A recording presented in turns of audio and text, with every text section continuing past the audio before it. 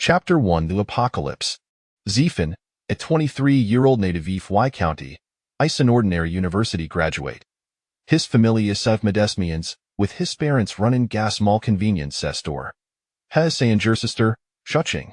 Thrug his life, Zephan has never been distinguished among his peers rather, he's perceived as rather mediocre, a sentiment that shares himself. Aside from the occasional serious unfortunate events that, limited out himself, he genuine little as not consider himself particular capable. His dream was to return to Hisham town after graduation, take over his print shop, support his sister through university, and Devon encourage her to pursue postgraduate studies.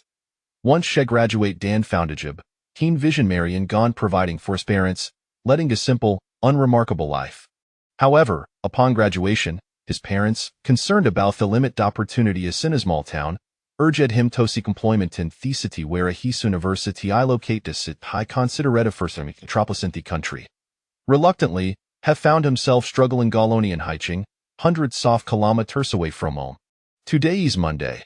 As the alarm clock blares, Zephan recess from his bed and gazes around his modest room, barely a dozen square meters in size, lamenting, it's Monday again. Why can't I seem to jeet no sleep lately? He'd stogetoft, but for some reason, Ash's feetheth floor, he feels slight heady dan collapses back into the mattress, drift tangento adrosis lumber on some more. In his dreams have find Shimself standing at the entrance of a shop. Unable to discern the name of the establishment, his steps inside without much thought. Asha surveys the interior, Hinata site is approximately 80 square meters, with 4 soft shelves filled with a variety of items. At the counter by the door, an elderly man, oblivious to his presence, peruse Anu's paper through his reader glasses.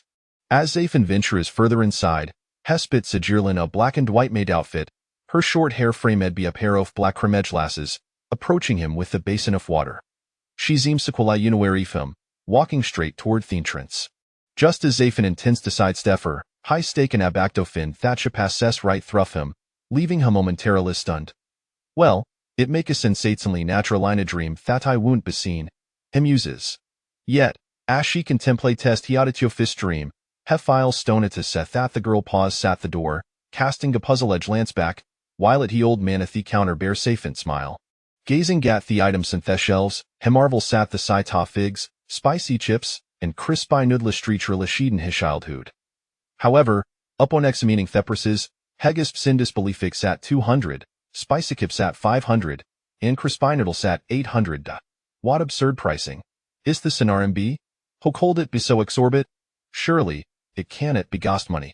Ackle runs down his spiny shependers the preposterous prices. He meanders through theather shelves, his astonishment and la deepening. Rice, flour, and cooking oil price subject to negatiation? What kind of place this? Is this truly a dream, where goods are sold in such a manner? As she explores further, he discovers a staircase leading to ease conflor knockerner. I wonder what's up there, he thinks, preparing to send one a frail fickle sout. Young man, you'd best not go up there rather as a while. Startled, Zephan turns toward the source of the voice, realizing Fielder Limoneth the counter asked aside his newspaper to gaziatham with a warm smile. Is she the king tome? Wasn't I invisible? He wonders, still bewildered. The old man continues, where do you hail from, and Dwirio wondering about the shower? What do you mean? Is it not permissible to browse sea store in my dream? Zephan thinks, uncertain how to respond. Noticing the old man's steady gaze, he somewhat flustered. Thus, he approaches the counter and please, old man, and merely taking gastrolin seeing if there is anything worth purchasing. Oh? Have you found anything you wish to buy? The elderly gentleman inquires. Not yet, Zephan admits, although has no authorship to be high simply wandering through to specular dream. The old man chuckles, then perhaps it's best to stop browsing gone head home. It's not safe outside there have been sighting soft zombies. What? Zombies? Zephan's mindraces, grappling with the bizarre notion that this conversinga buth and dead in a dream.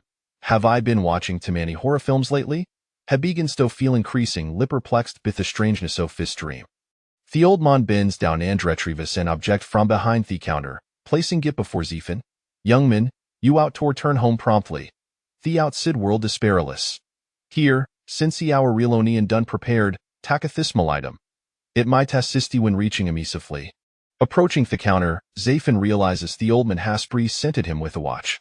Examining it briefly, he noticed the tight feature square screen and a black stainless steel strap. It's overall decidedly straightforward. This, I really can't accept this, old man. I have no need for it, Zafan thinks. What does Sito Izawatch have in a dream? Take height, the old man insists. You never know when it might come in handy. He extends the watch towards Zafin. Scratching his head, Zafin feels increasing wildered. What's happening? I wished his dream would justn't the plot is too bizarre. Seeing Zafin hesitate, the old man keeps the watch aloft, smiling at them. Reluctantly, Zafin accepts the watch, but hemomint the grasset, a wavy of dizziness was over him, and he loses consciousness. Time passes, and Dina Hayes, Zafin awakens. Up an opening guises, he finds Shimzulfstaliing in bed, thought Tiram is shrouded in darkness. What him caldip? He murmurs, feeling for his phone at the pillow. When he turns it in, he discovers several missed call Sandun read messages. Thedami displayed on his phone 9 to Kitezidasal read a 7/9th evening. What? I've slept for nearly 12 hours. A sudden jolt of realization strikes him, and quickly unlocks his phone, finding numerous calls from his boss, friends, and family throughout Hede. The company's call was Medine Thimmerning, while those from friends and family came in the afternoon. Surely the don't think I've gone missing? He ponders anxiously, hastily dialing Gisboss, Chinamo. Chinamo, 26, is the head of fans department, noun for Butan amiable demeanor. A rising stare at advertising realm, Chieftain shares her design experience with the newcomers, nurturing their growth. Zafin and Spears admire her greatly, viewing her as their goddess. Of course, aside from admiration, there are other sentiments as well, but Zafin is acutely aware it, for him. Such notions sermer fantasies. Theft-honoring incessantly, but noon answers. Odd, he thinks, kin should still be working overtime. Given that their company specializes in advertising design, late nights are an occurrence. After several unsuccessful attempts, he grows increasing perplexedly 7 p.m. Next, Hetriescaling his family, but again, noon picks up. Even his sister, Holavesing campus, is unreachable. What's going in? Why is Nooni answering? Anaging sense of funious creeps into his mind. After hanging up, Zafan decides to call his college best friend, Zhang Hao. Since ha just called Hoffen Hurigo, he hopes Sumion Willinsard, Zhang Hao, his university Ramaten Dalakalof lives relatively closet of the company, while his family reside in the northern part of the city. Despite their distance, the occasional gather.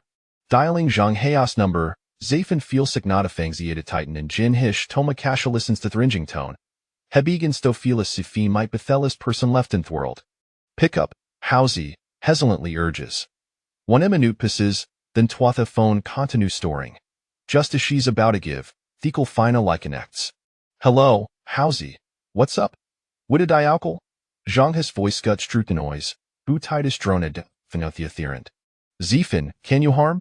Zhang has shouts over the commotion. I can hear ya. What's happening on your end? Why is it so noisy? Zafankaries. Where are you? I've been trying to call all day. You need torrent the rays been amateur incident.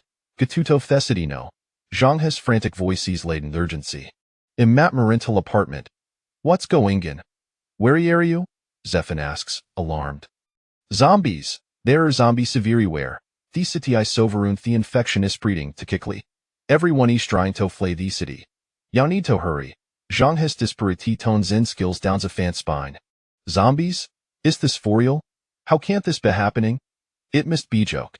Just as she prepares to probe further, the abruptly disconnects. Frustrated, he attempts to call back, but Helen is dead.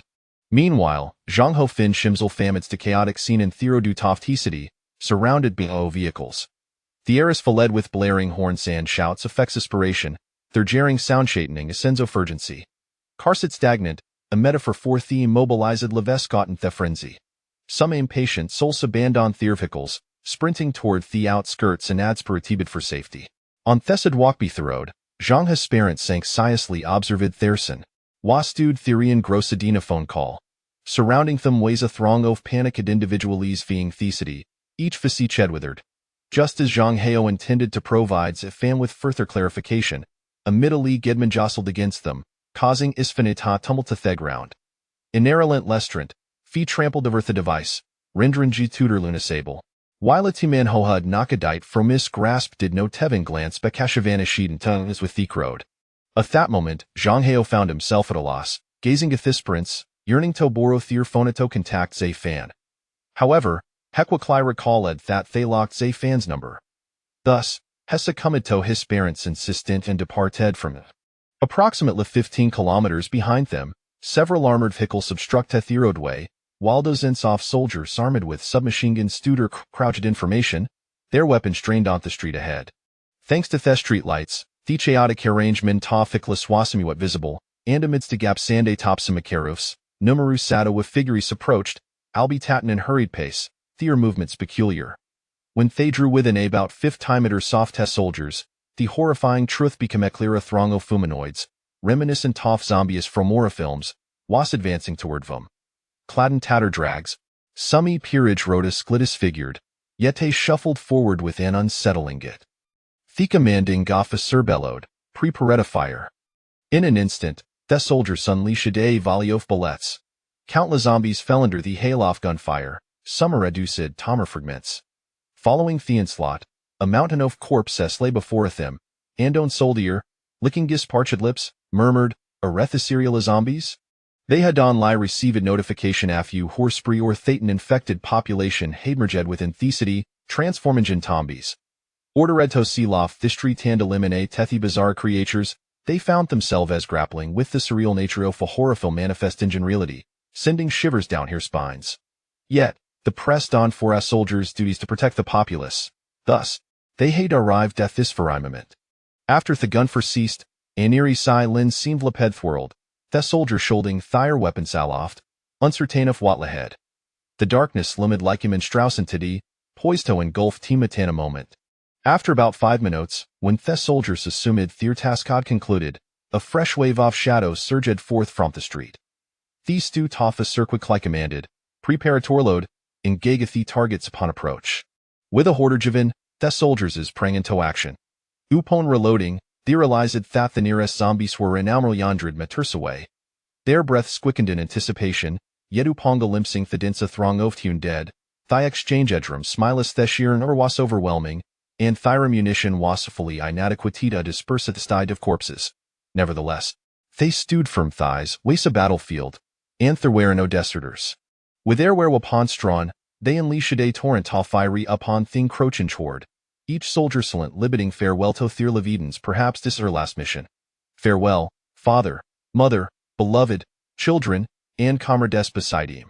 They continued to fiery until their magazinus randry, until the tide doftune dead engulfed them, and in Segan, silence reigned. Similar scenes unfolded in Neveru to leaden Gutoft city. Thanks to swift response from the city's command center, a significant number of people had evacuated, leaving behind those unable to Mavir runwilling to leave, along with a soldier Swo, fought valiant Lido by Precious for the flaying populace. By dawn, Thesa chuckled with their aid sirens, accompanied by a news bulletin the apocalypse say derived what path woo dominate to take? Chapter 2 What Lies 1. You have dialed a number Thetis no longer in service. Sorry. Zayfan stared blankly at this phone. Zombies? Surely, Thesis just playing gap pranking you with some ridiculous gamey of truth order. Suddenly jolt head from his thoughts, has sprang from his, uncertain to clouding his mind. Then abilitatoria canyon by finef filled him with dread. Having an day without food, Henoful tutterly drained, parchadan famished, Heflicadot heli tan poured imsel faglass of water from on ear bicadal, downing gitten an ego, wick provide medicamo for relief. Approaching the refrigerator, he discovered on lie a few sliced soft bread remained. It seems ill need tovenchuri outamaro to procure some provisions, heymoost. Retrieving Thebredan hast I lie consuming it with thurum water. See to dupen his, Hepender Jong Heos recent words, still unsure their significance. He tempteto calis from a lie several more times, yet no answered. Thus, Zayfan resolved to kekanlini after all, if a zombie outbreak were actually occurring, I twould sure eliminate tethanas. However, just as she prepared to scroll through the headlines, a serious so floud knocks reverberate tethruff his door. Hoisit, knocking Gathisher? Could it be Supervisor Cheen? Since Cheen motin dead Tolukov Terthanakomers, Zayfancer my said that she might besheking gon him do it a his substance from her canned inability to answer calls. With his thought hottenmend, Hesithis phonie sidi and approach at the door. Yet, just as she appeared the newspigeon his phone, alarming headline is flashed across Hescreen citizens urged to evacuate Thesitai promptly, zombie eshavirpte throughout Hesidi, zombie seri invading, turning film into reality, and pleasing Chorizo protection I funable to evacuate. Hoisit? Hust here? Zafan called out, but no response secame from outside. The knocking persisted, Noah accompanied by guttural, hoarse growls. Wha the hell is out there? A cold sweat broke out on his brow. Mustering discourage, he shouted, Who's outside? Speak up, weary you knocking goin Madur at the shower? I fi out and respond, Il Calthapolis. Yet, the alliance ways ain't intensifying Chorisoff growl santhrillantlis bang on the door. Colda trially bezambies? Zafan has still a kethed the door. Retreating towards Shist to grab his phony, call for help. A shepika duffus phone, the new shed line has flooded his mind, sending a joltoff panic thruffum. Zombies, evacuate, thword secode relentless lie in his mind. There are rare indeed zombies. He frantically scrolled through Henu's articles, hisman blank. In the next moment, fear consumed him. What on earth is happening? How did the world change so drastically in Thebling co-fani? What tab out me parents and sister? Arethi safe? Thoughts raced through his mind, while at Hinocking continued unabated. Listening to the commotion, he trembled as she appeared to report in the zombie outbreak, revealing a grim up data soft to summer of 2048, multiple regions worldwide had reported zombie outbreaks for reasons to known. Panicator up Tiedemann ureas, prompting authorities to take the situation seriously and encouraging citizens to evacuate. The announcement urged the public to stay informed about government updates and to comply with soft time measures. Drawing from past films and the circumstance observed in the horse following the outbreak, authorities summarized critical guidelines for self-defense. 1. Zombies possess a heightened sensitivity to light and sound, as well as a degree of olfactory awareness. 2. Zombies exhibit extramedullary and strength, and cannot be a solidispat shed targeting the head or severing the brain steamies necessary to eliminate them. 3. Human transformations into zombies are recurrent. Believed tobaviral infections contact should be avoided at all costs. Aspides or scratches may lead to infection. Unable add further, Zafan instant lie grasped Yahord of zombie swash battering his door. He swiftly extinguished to light. Sitting in Thegeofist, listening to the gradually fitting sound soft banjing, his mind way saw whirlwind of confusion. What shall Dido? E haven o new soft me prince resistor, and the streets are swarming with zombies. What can Edo? Tears streamed down his face as she lead up, burying his shed in his, and began to sob. Time passed, and gradually, the noisy outside subsided. Zafan Shiart fell into an eerie silence, engulfed by confusion, sorrow, despair, helplessness, and uncertainty. A cacophony of negative emotions clouded his thoughts. Perhaps tomorrow, the zombies will break in Tomahome, and then there will be no future Atari about. With that hot, he drifted into a heavy sleep. Thistemy devoid of dreams. Their jarring sound oft he alarm clock beer said through tea tranquility of safe fan slumber, jolting him awake. He immediately to pencil and said cacophony. Onlatori Liza thought daylight tattle ready arrived. Hishiartre said with trepidation the alarmed and tetractony zombies, hependered, the anxiety gnawing Gathamal most rendered him breathless. After a moment's pause, with no sound emanating from outside his door, Hefenal littered to take deep breaths. What shall Dido? It's daylight where am I suppa said Togo?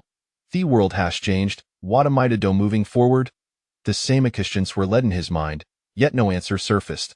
Regardless of fist hots, Heffel tutter lie unprepared to face the future. Then, memory of sophist parents and Dungerzister flooded his mind, prompting him to reach for his finitokel them. Yet, once again, there was no answer.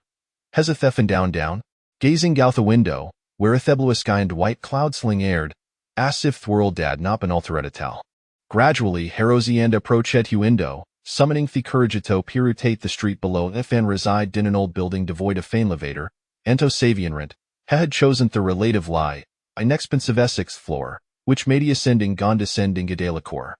From his vantage point, he beheld Dasinov chaos on the street troubleshooted about, vehicle chafazard le parked middle leaf to road. Some even collided, with smoke billowing from Thierkrumplet. Occasionally, a few car-smitted piercing alarm sounds, yet the street was devoid of any human presence. Was this the visage of Apocalypse?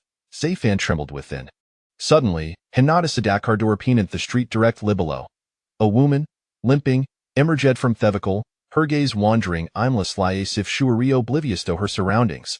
At that moment, several figures began to approach her from either side of the street. Zayfanch Art Ibadash recognized her them and Wasnonia, supervisor. Chinamo. What is he doing here? Isha searching for him?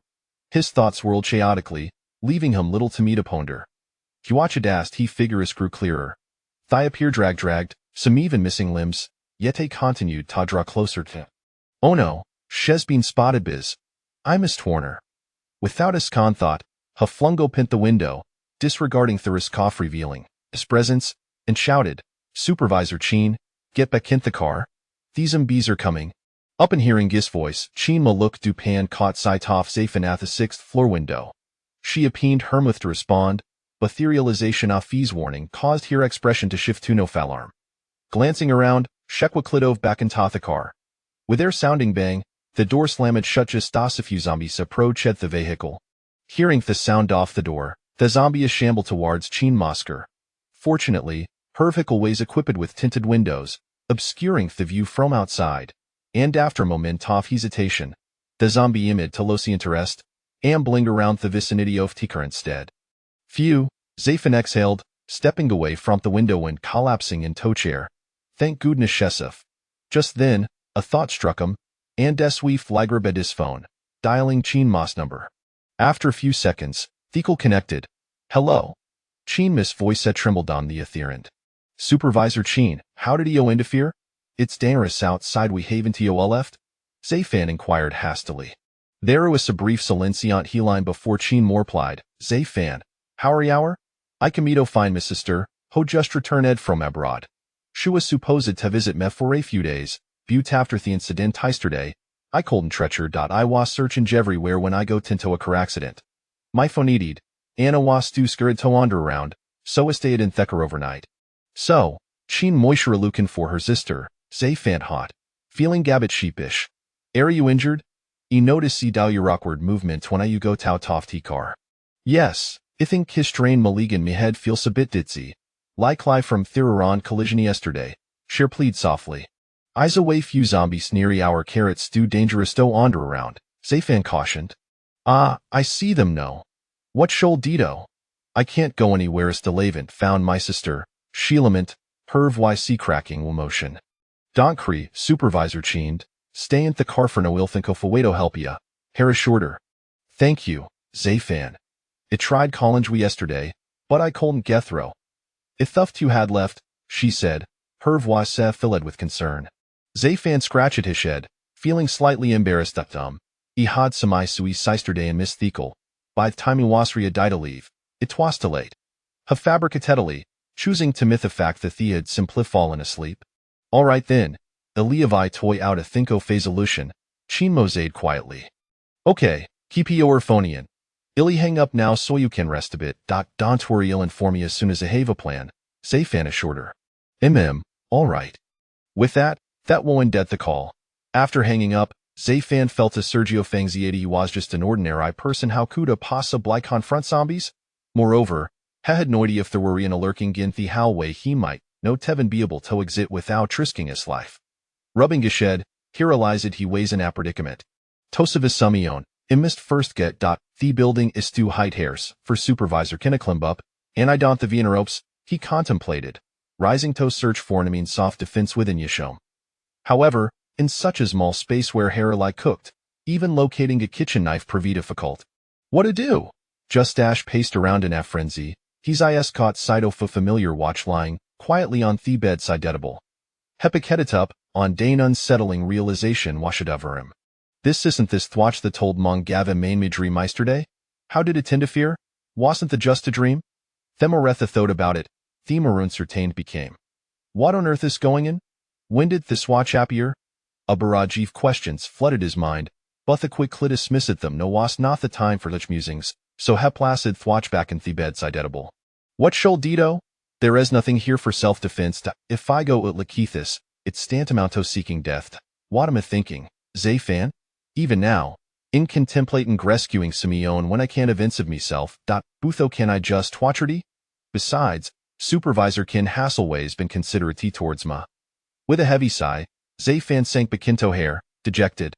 Asta matikadbi, suddenly, his phonerang beside him. Zafan pikadai tupto findit wasical from chinemo.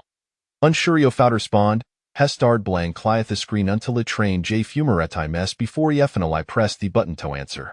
Hello? Zafan's voice gave me a thorse. Zafan, am feeling a bit scared.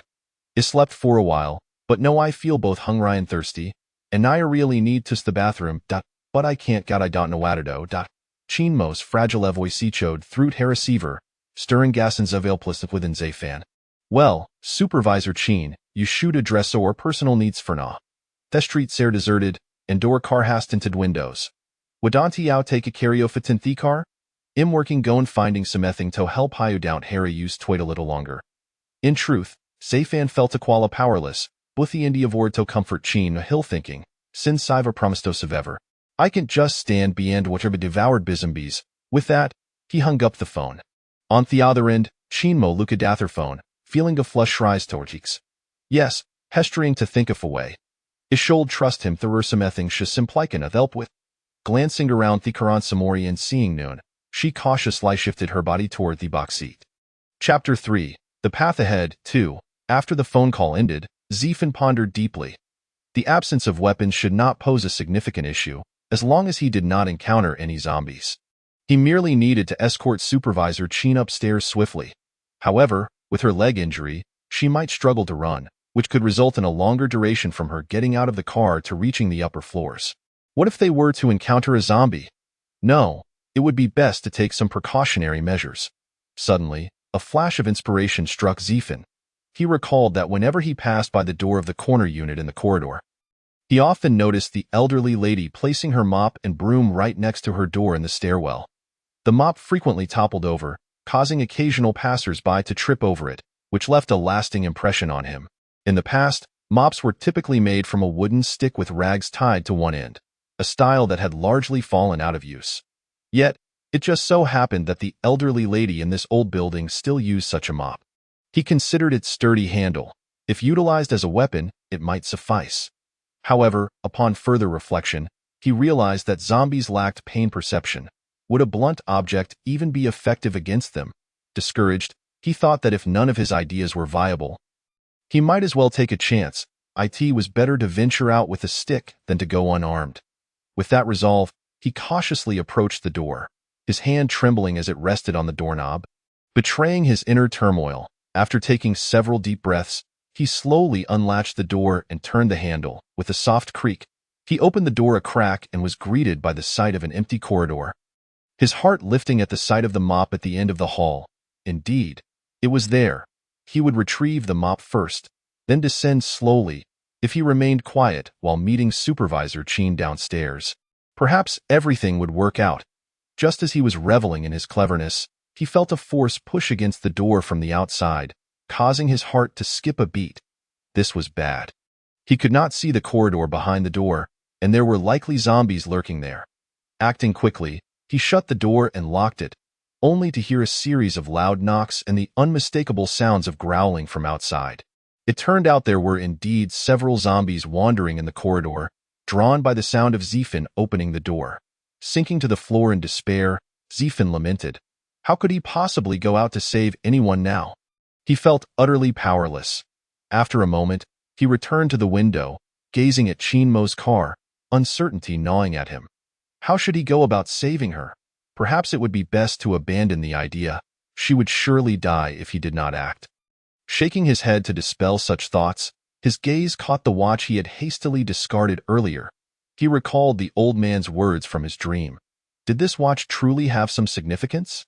In a few swift steps, he approached the bedside table and picked up the watch, examining it closely. The square face displayed the current time, and next to it was a circular knob, clearly for winding. The black steel strap seemed utterly unremarkable. Was this not just an ordinary watch? After scrutinizing it several times, Zefan failed to discern anything special about it, and his curiosity began to wane. Holding the watch in his palm, Zefan contemplated how to rescue Chinmo. He was unwilling to give up just yet. While he was lost in thought, his palm inadvertently pressed down on the winding knob, he felt it sink slightly. And suddenly a voice echoed in his mind. Exploration device activated. Please use iris scan to log in. This startled Zifin. Who was speaking? He looked around, realizing he was alone, and questioned whether he was merely experiencing a figment of his anxious imagination. First-time login requires iris verification. Otherwise, the exploration device function cannot be activated. Again, that voice. Where was it coming from? Zifin searched the room, but found no source. Suddenly, a thought crossed his mind. The exploration device. He raised the watch. Noticing that the screen had lit up at S, he turned it to face him. 3 words appeared. Please log in. This was it. His heart raced with excitement. The iris scan was simply a matter of scanning his eye. Was it not? Aligning his face to the watch's screen, he prepared for the verification. Iris verification successful. Exploration device number 003 activated. User, Zifin, male, 23 years old, from Huaxian, height 180 cm. Unmarried. A series of information flooded the screen and entered his mind. How remarkable! This device could automatically recognize him. But how should he use it? He fiddled with the knob again, but it produced no response. Puzzled, he wondered how to utilize it. No sooner had the thought crossed his mind than a voice rang in his head. Exploration device usage instructions. The user merely needs to activate the device. Successfully log in through iris verification and then establish a connection using brainwaves. Answers to any questions posed by the user will manifest in the user's mind, allowing for instant retrieval. In awe, Zifin marveled at the extraordinary capabilities of the watch. What functions did it possess? He mentally commanded the watch. Functions, and 2 dialog boxes instantly appeared. Navigation and System All. Upon examining the interface in his mind, he discovered only these 2 options, accompanied by a small tin icon in the lower right corner, indicating that the device's features had been somewhat limited, leaving only basic functionalities. With a wry smile, Zifin clicked on the navigation button. As he activated the navigation feature, several rows of dialog boxes appeared. Map loading. Current 0.001. Detection range. Within 1 kilometer of the user. Biological loading. Current 0.001. Detection range. Within 1 kilometer of the user. Static items loading. Current 0.001. Detection range. Within 1 kilometer of the user. Transport vehicles loading. Current 0.001. Detection range. Within 1 kilometer of the user. After a flurry of text flashed across his mind, a holographic map depicting a 1 kilometer radius around Zifin materialized. The map was teeming with red dots in motion while a few green dots remained still. Through the localized magnification in his mind, Zifin could visualize the surroundings, including the scene in the corridor outside his door. He noted 3 zombies wandering at the entrance of his home, their bodies enveloped in a red glow. It dawned on him that red signified zombies, while green likely represented living humans. Given the scarcity of green dots displayed earlier, Zifin felt a sense of helplessness. Next, he accessed the holographic footage from Chinmo's car on the street below, only to be met with a rather embarrassing scene. It appeared that during this time, Chinmo had been caught in a mental struggle. She did not immediately address the situation but hesitated in the back seat for a considerable while before finally succumbing to her impulses. Coincidentally, Zifin's exploration device captured her predicament. Taking a deep breath, he quickly switched to an aerial view and discovered that the map could penetrate buildings, marking the zombies' positions with red dots. Not having looked closely before, he now realized that as time passed, more zombies were converging around Chinmo, and zombies were also lingering on the 1st floor, 4th floor, and in the corridor of his own level. What could he do? If he did not lure the zombies away from these few floors, he would never be able to save Chinmo. Watching the growing number of zombies outside, he suppressed his rising anxiety and continued to scrutinize the map. Then, he noticed an elderly man sitting quietly by a window on the 3rd floor directly beneath his own, basking in the sunlight. Zifin contemplated whether the old man had overheard his earlier calls to Supervisor Chin. If possible, perhaps he could help. Having an extra pair of hands would certainly increase the chances of saving her. However, he soon realized that the elderly man was in a wheelchair, instantly extinguishing that hope. With no other options, Zifin resumed his observation of the map. While browsing, he noted several buttons in the lower right corner of the map. Universal key, one-click start, signal jammer, signal disruptor. What could these be? He felt perplexed and decided to click on the universal key. Upon clicking, various buildings and some vehicles on the map illuminated in an orange glow. He selected the building across from him and was instantly presented with a distribution map of every household within. Some households were marked in green, while others remained orange, with the latter being more prevalent, resulting in an overall orange display. Realizing what this meant, he deduced that the universal key likely had the ability to unlock every door. His heart raced at the thought. This meant he could easily enter anyone's home in this world. Excitedly, he clicked on one of the orange doors, but to his dismay, the projection revealed that the door lock had not opened. He clicked several more times without any response. How strange. Why did this feature exist if it could not unlock doors? Was it a matter of lacking the necessary permissions? As he contemplated, he activated the one key start function. Upon doing so, the warm orange glow emanating from his home and some vehicles dimmed, while another set of vehicles and numerous tiny lights sprang to life, similarly adorned in orange and green hues. The brilliance of these lights nearly disoriented Zifin, prompting him to quickly issue a command in his mind to narrow the range to 10 meters. Instantly, the lights dimmed significantly, leaving only a portion of the lights within his abode aglow. Through the holographic display, he observed that several household appliances in his home emitted green lights, while others radiated orange. The green-lit devices included the refrigerator, his mobile phone, and the watch he held, whereas the orange lights belonged to the microwave, air conditioner, washing machine, and ceiling light. Due to the compactness of his living space, Zifin did not possess an abundance of household appliances. He attempted to control the air conditioner's one-key start function. In an instant, it powered on, which filled him with wonder. Following that, he tried the microwave, which also activated, and the holographic image in his mind transformed the appliances from orange to green. He then turned off both devices, and they reverted to their orange state. This functionality proved to be quite practical, Zifin mused. He then activated the signal shielding and interference features, which, as the name suggests, allowed control over devices reliant on signal support. This watch was truly invaluable, he thought. After reviewing these functions, he felt reassured and proceeded to test the range of the one-key start. As anticipated, he found that he could not control the appliances or items across the street. The maximum reach was a radius of 20 meters. This raised the question. Did the universal key also have distance limitations? He decided to test it on the doors of the residents in his building. Selecting an apartment on the 5th floor, thanks to the holographic projection, he discovered that several residents in his building had succumbed to zombification, trapped within their homes, while the 5th floor apartment appeared devoid of any zombies. Taking a bold step, he attempted to unlock the door, and to his astonishment, it opened. It truly had distance restrictions, and Zifin felt a surge of excitement. Thus, he began to keep a vigilant eye on the zombies in his building and the vicinity of Chinamo. Contemplating how to utilize the functions of his watch to rescue her, suddenly, a brilliant idea struck him. He could attempt to unlock someone else's door, create a commotion to lure the zombies away, and then trap them inside. The same method could be employed for the 4th floor. As for the zombies on the 1st floor, he could use the one-key start function to attract them with the sound of a car engine.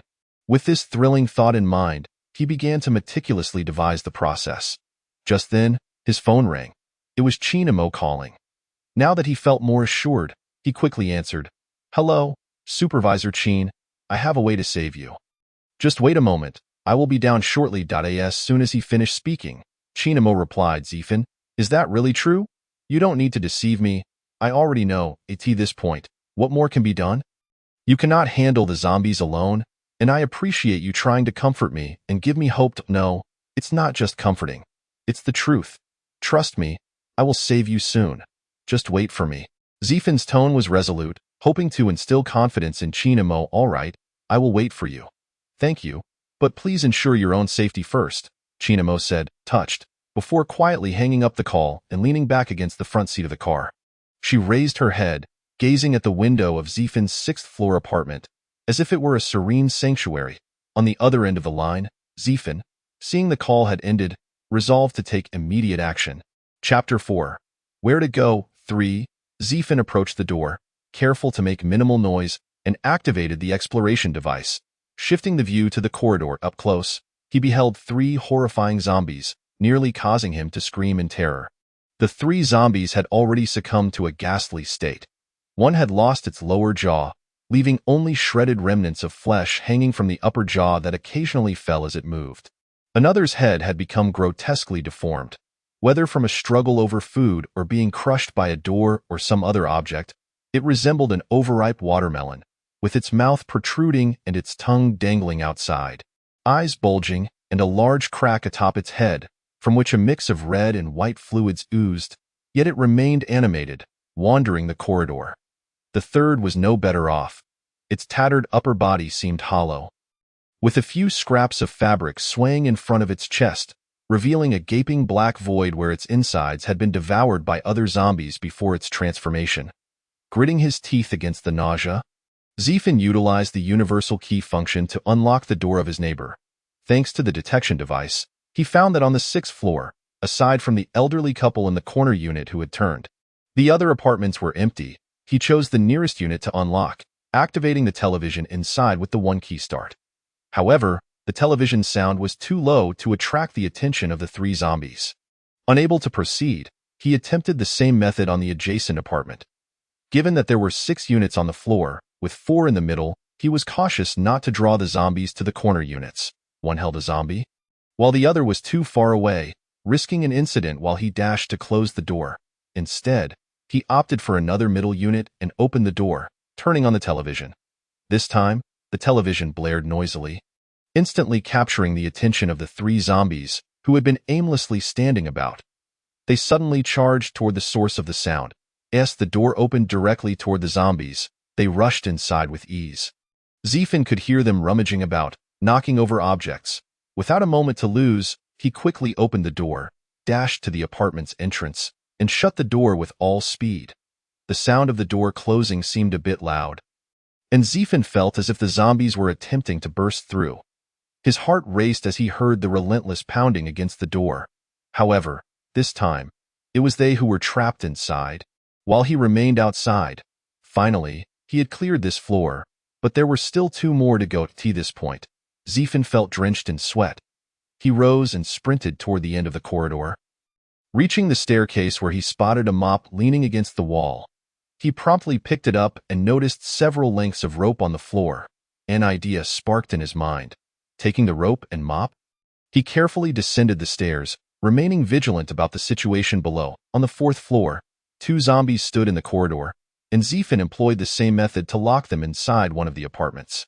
Next, he arrived at the landing between the 3rd and 2nd floors. Placing the mop down, he propped one end of the mop against the wall at the staircase landing, angling the other against the handrail. Creating a makeshift barrier in the middle of the path, he secured the mop with rope to ensure it provided some obstruction, hoping it would buy him a little time. Preferably, it wouldn't even need to be used. With that thought, he cautiously made his way down the stairs. Upon reaching the corner between the 2nd and 1st floors, he found 2 zombies standing one on each side of the corridor. Clearly, he could not confine both zombies in a single room, and since this was the 1st floor, attracting additional zombies would complicate matters. Just then, he noted from the detection device in his mind that several zombies were approaching his building from outside. This was not good. Waiting for them would be even more troublesome. He activated the detection device, searching for any vehicles on the street that could be started to divert their attention. In the process, Zephin inadvertently spotted a black sedan about 20 meters to his front right, where a deceased driver was slumped over the steering wheel. His eyes brightened at the sight, and he used the one-key start function on the vehicle. As the car roared to life, a cacophony of honking erupted. Simultaneously, he noticed Chin Imo, just opposite his building, staring at the honking vehicle with a worried expression. Quickly, the zombies, including the 2 on the 1st floor, were drawn to the sound, moving toward the car. However, one of the zombies on the ground floor limped, trailing behind the others. As the faster zombies reached the car, the limping one had only just exited the corridor. Time was of the essence. He could not afford to wait. With Chin Imo injured, she would not be able to run fast. Without hesitation, Zephin followed closely behind the limping zombie. Reaching the corridor's entrance, he concealed himself in the corridor. Gesturing towards Chin Imo, she saw him. Yet, deterred by the nearby limping zombie, she hesitated to exit the vehicle. At that moment, the blaring horns ceased, and Zephin felt his heart leap into his throat. What could possibly be happening? Was fate truly so cruel? Why had the noise stopped? He urgently conjured the image of igniting the car in his mind, repeatedly attempting to start it. Although the vehicle did not roar to life, the ignition attempts produced sounds that captivated the attention of several zombies. Seizing this fleeting opportunity, Zayfan swiftly waved to Chinamo, urging her to come over. As she noticed the limping zombie drawing closer to the car, she finally mustered the courage to open the door and stepped out, unsteadily making her way towards Zayfan. Perhaps due to the prolonged period of sitting and lack of sustenance, she staggered after only a few steps. Swaying precariously, meanwhile, the zombies remained about 20 meters away, clawing and gnashing at the vehicle. Gritting his teeth, Zayfan dashed forward, grasped Chinmo's hand, and pulled her into the corridor. Their rapid movement diverted some of the zombies' attention, prompting them to charge towards the corridor without hesitation. Zayfan's heart raced with trepidation as he glimpsed the zombies advancing towards them in the holographic projection. With all his strength, he tugged Chinmo's hand, propelling them upwards. Upon reaching the third floor, they discovered the zombies had begun their ascent from the first floor. He could only pray that the barricade would hold them back for a while. As they reached the landing between the fourth and fifth floors, Chinamo could no longer muster the strength to climb. Regardless of Zayfan's attempts to pull her up, she had exhausted all her energy. Observing the zombies on the third floor relentlessly battering against the barricade, Zayfan gritted his teeth and, without hesitation, hoisted Chinamo onto his back, continuing his ascent. On Zayfan's back, Chinamo noticed the zombies drawing ever closer. Tears streaming down her face. Zayfan, just don't worry about me. Thank you for risking everything to save me. But this is where it ends. I don't want you to die alongside me. Be quiet. What nonsense are you speaking? I have brought you this far. Abandoning you now would be absurd. If you had said this earlier, I wouldn't have come down to rescue you, nor would I have exerted so much effort. Once we get through this, I'll help you lose some weight. I'll be the one who dies. He continued to ascend with her on his back. Chinamo felt her face flush with embarrassment. I am not that heavy. I'm 1.7 meters tall and only weigh 110 Gene. Besides, I haven't eaten anything. It seemed that, regardless of the circumstances, a woman would always prioritize her figure. Lost in thought, Zayfan had already carried her to the sixth floor. Due to his own lack of sustenance over the past few days, his stamina began to falter. At that moment, the zombies reached the landing between the fifth and sixth floors. Unable to bear Chinamo any longer, he gently set her down, supporting her arm as they slowly made their way towards his home. Though the distance was merely a few meters, it felt like an insurmountable chasm to them both. As they passed the first apartment, the sounds from within stirred something in Zayfan. Wait, didn't I just open my door? I'm such an idiot. Let us hide inside. He pulled Chinamo in and swiftly shut the door. The instant it closed, several zombies slammed against it, creating a cacophony of noise. Breathing heavily, the two collapsed onto the floor, exchanging silent glances filled with unspoken emotions. Time dragged on, and eventually, the commotion outside subsided. Zayfan noticed the zombies lingering in the corridor, but he said nothing, remaining seated on the floor. Chinamo, having narrowly escaped death, found herself momentarily lost in thought, due to her earlier panic and fear. She had barely felt the pain in her injured leg, but now, as she relaxed and recalled the strenuous exertion, the ache became increasingly pronounced. She contemplated asking Zayfan to help her shift her position, but as she opened her mouth, she saw him gesture for silence and point towards the door. She held back her voice, tears welling in her eyes as she looked at him. Seeing the glimmer of tears in her eyes and her lips pressed tightly together, Zayfan gently leaned in and asked, Qinju Guan, is your leg hurting badly? She nodded faintly. Let me help you inside to rest. This isn't my home, and I'm not very familiar with it. But I'll see if there's any medicine to tend to your leg. Chinamo murmured her agreement, allowing Zayfan to assist her as they made their way into the room. Upon entering the living room and supporting Chinamo onto the sofa, Zayfan took a moment to survey the surroundings. In his earlier haste to escape the zombies, he had paid little attention to the decor of the space. Being an old apartment, it was modestly sized, around 40 square meters, with a one-bedroom layout. The furnishings and appliances were complete and relatively modern, suggesting that the residence was likely occupied by a young person. Zayfan, this isn't your home. Do you live next door? Chinamo inquired softly, also taking in the details of the room. Yes, I live next door, but I sleep in the living room. The landlord is kind. Aside from the bedroom and kitchen being off-limits, he set up a bed for me in the living room. Although it's a small space, the rent is only half of what it would typically be. As he spoke, Zay Fan couldn't help but think how nice it would be to have a cozy little place like this. But the exorbitant housing prices made it unattainable. No, buying a house is pointless now. At a time like this, acquiring property doesn't matter if you can't carry it away. He felt a wave of relief for not having agreed to his parents spending money on a down payment for a house. But then a thought of concern crossed his mind. Mom, Dad, little sister, where are you? Have you managed to escape this crisis? I hope you're all safe. Lost in his thoughts, he became momentarily distracted. Noticing Zay Fan's silence, Chinamo turned to him and asked, "What's wrong? Are you also worried about your family?" "Yes, I'm thinking about my parents and sister," Zay Fan replied. "I heard you're from Hwai County. That's quite far from here. Have you been able to contact them?" "I haven't been able to reach them since I missed their call yesterday. When I tried calling back, the line was dead." Zay Fan spoke solemnly. "At me too. I've been trying to call my sister, but the line is always busy. My phone is dead now. And I've tried multiple times today to no avail." As she spoke, Chinmo's voice trembled. "It'll be all right. I believe they will be safe. By the way, what about your parents?" Zay Fan inquired further. "They're in the capital. After the incident yesterday, they left the city. I heard that emergency bases have been set up in the mountains surrounding the city. So they probably went there.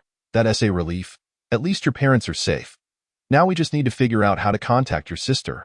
Perhaps she joined the crowd escaping to the emergency base in Haicheng." Zay Fan reassured her. "I hope so."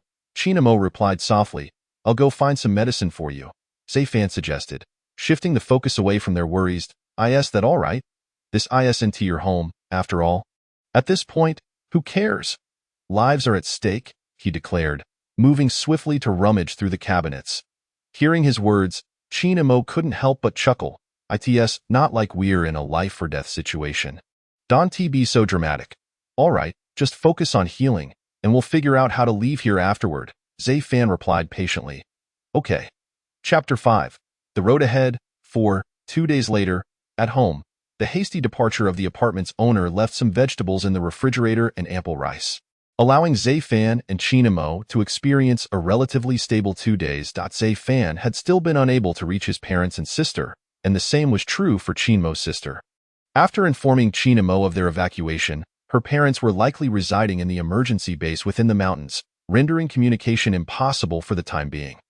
For both Zay Fan and Chinamo, this was a source of solace. After all, if their family members were in the base, it was understandable that they couldn't get through. During these 2 days, Chinmo's leg had finally begun to heal. Although she still experienced occasional pain, it was no longer severe.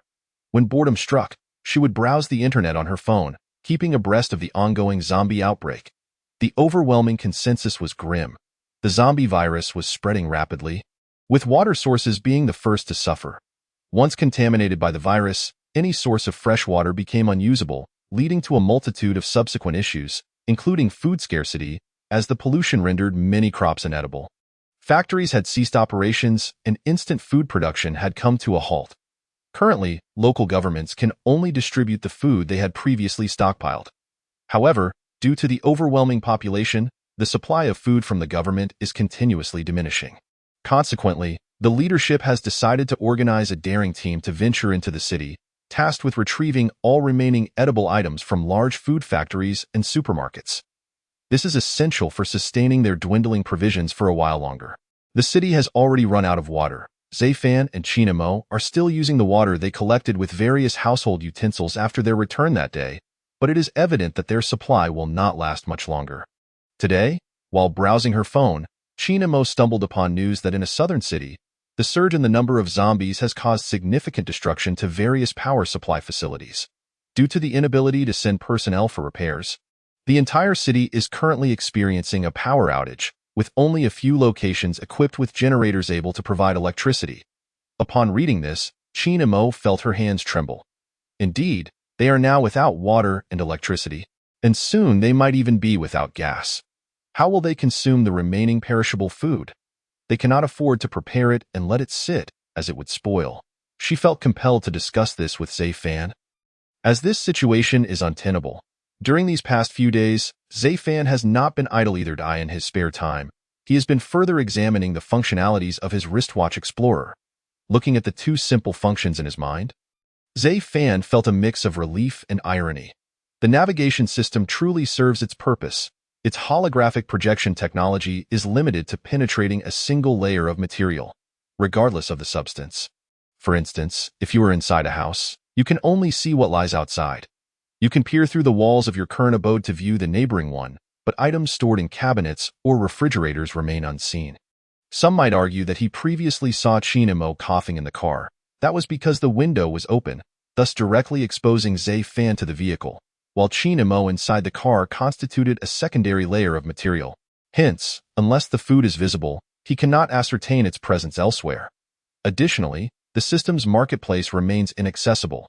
After rescuing Chinamo, Zai-Fan pondered whether there might be useful items to retrieve from the marketplace. But after clicking for an extended period without response, it appears that he can only utilize the watch for navigation.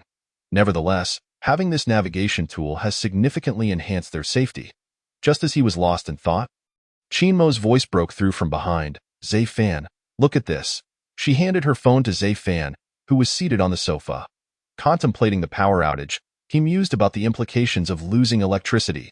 The refrigerator would cease to function, and even if they had food, most of it might spoil due to the weather. Finding food later would be an arduous task. They must devise a plan to leave this place as soon as possible, at least to seek out an emergency base to ensure their survival. With this in mind, he turned to Chinamo and asked, "How is your foot feeling these days? Can you walk?" If she could, they should find a way to leave in the coming days. Remaining here would lead to their demise. After speaking, he looked at Chinamo, who seemed lost in thought, her face slightly flushed. "Yes, it is time to leave. Otherwise, we will be trapped here," she replied. "But how do we get out? There are so many zombies outside. How can we evade them?" Thinking of her foot injury reminded Chinamo of the day when Zai-Fan applied medicine to it. It was the first time a man had touched her foot, leaving her feeling quite bashful. As she pondered that evening's events, she answered him. Indeed, venturing out is feasible, and with the explorer's assistance, they should generally avoid encountering zombies. However, she is not alone. Having Chinamo with him increases the risk. If they encounter too many zombies along the way, he cannot abandon her, and thus a foolproof strategy must be devised. Seeing Chinamo immersed in her thoughts, he decided not to disturb her and quietly went to the kitchen to prepare dinner. After finishing their meal, Zai-Fan lay quietly on the sofa, eyes closed, mentally utilizing the explorer to survey the area within a kilometer radius, searching for a potential safe haven once they ventured out. Suddenly, he noticed a considerable number of zombies lingering at the entrance of the elderly resident's apartment on the third floor, and they seemed intent on breaking in. Sitting up, Zai-Fan carefully observed the situation below. It turned out that the elderly man had fallen from his wheelchair, creating a commotion that attracted the attention of the zombies. Since it was night, the noise was amplified, drawing more zombies to the entrance as they continued to make a ruckus. At this moment, the elderly man lay on the floor, facing the door, seemingly helpless, afraid to move while the zombies outside pounded against the door. Should he save him? Perhaps it was unnecessary. For the sake of a disabled elderly man, even if he were to be rescued, he would only become a burden in the end. Silently contemplating, Zai-Fan lay back down, deciding not to monitor the situation below any longer. Just then, the door to the room opened, revealing Chinamo emerging from the bedroom. She cautiously approached the sofa and asked, "Zai-Fan, are you asleep? I think I heard something downstairs. Is it the zombies?" "There's no choice," Zai-Fan replied. "It seems likely. Keep quiet. The zombies appear to be congregating on the third floor. They probably won't come up here." "Why are they on the third floor? Could it be that someone is there?" Someone must be on the third floor, causing the commotion that attracted the zombies. Who could it be? If they're making such noise, might they be eaten by the zombies? I don't know, but I suspect it's an elderly person from the third floor. I once saw an old man in a wheelchair living there, probably unable to escape during the chaos. What should we do? Should we rescue him? What if it's not that old man? What if it's someone like us who has fled to another home? Chinamo trailed off, unable to finish her thought. Zai-Fan understood her unspoken concern. It's unlikely. It cannot be your sister. If she had fled to another home, she wouldn't end up right below us. Besides, if she had found a place with charging capabilities, she would have contacted you. Hearing his assuredness eased Qin and Mo's anxiety, but she remained preoccupied with thoughts of her sister. Unable to ignore the sounds from below, she implored, Zai-fan, do you have a way to confirm? Even just a glance or hearing someone inside would suffice. As she spoke, she crouched down, grasping Zai-fan's sleeve with both hands. At that moment, Zai-fan could clearly see the tension etched on Qin and Mo's face through the holographic projection in his mind. Sighing, he couldn't reveal that he could see the third floor situation. So he sat up and pulled Qin and Mo closer to sit beside him. Listen to me, Qin and Mo, your sister is likely not nearby. When the zombie outbreak occurred, ordinary people would have fled with the masses toward the outskirts. Only under exceptional circumstances, like ours, would anyone remain here. Moreover, your sister, unable to contact you, would surely know to seek safety among the crowds. This way, you would have a better chance of finding her, wouldn't you? While comforting Qin and Mo, he also sought solace for himself, as his own family faced similar circumstances. She replied softly. But should we really not help him? After all, he is a person too. Yes, should we not help? If I were unaware, it would be easy to dismiss the person downstairs as a villain, and choosing not to help would be acceptable. However, the person downstairs is an elderly man, a disabled elderly man. Can we truly stand by and watch as he is consumed by zombies? If he hadn't seen it, he could have avoided such thoughts, but having witnessed it, how could he turn a blind eye? Clenching his fists, Zai-fan struggled to maintain his composure. He gently told Qin and Mo, listen, Qin and Mo, I cannot guarantee that I can save the person downstairs. Given the noise, it is likely not just one or two zombies. I will step out to assess the situation. If possible, I will save him. If not, we will gather our belongings and leave tomorrow. Remaining here any longer might lead to our own entrapment. All right, I will follow your lead. Just be careful and don't act recklessly. If it becomes too dangerous, return immediately. After saying this, Qin and Mo embraced Zai-fan. Feeling the sweet fragrance enveloping him, Zai-fan cleared his throat and stood up from the sofa. He first grabbed a kitchen knife and weighed it in his hand, then checked his wristwatch. Everything should be fine. I will just take a look to no rash actions. With this thought, he approached the door. Before stepping out, he mentally confirmed that there were no zombies on their floor, and only then did he gently open the door and step outside. Upon exiting, he surveyed the corridor on the third floor through the holographic image and counted 1, 2, a total of 12 zombies. Oh no, that's too many. What should I do? Hesitating momentarily, Zai-fan suddenly stumbled upon 2 flower pots in the corridor of his floor. The size of the pots was just right for him to carry one in each hand. He approached, crouched down, bit down on a kitchen knife, and slowly lifted the pots. Descending to the 4th floor, he halted beside the railing at the stairwell's edge, listening intently to the escalating commotion from below. At that moment, he dared not exhale, continuously adjusting his breath as beads of sweat began to form on his skin. Yes, there was merely 1 floor separating him from danger. Should the zombies below discover him, there would be no time to flee. After placing 1 flower pot down, Zai-fan gripped the other pot with both hands, taking a deep breath. Like a javelin thrower, he swung the pot from his right side in a graceful arc, launching it towards the left front of his body and out of the building, in mere seconds. A sharp crash echoed through the night as the pot struck the ground, the sound piercing the silence with an alarming clarity. He then witnessed the zombies below swiftly turn their bodies towards the source of the noise. Almost immediately, chaos ensued. 2 or 3 zombies eagerly tumbled over the railing, while the others scrambled down the staircase. Given the sheer number of zombies, they could not all descend at once, resulting in a bottleneck. The 2 zombies at the rear hesitated, opting not to follow their counterparts down, instead turning back towards the elderly man's residence on the 3rd floor. What to do with the remaining 2? Once the zombies below realized there was nothing to be found, they would surely be drawn back by the sounds from above. With the kitchen knife still in one hand and the flower pot in the other, Zai-fan contemplated whether to hurl the pot to the opposite side of the building to lure both zombies away. However, after a moment's thought, he dismissed the idea. The noise from the zombies descending was already substantial, and it was uncertain whether those upstairs would hear the pot's descent. What now? As he hesitated, he noticed the remaining two zombies were already nearing the door. Due to the earlier damage, the elderly man's door had become slightly warped. Likely unable to withstand the pounding of the two zombies, it was time to take a gamble. With that thought, he dashed to the far end of the corridor, mentally locking onto the elderly man's door. Ready to employ his universal key. Leaning out, Zai-Fan forcefully slammed the flower pot against the wall at the end of the third-floor corridor. Another sharp crack resounded, and in an instant, he saw the two zombies turn towards the noise. While he sprinted back, silently urging himself, "Universal key, unlock." Suddenly, the elderly man's door swung open, and the bewildered old man stared in disbelief as his door opened, his heart heavy with despair. Was this truly the end? The old man thought to himself, finally ready to escape this wretched apocalypse. Chapter 6. Where to go from here? 5. As Zai-Fan hastily descended the stairs, he observed that the two zombies on the third floor, due to the spaciousness of the corridor, had detected the absence of food even before reaching the shattered flower pot, and were now retracing their steps towards the elderly man's room.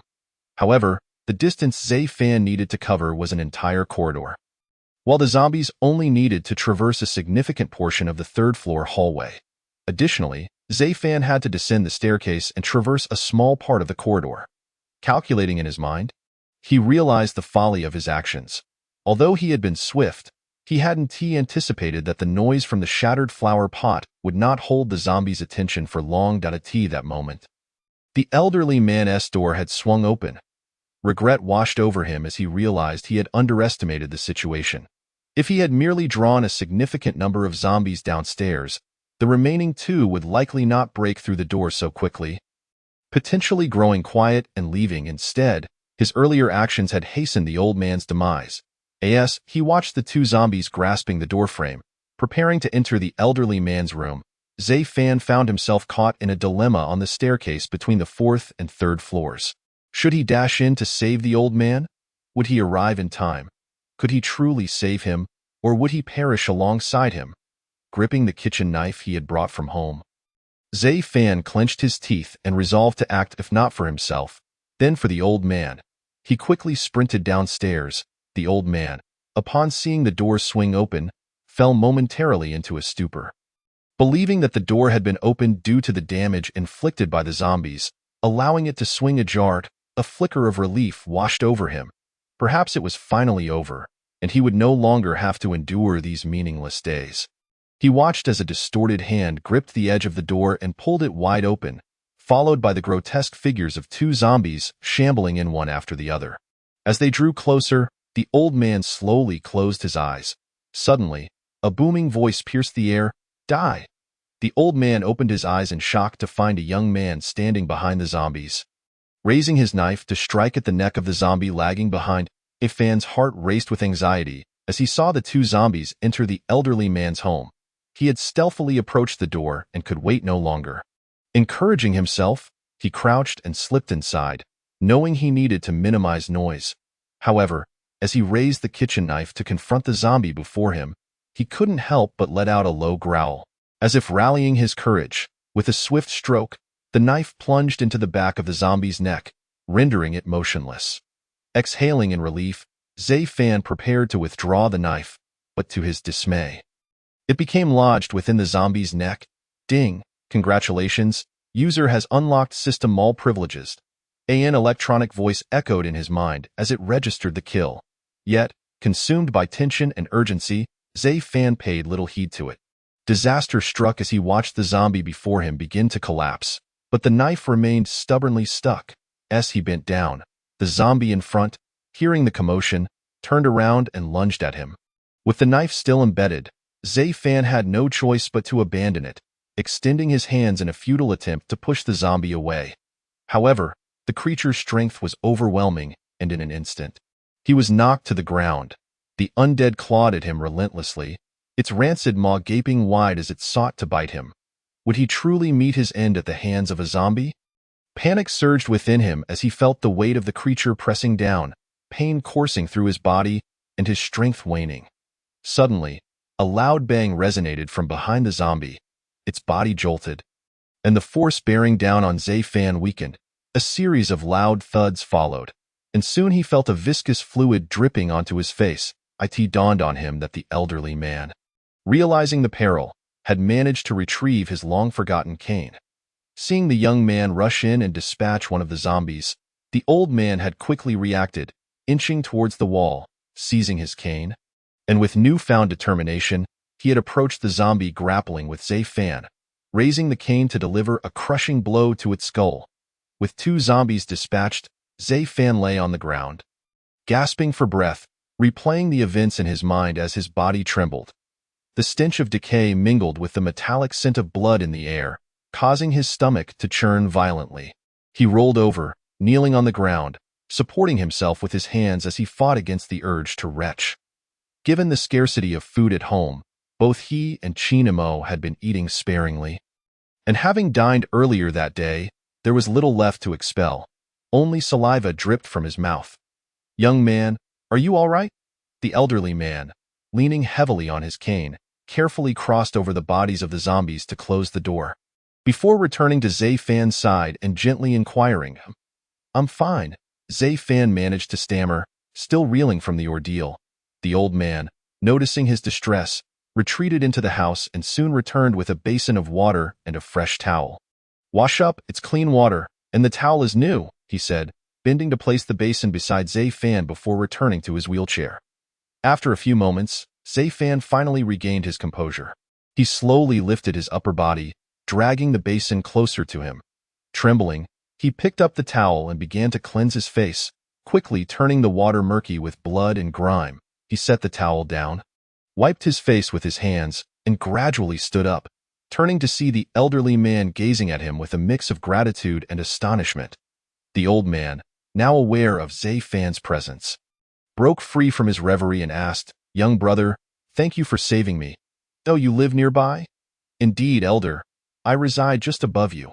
Last night, I heard some noises from downstairs and thought perhaps someone was below, which prompted me to gather my courage and come down to investigate," he remarked, deliberately casting a glance at the elder's legs, wishing to convey that his descent was merely to ascertain the presence of others in this desolate world, where companionship is a necessity. "Heh, are you regretting it, young man?" The elder smiled at Zai-Fan. "How could I? Now that I have seen, I cannot simply stand by and watch you be devoured by zombies." Zai-Fan replied, "Regardless, I am truly grateful, young man. Were it not for you, this old man would have met his end today. By the way, do you live alone upstairs?" The elder inquired. "No, I have my girlfriend with me. As you know, I cannot risk taking her on such adventures," Zai-Fan disclosed to the elder, subtly altering the nature of his relationship with Chinamo to demonstrate he was not a malevolent individual. After all, in this apocalyptic world, a man and a woman together could either imply the man finds the woman attractive, using her as a mere tool for his desires, or they are a couple. It is rare for a man to keep a woman close without a significant bond, as in this dire situation, accompanying a woman of weaker survival skills could be seen as a liability. Upon hearing this, the elder's eyes glimmered with appreciation and admiration. "Indeed, young man, it seems you hold strong values of loyalty." Zai-Fan bashfully scratched his head and continued, "Elder, allow me to take you upstairs for your safety. Your door is broken, and it is not secure." The elder pondered for a moment before shaking his head. "No need. Young man, as a disabled person, taking me with you would only hinder your escape. There are no zombies at the door now, and I believe they will not return anytime soon." Zai-Fan nodded slightly in agreement. It was already a considerable challenge for him to ascend, especially after battling the zombies, leaving him sore and fatigued. "Very well, elder, I shall take my leave for now, but I will leave my phone number with you. If you need anything, do not hesitate to call." While in the house, Zai-Fan scanned the premises with his detector and discovered that the elder had a fair amount of food, which deterred him from offering to bring supplies, as their own provisions were limited. Just as he was about to depart after leaving his phone number, the elder called out to him, "Wait, young man." Zai-Fan turned to face the elder. "You must understand that the outside world has become increasingly perilous. You and your girlfriend should prepare to leave soon. Otherwise, remaining here will surely lead to your demise," the elder stated earnestly. "Indeed, my girlfriend and I have plans to leave in the next few days." Zifen responded, glancing at the elder. The elder seemed to grasp his meaning and smiled. Young man, I can see you are a commendable person. Not only did you save me tonight, but you are also considering how to take me along. However, that is unnecessary. I am but a burden. At nearly 80 years old, I have lived my share of life. You should not sacrifice your future for an old man like me. As he spoke, the elder's eyes sparkled, as if offering Zifen and his girlfriend the most sincere blessing for their future. Zifen was deeply touched by the elder's words, prompting the elder to continue. I have something I wish to give you. Please do not refuse. This item is of no use to me anymore, but it may be beneficial for your escape. Intrigued, Zifen listened, as he had not detected anything in the elder's home that could aid their escape. Young man, go to the side of my bed and lift the bedboard. Beneath it is a rectangular black box. Please retrieve it, the elder instructed. Zifen complied, entering the bedroom and rolling up the elder's bedding before lifting the bedboard. Underneath, he discovered several blankets, and at the far right, a long black box. Upon seeing it, he understood that it contained a weapon. He carefully extracted the box, revealing an exquisite knife nestled within. The hilt was intricately wrapped in a black cord, likely made from some form of leather, giving it a substantial feel. Rising upwards, there was a diamond-shaped metal guard, leading to the entirely black blade, adorned with intricate patterns that enhanced its beauty. Bending down, Zifen placed the box at his feet and restored the bed to its original state before bringing the box back to the elder. Young man, open it and take a look, the elder encouraged. Though Zifen had already seen the knife, he complied and opened the box under the dim light, as the elder's lamp had been lit before nightfall, keeping the zombies oblivious to their presence. Pick it up and give it a try, the elder added. Zifen extended his hand, slowly grasping the knife. In an instant, a notification flashed in his mind. Detected contact with an unconventional item. Item name, Tang Dao. Material, wood, steel. Handle length, 27 cm blade length, 75 cm blade width, 3.1 cm blade thickness, 0.7 cm total weight, 1.45 kg. System store activated. Would you like to register? His eyes brightened at the information, and without hesitation, he chose to register it. Just as he was about to explore the store, he heard the elder's voice again. Young man, I have always enjoyed such items in my youth. This one is a treasured possession of mine, already sharpened. You can use it for protection. This, elder, such a precious item for me? What about you? Zifen asked me. Do you see me in this state? I might only manage a few feeble swings. It holds little significance for me. The elder chuckled, patting his leg. This is a Tang Dao, which I have named Black Shadow. It is so sharp that you cannot see the blade when it is swung, hence the name. Black Shadow, Zifen murmured, gently waving the knife in his hand. Its lightness made it easy to maneuver. It is a pity there is no sheath. Otherwise, it would be easier to carry. However, you could wrap it in some cloth, but not too tightly, so it remains accessible, the elder advised. Now this knife belongs to you, and I hope it serves you well. Zifen held the knife, looking at the elder, and said slowly, Thank you, elder. This knife is of great importance to me. With it, perhaps I can lead my girlfriend out of here. Thank you, he bowed deeply to the elder. The elder raised his hands, gesturing for Zifen to go now. Return quickly to ease your girlfriend's worries. You both should leave here as soon as possible. There is no need for you to come back to me. By the way, I still have plenty of food. Take some with you. No, elder, I have already taken the knife. Food is essential for your survival. I cannot accept it, Zifen insisted.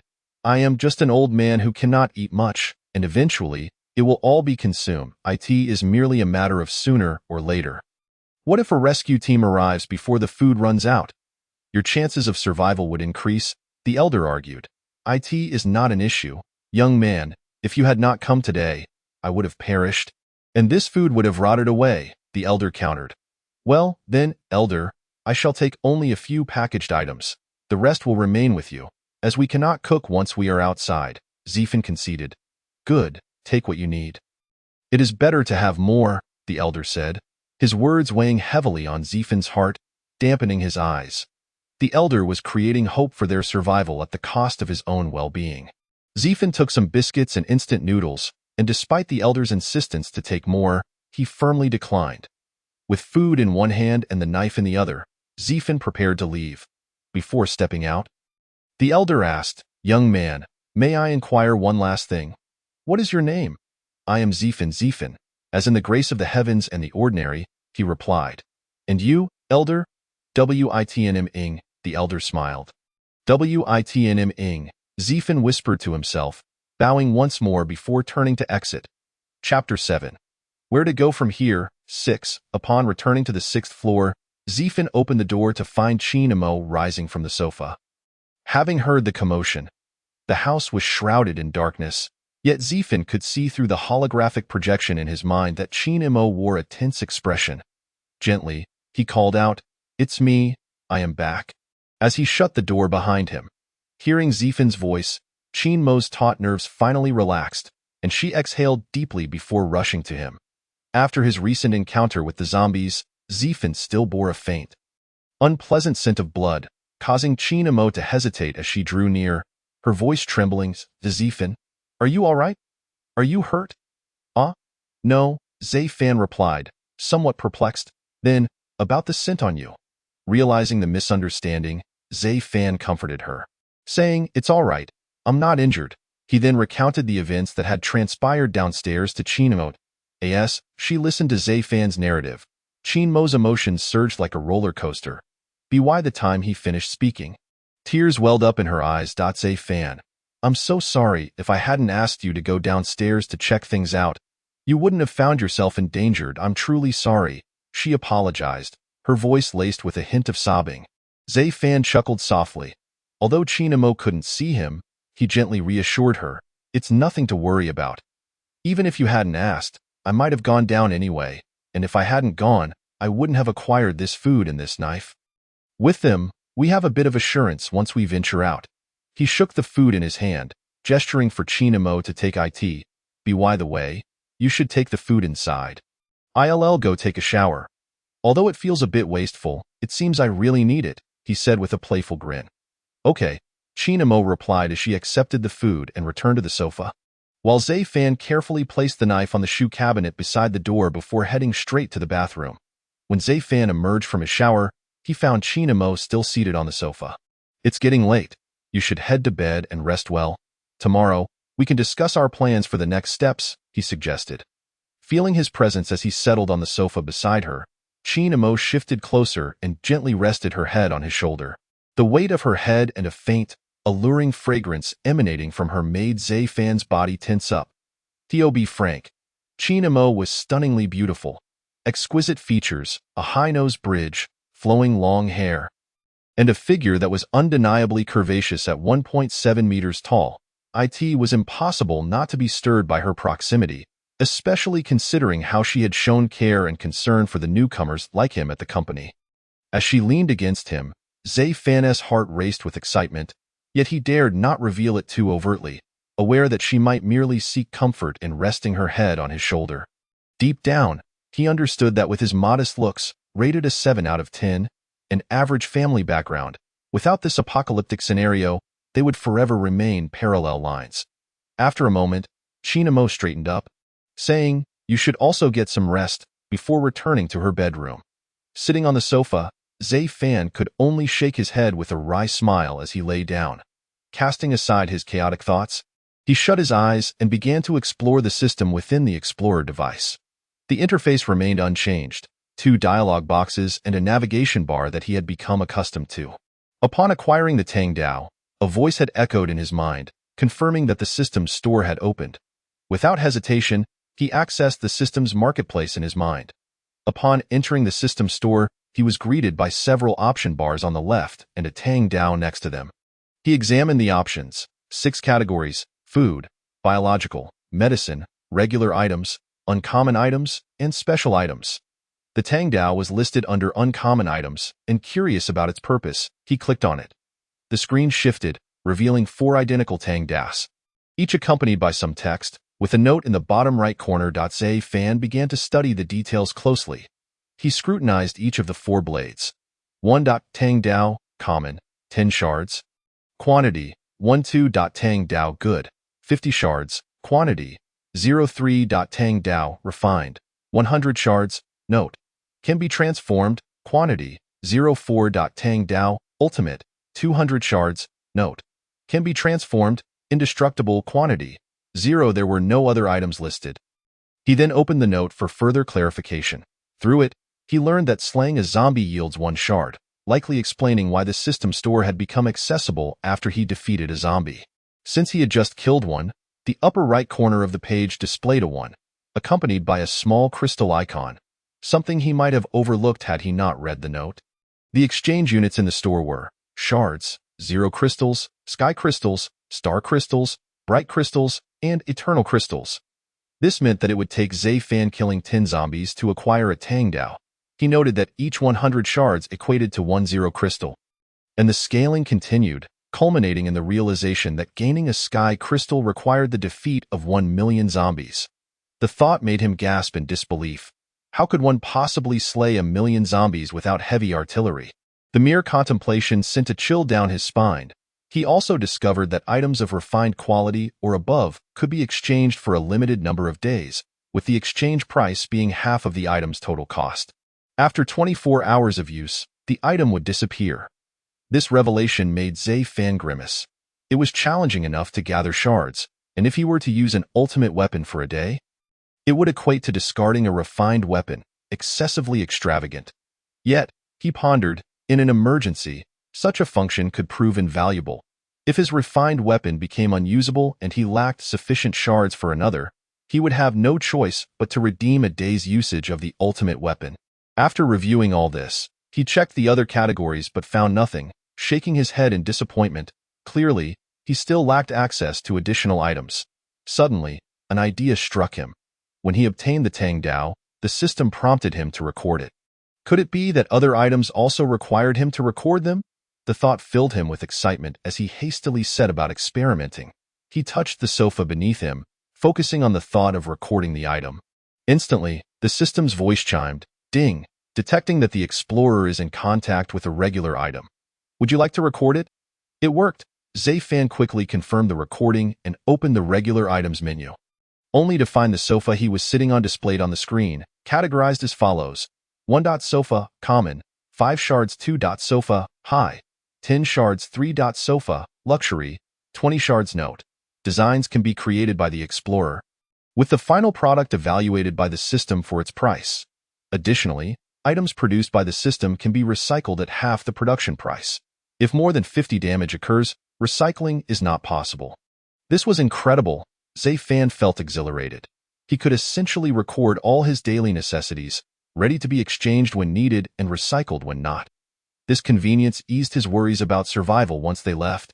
With newfound determination, he resolved to record everything in his home the following day. Once they left, he would find ways to eliminate zombies, ensuring that he and Chinamo could navigate this apocalypse together more effectively. Unbeknownst to him, he had already begun to weave caring for Chinamo into his plans for survival in this new world. The next morning, Zai Fan was awakened by the enticing aroma of food. Rubbing his sleepy eyes, he sat up to see Chinamo bustling around in the kitchen, a sense of satisfaction blossoming in his heart. If only there were no apocalypse and no zombies. How wonderful it would be to live like this forever.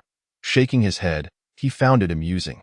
If those circumstances didn't exist, how could he ever share a roof with Chinamo?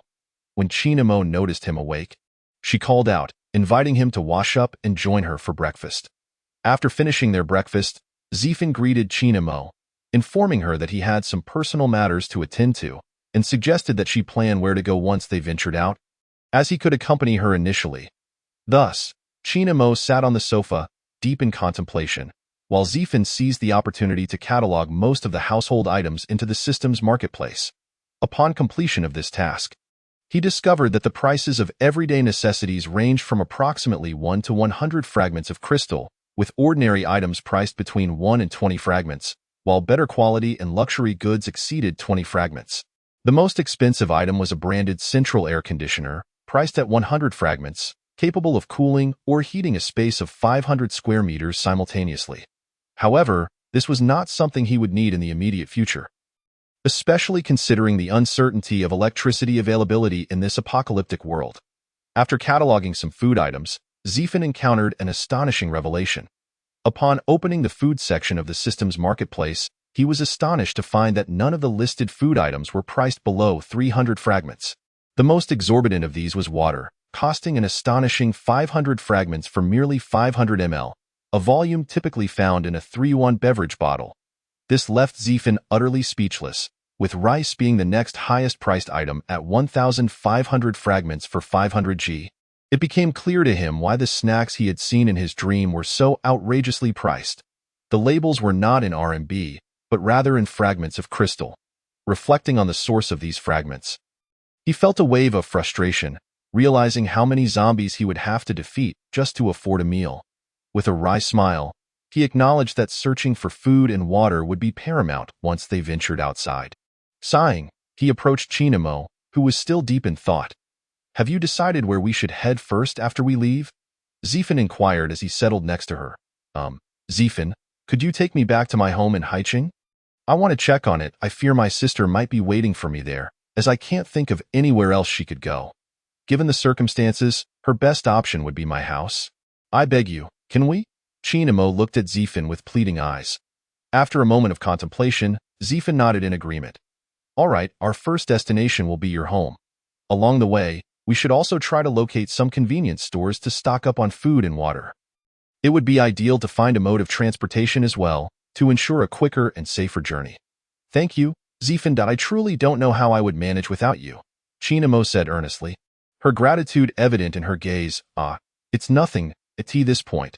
Let us not dwell on such matters. As long as we remain cautious, I am confident we will survive, and I believe we will find your family. Zifen replied, feeling his face flush under her earnest stare. Chinamo, noticing his embarrassment, felt a twinge of shyness as well.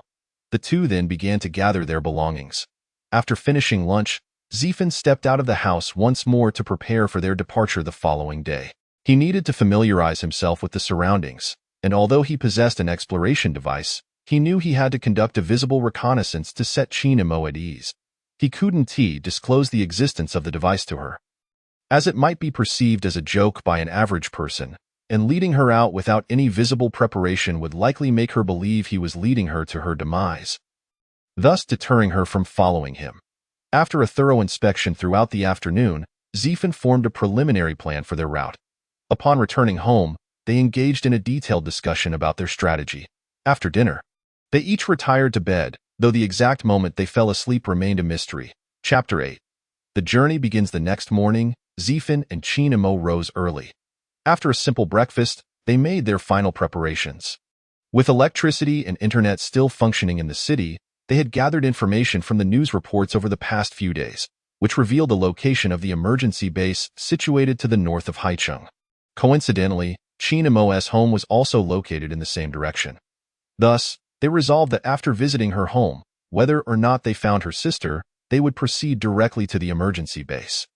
Once they arrived at the base, they would part ways, Zifen needing to trek back to Huaixin to find his family, while Chinamo would seek a way to reunite with her parents in the capital. Of course, this was the ideal scenario, and neither could predict the events that might unfold along the way. Both were filled with a longing to find their families, but also with fear of the unknown future. Zifen's home was situated in the southern part of the city, necessitating a traverse across the entire urban expanse. Given Haicheng's considerable size, their journey could be lengthy, with unexpected occurrences likely to arise along the way. While studying the map, they carefully marked all convenience stores and supermarkets along their route, hoping to find supplies that would sustain them until they reached the emergency base. Naturally, they also aimed to secure a means of transportation, as relying solely on foot could delay their arrival by weeks, not to mention the risk of encountering hordes of zombies. Zifen felt relatively unconcerned about this, confident in his exploration device's capability to assist in locating a vehicle. However, he lamented his lack of a driver's license. Fortunately, Chinamo mentioned her decent driving skills, thus resolving one of their dilemmas. After packing their remaining food supplies and each shouldering a hiking backpack, they prepared for departure just before noon. Zifen had wrapped a tang knife in a bedsheet for protection, while Chinamo carried a small frying pan for defense, knowing that only a strong blow to a zombie's head could inflict any harm. Since she was unable to carry larger items, she would have to make do for the time being. Zifen felt confident he could protect her from any zombie attacks, He also resolved that if the opportunity arose outside, he would need to eliminate at least 10 zombies to exchange for a tang knife for Chinamo, ensuring she had some means of self-defense should they become separated. At that moment, Zephin's exploration device had the following capabilities: navigation, universal key, one-button start, signal shielding, signal jamming, map loading, current 0.001, display range. Within 1 kilometer of the user, biological loading, current 0.001, display range. Within 1 kilometer of the user, static items loading, current 0.001, display range. Within 1 kilometer of the user, transportation loading, current 0.001, display range. Within 1 kilometer of the user, system marketplace, food category, 28 types, including rice, noodles, water, condiments, etc. Biological category, none. Medicine category, 4 types, including cold medicine, anti-inflammatory drugs, painkillers, fever reducers. Regular items category, 57 types, including cars, furniture, appliances, ordinary tools, etc. Uncommon items category, 1 type, including tang knife. Special items category, none. Note: the car was recorded during Zephin's reconnaissance downstairs. Using the projection in his mind, Zephin confirmed that the hallway and the area downstairs were devoid of zombies. He then led Chin and Mo out of the house. Upon reaching the ground floor, Chin and Mo felt a sense of disorientation as she gazed at the deserted street. She had not ventured outside for several days, not even daring to glance through the window at the world beyond. Now, contemplating their journey across the city in search of a safe refuge, she felt a wave of trepidation wash over her. Sensing her helplessness, Zephin gently took her hand. Feeling the warmth of his palm, Chin and Mo did not pull away, allowing him to guide her toward their predetermined destination. They had initially agreed to head to a supermarket located 3 kilometers from home, hoping to procure some supplies. The street where Zephin lived had been bustling before the apocalypse, but after the outbreak, many vehicles had passed through here. Due to a series of accidents, people abandoned their cars and opted to walk out of the city. Now, the street was congested with abandoned vehicles, leading Zephin to abandon his plan of searching for a car. Hand in hand, they briskly made their way toward their destination. Occasionally, Zephin would lead Chin and Mo into a store or pause for a brief rest in a vehicle, which she assumed was to ensure her comfort. In reality, Zephin was constantly monitoring the projections in his mind, skillfully avoiding any approaching zombies. After walking for over an hour, Zephin finally spotted the supermarket marked on the map. However, upon entering, he was met with a scene of utter devastation, leaving him disheartened.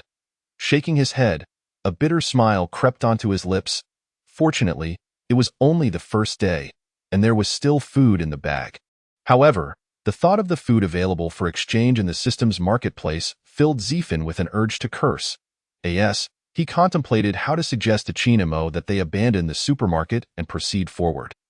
A sudden spark of excitement ignited in his mind. To his astonishment, he recalled that there was a motorcycle parked in the underground garage of a nearby residential complex. Having previously helped his parents stock their small shop with a tricycle, he was confident he could manage a 2-wheeled vehicle as well. Securing the motorcycle would undoubtedly ease their journey ahead. He pondered how to broach this with Chin and Mo.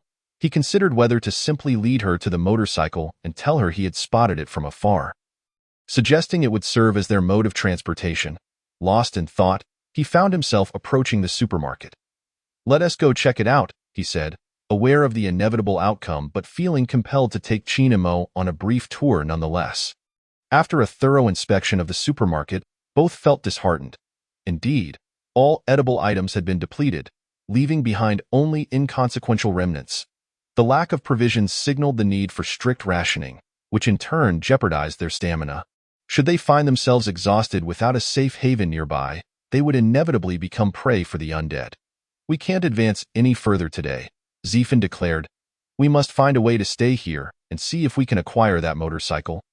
While also dealing with a few zombies, summoning Chin and Mo, he suggested they locate a place to rest nearby, emphasizing the necessity of maintaining their strength. "If we exhaust ourselves, we won't be able to flee should we encounter zombies. And minimizing consumption will also alleviate our hunger, allowing us to conserve some food." Chin and Mo nodded in agreement. "There's a residential complex adjacent to the supermarket. Let's find shelter there. We might uncover some food inside. Zephin proposed, having already formulated a plan. The zombies outside rarely wandered alone, and engaging them in the open posed a significant risk of attracting more. Thus, he opted for the safety of the complex. Armed with a detector to identify any isolated zombies in the corridors or inside the apartments, enabling him to eliminate them without notice, as they entered the complex, Zephin noted its relative affluence. Comprising 8 buildings, each 12 stories high and equipped with elevators, the complex boasted a high greenery ratio and an overall pleasant environment. However, the outbreak had rendered it eerily silent. To avoid being cornered by zombies, Zephin chose a street-facing building near the entrance and ascended to the second floor for reconnaissance. While it was ostensibly a reconnaissance mission, Zephin was already aware that the complex was deserted, with most units empty save for a few sporadic zombies lurking within and some in the corridors, albeit at a safe distance. Leading Chin Mo into a well-furnished apartment, he instructed her to rest while he ventured out to inspect the motorcycle in the basement. Upon arrival, he quickly located the motorcycle, which appeared to be of decent quality, likely a reflection of the residents' affluence. He checked the fuel tank and found it nearly full, then utilized the one-button start feature to ignite the engine. Feeling a wave of relief wash over him, as long as it ran, their journey could proceed more swiftly the following day. Next, he attempted to register the motorcycle in the system's marketplace. Having previously included a car in the system, he found the process straightforward. The marketplace displayed the motorcycle's image, revealing 2 options: 1. Motorcycle, Standard, 100 fragment crystals, 2. Motorcycle, Premium, 1,000 fragment crystals. The pricing mirrored that of the car, which was set at 200 fragment crystals and 2,000 for the premium model. When he registered the car, the fuel had also been included, priced reasonably at 2 fragment crystals per liter. With transportation secured, Zephin prepared to search for usable supplies and eliminate some zombies to accumulate fragment crystals. He conducted a preliminary scan of the complex to assess the distribution of zombies. Fortunately, there were 43 in total, 10 of which were confined in various apartments, 16 in the hallways, and the remainder isolated within their respective units. Zephin decided to target the zombies locked inside the apartments first. Choosing his first target, also located on the second floor, he approached cautiously, opting to use the stairs to avoid drawing attention from any potential zombies on other floors. As he navigated, he contemplated the most efficient and straightforward method to dispatch the undead. Confronting them head-on posed considerable risk. Should he be bitten or scratched, his fate would be sealed. Upon reaching the specified location, Zephin paused to observe the interior through the door. The apartment featured 2 bedrooms and a living room. Upon entry, the living room was directly ahead with the kitchen to the left, leading to a corridor connecting the bedroom and bathroom. The decor was commendable, with all necessary furnishings and even a television in the bedroom. The zombie stood motionless in the living room, resembling a lifeless statue, though Zephin could see its eyes occasionally flicker.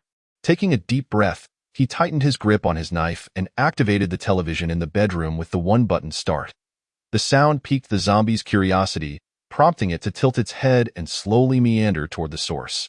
Seizing the moment, Zephin quietly unlocked the door, watching as the zombie edged into the corridor. He slipped inside, leaving the door ajar for a potential escape should the situation turn dire. Positioning himself behind the wall near the kitchen entrance, he reminded himself to aim for the zombie's head. As the creature approached the bedroom door, Zephin lunged forward with his dagger. Perhaps sensing a disturbance, the zombie attempted to turn back, but in that instant, Zephin's blade found purchase in its neck. Though it did not deliver a fatal blow, the zombie immediately lunged at him, its strength overwhelming.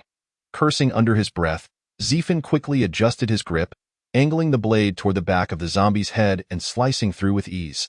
The muscle in its neck offered little resistance, and the zombie collapsed, lifeless, before him.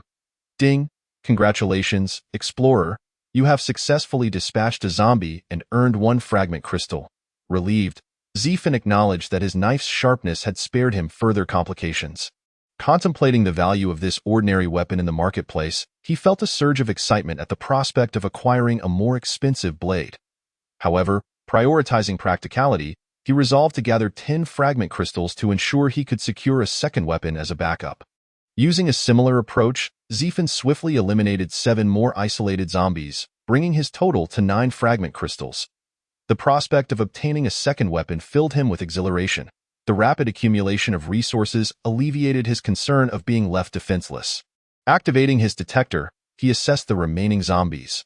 Many had wandered into the same floor as those confined to the apartments, while a few roamed freely on other levels. Faced with this reality, Zephin adjusted his strategy to confront the zombies in the corridors. However, the open space presented challenges, making stealth difficult. He would have to wait for the right moment when a zombie turned its back to approach undetected. Selecting the nearest zombie, he concealed himself at the stairwell, heart racing as he observed the creature facing his direction. Would it notice him? Just then, the zombie turned away, preparing to walk in the opposite direction. The opportunity arose. Suppressing his trembling nerves, Zephin crept closer. But just as he closed the distance to 2 meters, his phone rang. Oh no, he thought, as the zombie swiftly turned to face him, a grotesque grin forming on its face as it lunged forward. Chapter 9. Reinforcement zombies, by their very nature, lack the sensation of pain. Even though a blow struck its shoulder, it remained undeterred in its pursuit, raising its other hand to lunge violently at his chest. Zephin felt a surge of agony radiate from his torso, and in that moment, he realized he had been clawed by the zombie. It was over. He was utterly doomed. A chilling wave of despair washed over him, as regret consumed his thoughts. Having been out of touch with the outside world for so long, he had neglected to silence his phone, and after dispatching zombies with such ease, he had naively assumed that simply approaching a zombie from behind and brandishing his knife would suffice. Yet, reality had dealt him a fatal blow. As these thoughts swirled in his mind, a sense of unwillingness took root within him. Since he was soon to become one of those grotesque entities, he might as well take down one zombie to break even, too, and he would be profiting. However, the grim realization settled in that he would never again see his family or protect Chinamo, and he pondered whether she could survive alone in this apocalyptic world. His thoughts raced as he swiftly withdrew the knife from the zombie's shoulder, stepping back to create distance. With a determined crouch, he charged forward, using his shoulder to crash into the zombie with all his might, toppling it to the ground. He then mounted the creature, raising his knife to pierce its mouth. With a sickening sound, the blade plunged deep, penetrating the skull and striking the ground beneath. The zombie lay still, its head impaled. Gasping for breath, Zephin knelt atop the corpse, tears welling in his eyes, his heart heavy with sorrow. It was over, truly over. Where would he go next? Should he slay a few more zombies before his demise? He could not return to Chinamo. If he became a zombie, he would pose a threat to her safety. Lost in his thoughts, a voice echoed in his mind. Ding! Congratulations, explorer. You have successfully slain a zombie and earned a crystal shard. A bitter smile crept across Zephin's face as he mused. What use is a crystal shard when I am on the brink of death? All my efforts have been in vain. The fantasies I harbored were mere illusions. Just as his thoughts drifted, the voice of the detector chimed again. Ding! Explorer detected to be infected with the zombie virus. Special items section of the shop has been unlocked. You have received 1 vial of virus serum, activating body enhancement function. Zephin jolted at the announcement. Quickly accessing the system shop, he noticed a new numeral 1 beside the special items category. Upon clicking, a glass vial of potion appeared on the interface, and upon selecting it, the details unfolded before him. 1. Virus serum, common. First use free, increases all physical attributes by 10 points. Usable once. 2. Virus serum, good. 50 crystal shards, increases 1 random physical attribute by 10 points. Usable 20 times. 3. Virus serum, fine. 100 crystal shards, increases 1 random physical attribute by 20 points. Usable 10 times. 4. Virus serum, ultimate.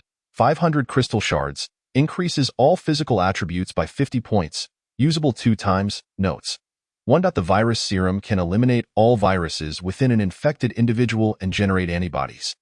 2. Effective if taken within 2 hours of infection. 3. Grants permanent immunity to the zombie virus post-use. 4. Instantly cures all ailments and restores all energy of the user. Additionally, the first exchange of the virus serum is free. Subsequent exchanges will revert to the original price.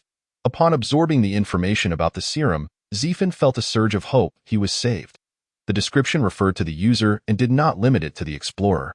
leading him to believe he could redeem the serum for others as well. This meant he need not worry about Chinamo being infected. He could even assist his family should he find them. With determination, he redeemed the free virus serum, and immediately, the label indicating it was free vanished, replaced by a price of 10 crystal shards. Realization dawned on him. He had fought valiantly to kill 10 zombies, and it had only sufficed for a single vial.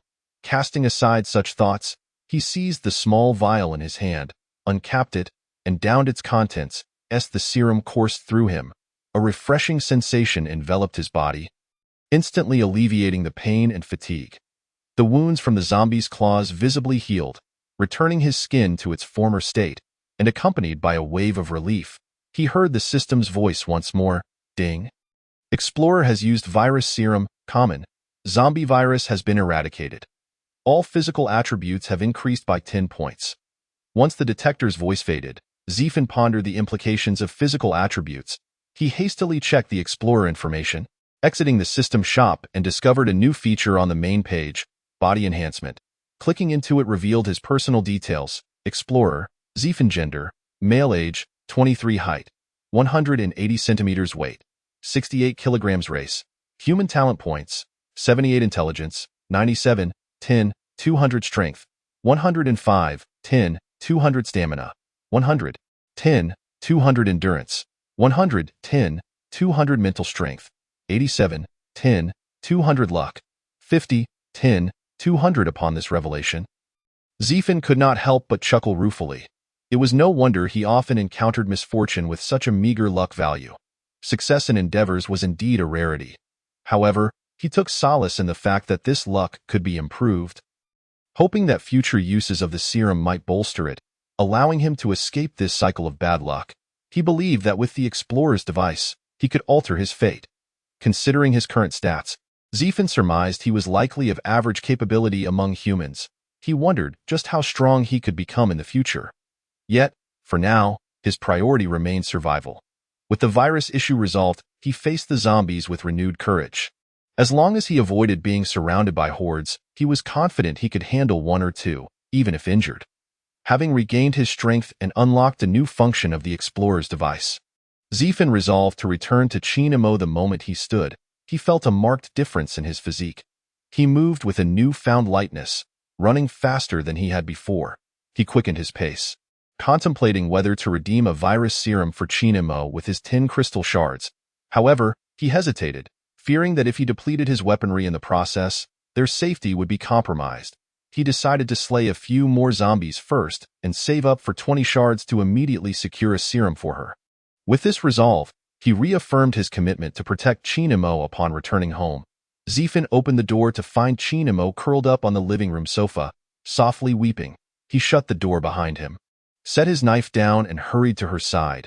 Kneeling beside the couch, "I'm back," he gently spoke. At the sound of his voice, Chinamo trembled, quickly lifting her head to find Zephin beside her. Without hesitation, she leapt into his embrace, sobbing, "Where have you been? I thought you were in trouble and wouldn't return." Chinamo never doubted Zephin would abandon her. She was merely anxious about his safety, too afraid to venture out in search of him, left only to wait in silence. The longer she waited, the more her heart sank, and she eventually succumbed to tears, stifling her cries until she could no longer contain herself upon seeing Zephin return. Rushing into his arms and holding him tightly, "It's all right. I'm back now, and I encountered a zombie that blocked my path in the corridor. I saw you called, but I was too afraid to answer. So I focused on dealing with it quickly," he reassured her, stroking her hair to comfort her while helping her to her feet. However, her sudden leap had caused them both to tumble to the ground. Upon hearing that Zephin had dispatched a zombie, Chinamo immediately ceased her weeping. She stepped back a few paces, her eyes widening as she noticed the torn fabric on Zephin's clothes, particularly the deep claw marks on his chest. "Ah," she gasped, her concern surging as she began to inspect his body, disregarding his protests and insisting he remove his shirt to check for injuries. Seeing her determination, Zephin complied and took off his shirt. Chinamo carefully examined him, scrutinizing every inch, and when she confirmed he was indeed unscathed, she breathed a sigh of relief. Yet, A hint of embarrassment washed over her as she realized how intimate the moment had been. She had just leaped into Zephin's arms and now found herself gazing at his torso. A blush crept onto her cheeks. To be fair, while Zephin had not deliberately trained his physique, he maintained a commendable shape due to regular exercise. His abdomen bore a hint of muscle, and having recently consumed the serum, his body had undergone enhancement, rendering him quite presentable. Zephin observed the blush on Chinmo's face, feeling a surge of restlessness within him. Her flushed complexion was simply mesmerizing. Coupled with the lingering traces of tears in her eyes, she exuded an irresistible aura of vulnerability and beauty. Clearing his throat, Zephin, fearing that he might succumb to the urge to kiss her, deliberately interrupted the subtly intimate atmosphere. I just battled with some zombies and I'm quite dirty. You fell into my arms and got your clothes soiled as well, he remarked. The moment he spoke, Chinmo's cheeks reddened even further. No worries, I'm just glad you're back. Hurry and change your clothes. I'll go prepare dinner, she stammered, hurriedly circumventing Zephin and rushing to the kitchen. Watching her dash away, Zephin smiled, wishing he could protect her for a lifetime. With that thought, he retreated to the bedroom to change his clothes. Dinner was a simple affair. Instant noodles. Yet, in this apocalyptic world, such humble sustenance had become exceedingly precious. Chinmo had even taken the liberty of adding an egg to Zephin's bowl, while she herself abstained from one. Noticing the absence of an egg in her bowl, Zephin felt a warmth in his heart and promptly transferred the egg from his bowl to hers. You should eat this. I'm not that hungry. Please have more, he insisted, adding a few more noodles to her serving. Indeed, having just consumed a serum, he felt replenished and somewhat satiated, unable to explain to Chinmo that he wasn't particularly hungry. As she gazed at the egg in her bowl, she remarked softly, You just fought with zombies today. You must have expended a lot of energy. I hardly exerted myself during the day, so it's fine if I eat less. She attempted to return the egg to Zephin's bowl, but he quickly pressed her hand down, affirming, It's truly fine. It's likely that after taking down the zombies, I'm just not feeling very hungry. Please, you should eat it. Seeing his earnestness, Chinmo no longer insisted and lowered her head, taking small bites.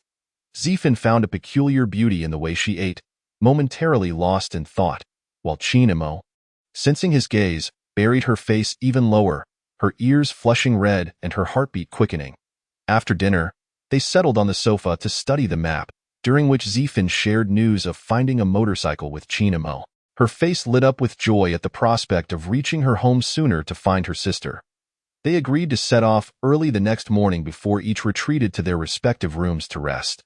Lying in bed, Zephin found it difficult to sleep due to the excitement from the afternoon's battle and the new features of the exploration device. He decided to activate the device and observe the surroundings. When he noticed that the remaining solitary zombies in the community had scattered, an idea sparked in his mind. He needed to gather more shards quickly. If they left this place, he might not have another chance to confront solitary zombies. The sooner he collected 20 shards, the sooner he could secure weapons and serums, ensuring Chinmo's safety. With this resolve, he patiently waited for time to pass. After about 2 hours, he confirmed that Chinmo was asleep and quietly got up, grabbing the shadowy device beside his bed as he headed out. Chapter 10. The Vanishing Girl. At this moment, Zephin walked through the community's internal pathways with a calm heart. After the earlier encounters with zombies, coupled with his brush with death that afternoon, he found himself less fearful of slaying zombies. The streetlights had already dimmed, and he relied on the holographic projection in his mind to navigate. Soon, he arrived at the door of a house where a zombie was confined. Employing the same strategy as before, he created some noise inside to attract the zombie, then ambushed it from behind, dispatching the creature in a matter of minutes. Checking the time, he noted that it had taken him only 10 minutes. Not bad, I'm getting the hang of this, he thought with a slight smile as he checked the location of the next zombie before leaving the scene. Not long after he departed, a shadow darted into the house. Her speed was remarkable, and in an instant, she was before the lifeless zombie. She crouched down to inspect it, then struck its head with a swift palm. With a resounding crack, the zombie's skull shattered, and gore splattered everywhere. However, after completing this gruesome task, she frowned and stood, scanning her surroundings. At that moment, the moonlight streamed through the living room window, illuminating her face. If Zifin had been present, he would have been both astonished and horrified, for, visually, she was an incredibly beautiful girl, rivaling even Chinamo by ordinary standards. Chinamo might score a 9.6 out of 10, while this girl, despite her youthful features, possessed a physique that could easily match Chinmo's allure. Yet, from the perspective of the exploration device, she would certainly send chills down Zifin's spine, for even he, while using the device, had not detected her presence. Soon, it seemed she did not find what she sought and vanished from the house. Unbeknownst to this incident, Zifin had arrived at the location of the second zombie. With familiar tactics and the same approach, he swiftly eliminated the zombie. Securing 2 shards with ease, Zifin felt a surge of excitement. It appeared he would meet his goal of 20 shards tonight. Perhaps even exceeding it. With this thought, he prepared to continue to the next location. As he reached the door, he suddenly heard footsteps echoing through the quiet corridor. However, when he glanced at the image transmitted by his exploration device, he saw nothing. Then, an astonishing scene unfolded. A foot emerged from around the corner, followed by half a body, and soon, the silhouette of a girl came into view. Instantly, Zifin felt a prickling sensation on his scalp. Was this girl human, ghost, or zombie? Why had his device failed to detect her? As she approached step by step, Zifin's mind raced with confusion. He had to hide quickly. If even the device couldn't find her, she was undoubtedly stronger than him, perhaps even more formidable than the zombies. What could she possibly be?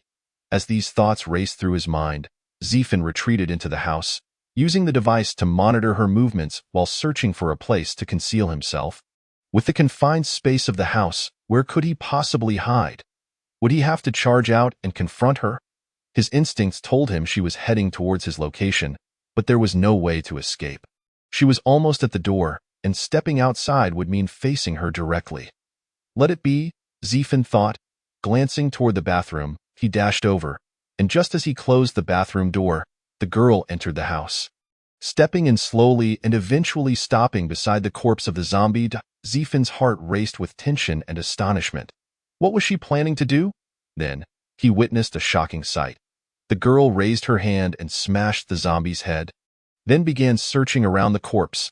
Witnessing such monstrous strength, Zifin couldn't help but click his tongue. Had he charged out, he would surely have met his demise. He then saw the girl rise with an expression of anger. Scanning the surroundings. What was she searching for? Had she sensed his presence? Holding his breath, Zifin silently prayed for her to leave quickly. It seemed his luck had not run dry. After a brief inspection of the room, she swiftly exited. Letting out a sigh of relief, Zifin dared not linger. He followed her with the exploration device, only emerging from the bathroom once he confirmed she had left the building. Because he had been locked onto her, he had paid little attention to the gruesome scene in the room. Otherwise, he would have been horrified to see the walls splattered with red and white, some still dripping. Zifin wasted no time and rushed out. Noticing that the girl was moving toward the direction where he had detected several zombies. What was her purpose? Was she searching for something? How did she know where the zombies were? A flurry of questions swirled in his mind. But he dared not pursue any more zombies. He simply wanted to return home quickly.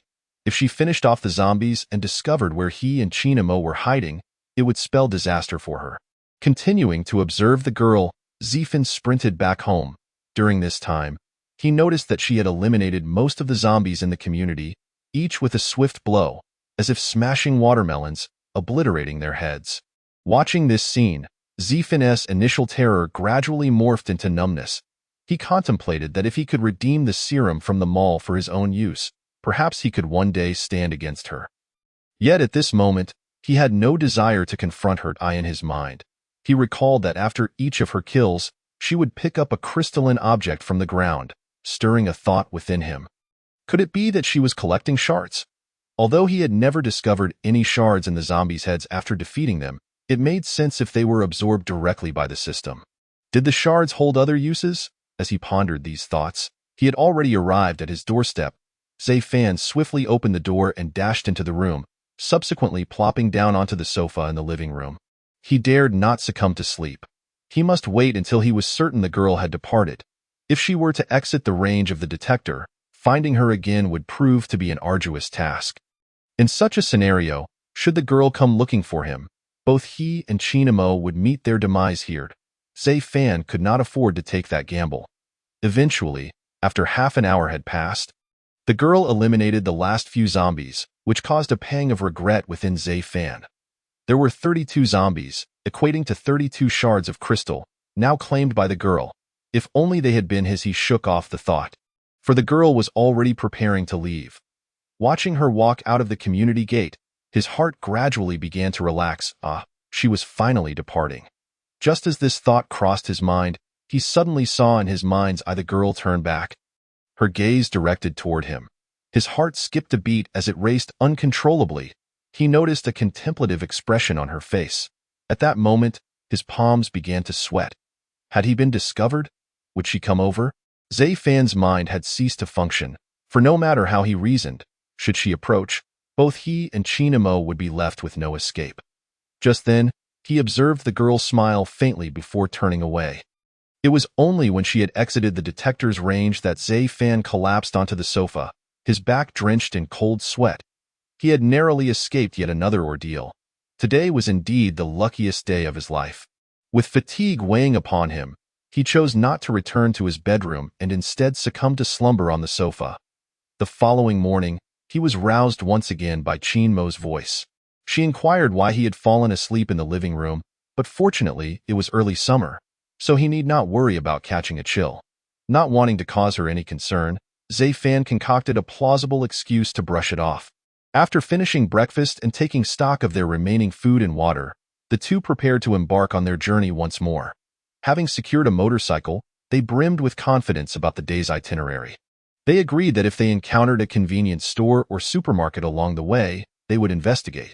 Should they find no supplies, they would not linger but proceed directly to their next destination. They had also memorized the locations of gas stations along the route to ensure they could promptly refuel the motorcycle, thereby avoiding the predicament of having to travel on foot. Given that the girl had cleared out the zombies within the community the previous night, Zhe Fan noticed that the surrounding areas were equally devoid of zombies. It was likely that she had dealt with them as well, so he led Chinamo down to the basement to retrieve the motorcycle. Upon reaching the vehicle, Chinamo curiously asked, "We have the motorcycle now, but how can we start it?" "We don't have the keys." Zhe Fan smiled reassuringly at her. "Fear not, I learned a thing or two about repairing vehicles from my uncle back in my hometown. He specializes in fixing cars and motorcycles and even taught me how to hotwire them." Zhe Fan told a small fib, for he knew that if he revealed the truth about the detector, Chinamo would surely think him mad. Bending down, he pretended to search for wires to hotwire the motorcycle while simultaneously pressing the ignition button in his mind. In an instant, the motorcycle roared to life. Hearing its thunderous growl, Chinamo felt a tinge of fear. She worried that the noise would attract zombies. However, Zhe Fan paid little mind to her concerns. He adjusted the backpack on his back to the front and mounted the motorcycle, patting the rear seat to signal Chinamo to join him. She immediately complied. Climbing onto the bike without hesitation, Zhe Fan took both of her hands and guided her to wrap them around his waist. She offered no resistance, allowing him to pull her close, and with a slight nod, she indicated her readiness. Zhe Fan then revved the throttle, and with an increase in the roar of the engine, the motorcycle surged forward, vanishing from the underground parking garage in the blink of an eye. In the ensuing 2 days, Zhe Fan and Chinamo traversed much of the city on the motorcycle. They set off during the day and made it a point to stop early in the afternoon to find lodging nearby. Along the way, Chinamo noted with curiosity that she had scarcely encountered any zombies during these 2 days. However, she dismissed it as a result of Zhe Fan's thorough reconnaissance the day before and attributed their luck to their successful journey thus far. This, in turn, fostered a deeper sense of reliance on Zhe Fan. Though she was yet unaware of it, the reality aligned closely with Chinmo's assumptions. However, it was not merely a stroke of luck. Ever since acquiring the detector, Zhe Fan had taken it upon himself to eliminate any solitary zombies upon arriving at each location and to lure any congregated hordes further away from their path. As a result, his collection of crystal shards had now accumulated to 50. Whenever they encountered zombies along the way, Zhe Fan would detect them in advance with the detector and navigate around them. During their travels, Zhe Fan occasionally discovered survivors through the detector. Some were scattered, hiding in their homes, while others were clustered together. Nevertheless, he chose not to engage or approach them, fully aware that he lacked the ability to assist the isolated individuals. Moreover, he was reluctant to draw near or join the groups, given that he was escorting the lovely Chino in this apocalyptic world. Should they find themselves amidst a crowd, there was no telling what ill intentions might arise toward her, and he could not guarantee her safety. Therefore, he endeavored to keep their movements discreet and solitary. In terms of provisions, Zayfan's detector proved fortuitous, as they stumbled upon vacuum-sealed food in several remote supermarkets. Just the day after they rode away from the community, Haicheng finally experienced a power outage. The loss of electricity, compounded by the rising temperatures, led to the rapid spoilage of all food items once stored in freezers. Consequently, they were left with only the vacuum-sealed goods to take on their journey. Fortunately, the supermarkets also stocked bottled water, and they even managed to find several cases of beer and soft drinks. However, with their limited capacity, they could not carry everything, so after enjoying several bottles of beverages, they decided to leave the beer untouched, stuffing only what they could into their backpacks. This discovery greatly delighted Chinamo, prompting her to excitedly plant a kiss on Zayfan's cheek. Although he understood it was an unconscious act born of her exhilaration, he found himself thoroughly enjoying the moment. By the afternoon of the third day, with approximately 20 kilometers remaining to Chinmo's home, Zayfan resolved to find a nearby place to stay for the night, planning to set out for her residence at dawn the following day. Though Chinmo yearned to return home immediately to search for her sister, she ultimately acquiesced to Zayfan's suggestion, following him to scout for accommodations as the sun dipped below the horizon. Given that Chinmo's residence was located at the northernmost part of the city, they found themselves in an area devoid of many communities, replaced instead by upscale villas. Familiar with the vicinity, Chinmo guided them toward a nearby villa district. As they approached, Zayfan's detector revealed the presence of a group of people still residing within the villas, which stirred a sense of apprehension within him. Chapter 11. Wolf or Dog? At that moment, within a villa on the eastern side of the district, for men engaged in casual conversation and card games in the living room. Dio, you want to play? Shuangzi? One man, cigarette in mouth, tossed his cards onto the table and cursed, "Damn it, we've been holed up here for too long. When will this end? What is our boss thinking? The food in the basement is running low. If we don't leave soon, we'll be done for." He glanced at the man sitting next to him. "Bingu, why don't you go talk to the boss? We might as well kill those two women. Keeping them around isn't a sustainable solution, and even if we feed them less, they still consume our supplies." The man called Bingu fell silent for a moment before looking up at the speaker. "Changzi, the boss has his own plans, and besides, you were the one who had your fun with those two women. Why didn't you bring it up before?" Feeling somewhat embarrassed, Changzi chuckled awkwardly and replied, "Back when we were working as security here, the homeowners were all so arrogant. When the zombies came, we were the ones to take the front line while they hid away. After we fought hard to clear out the zombies, they expected us to handle the bodies too. They treated us like their guard dogs, so when the boss took us to deal with them, I just lost my temper and couldn't help myself with those two. But I won't lie, it felt good that a sly grin crept across his face. You have a point, Jiangzi. Although we've been working as security, we're not just some guard dogs. They've gotten used to ordering us around. If we took care of them, they wouldn't know who the real wolves are." Another man chimed in. At the table, only Bingu and one other man remained quiet, listening to the exchange. It turned out that several of them were security guards in this villa area. When the zombies first appeared, their leader, Biaogu, led them to eliminate numerous encroaching zombies, ensuring the safety of the residents. However, the homeowners residing here believed it was merely the guards' duty. The security team originally comprised nearly 20 individuals, but as waves of zombies incessantly assaulted them, the number dwindled to just 10 in a matter of days. At that time, Biaogu was not inclined to abandon the people in the villa area.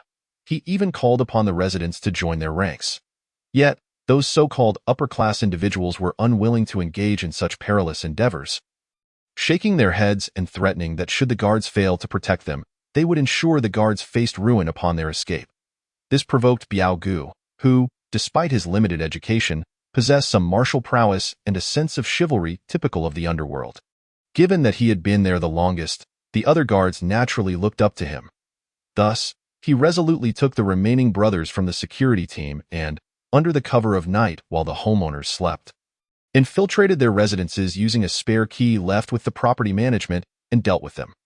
Subsequently, he and his team gathered all the food within the villa area, allowing them to survive the ensuing days. Later, he attempted to lead his comrades away from the area, but they encountered a zombie ambush shortly after leaving the villa. They fought valiantly, losing 4 members before managing to retreat. The 2 women who returned the day after they dealt with the homeowners confronted Biao Gu and his men, demanding to know the whereabouts of their family members. Chang Zi, feeling irate, immediately captured them, leading to the current predicament. As the group engaged in conversation, Biao Gu descended from upstairs, remarking to Bin Zi, "What is the purpose of this trinket? It appears quite exquisite, yet I wonder if it holds any value. Once we escape, could we perhaps sell it for something useful?" As he spoke, Biao Gu tossed a crystal-like object the size of a fingernail in his hand. If Zai Fan were present, he would undoubtedly recognize it as broken crystal. If he were to scan with his exploration device, he would discover that numerous pieces of broken crystal, totaling around 50 or 60, were stored in a bedroom on the 2nd floor of the villa. These fragments had been discovered during the incineration of zombie corpses. However, they were unaware of their significance, merely considering them valuable. The young man referred to as Bin Zi was named Zhang Bin, a 29-year-old veteran. After his discharge, he chose not to return to his hometown but instead sought work in a nearby metropolis, hoping to earn enough to return later. Unfortunately, due to his limited education and skills, he found himself working as a security guard. Biao Gu, recognizing his earnestness and commendable abilities, took him under his wing, elevating his salary to the highest tier and promoting him to deputy leader of the security team within 6 months. This gesture deeply moved Zhang Bin, garnering him great respect for Biao Gu.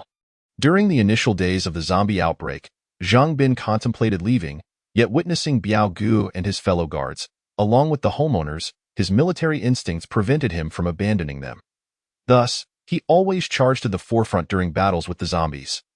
Striving to minimize casualties among his comrades, on the night they dealt with the homeowners, Zhang Bin fell into a deep slumber after a grueling day of combat, and Biao Gu did not rouse him. By the time he awoke, the matter had already concluded. He felt a sense of regret for having slept so soundly, missing the opportunity to dissuade Biao Gu now.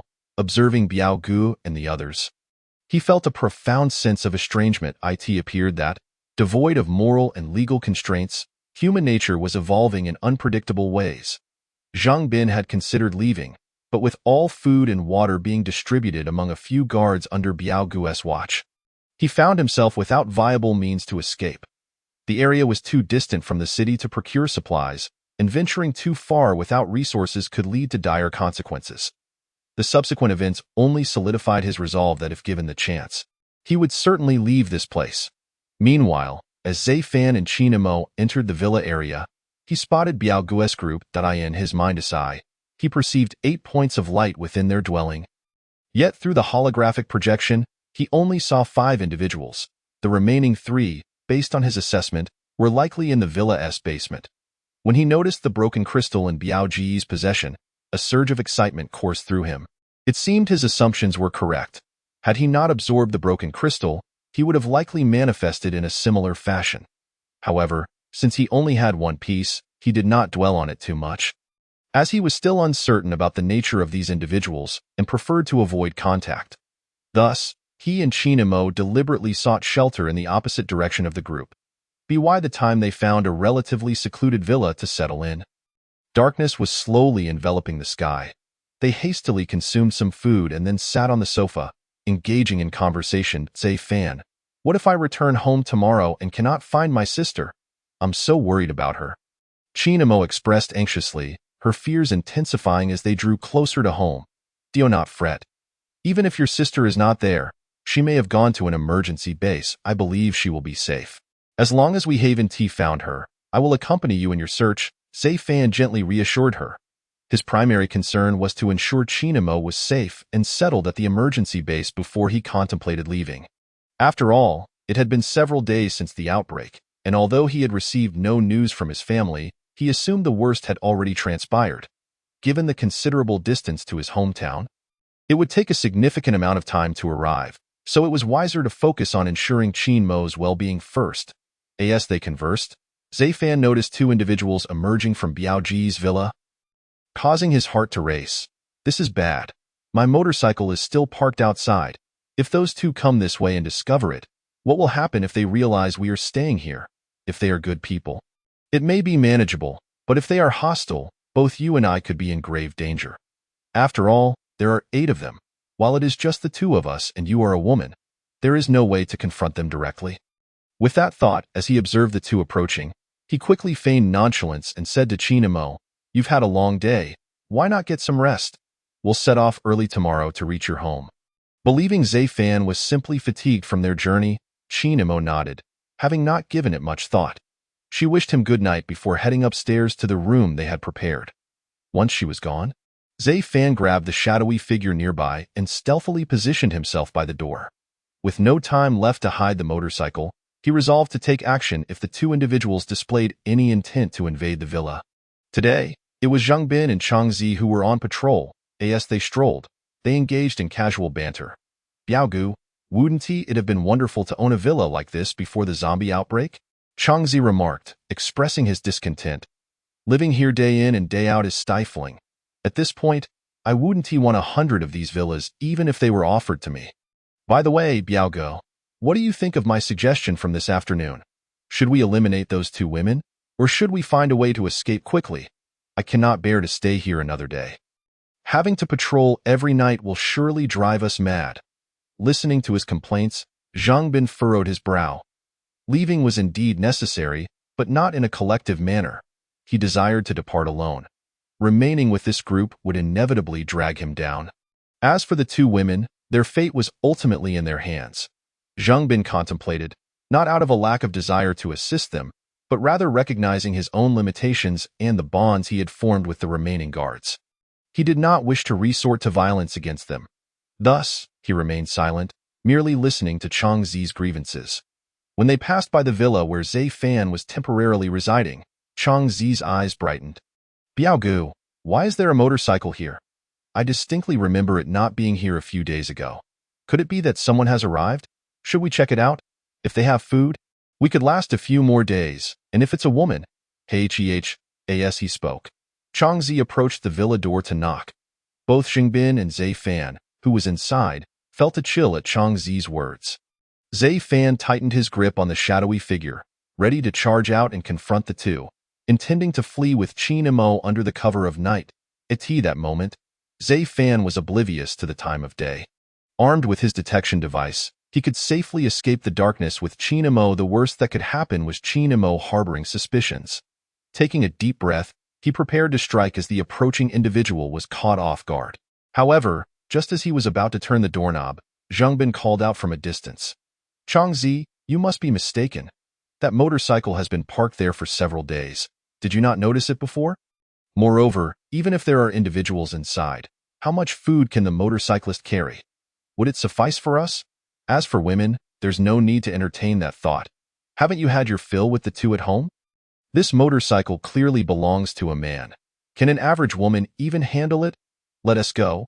Don't complicate matters." With that, he stepped forward to pull Changzi away from the spot. Changzi stumbled slightly from the tug, visibly displeased, and remarked, "Binggu, this is our territory now. If outsiders come in, they must pay a protection fee. Are we really obliged to protect them at this moment?" Seeing that Changzi was reluctant to leave, Zhang Bin grew impatient. "That I've told you. There's no one else here. That motorcycle has been parked for ages. If you don't believe me, we can return and ask the others. Why is it that now that Biaogu isn't here, you disregard my words?" Zhang Bin typically refrained from wielding his title as deputy captain to exert authority, but witnessing Changzi's blatant disrespect, coupled with the recent events, ignited his anger. He spoke sternly to Changzi, as if ready to teach him a lesson at any moment. Changzi's expression soured as he secretly harbored resentment, thinking how Zhang Bin had overstepped his bounds. When they dealt with those in the community, where was Zhang Bin? Sleeping, of course. After they had resolved the matter, he simply enjoyed the spoils. Yet, considering Zhang Bin's capabilities, he quickly masked his expression with a smile, conceding, "All right, Binggu, I trust you. Let us take a look around before heading back." With that, He cast another glance at the villa's doorplate before turning to follow Jingbin. Once Jingbin and Xiangzi departed, Zifan lowered the knife he had raised, relieved that Binggu had proven to be decent. Had that fellow named Xiangzi barged in, the situation could have escalated dangerously, potentially alerting others and putting both himself and Qinemo in jeopardy. Chapter 12. A Journey Alone, 1. Watching Jingbin and Xiangzi fade into the distance, Zifan pondered whether he should awaken Qinemo and lead her away. He resolved to wait until later to rouse her, intending to set off immediately to distance themselves from the scoundrels. From the conversation between the two, it appeared there were 6 men and 2 women in the villa, and it was likely those women had already been mistreated by the group. Zifan, wishing to shield Qinemo from harm, made the decision to take her away. At this moment, Zifan dared not relax, keeping a mental note on the 2 men. He feared that upon their return, Xiangzi's associates might inform Biaogu of their potential presence here. And if they came charging in, he would swiftly lead Qinemo to escape the community. Of course, if nothing came of it, he could allow her a peaceful night's rest. After days of travel and the stress weighing on her, Qinemo had not slept well, and seeing her waning complexion pained Zifan. After Jingbin and Xiangzi returned, Xiangzi descended into the basement. Approximately an hour later, he emerged, noticing everyone else was resting. He quietly made his way to the 2nd floor. While Jingbin, hearing the commotion upstairs, opened his eyes, he had been unable to sleep, fearing Xiangzi might report back to Biaogu, leading to further casualties. He wished to avert such occurrences. Upon seeing Xiangzi ascend, he sat up from the couch and, after hearing a door close, stealthily followed him upstairs. Positioning himself at the door, he pressed his ear against it to listen to the conversation within. Biaogu? Today during our patrol with Binggu, I noticed a motorcycle parked in our community. It seems new. Should we go and take the vehicle along with its occupants? Xiangzi did not elaborate further. Instead, observing Biaogu, who was sitting on the edge of the bed, fiddling with shards of crystal. Without lifting his gaze, Biaogu replied, Why didn't you mention this on your way back? Why report it now? I meant to, but Binggu said that motorcycle has been there for a while and is surely unoccupied. So, Binggu mentioned it, huh? You must have misremembered. He has a sharp memory and wouldn't he make a mistake? Biaogu replied dismissively, but Xiangzi hesitated. But what? Speak plainly. If you have nothing to say, go rest. We need to conserve our energy for our departure, Biaogu said impatiently. Hearing this, Xiangzi's eyes lit up. Boss, I'll say this. When I saw Binggu, his expression didn't he suggest he knew the vehicle had been there all along. Besides, he stopped me from checking the villa. Boss, if no one is inside, wouldn't it be for everyone's safety if I took a look? If there are indeed people and they have supplies, we could, he mimicked a throat-slitting gesture, then we'd have more resources when we leave. With a grin, he cast a sidelong glance at Biaogu. Biaogu met his gaze and fell into contemplation. After a pause, he asked, which villa was the motorcycle in front of? Villa 27. Xiangzi promptly responded. Villa 27, I don't recall seeing a motorcycle parked there. It seems Biaogu was intrigued by Xiangzi's words. All right then, first thing in the morning, you and a few others go check it out. If there truly are people with supplies, follow the usual protocol. Take the food. And as for the people, handle it as you see fit. If they resist, deal with them. With that, he waved Xiangzi off, signaling him to leave. Meanwhile, Jingbin had overheard their conversation and, anticipating Xiangzi's imminent return, swiftly descended the stairs. He resumed his position on the couch, feigning sleep. Once they were asleep, he needed to urgently inform the occupants of the villa to evacuate. Otherwise, they wouldn't have a chance to escape when Xiangzi and his crew arrived. With that in mind, he closed his eyes and waited. Soon after, Xiangzi came downstairs. Observing that everyone remained asleep, he glanced at Jingbin's resting spot, scoffed disdainfully, and returned to his own place to sleep. Simultaneously, although Zifan had not heard their words, he had observed the events unfolding in the neighboring villa with clarity. He deduced that Xiangzi had gone upstairs to speak with Biaogu and grasped the general situation. Originally, he had intended to leave immediately with Qinemo, but upon noticing the nearly 60 shards of crystal on Biaoji's table, he hesitated. So many shards. He had yet to gather such a quantity himself. Where did they acquire this bounty?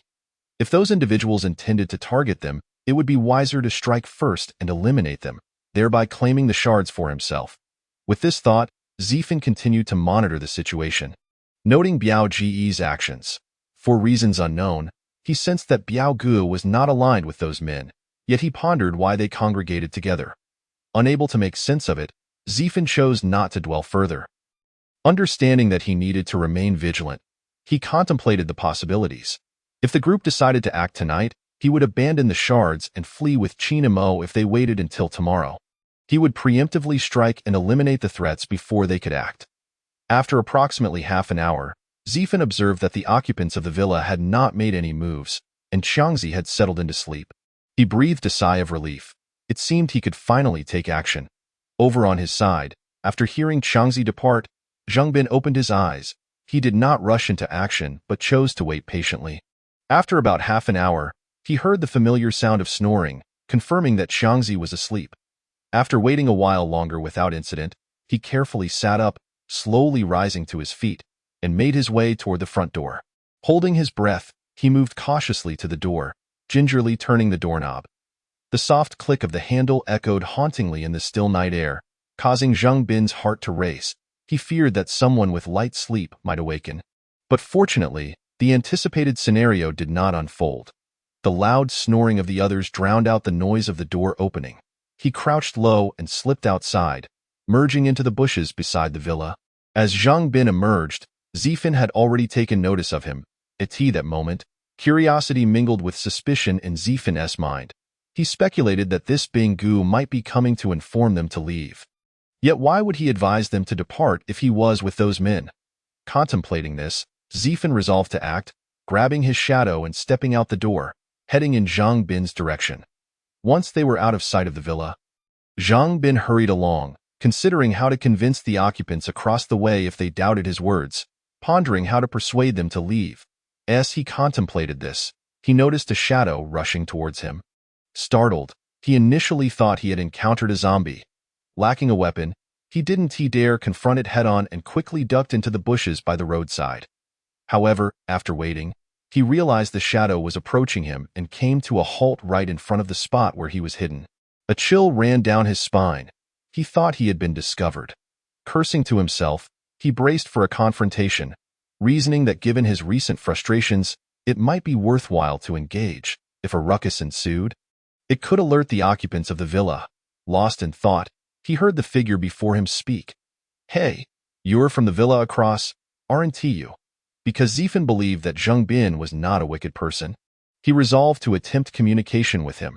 However, he was also filled with uncertainty. Thus he held the knife pointed at Zhang Bin, concealed among the bushes, fearing an abrupt violent outburst.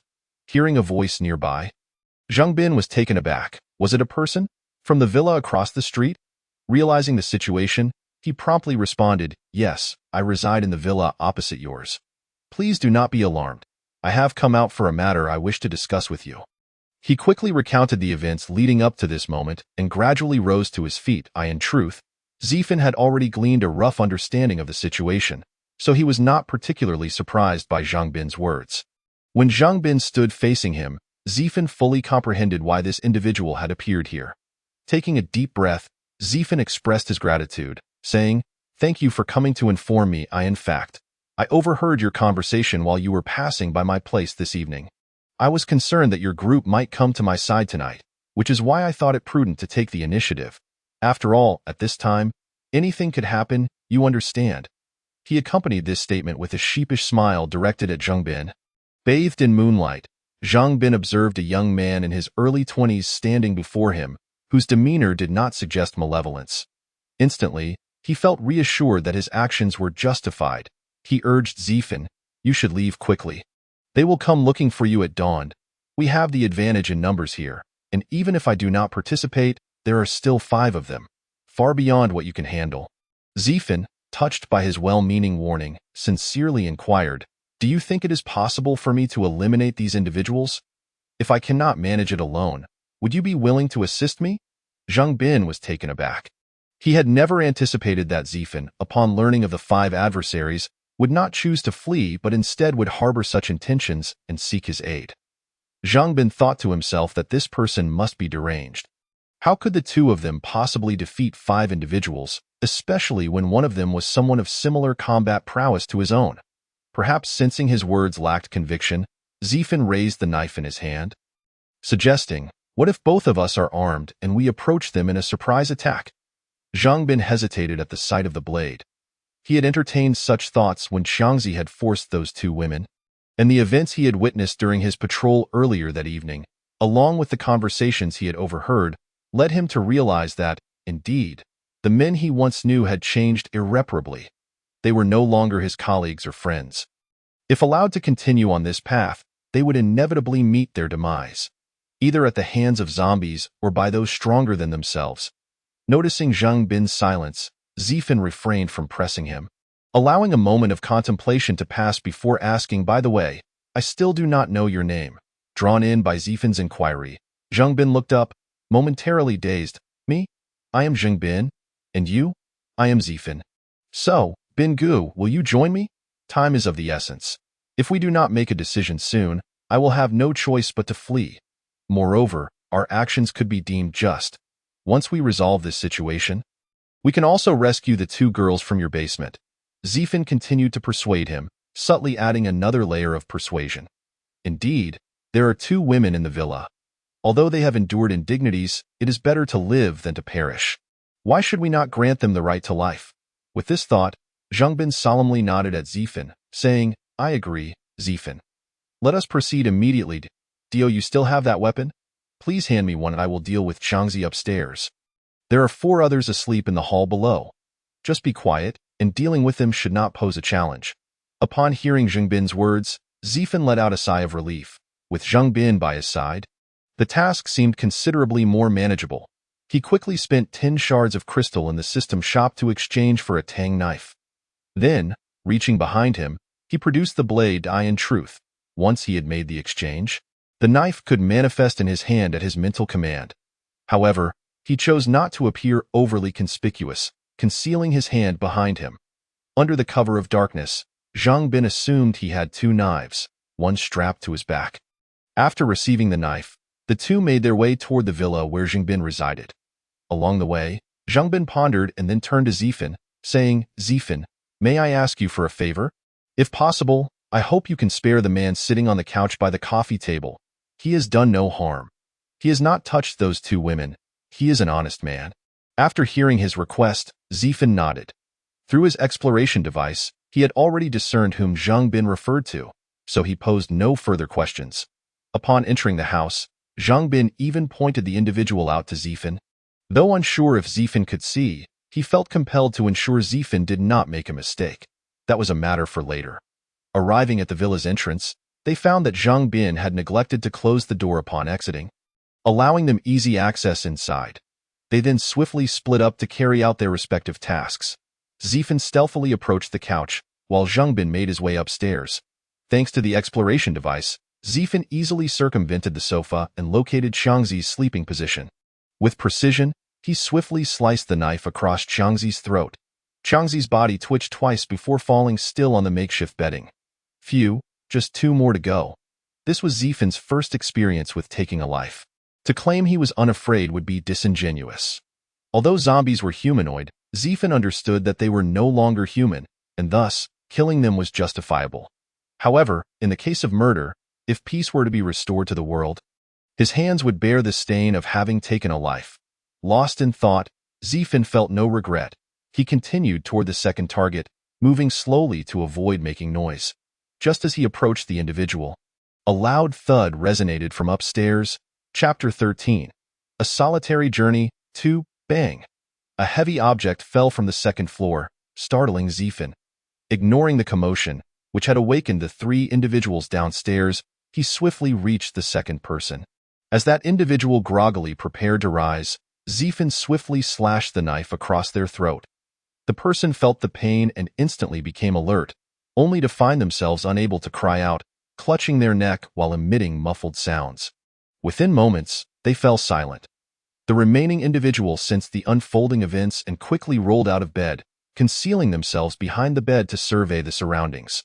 The bright moonlight illuminated the room, streaming through the window, revealing a figure holding a glinting weapon beside their comrade's lifeless body. Noticing another companion sitting up on the couch, he shouted, "Lao Mo, someone has entered. Xiangzi and Haozi may have been killed. Let us take him down together. He is armed, so be careful." Upon hearing this, the man named Lao Mo was momentarily stunned but quickly sprang into action, crawling to grab the police baton from under the coffee table. This was a tool they had used as security guards, now repurposed as a weapon. He then maneuvered around the table to block Zifin's escape route. Zifin showed no intent to flee. He assessed the man before him and calmly stated, "Lao Mo, Zhengbin says you are a good person.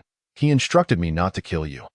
Otherwise, do you really believe that if two of your comrades are dead, you would still be standing here?" Zifin continued, "You are well aware of what these men are like. I have come here to deal with them. Otherwise, they would bring you along to confront me tomorrow. Two of them are already dead. And Ben Guo is upstairs dealing with Chang's. Oh, you still intend to fight me?" Hearing this, Lao Mo hesitated. Indeed, he was honest but not foolish. He had witnessed the actions of Xiangzi and his group. However, he knew that if he distanced himself from them, he would not survive. Furthermore, Zhang Bin had treated him well in the past, and so he preferred to trust him.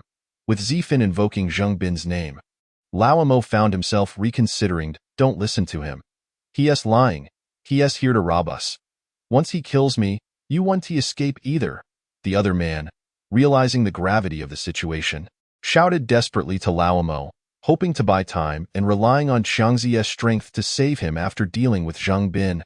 However, Zifin was equally astute, denying him any opportunity.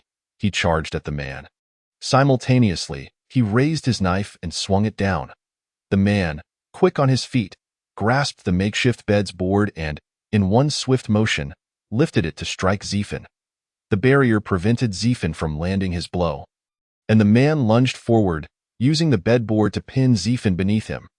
This action unfolded in mere seconds, catching Zifin off guard. With a thud, he was forcefully pressed down, and his knife slipped from his grasp. Seeing that he had successfully subdued Zifin, the man felt a surge of triumph and prepared to roll over and seize the knife lying on the ground. However, just as he reached for the handle, another loud thud echoed through the room. It was Lao Mo striking out, having swung the police baton forcefully against the back of the assailant's head. The man was immediately dazed, lifting his gaze to Lao Mo to utter something. But before he could speak, he collapsed, his eyes rolling back as he lost consciousness. Zifin promptly pushed aside the bedboard atop him, relieved that it was not overly heavy. Otherwise, the weight of that man would have surely crushed him. Coughing a few times, Zifin suppressed the pain in his chest as he rose to his feet and walked over to retrieve the knife. Turning to Old Mo, he expressed his gratitude, saying, "Old Mo, thank you. Otherwise, I would have met my end here today." Old Mo, feeling somewhat bashful, scratched his head and replied with a smile, "It's nothing. I trust Binzi. Since Binzi is working with you, I shall follow suit. Besides, I've long seen this group for what they are. Scoundrels who prey on innocent girls today. We shall put an end to them with that." He charged up the stairs. Zifin paused momentarily, swiftly dispatching the unconscious man with a knife before following Old Mo upstairs.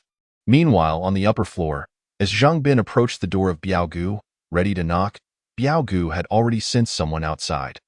Having taken precautions, he installed a sensor at the stairway entrance. Whenever someone passed by, the receiver in the room would light up and vibrate twice.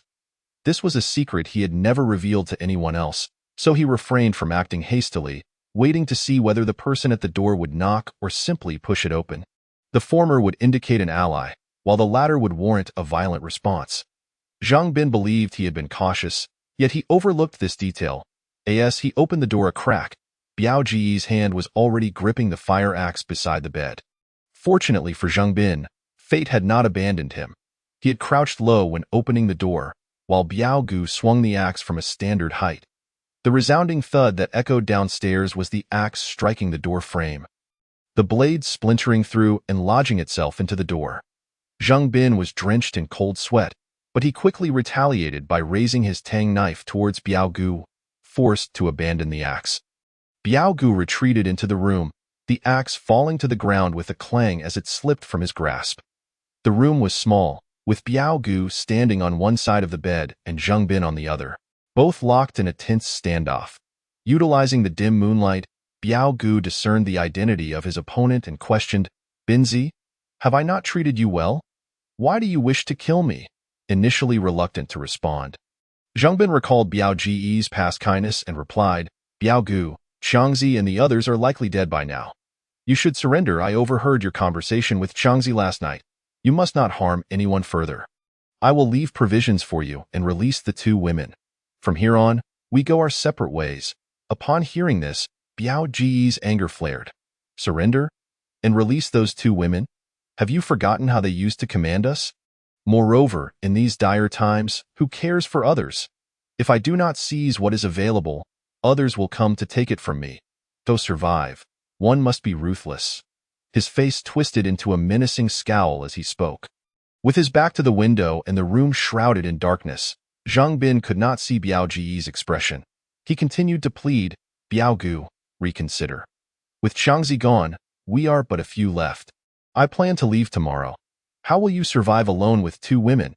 It would be better to release them and allow them to fend for themselves. I will leave food for you.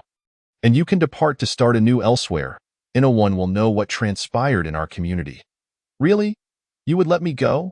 Biao Gu feigned acquiescence, softening his tone, though his eyes still glinted with malice. "Hidden from view. Then step aside and allow me to leave," he added. Zhang Bin, despite a flicker of doubt, complied and shifted aside, granting Biao Gu a clear path. As Biao Gu moved towards the door, he suddenly bent down to seize the fallen axe and bolted outside. Zhang Bin had expected Biao Gu to flee, but was taken aback when Biao Gu snatched up the axe. Alarm bells rang in his mind, and he swiftly followed after him. Just as they burst through the door, Oldemo and Zifin were racing up the stairs. Oldemo, being in the lead, realized too late that someone was rushing downstairs. A gust of wind rushed past him, followed by a sharp pain at the top of his head, and warm liquid trickled down his face before he lost consciousness entirely. Zifin, trailing closely behind Oldemo and hearing the commotion, felt a chill run down his spine. He understood that Oldemo had fallen victim to Biao Gu, while Zhang Bin feared that Zifin had been slain. In an instant, both men were consumed by rage and charged at Biao Gu. Unbeknownst to Biao Gu, who believed he had dispatched Zhang Bin's accomplice, it was in fact Oldemo who had met his demise. Without time to contemplate, he lunged forward, only to feel something pierce through his chest. Looking down, he saw a knife embedded in him and let out a grim chuckle as he crumpled to the ground. Zhang Bin, realizing something was amiss, called out, "Zifin, is that you?" "It is I, Bin Gu." Then, just now, Biao Gu killed. Zhang Bin could not finish his thought, for he already knew the answer. Time seemed to freeze for an instant, and both men fell into silence. Alas, I did not expect Oldemo to meet such a fate. Zhang Bin sighed. He understood that those who had sided with Biao Gu would inevitably perish, yet he had not anticipated that Oldemo would fall victim in such a tragic turn of events. Zifin felt a profound sorrow. Having just saved Oldemo, he now witnessed his demise. A chill of fear gripped him. Had Oldemo not charged ahead, it might have been he who perished. Although he possessed a detector to sense Biao Ji's movements, sometimes actions cannot keep pace with thoughts. In a mere flash, Oldemo had been slain, leaving no time to shout a warning. After a moment, Zifin broke the silence, saying, "Bin Gu, I'm sorry. I couldn't protect Oldemo." "This is not your fault, Zifin. I too did not anticipate Biao Ji's relentless pursuit. Had I not harbored the selfish desire to let him go, Oldemo would not have met his end." Zhang Bin candidly acknowledged his own culpability. "Let it be. The dead cannot be revived. Let us work together to carry their bodies to the basement, lest they rise again as the undead." Given the darkness, it was not a suitable time to burn the bodies. Otherwise, the flames might attract the attention of nearby zombies.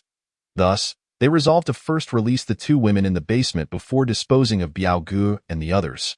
As they entered the pitch-black basement, Zifin was greeted by a foul stench. The two women, huddled together in fear upon hearing footsteps, trembled. Zifin's detector revealed that they were both injured, igniting a surge of anger within him. Biao Gu and his ilk were truly despicable for committing such heinous acts. Zhang Bin remained silent, and Zifin approached the women, crouching beside them. "Oh, not be afraid. We have dealt with those upstairs. You are safe now. I can take you up, or if you prefer, you may stay here and find your own way home." Hearing a stranger's voice, the women hesitated to look up at Zifin, their bodies frozen in place due to the darkness. Zifin could not force them to rise, so he reassured them, "We will soon bring Biao Ji's bodies down. Stay here, and should they rise as zombies, do not blame us." With that, he turned to ascend the stairs. Initially, the women were skeptical and remained still, but when Zifin and Zhang Bin returned carrying the bodies of Biao Gu and the others, they believed him, scrambling up to the first floor. Once there, they dared not scatter but instead found a corner to huddle in. Ignoring them, Zifin and Zhang Bin completed their task of disposing of the bodies and locked the basement door. They then sat on the sofa to discuss their plans. "Bin Gu, what do you intend to do next?" Zifin inquired. "I plan to return to my hometown. I have long wished to go back. But previously, Biao Gu and his gang controlled the food and water, making it impossible to leave. Now that they are dealt with, I can finally depart." "What about you, Zifin?" "I also plan to leave tomorrow morning. It is too late tonight. I will stay here for the night." Zifin refrained from mentioning China Mo, having only known Zhang Bin for a couple of hours. Though he sensed that Zhang Bin was not a bad person, he remained cautious. "Let us divide Biao Ji's food and water. We can leave some for the two women and take the rest with us," Zhang Bin suggested. "No need, Bin Gu, I still have provisions. What I cannot carry, you can share among the three of you," Zifin replied. In truth, he did not desire the supplies, having scanned the area and discovered that the food was running low, making him reluctant to ask for more. Upon hearing that Zifin intended to leave the food and water for them, both Zhang Bin and the two women felt a surge of joy. Zhang Bin was pleased, knowing that leaving provisions for the women would allow him to conserve his own rations when he ventured out. The women, hearing this, recognized that these two men were indeed not malicious, for they had offered them freedom and sustenance. However, the two women dared not interject, remaining quietly in the corner, listening intently to the conversation between Zifin and the others. Feeling the passage of time weighing heavily, Zifin prepared to rise and return. Just as he was about to depart, he suddenly recalled the shards of crystal he had yet to collect. He then inquired, "Bin Gu, after you vanquished the zombies here, did you happen to acquire any crystal-like items?" Zhang Bin paused in surprise, then responded, "Yes, how did you know? Though we are uncertain of their purpose, do you know?" Zifin found himself at a loss for how to explain to Zhang Bin, so he simply stated, "That item is quite valuable to me. It generally holds little significance for ordinary people." "Ordinary people?" Zhang Bin scrutinized Zifin once more, failing to discern anything particularly remarkable about him. However, he dismissed the thought, recognizing that the item served no purpose for him, as even if it could be traded for money, currency held little value in this apocalyptic world. Thus, he led Zifin upstairs to retrieve the shards of crystal, presenting him with a total of 56 pieces. Zifin's heart raced with exhilaration. This was a quantity he had not been able to amass despite his arduous efforts. Now, he possessed a total of 96 shards, a sudden stroke of fortune that left him overjoyed. Quietly stowing the crystals away, he bid farewell to Zhang Bin and, as he prepared to leave, Zhang Bin attempted to return the knife he had borrowed. But Zifin declined, stating it was a gift, which prompted another wave of gratitude from Zhang Bin. Chapter 14. A Solitary Journey, 3. Upon returning to the villa, Zifin tiptoed back to his room and lay down. Reflecting on the events of the evening, gazing at the shards of crystal he had just integrated into his system, he felt a surge of excitement. It truly was swift to acquire through looting. Contemplating his situation, he calculated that, after giving Zhang Bin the knife which cost him 10 shards, he now had 96 remaining. He intended to reserve 10 shards for China Mo to prepare the virus serum and another 10 to replace his knife in case it broke. Leaving him with 76 shards, he pondered whether to purchase an upgraded Tang knife or a vial of virus serum to enhance his physical capabilities. Should he opt for the upgraded knife, he would need to set aside 60 shards, leaving him with 36. Conversely, if he chose the virus serum, he would be left with 26. The dilemma weighed heavily on him. If only he could acquire more shards. Lost in his thoughts, Zifin unknowingly drifted off to sleep. At the break of dawn, a knock echoed from outside the villa door. Hearing the sound, Qin Imo hesitated to answer, instead rushing to awaken Zifan.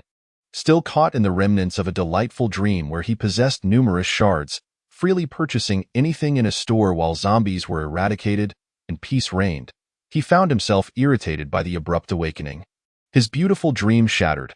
However, he refrained from expressing his frustration towards Qin Imo, noticing Zhang Bin waiting patiently at the entrance. Hastily, he rose and descended the stairs, glancing back at Qin Imo as he said, "Stay put for a moment. I need to handle something." Qin Imo nodded obediently, taking a seat on Zifan's bed as she awaited his return. Upon reaching the lower floor, Zifan opened the villa door to find Zhang Bin with a travel bag slung over his shoulder. The tang knife also strapped to his back. Zifan envied Zhang Bin's preparedness. The knife's sheath made it easy for him to carry, while Zifan still had to wrap his knife in cloth. With a sigh, he inquired if Zhang Bin was departing. Zhang Bin nodded, stating, "Zifan, I must leave. I don't know if we'll have the chance to meet again. So I wanted to say goodbye and thank you for all your help." Zifan felt a pang of sadness at the impending farewell and wished him well on his journey, urging him to take care. "You too, take care," Zhang Bin replied before turning to leave. As Zhang Bin passed the motorcycle parked at the entrance, Zifan suddenly called out to him. Curious, Zhang Bin turned back, asking, "What's the matter? Is there something else?" Zifan gestured to the motorcycle, saying, "Take this motorcycle. It's a rural area, and walking alone could take ages. If you encounter zombies on the way, you won't be able to escape." Approaching the motorcycle, he feigned adjusting the wiring to start it, then reminded, "Remember, don't turn it off. There's still half a tank of fuel. Go as far as you can, and if you come across a gas station, fill up quickly. I haven't secured the gas cap properly, and this bike isn't mine, so there's no key." Zhang Bin was taken aback by his words, waving his hand dismissively. "That won't do. If I ride your bike, what will you do? Aren't you leaving as well?" Zifan chuckled. "Yes, I am leaving, but I'm heading out of the city. The roads are wide, and I can find a car to drive. There are plenty of vehicles here, and all are in good condition. Finding another car will be easy. Can you drive?" Shaking his head, Zhang Bin replied, "I can't drive a car, but I can manage a motorcycle." "Are you really able to find a drivable car?" Although intrigued by Zifan's suggestion, Zhang Bin hesitated to agree immediately. "Rest assured, I can handle it. I'm leaving this motorcycle in your care. Treat it well. I haven't had enough sleep yet, so I'll return to catch up on rest. Until we meet again," he said, turning back toward the villa, waving casually at Zhang Bin over his shoulder. Zhang Bin watched Zifan retreat into the villa, waving back even though he knew Zifan couldn't see him. He silently whispered, "Until we meet again, my friend," before mounting the motorcycle and riding away in his mind. Zifan watched Zhang Bin's solitary figure fade into the distance, wishing him good luck as he departed. Upon returning to his bedroom, Zifan found Qin Imo waiting on the sofa. "Let us go. I've found a car," he announced. "Oh, we need to bring the electric stove from the kitchen and grab 2 pots." Approaching Qin Imo with a slight smile, he picked up their bags and turned towards the kitchen, with Qin Imo following closely behind, carrying his knife. When they arrived at the car, Qin Imo expressed her surprise. "We retaking this car?" "Yes, this is the one. What's wrong?" Zifan replied. "It's a great car, but it consumes a lot of fuel." "Not to worry, the tank is full, and I've stocked the trunk with extra fuel. The main thing is that it's safe to drive. If we encounter zombies, just plow right through," Zifan joked. "All right then," Qin Imo conceded, opening the door to the driver's seat and climbing in. Given the height of the Hummer, even though Qin Imo wasn't short, it still required some effort to get in. Zifan placed the bags of both individuals, along with the induction cooker and pot, in the back seat before opening the door to the passenger seat. He accepted the knife that Qin Imo handed him and settled into the seat. "How comfortable," both of them exclaimed, marveling at the luxurious seats of the Hummer. Qin Imo then prepared to locate the keys to start the vehicle. While Zifan appeared somewhat bewildered, observing Qin Imo's frantic search, he inquired about her predicament, to which she responded, "How can the car start without the keys?" Embarrassed, Zifan scratched his head and replied, "I was going to jump-start it." With the same excuse rolling off his tongue, Qin Imo was left speechless. The notion of jump-starting a car seemed absurd. Zifan exited the vehicle and began to wander around the front of the engine hood. However, after a considerable time, he found himself at a loss for how to open it. Qin Imo, witnessing his struggle, couldn't help but chuckle. She opened the door and called out, "Zifin, what are you looking for?" I forgot how to open the hood," he admitted, rubbing his forehead.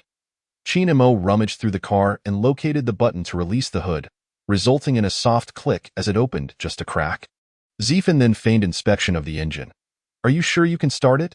It seems like you've never even opened the hood," Chinamo questioned skeptically. "Don't worry, it will be ready shortly," Zifin replied, his face reddening, nearly revealing his ruse of pretending to jumpstart the vehicle.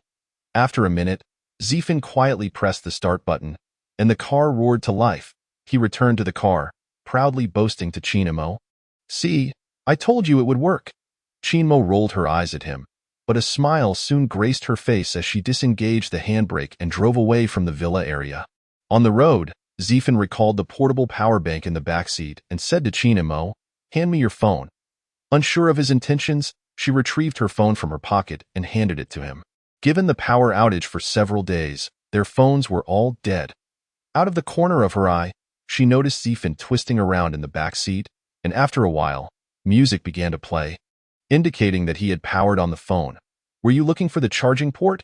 she asked, puzzled. Zifin smiled mysteriously and replied, "Guess." Rolling her eyes in exasperation, Chinamo said, "Isn't it just charging in the car? What's so special about that?" It seems the car can charge phones," Zifin admitted sheepishly, realizing he had forgotten that the vehicle had charging capabilities while trying to show off the outdoor power bank he found. "Why did you go to the back seat to find the charging port when there's one right under the display screen in front?" she queried. "Well, I wasn't just looking to charge the phone. I wanted to tell you that I found 2 portable power banks. Now you see why I insisted on bringing the induction cooker and pot earlier," Zifin explained, a hint of embarrassment in his tone. "Really? That's fantastic. We won't have to live off vacuum-sealed food anymore, and we won't have to worry about our phones running out of battery. This way, we can also contact our family anytime," Chinamo exclaimed in delight. "Yes, that's exactly my intention. However, we must be frugal. Once the power banks are depleted, we want to have a way to recharge them," Zifin cautioned with a smile. The thought that Zifin had resolved so many issues lifted Chinmo's spirits, and the anticipation of reaching home soon had her humming a tune as she drove. Zifin, seated in the passenger seat, observed Chinamo for a while before closing his eyes to feign sleep. Not wanting to disturb him, Chinamo carried on with her driving. Though he appeared to be dozing, he was, in fact, utilizing his mental exploration device to continuously scan their surroundings. In recent days, as they traversed the city, the navigation system data within Zifin's device had changed. The current readings were as follows. Map loaded, current 0.005, range, 1 kilometer around the user, biological entities loaded, current 0.05, range, 1 kilometer around the user, static items loaded, current 0.1, range, 1 kilometer around the user, vehicles loaded, current 0.5, range, 1 kilometer around the user. Observing these changes, Zifin couldn't help but marvel. It appeared that there was much in this world he was yet unaware of. Like the mysterious girl who had appeared previously. Shaking off those thoughts, Zifin explored the system's store, discovering no new items beyond what he had already cataloged. He wished he could acquire a few firearms or other ranged weapons. Their lethality far surpassed that of a mere knife. Unfortunately, upon passing by the police station, he discovered that all the weaponry in the armory had been depleted, leaving him feeling somewhat helpless. Suddenly, a light bulb went off in Zifin's mind. If the shards could be located by others, and the knife he exchanged in the system could be taken by Zhang Bin, did that imply that others could also utilize items obtained from the system store? If so, he could trade items from the store for shards, selling what others needed at a price exceeding the shard value of the store items. With the difference, he could purchase what he required, and soon enough, he would be able to afford the items he desired from the store. The more he pondered, the more exhilarated he became. Although the store items were expensive, there would always be those in need, and ordinary people had no use for the shards, making them likely to trade. Once he sold items to others and generated some buzz, he would quickly amass a significant number of shards. He envisioned opening a small shop, selling items for shards, and living a prosperous life. The thought of such a bright future beckoned to him, causing a smile to unconsciously form at the corners of his mouth. Chapter 15. The Vanishing Girl, 2. Time rewinds to 6 days prior. In the northern part of Haicheng, at emergency base number 003 of Xia Country, the entire base had been excavated horizontally through the mountain and extended vertically downwards. The base consisted of 6 levels. The ground floor was 20 meters high, measuring 800 meters in both length and width, while the 5 underground levels were 10 meters high, each covering an area of 10,000 square meters. At this moment, the ground floor was deserted, populated only by numerous wandering zombies. And the same was true for the first underground level, in the underground second-level plaza. Many civilians sat on the ground, separated from one another. Upon closer inspection, one could discern that many faces bore expressions of panic and fear, with individuals casting wary glances at those nearby. Yes, wariness. Just 2 days prior, on the ground floor, amidst the orderly influx of people into the base, a sudden riot erupted. Some ordinary civilians transformed into zombies and attacked those around them, resulting in casualties. The commander responsible for the base's affairs responded swiftly, issuing commands to organize armed forces for a purge, thereby averting a catastrophe. However, within hours, similar events unfolded on both the ground and first underground levels. Due to the abrupt nature of the transformations, most individuals had no time to react and were bitten or killed, prompting the commander to abandon the ground and first underground levels in favor of retreating everyone to the second underground level.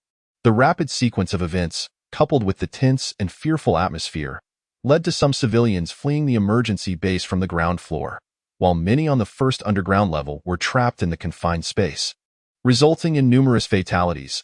Only a few were relocated to the second underground level. Originally, the lowest level of the base was designated for storing supplies and weapons, while the third and fourth underground levels were filled with temporary shelters accommodating many civilians. Additional shelters were being constructed on the first and second underground levels, which barely sufficed. Following the incident, the leadership decided to reduce the living space for civilians on the third and fourth underground levels to alleviate the pressure. But even so, many civilians were temporarily housed in the unfinished shelters of the second underground level plaza. After thorough investigations and analyses, researchers discovered that the mutated individuals were almost exclusively found on the first and second underground levels. The source of these mutations was the shards.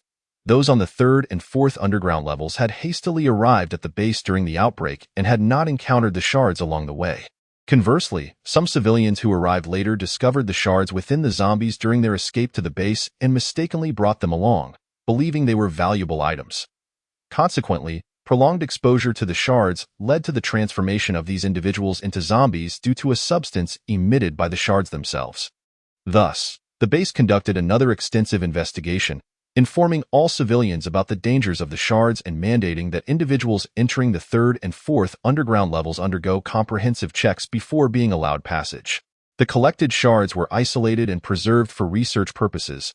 In the underground first level, numerous zombies aimlessly wandered the plaza. In an inconspicuous corner, a slight commotion arose beneath a pile of corpses that had not transformed into zombies. As the noise attracted the attention of nearby zombies, they gathered around, yet strangely, none launched an attack. Soon after, a bloodied hand emerged from the heap of bodies. With great effort, its owner began to push aside the corpses and slowly sat up. At this moment, the person, with a blood-soaked face reflecting confusion, gazed at the surrounding zombies with wide eyes filled with terror, nearly letting out a scream. However, upon realizing that none of the zombies were attacking her, she found the situation oddly perplexing. After sitting in a daze for quite some time, she organized the chaotic thoughts swirling in her mind. My name is Qin Yinner, a native of the capital. 20 years of age. I have parents and an elder sister at home. I came here to visit my sister, and upon my arrival, I was met with a zombie outbreak, and then, the young girl pressed her forehead, struggling to recall the events that followed, but she knew she had lost her sister. As for her sister's appearance, the details eluded her. Where am I? How did I end up here? I must leave this place swiftly and find my sister, she muttered to herself, rising to her feet. Upon surveying the towering walls and the lofty ceiling around her, she found herself momentarily lost in thought. How will I escape? Soon, her gaze fell upon an elevator embedded within the wall, not far to her left. Consequently, she hurried towards it, perhaps unaware of her own remarkable speed. In less than 2 seconds, She had covered the 50 meters to the elevator. However, when she pressed the elevator button, it yielded no response. She began to pound on the elevator doors, desperate to escape, yet it felt as though the world had grown silent, providing no answer. Finally, exhausted from her efforts, she collapsed onto the ground. What should I do? Am I truly destined to perish here? My stomach is growling, and I have no food. Will I starve to death or die of thirst? Lost in her thoughts, she buried her face in her hands and wept. Yet she remained oblivious to the fact that no tears fell from her eyes, regardless of her anguish. Time passed, and when she finally regained her composure, a faint, sweet aroma wafted into her senses. Intensifying her hunger, she lifted her head to scan her surroundings but found no sign of food, leaving her feeling somewhat disheartened. However, when a zombie passed by her side, she was taken aback. Yes, the sweet scent emanated from the zombie itself. This realization widened her eyes in disbelief. How could this be? How could I possibly feel hunger toward such repulsive creatures? Why do they evoke a desire to consume? Yet, the feeling in her stomach was undeniably one of intense hunger. Not nausea. Shaking her head to dispel the impulse, she could only sit quietly beside the elevator. Meanwhile, the personnel responsible for monitoring the underground level had spotted the girl on their screens. The leadership had decided that armed personnel would be organized to ascend from the elevator to the underground and above ground levels to eradicate the zombies there and reclaim control of the base. Thus, they arranged for personnel to keep a vigilant eye on the situation below. Upon spotting the girl, the monitoring staff promptly reported the incident to their superiors, also relaying the information about how swiftly Qin Yin'er had rushed to the elevator. This caught the attention of higher authorities, prompting several leaders and researchers to gather around the monitors to observe the unfolding situation on the underground level. Gradually, Qin Yin'er's hunger intensified, and a hint of crimson flickered in her eyes. When the overwhelming sensation of hunger overpowered her rationality, she sprang into action, leaping to her feet and swiftly closing the distance to a zombie that had its back turned to her. With a sudden thrust of her hand, she pierced the zombie's skull, rendering it motionless. Retracting her hand with haste, she found a shard of crystal in her palm. She was unaware of what it was, but the intoxicating sweetness told her it must be delectable. Shaking off the excess flesh and blood, she tossed the crystal into her mouth without a second thought. In one swift motion, she swallowed it whole. Not bothering to chew as the crystal settled in her stomach, she felt a surge of energy radiating throughout her body, invigorating her. She then began to seek out her next target. Observing this scene through the monitors, the researchers and higher-ups swallowed hard, not due to the allure of what Qin Yin'er was consuming, but rather from a sense of disgust and revulsion that they suppressed by swallowing. Soon, after devouring her 10th crystal, Qin Yin'er felt sated. Looking at the remaining hundreds of zombies, she realized that at least for the time being, she need not worry about food. Although she had attacked the zombies, they offered no resistance. As if in the natural order of things, they were merely sustenance for her. After her meal, Qin Yin'er felt a wave of fatigue wash over her, so she returned to the elevator and sat against the wall. Drifting off to sleep. In the monitoring room, silence reigned, occasionally interrupted by the sound of someone swallowing. Is that a human or a monster? She actually regards zombies as food. Did you see? She swallowed the irradiated crystal from the back of that zombie's head. One voice remarked. The others gazed at him with incredulous expressions. All present had witnessed the scene. Was it necessary for him to reiterate it? Reflecting on the image of the girl consuming the crystal, they decided to dismiss the thought lest they lose their appetite for dinner that evening. That moment, a middle-aged man, the highest decision-maker of the base, Zhang Dongliang, spoke up. Everyone has seen this. She appears to be a girl. Indeed, a human girl. She might have entered the underground base with the fleeing crowd, but due to the recent zombie transformation incident, she was left on level -1. We cannot ascertain what caused her current state, and we are unable to determine whether she still possesses human thoughts. Given her current condition, do you all believe we should reclaim level -1 swiftly and capture her? A nearby officer pondered before responding. Commander Zhang, there are still many zombies on level -1. Our elevator cannot transport enough combat personnel at once. If we initiate a sweep of level -1 now, the casualties could be significant, another officer concurred. Yes, Commander Zhang, Since this girl can eliminate zombies and consume the crystals within their brains, perhaps we should wait until she has eradicated them or a substantial portion before attempting to capture her." Others nodded in agreement. At this juncture, Commander Zhang turned to an elderly researcher in his 60s and asked, "Tang Lao, what are your thoughts?" The researcher, known as Tang Lao, snapped back to reality from the monitor's glare. Somewhat bewildered. "What do you mean?" Zhang Dongliang patiently reiterated the topic, asking, "Tang Lao, do you believe we should organize personnel to capture this girl now, or wait until she has eliminated a portion of the zombies before apprehending her?" After a moment of contemplation, Tang Lao replied, "From the footage, it is evident that this girl possesses physical capabilities that surpass many trained soldiers, particularly her hands, which can effortlessly crush a zombie's skull. Thus, she is highly dangerous. However, after her recent feeding, there is no indication that her abilities have enhanced. Therefore, it appears that her consumption is merely for energy replenishment, presenting no additional risks. I suggest we observe her for a couple of days, and then proceed to capture her after she has cleared out a portion of the zombies." After hearing Tang Lao's analysis, Zhang Dongliang nodded in agreement.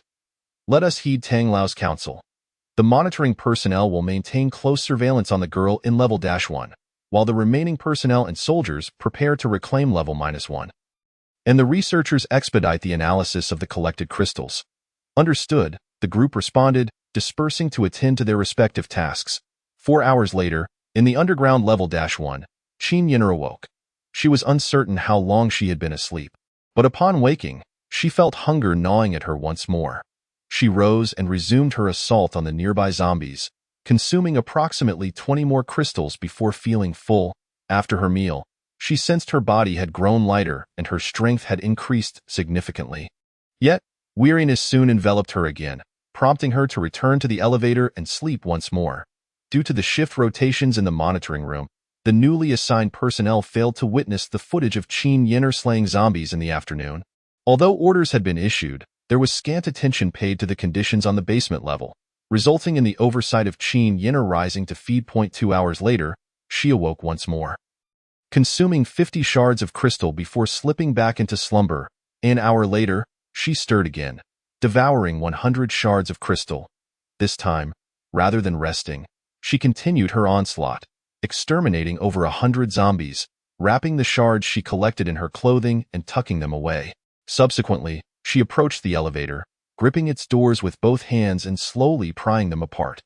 The jarring sound of an alarm pierced the stillness of the monitoring room, abruptly rousing the sleeping operator. Upon viewing the footage of Qin Yin'er effortlessly yanking the elevator doors open, his heart sank. The elevators in this base were specially designed to withstand even rocket fire, yet she had wrenched them apart with such ease. The weight of the assignment from above hit him like a chill, prompting him to activate the alarm over the intercom. Upon hearing the alarm, Qin Yin'er did not hesitate. She climbed the steel cables of the elevator shaft, ascending to the ground level, where she applied the same method to pry open the surface elevator doors before vanishing into the base. When the various leaders and researchers arrived at the monitoring room in response to the alarm, they found the operator slumped in his chair, and the footage revealed over 100 remaining zombies in the basement, alongside the damaged elevator doors on both the basement and ground levels. Chapter 16.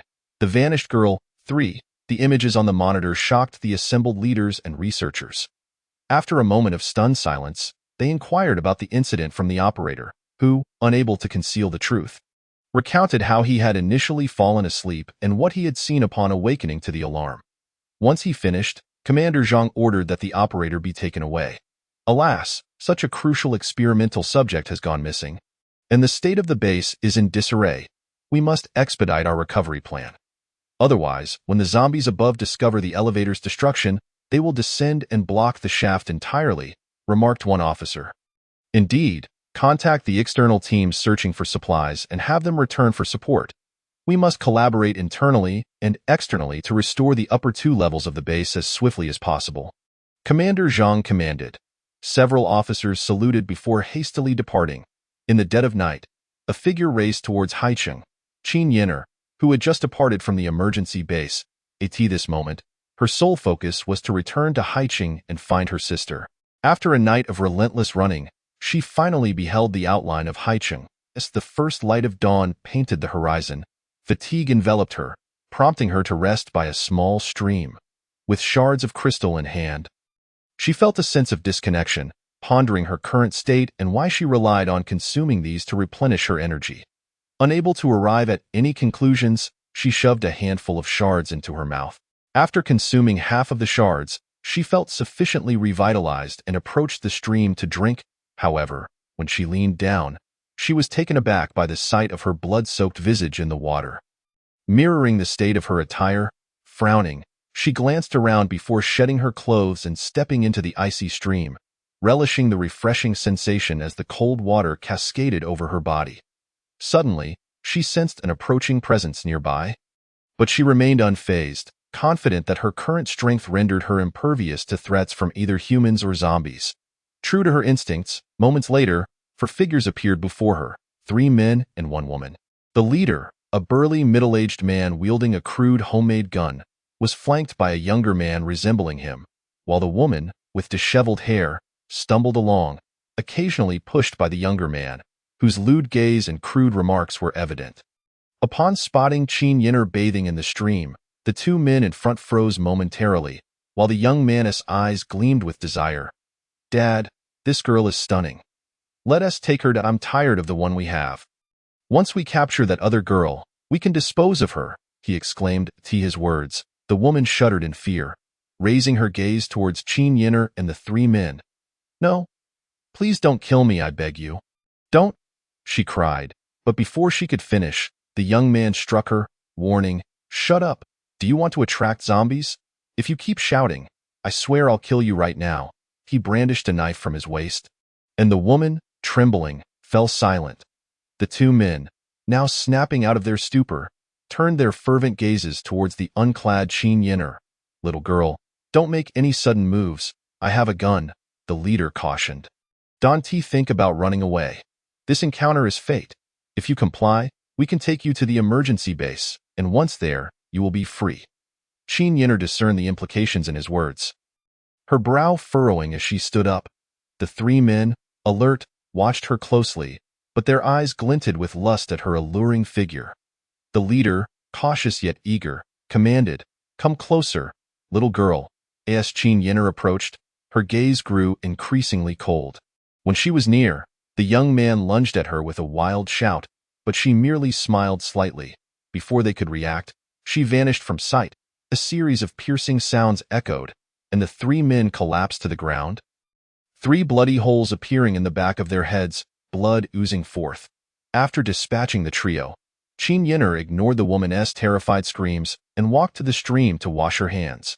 Preparing to don her clothes and depart, she noticed they were stained with blood and reeked terribly, prompting her to return to the woman. At that moment, the woman knelt on the ground, no longer crying out, merely staring at Qin Yin'er with fear. "Please don't kill me," she trembled.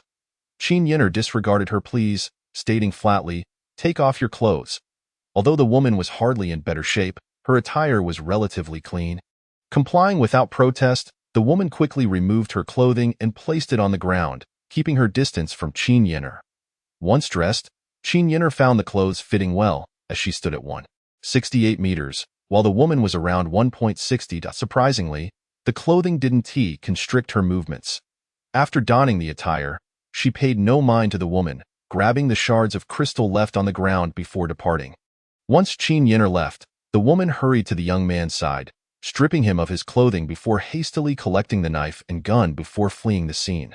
Continuing on her journey, Qin Yin'er eliminated any zombies that crossed her path. Upon arriving at her sister's villa, she discovered it deserted, devoid of both people and zombies. Without lingering, she proceeded south towards the hotel she had previously stayed at and her sister's company, where she fortuitously encountered Zai Fan. Mistaking him for someone akin to herself, she chose not to engage, fearing unnecessary trouble, thus missing her sister. Now, Qin Mo drove with Zai Fan, reaching her residence in under half an hour. Upon disembarking, she rushed towards the house, unconcerned about the possibility of zombies, her sole focus being to ascertain her sister's presence. Zai Fan refrained from stopping her, having confirmed that the house was empty. Opening the front door, Qin Mo quickly surveyed the first floor, finding no trace of her sister. She then called out her name while ascending to the second floor, while Zai Fan entered, carrying items from the car. He watched her dash upstairs with a bittersweet smile, hesitating to inform her of the emptiness of the house, fearing it would dishearten her, and contemplating how to comfort her when she discovered her sister's absence. Sure enough, after searching upstairs and in the basement, Chin Mo returned to the living room, tears welling in her eyes, utterly despondent. Zai Fan, my sister. She is not here, she choked, tears streaming down her cheeks. Zai Fan stepped forward, gently wiping away the tears from her face, and embraced her softly, offering words of comfort. Do not panic. Let us stay here for the night. Perhaps your sister is on her way back as well. We might be able to wait for her here, or she may have already reached the emergency base. If we do not see her, I shall take you to the emergency base to find her. All right, then we shall wait for her here. If all else fails, we will head to the emergency base. Hearing that Zai Fan was willing to accompany her in waiting for her sister, Chin Mo felt deeply touched and slowly rested her head on Zai Fan's shoulder. After a while, both sensed the atmosphere had grown somewhat delicate, and they instinctively parted ways. With a blush gracing her cheeks, Chin Mo asked Zai Fan, "What would you like for lunch? Tomato-flavored instant noodles or spicy ones?" As she spoke, she playfully winked at him. This unexpected gesture electrified Zai Fan. He was momentarily taken aback, rendered speechless. Noticing his reaction, Chin Mo's cheeks flushed even deeper, and she waved her hand at him, saying, "Hey, are you back with us? I asked you a question. You decide." "I'm fine with anything," Zai Fan awkwardly replied. "Then let's go with the tomato flavor," she said, turning to dash into the kitchen. As Zai Fan watched her enter the kitchen, he let his thoughts drift and settled onto the sofa. With his phone now charged, he could utilize the navigation system without concern about losing his way after leaving the city. However, the journey to the emergency base was nearly 200 kilometers. So he needed to plan accordingly. Thus, he began to study the map on his phone. After finishing lunch, Zai Fan and Chin Mo discussed the route to the emergency base. Since Chin Mo would be driving, he pointed out the gas stations he had noted on the map to ensure she was well informed. Once they concluded their discussion, with nothing else to occupy their time, Chin Mo took Zai Fan upstairs to tidy their respective rooms. With the afternoon free, they each rested in their rooms by evening. Having not traveled extensively during the day and having taken a nap, both felt quite refreshed. They decided to prepare a delightful meal as a reward for themselves. Taking out the vacuum-sealed steak they had found at the supermarket, Chin Mo cooked a Western-style dinner for Zai Fan. Lacking wine, they substituted it with soda as the night had fallen and the power was out. They lit the candles they had found earlier, creating an ambience reminiscent of a candlelit dinner. Sitting across from one another, illuminated by the flickering candlelight, they exchanged glances, feeling a warmth and gratitude for each other's company amidst this apocalyptic world. During the meal, Zai Fan refrained from letting his gaze linger too long on Chin Mo's face. Perhaps due to the sudden absence of danger, he found himself realizing just how beautiful she truly was. Being at home, Chin Mo had changed out of the clothes she had worn for several days, donning a flowing blue dress. Though she wore no heels, her casual slippers added to her relaxed charm. Despite not wearing makeup, her natural beauty captivated Zai Fan, making him shy to look at her. As he reflected on their time spent together, he found Chin Mo's looks and character immensely appealing. However, he couldn't help but feel that he was not worthy of her. Yet, considering the dire circumstances they faced in this apocalypse, he realized that good looks would not extend one's life. At that moment, he yearned to confess his feelings to Chin Mo, wishing to take care of her for a lifetime. However, he understood that now was not the time. Her sister was still missing. And once they reached the emergency base, she would need to search for her parents, while he too had to return to find his family. There was a possibility that they might not have the chance to meet again. So he suppressed his impulse and quietly continued to eat the steak before him. Noticing his silence, Chin Mo also felt the atmosphere growing quiet and took the initiative to speak. "Zai Fan, once I find my sister and we arrive at the emergency base, will you be leaving?" Zai Fan lowered his head and responded with a soft without elaborating. Chin Mo continued, "Are you going to search for your family? Where is your hometown?" Hearing her question, Zai Fan lifted his gaze to meet hers and replied, "My hometown is in Huaishan, quite far from here. However, by the time we reach the emergency base, we would have traveled roughly a third of the distance. At that point, I planned to find a way to leave. Oh, Chinamo responded softly, then fell silent again. To ease the awkwardness, Zayfan asked, what about you? Once you find your sister, will you both stay at the emergency base? I remember you mentioned that your hometown is in the capital. Will you also be going back to search for your parents?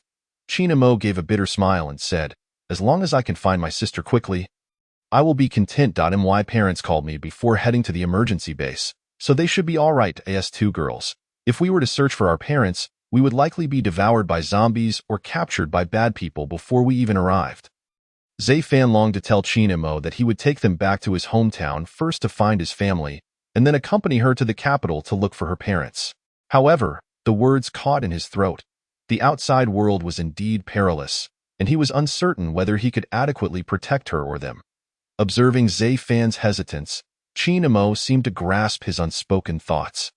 After a moment of contemplation, she smiled and said, how about this, Zayfan? You could take me back with you. You don't know how to drive, and I can help with that. Once we have my sister, the three of us can travel together, and it won't be boring on the road. After reaching your home, once we confirm that your parents and sister are safe, I would need to trouble you to take me and my sister back to the capital. What do you think? As Chinamo expressed sentiments akin to a confession, Zayfan's heart raced wildly. She wanted to accompany him, willing to risk her life to return home with him. Overwhelmed with excitement, Zayfan's lips trembled as he gazed at Chinamo, stammering, really? You truly wish to leave with me? Feeling shy under his intense gaze, Chinamo lowered her head, but quickly lifted it again to meet his eyes. Responding, yes, I do. In that shared moment, both felt their hearts draw closer together. Chapter 17. Three traveling together after finishing dinner, they instinctively tidied up the dishes before retreating to their rooms. Lying in bed, recalling their earlier conversation at the dining table, Chinamo felt a mix of shyness and confusion. She was unsure why she had spoken those words.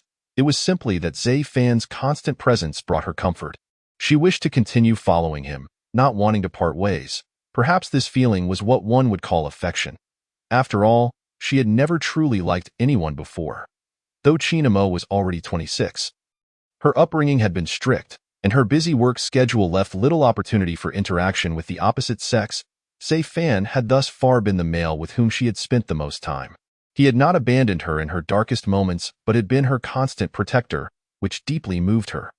Unbeknownst to her, she soon drifted off to sleep, while in the adjacent room, Zayfan also chuckled to himself as he lay down. Reflecting on the events of the evening in the dead of night, while both were sound asleep, a soft click echoed from downstairs, followed by a head peeking in cautiously. The intruder was none other than Qin Yenner. Having searched the city for several days without finding Chinamo, and having checked her sister's company and the inn she had stayed in, she speculated that her sister might have returned to the villa. Thus, she began her way back. Upon reaching the villa's entrance and spotting a car parked outside, her eyes brightened. Surely someone was home. Perhaps her sister had returned. Then, she sensed a familiar aura akin to the one she had encountered during her last visit to a neighborhood, which surprised her. Feeling a pang of regret, she slapped her forehead, wondering if she had missed an opportunity last time and thinking she should have sought him out then. Murmuring to herself, she decided to investigate further. Stealthily ascending the stairs, she did not head towards Zayfan's room but instead approached her sister's bedroom door. Taking a deep breath, she placed her hand on the doorknob, feeling a tinge of nervousness.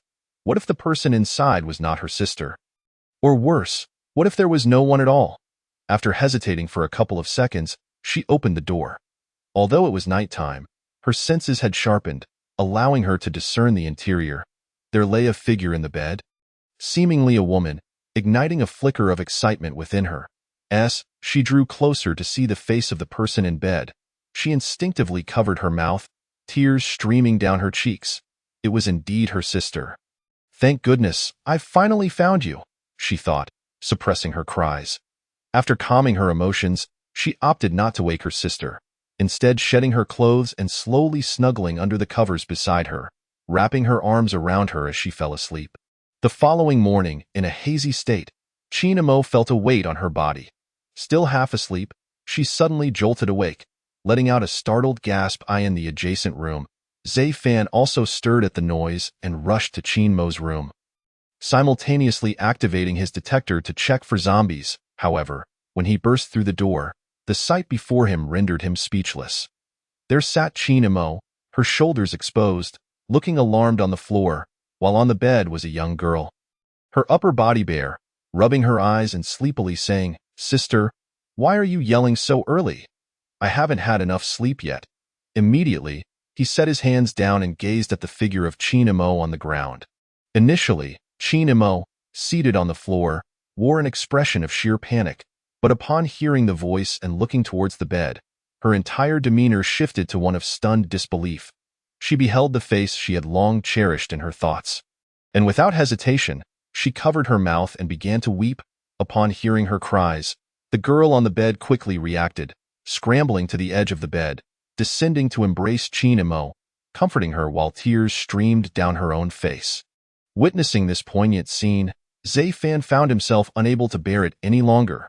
He coughed twice and turned to exit the room. Just before closing the door, he called out, I'll step out for a moment. You two should change your clothes first." It was only when the sound of the door closing echoed that the two sisters fully comprehended the situation, followed by a sharp scream, this time emitted by Qin Yinner. Standing outside, Zay Fan felt somewhat bewildered at the sudden appearance of Qin Mo's sister. Wait a moment, his eyes widened in realization, his heart racing. That girl. She was not the one he had encountered in that neighborhood. How could she possibly be Qin Mo's sister? He had distinctly failed to detect her presence with the sensor. Was she human or a ghost?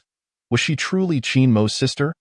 A tinge of fear mingled with confusion coursed through him. Recalling that the girl had shown no intent to harm Qin Mo, and that Qin Mo had indeed referred to her as sister, he suppressed the urge to return and seek clarity, instead turning back to his room to change clothes. After changing, contemplating that Qin Mo and her sister might still have much to discuss, Zay Fan made his way downstairs to prepare breakfast. Since there were 3 of them today, he decided to make a bit more. Just as breakfast was nearing completion, he heard footsteps in the hallway, indicating that Qin Mo and her sister were making their way down. Perfectly timed, he carried the prepared breakfast out. As he placed the breakfast on the table and turned to see the descending sisters, his eyes lit up. Qin Mo was someone he saw every day, and he had grown quite familiar with her, while Qin Yinner was equally striking.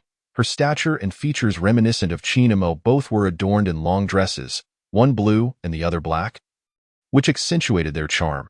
During their previous encounter in the neighborhood, he hadn't paid much attention to Qin Yinner's appearance, only surprised by her strength and wary of why the sensor had failed to detect her.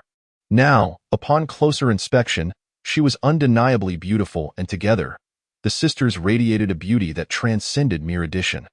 Considering they were sisters, their allure was magnified beyond measure. Feeling somewhat bashful under his gaze, the sisters flushed slightly. Qin Mo was the first to regain her composure and spoke. "Zay Fan, allow me to introduce you. This is my sister, Qin Yinner. This is my friend, Zay Fan. He has been taking care of me and brought me back." Qin Yinner glanced at Qin Mo, then back at Zay Fan, a knowing smile gracing her lips as she said, "Hello, Zay Fan. Thank you for looking after my sister. However, I feel we might have crossed paths before. Where might that have been? I seem to have forgotten."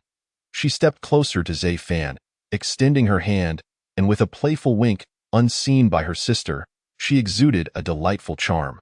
Caught off guard by her beauty, Zay Fan hastily reached out to shake her hand. Yet almost immediately, a powerful grip surged from her hand, causing him to gasp. This strength was indicative of someone capable of easily dispatching a zombie. He pondered whether Qin Yinner was aware of their mutual presence in that neighborhood, hence her desire for him to remain silent about it. Zay Fan had no intention of revealing everything at that moment and, while withdrawing his hand, remarked, "I don't believe so, Yinner. You are so stunning. Had we met before, I would certainly remember." He glanced down at his reddened hand, offering a wry smile. "Let us eat," Qin Mo suggested. Noticing their amiable interaction, she guided her sister and Zay Fan to the dining table to enjoy breakfast.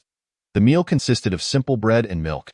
Having only consumed fragmented crystals recently, Qin Yinner hesitated, unsure if she could stomach conventional food. She sniffed the bread and took a bite, only to be overwhelmed by an odd taste flooding her mouth, prompting her to cover her mouth and dash towards the bathroom. Chinamo and Zayfan exchanged puzzled glances in the direction of the bathroom. What is going on? Did the bread go bad? Yenner, are you all right? Chinamo expressed concern, biting into her own piece of bread without issue. What's wrong with Yenner? Zayfan followed suit, biting into the bread and then picking up Yenner's portion, taking a bite as well. The bread seems fine. Perhaps, just as he contemplated whether the issue lay with Yenner. She returned with a distressed expression. Yenner, what's the matter? Are you feeling unwell? Chinamo inquired. Shaking her head, Yenner replied, No, just not hungry. You two go ahead and eat. She then turned and settled onto the sofa. Chinamo felt a twinge of concern but masked it with a smile directed at Zayfan. Let us eat, then. You can have Yenner's portion. There's no need to waste it. It dawned on Zayfan that he had just consumed the bread that Yenner had bitten into, and his face flushed with embarrassment. He nodded and continued eating, all the while contemplating whether Yenner was genuinely Chinmo's sister. The censor had failed to detect her, and she had shown no interest in human food. He resolved to find a moment to discuss this with her, lest he inadvertently place himself in danger. Thus, breakfast concluded in a somewhat hasty manner. Post-meal, the three of them settled on the sofa, and Zayfan initiated the conversation. Chinamo, now that you've found your sister, should we proceed to the emergency base? I believe it would be prudent to see if the government there can provide us with supplies before we head back to my home. Upon hearing this, Yenner's expression shifted subtly. She had come from that very place. While the base was secure and offered provisions, the memories of her actions there filled her with trepidation. Would the people at the base recognize her? If discovered, would she be treated as one of them? Consequently, she interjected, Sister, does this mean we're heading to his home? Why don't we return to the capital to find Mom and Dad? Chinamo replied, Yenner, we do intend to return to the capital, but the world is tumultuous right now. As two young girls, we cannot venture far alone. Had it not been for Zayfan, I might not have even made it back to the villa. Our options are limited. We can either remain at the base here in High City until the opportunity arises to return to the capital, or we can accompany Zayfan to his hometown. He has promised to bring us back to the capital once he locates his family. Just him? Yenner looked at Zayfan with a hint of amusement. Sister, it's all right, trust me, I can lead you back. Having experienced Zayfan's capabilities, she felt confident in her ability to safely escort her sister home. She patted her chest confidently. Given Yenner's well-developed physique, the gesture caused a noticeable movement that made Zayfan swallow hard. While he was aware of her strength, he remained uncertain about her true identity, making him hesitant to entrust Chinamo to her care. Not wanting to overly influence Chinamo's decision, he remained silent, looking towards her for guidance. At that moment, Chinamo did not hesitate long, stating, Yenner, I promised Zayfan I would accompany him back. Moreover, regardless of any promises made, it was Zayfan who saved my life. He doesn't drive. Would you have him walk back alone? Yenner wanted to argue further but, upon seeing her sister's expression, could only turn her frustrated gaze towards Zayfan, silently imploring him to refuse. Zayfan initially wished to avoid a dispute between the sisters, but given the uncertainty surrounding Yenner's identity, he felt uneasy about entrusting Chinamo to her. Thus, he proposed a compromise. How about this? We currently have only one vehicle and limited supplies. Let us first head to the emergency base. Once there, you can gather some food and perhaps acquire some self-defense weapons before we set off. After you've left, I'll figure out how to return. He wished to take advantage of the time spent traveling to the emergency base to clarify Yenner's identity, as only then could he depart with peace of mind. Listening to his words, Chinamo felt a twinge of displeasure and reluctance. She was unsure of the reason behind her emotions. The thought that Zayfan had not allowed her to accompany him back, coupled with the impending separation, brought a wave of sadness to her heart.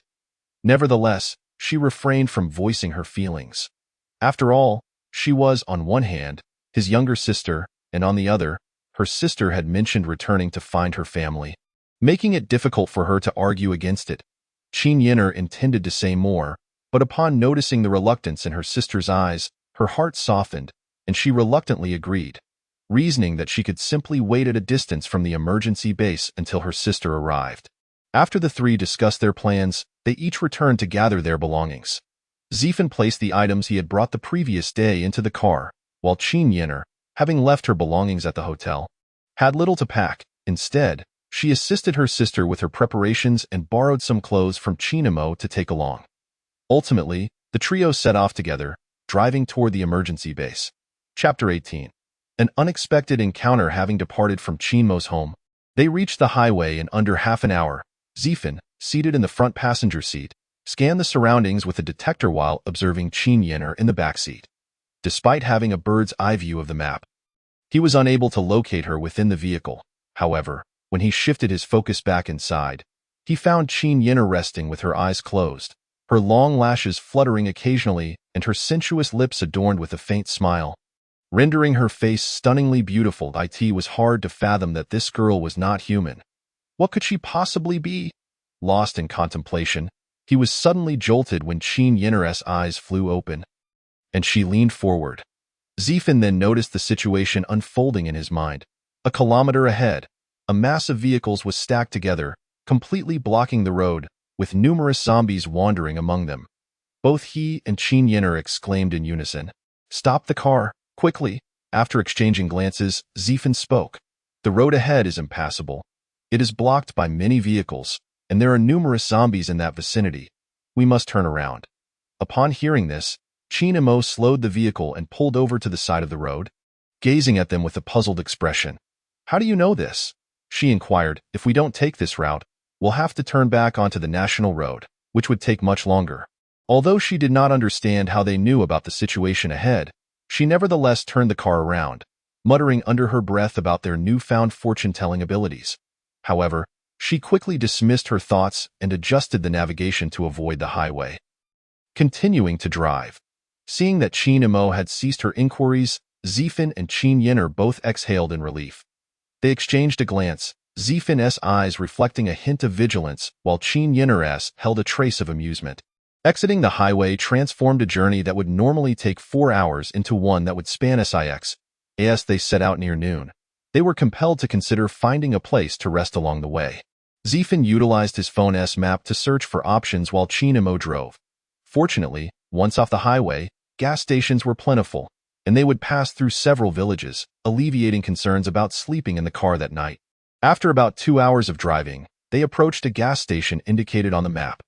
The trio agreed to stop for fuel and allowed Chinamo a brief respite. As they neared the gas station, Zifen spotted 2 military jeeps parked there, their trunks laden with supplies and water. Nearby, 5 soldiers in uniforms, 4 men and 1 woman, stood, each armed with a handgun and a dagger, while the men wielded submachine guns. Although Zifen did not recognize the models, he assumed they possessed considerable firepower.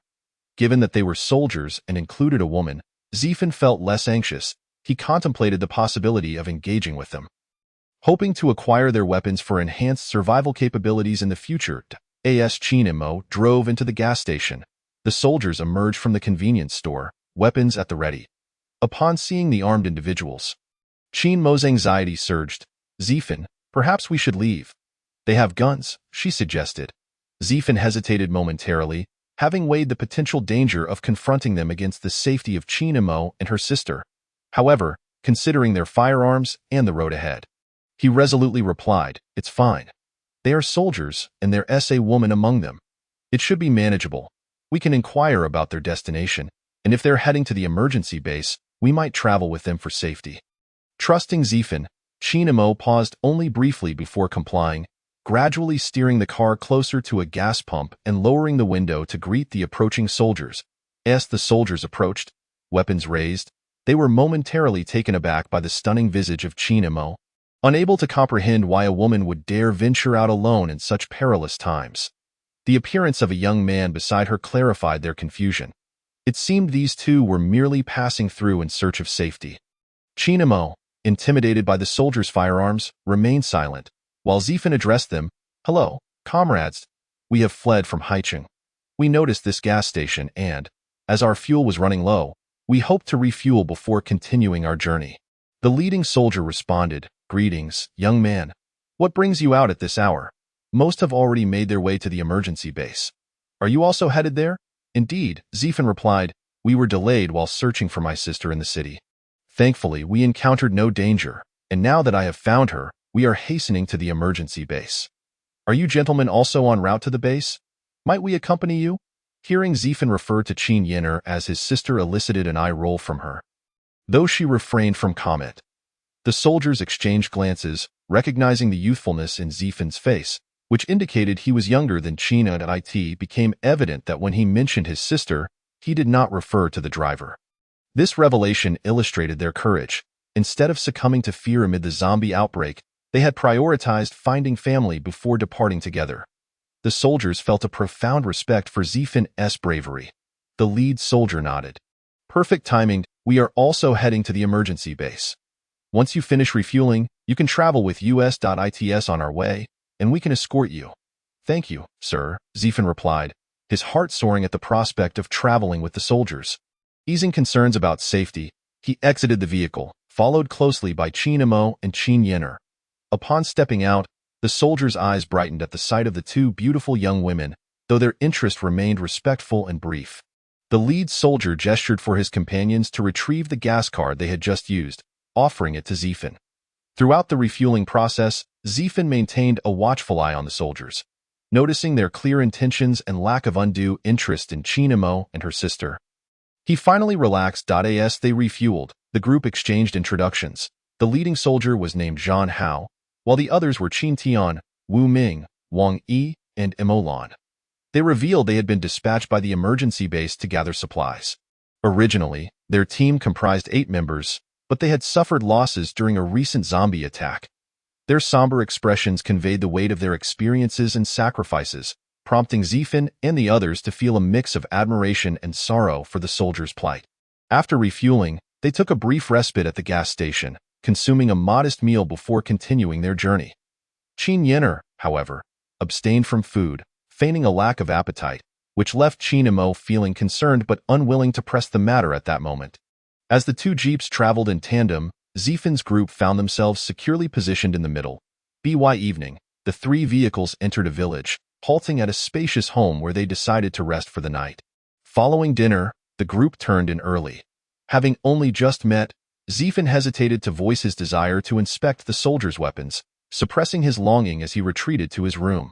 With the presence of armed soldiers nearby, Zifen and his companions felt a heightened sense of security, allowing them to drift into sleep without excessive vigilance. At the stroke of midnight, Qin Yin'er, who was sleeping beside Qin Imo, suddenly opened her eyes. A hint of unease washing over her as she sat up. She sensed a horde of zombies approaching their vicinity. Though the reason eluded her, the sheer number of the undead filled her with dread. If she failed to awaken the others and prepare them, they would be in peril once the horde drew near. While she harbored no fear of the zombies herself, she was uncertain whether she could adequately protect her sister against such overwhelming odds. Thus, she hastily descended from her bed and rushed to Zifan's door. Although she was reluctant to seek his assistance, she realized that alerting him was the only way to avoid exposing herself, especially with the presence of others from the emergency base. If they became aware of the situation and reported it back, she would have no choice but to flee. While she could eliminate those few individuals, she wished to shield her sister from the truth. Upon opening Zifan's door, she swiftly approached his bedside, bending over to shake his shoulders. "Zifan, wake up! Quick, wake up! A multitude of zombies is outside. We must rouse the soldiers." Feeling the tremor, Zifan slowly opened his eyes, instinctively activating his explorer device to see who was speaking. The sight that met his gaze caused him to gasp sharply, his blood rushing to his head. The reason was clear. Qin Yin'er was bent over, and as is customary for girls when they sleep, she wore loose clothing without anything underneath, rendering the scene rather compromising for Zifan. Hearing his gasp, Qin Yin'er reiterated, "Hey, stop sleeping. There are countless zombies outside. Hurry and wake up Zhan Hao and the others, or it will be too late." Once Zifan comprehended her words, he immediately shifted his focus to the outside world, gasping once more as he beheld nearly 100 zombies advancing towards their room, with some as close as a mere 100 meters away. Not daring to linger, he swiftly rose and, with Qin Yin'er, dashed towards Zhan Hao's quarters, all the while exclaiming, "Aren't you able to deal with zombies? Why don't you eliminate them?" Rolling her eyes, Qin Yinner retorted. You want me to confront them while you all sleep here? Moreover, if I create a commotion, what will happen when my sister finds out? And after I slay so many zombies, how will I dispose of the corpses? In my current state, I am uncertain of my own circumstances. What if those few people see me and report back to the emergency base? I certainly do not wish to return there and meet my demise. Surprised by her words, Zai Fan responded. You don't even know your own situation? Wait, you mentioned the emergency base. Did you come from there? Before Qin Yinner could answer, they had already reached the door of Zhang Hao's room. Zai Fan refrained from asking further questions and knocked on the door. Bang, bang, bang, Brother Zhang, wake up quickly. We are surrounded by zombies. As his voice fell, the door swung open swiftly, revealing several soldiers who, due to their rigorous training, typically slept lightly. Upon hearing Zai Fan's words, they immediately emerged, notably still clad in their uniforms, prepared for combat at a moment's notice. What's wrong, Xiao Fan? You say zombies are coming? Are you certain? Zhang Hao and the others were visibly tense as they clutched their weapons and rushed to the window to survey the situation. Absolutely. They are almost here. I have always had keen hearing, and I just detected a cacophony of sounds approaching us, so I surmised it might be a zombie horde. I rushed over to inform you. Zai Fan fabricated an explanation. Upon hearing this, Zhang Hao directed Wang Yi, go take a look outside. The rest of you, prepare your weapons and be ready for battle. There's no need to go outside. I can already see them. Zhang Hao's words were barely out when Qin Tian interjected. Having excellent vision even at night, he had already positioned himself by the window to observe. Through his sight, he discerned numerous shadowy figures stumbling towards them. While their pace was slow and their movement stiff, he was certain they were zombies. Upon hearing his observation, Zhang Hao inquired, How many? Did you get a clear look? I can't tell for certain, but it appears to be at least 40 or 50. As for the surroundings of the house, I'm not sure. As Qin Tian spoke, a chill crept through the group. So many, and that was merely what they could currently see. Could they withstand the onslaught? However, without further contemplation, Zhang Hao and the others readied their weapons and took up defensive positions. As Wu Ming passed by Zai Fan. He paused, contemplated, and then removed his pistol from his waist, handing it to him. Take this. You might need it soon. Use it sparingly. It only has 10 rounds left. Zai Fan glanced at Wu Ming, then at the gun in his hand, his heart racing with excitement at the prospect of acquiring a firearm. Chapter 19. Intense battle. Gazing at the pistol Wu Ming offered, Zai Fan felt a surge of exhilaration, momentarily forgetting to reach out for it. The dim light in the room obscured Wu Ming's view of Zai Fan's expression, but seeing his lack of response made him assume Zai Fan was unfamiliar with using it, prompting him to retract the offer. Noticing Wu Ming's motion, Zai Fan quickly stepped forward to seize the gun. The instant it was in his grasp, a notification chimed in his mind. Ding, detection of explorer making contact with unconventional item. Would you like to record it? Ignoring Wu Ming's astonished gaze, Zai Fan immediately selected record. Thank you, Wu Ge, he said gratefully. Wu Ming, hearing his voice, added a cautionary note. Though it's just a handgun, the recoil can be quite strong. I doubt you know how to use it, so remember, do not fire unless absolutely necessary. Otherwise, you might injure yourself. After delivering his warning, Wu Ming moved to the window to prepare for the impending confrontation. Zai Fan was momentarily stunned. Indeed, he had never learned to use a gun. What was the point of having it? His expression fell as he realized he possessed a mighty weapon yet lacked the skills to wield it. However, reflecting on the situation brought him cheer. He could always record more weapons when he had enough shards and practice gradually. With renewed determination, he opened the system's shop to explore his options. He discovered that the unconventional items and special items categories now each displayed additional icons. Selecting the unconventional items category revealed a pistol alongside a magazine next to the Tangdao. He clicked on the pistol to view 3 different models displayed side by side, with their prices and descriptions listed below. 1.XG001 model handgun, standard. 100 shards, note. Transmutable 2. XG001 model handgun, refined. 200 shards, note. Transmutable 3.XG001 model handgun, ultimate. 500 shards, note. Transmutable, infinite ammunition, reload cooldown time. 10 seconds. Note. Items can be transformed into different models of handguns. The power value remains unchanged post-transformation, uniformly adjusted by the system shop. Power values: Standard, 100, Refined, 150, High Quality, 200, Ultimate, 300. After perusing these details, Zayfan further examined the magazine's image, which similarly showcased 3 types of ammunition. 1. Bullets, Standard, 1 shard for 10 rounds. 2. Bullets, Refined, 10 shards for 10 rounds. Note: Electrocution, Effect, 2 seconds. 3. Bullets, Ultimate, 50 shards for 10 rounds. Note: Electrocution. Fire, Ice, Effect, 5 seconds. Note: Bullet types can be adjusted by the explorer based on the weapon. Upon seeing this, Zayfan couldn't help but click his tongue in disbelief. It would take 10 bullets to bring down a single zombie. And at his current level, he doubted whether even 10 rounds would suffice to kill one. Next, he turned his attention to the special items category and his spirit's sword. There, he found an image resembling a skill book. Labeled Gunfighting Techniques. It felt like a dream come true. He eagerly clicked to investigate further. 1. Gunfighting Techniques, Standard, 20 shards. 2. Gunfighting Techniques, Refined, 100 shards. 3. Gunfighting Techniques, Ultimate, 200 shards. Note: Learning gunfighting techniques enhances the explorer's proficiency with firearms. Upon completion of the standard level, the explorer can advance to the next tier through personal practice or by studying at the shop. Seeing this, though it pained him to spend shards, Zayfan immediately invested 20 shards to learn the standard gunfighting techniques. As a flood of knowledge filled his mind, a slight headache ensued, yet he instantly felt a newfound command over the weapon in his hand. After a few simple maneuvers, he found that he could wield the gun with precision. Now I need not worry, he thought. Perhaps I can also record some submachine guns from Brother Howe and the others. After all, I cannot afford a handgun with infinite ammunition right now, and a submachine gun might serve me better. Once he finished perusing the shop's information, he turned to see China Mo standing beside them, one hand clutching her sister and the other tugging at his clothing, her eyes filled with fear. The zombies outside had encroached to within 20 meters of them, prompting Zayfan to instruct Qin Yenner to take China Mo back to their room while he remained to fight alongside Zhang Hao and the others.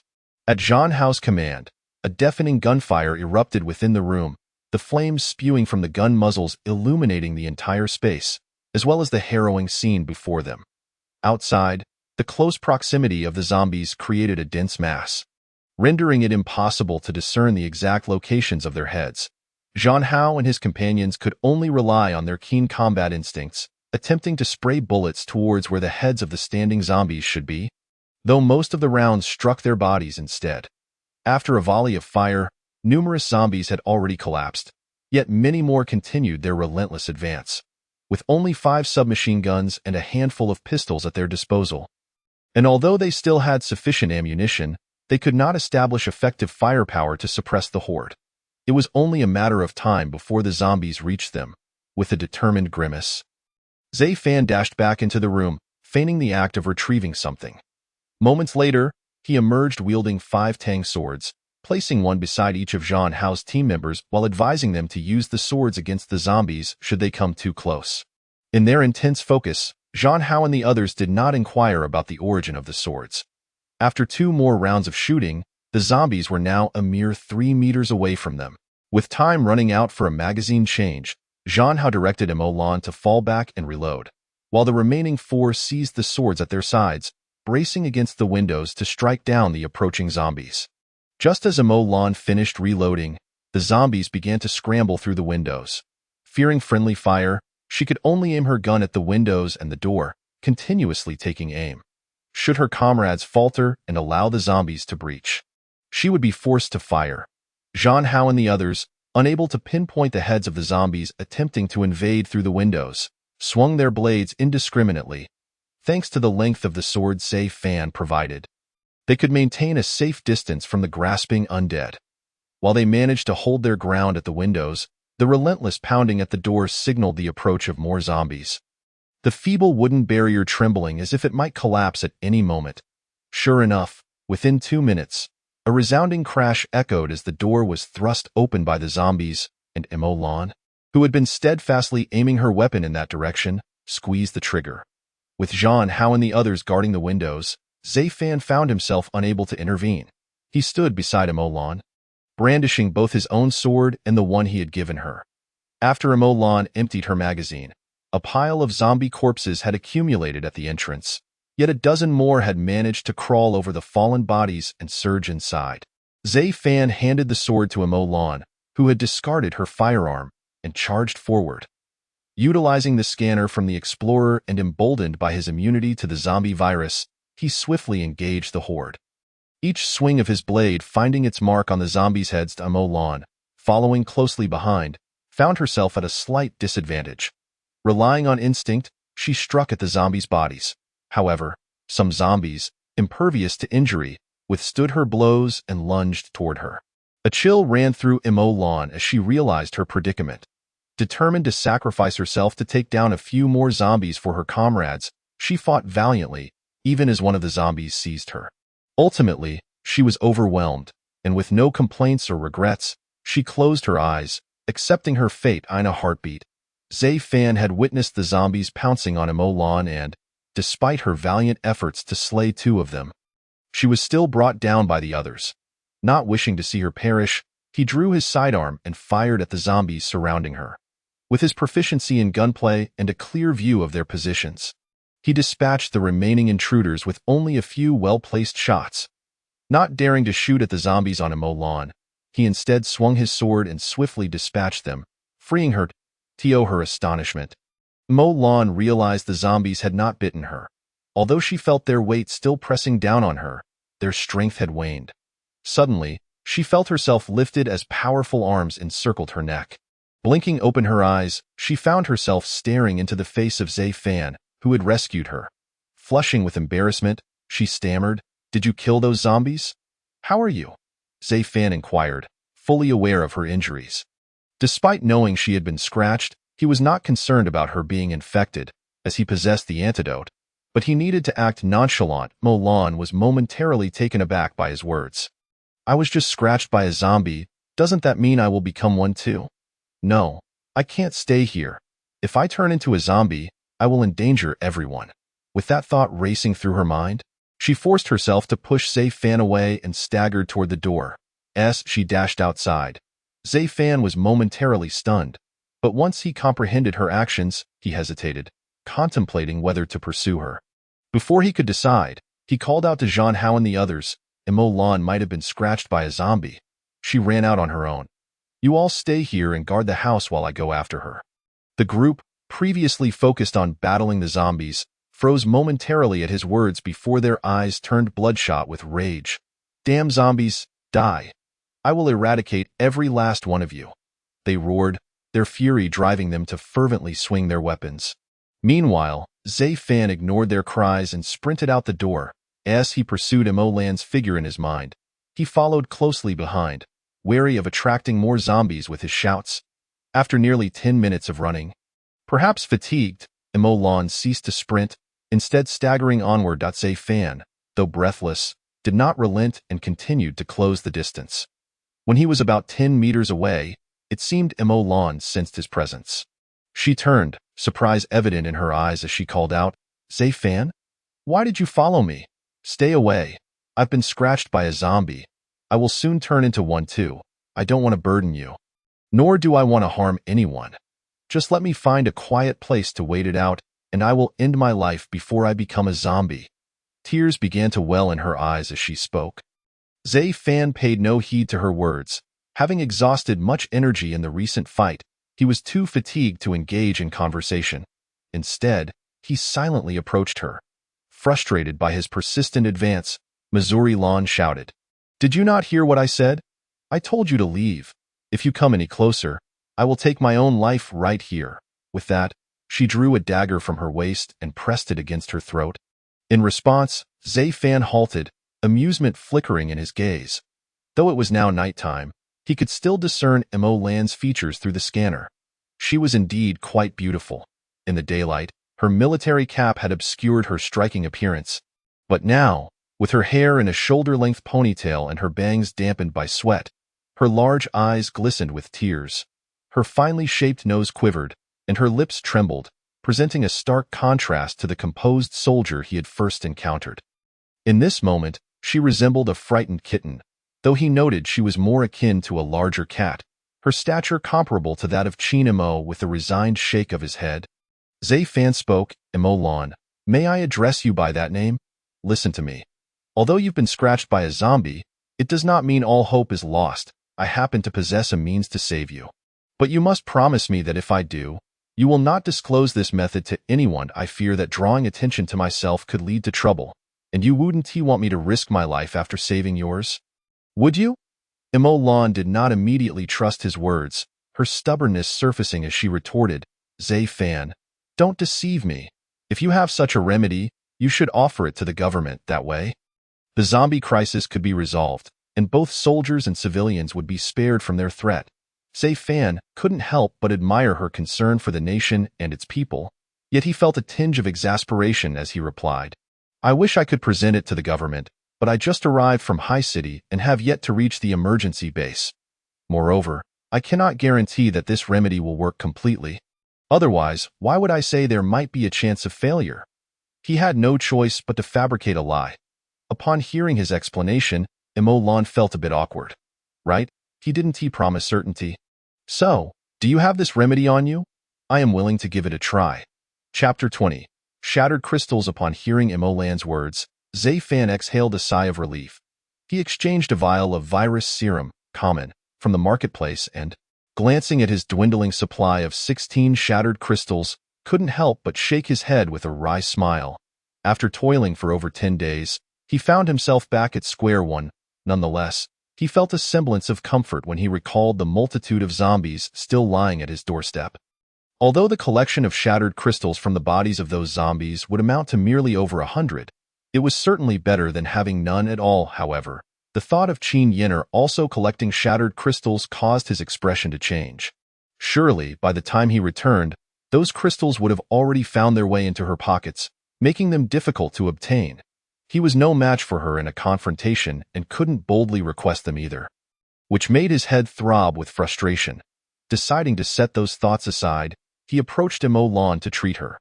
Pretending to rummage through his pocket, he gradually moved closer and handed her the serum, saying, Here, drink this. You should feel better soon. The effects may be quite remarkable, so don't be too astonished. He feared that Mo Lan would become suspicious, not of the serum's efficacy, but of how he had come to possess such miraculous medicine.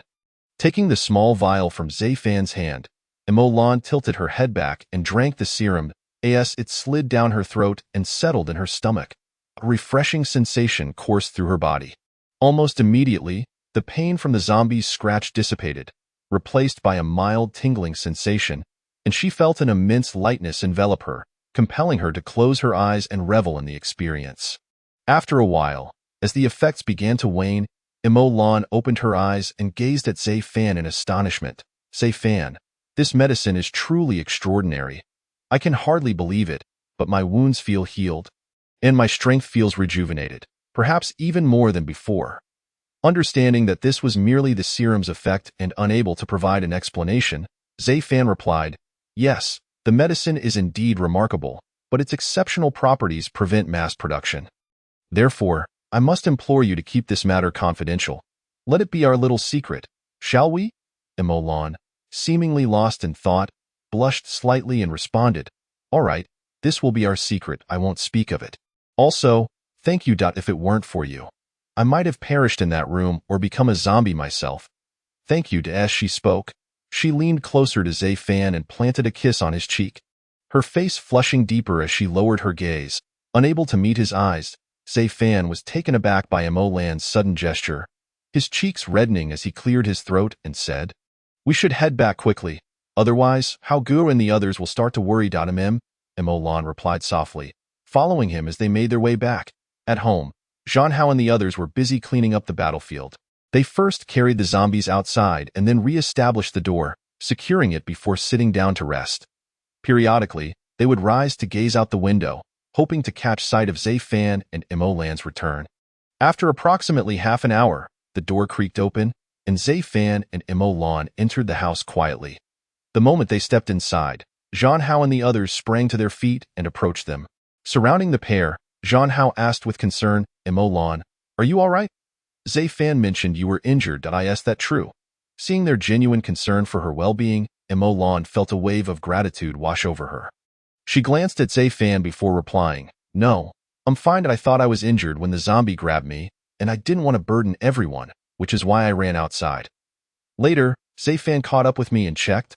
Finding that there were no wounds. At that moment, Qin Imo and Qin Yinner emerged from the back room.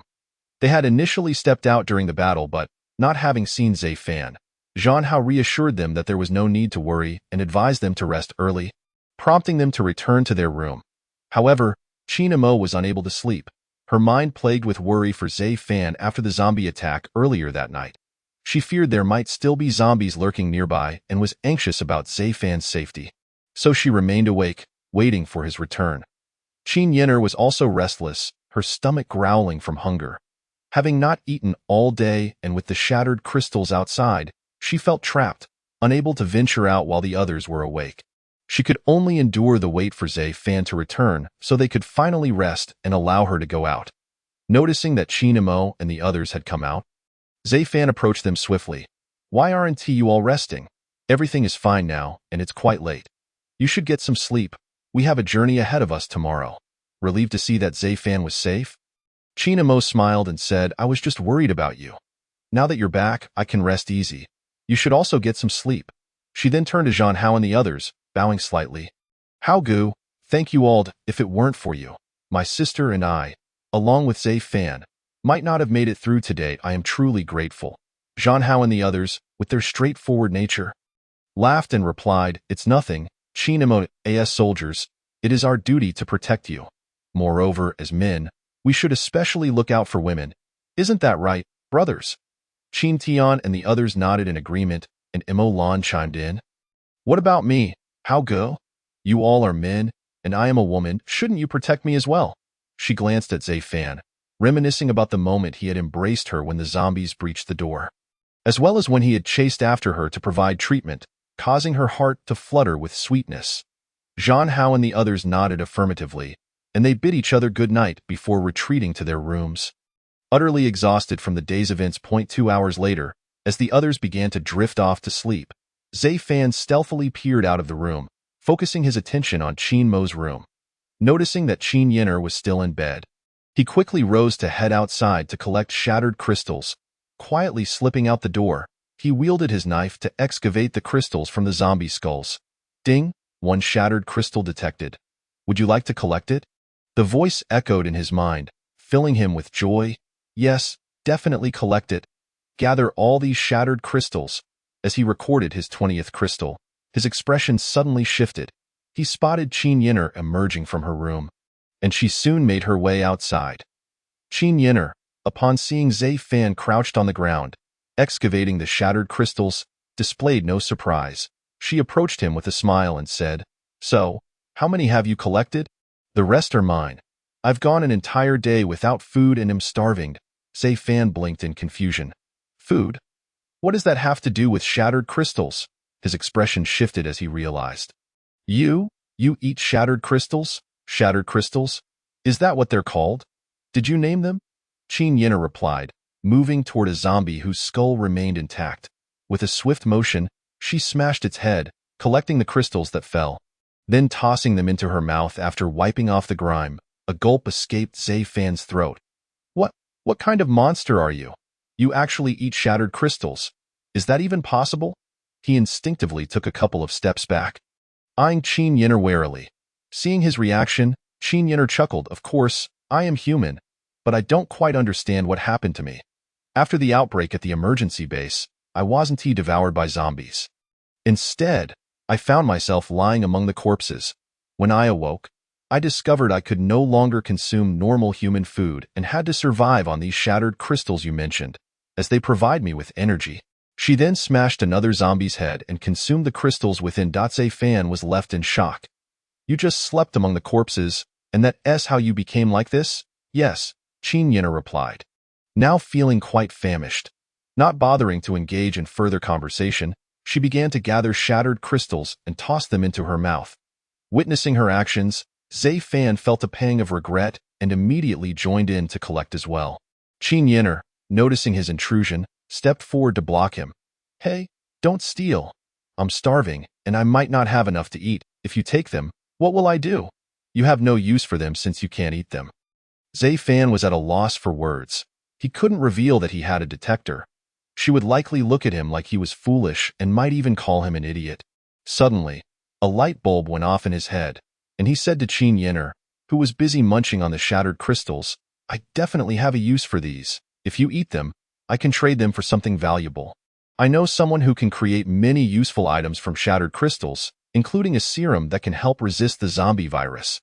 However, that serum is quite expensive, so I want to gather more shattered crystals to trade for it for your sister.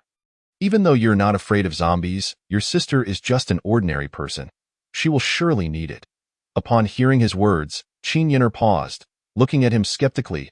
Do you think I'm a 3-year-old? How could such a serum exist? If it did, the zombie virus wouldn't have spread. As he spoke, he was about to toss the broken crystals in his hand into his mouth. You can't possibly doubt it. Let me ask you this.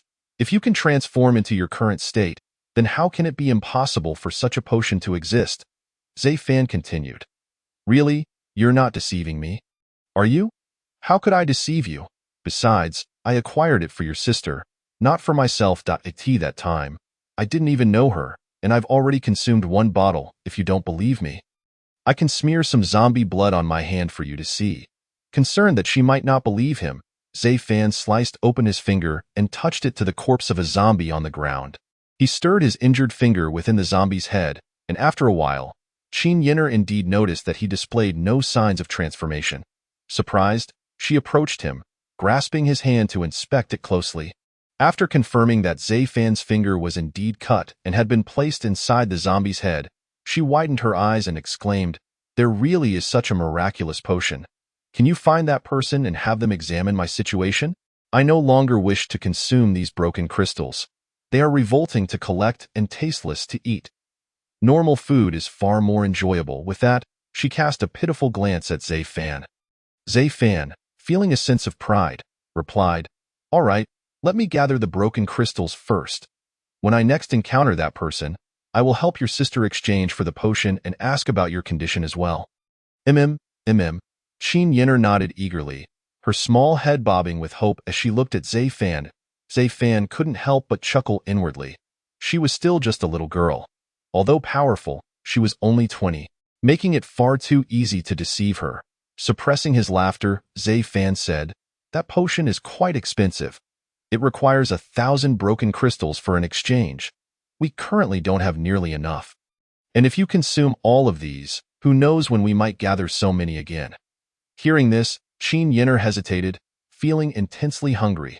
Yet, considering her sister's urgent need for the potion, she realized that if it wasn't obtained soon and her sister were to be injured by a zombie, her sister would be doomed.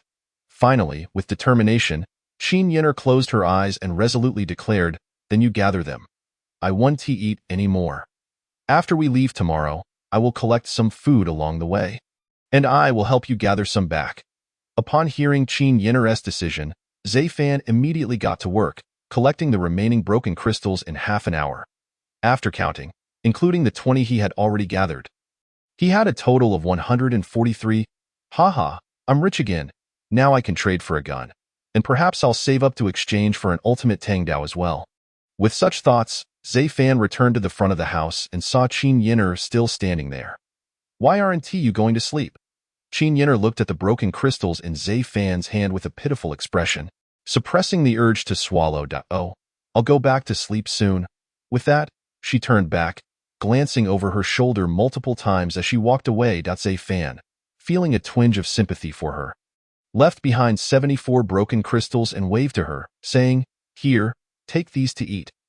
Although 1,000 crystals is a lot, there's no rush, you're still growing. You mustn't starve. When Qin Yin'er returned to him, he handed her the remaining 49 crystals. The moment she saw Zai Fan's gesture, a radiant smile appeared on her face, and she eagerly grabbed the broken crystals, bouncing happily back to her room. Strangely, despite her exuberant movements, she made not a sound, which made Zai Fan ponder that if only his detector were more advanced, perhaps he could discover what was happening with Qin Yin'er. After returning to his room and inputting the remaining broken crystals into the detector, Zay Fan now had 110 crystals in total. Although broken crystals could not be wasted, the thought of having a little helper to assist him in gathering them in the future brought him joy. And he fell asleep happily. Chapter 21. Let me touch it in the early morning. Zhang Hao and his teammates rose early, their years of military life instilling a sense of discipline in them. Mo Lan was busy in the kitchen preparing breakfast while Zhang Hao took his teammates outside to handle the zombie corpses and complete the task of collecting broken crystals assigned to them. However, upon stepping outside, they were met with a shocking scene. Several zombies near the entrance had irregular holes in the back of their heads, and beside them were a few even more grotesque corpses, their heads completely missing. Realizing something was amiss, the group quickly dispersed to inspect each zombie. As expected, 10 minutes later, they returned to the entrance. Boss, they're all gone. The corpses I checked have had their heads hollowed out, and the crystals inside are missing, Qin Tian reported. Same here, mine is the same, echoed several others. Zhang Hao furrowed his brow and spoke, strange, we didn't notice anyone around when we arrived yesterday, and with all the noise last night, ordinary people wouldn't dare come near us. Could it be that other zombies came and consumed the crystals? But that doesn't seem likely. If zombies were moving, they wouldn't be so quiet. And judging by the wounds, they weren't caused by bites. Shaking his head, unable to comprehend the situation, Zhang Hao dismissed it. After all, the higher-ups had only instructed them to collect some crystals on their way back, without a mandatory quota. Thus, he assumed the crystals had simply been consumed by other zombies and instructed everyone to drag the corpses to a location far from the house to be burned. If the bodies were left to accumulate, they could rot and potentially cause a plague, so they had no choice but to incinerate them. After completing this task, the group returned to the house, where Zay Fan and the others were also awake. Upon seeing Zay Fan and his companions emerge from their room, Zhang Hao approached with a smile, saying, "You're awake, Xiao Fan. You must be exhausted from yesterday. After breakfast, I'll have Wu Ming bring you the knives. If it weren't for those knives you provided, we might not have made it out alive against those zombies." Qin Mo, overhearing this, looked at Zay Fan with confusion, as if to say, "Didn't you only bring one knife with us? When did you acquire several more?" Zay Fan hadn't anticipated that Zhang Hao would pose such a challenge so early in the day. Therefore, he replied, "It's nothing, Hao Gu. We're all under the same roof. Those knives can be considered gifts for you all. While they may not be the best, they're far more practical for dealing with zombies than daggers." As he said this, Zay Fan was calculating in his mind. After all, the knives had already been exchanged. If he were to return them to the system, he would lose half of the broken crystals. Moreover, he wouldn't personally need so many knives. Since he could now exchange for guns, it would be better to gift them to Zhang Hao to foster a good relationship. This way, it might be easier to request a submachine gun in the future. This, Zhang Hao hesitated to refuse, knowing how difficult it was for ordinary people to possess decent self-defense weapons. Although he didn't know how many knives Zay Fan had, who would ever complain about having too many weapons? Especially since he was just an ordinary person accompanied by two girls. Seeing Zhang Hao's reluctance to accept, Zay Fan continued, "Hao Gu, there's no need to decline. I want to use these extra knives. And besides, we need your protection on this journey. With you all here, I'll have fewer chances to wield a knife. 1ti. Consider these knives my gratitude for your protection." Upon hearing this, Zhang Hao no longer pressed the matter. Just then, Mo Lan announced that breakfast was ready, and Zhang Hao called everyone to eat. Qin Mo approached Zay Fan and quietly asked, "When did we acquire extra knives?" "I had no idea." She was merely curious, but her tone betrayed a hint of possessiveness, akin to a young wife questioning her husband about their finances, as if demanding to know how much hidden money he had. Zay Fan looked at her and smiled. "Do you remember when we gave a motorcycle to someone? Those knives were exchanged from that person. Since we now have a car, the motorcycle is no longer useful.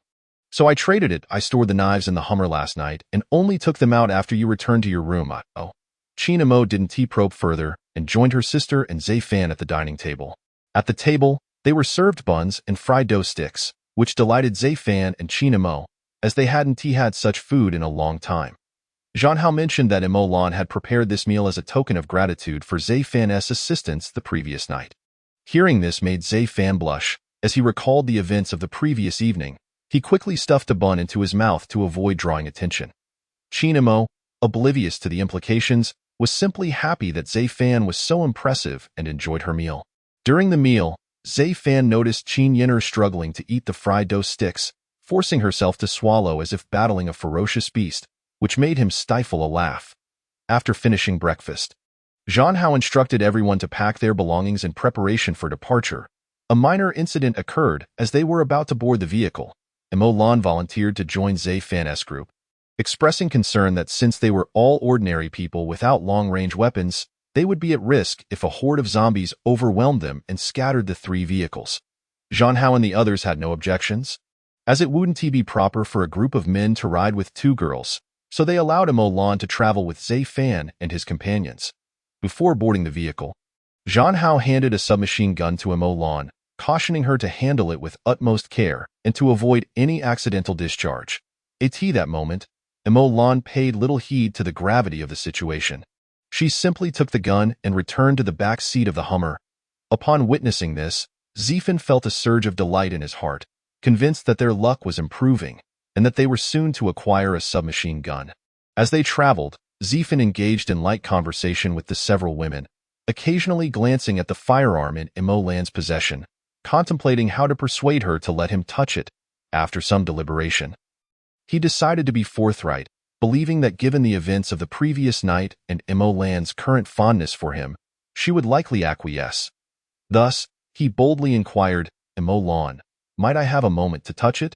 At that moment, Mo Lan was engrossed in a conversation with the nearby Qin Yin'er, who was seated behind Zai-fan, and thus did not notice Zai-fan's hand reaching towards the gun. Meanwhile, Qin Mo and Qin Yin'er were taken aback by his request, their eyes widening in shock.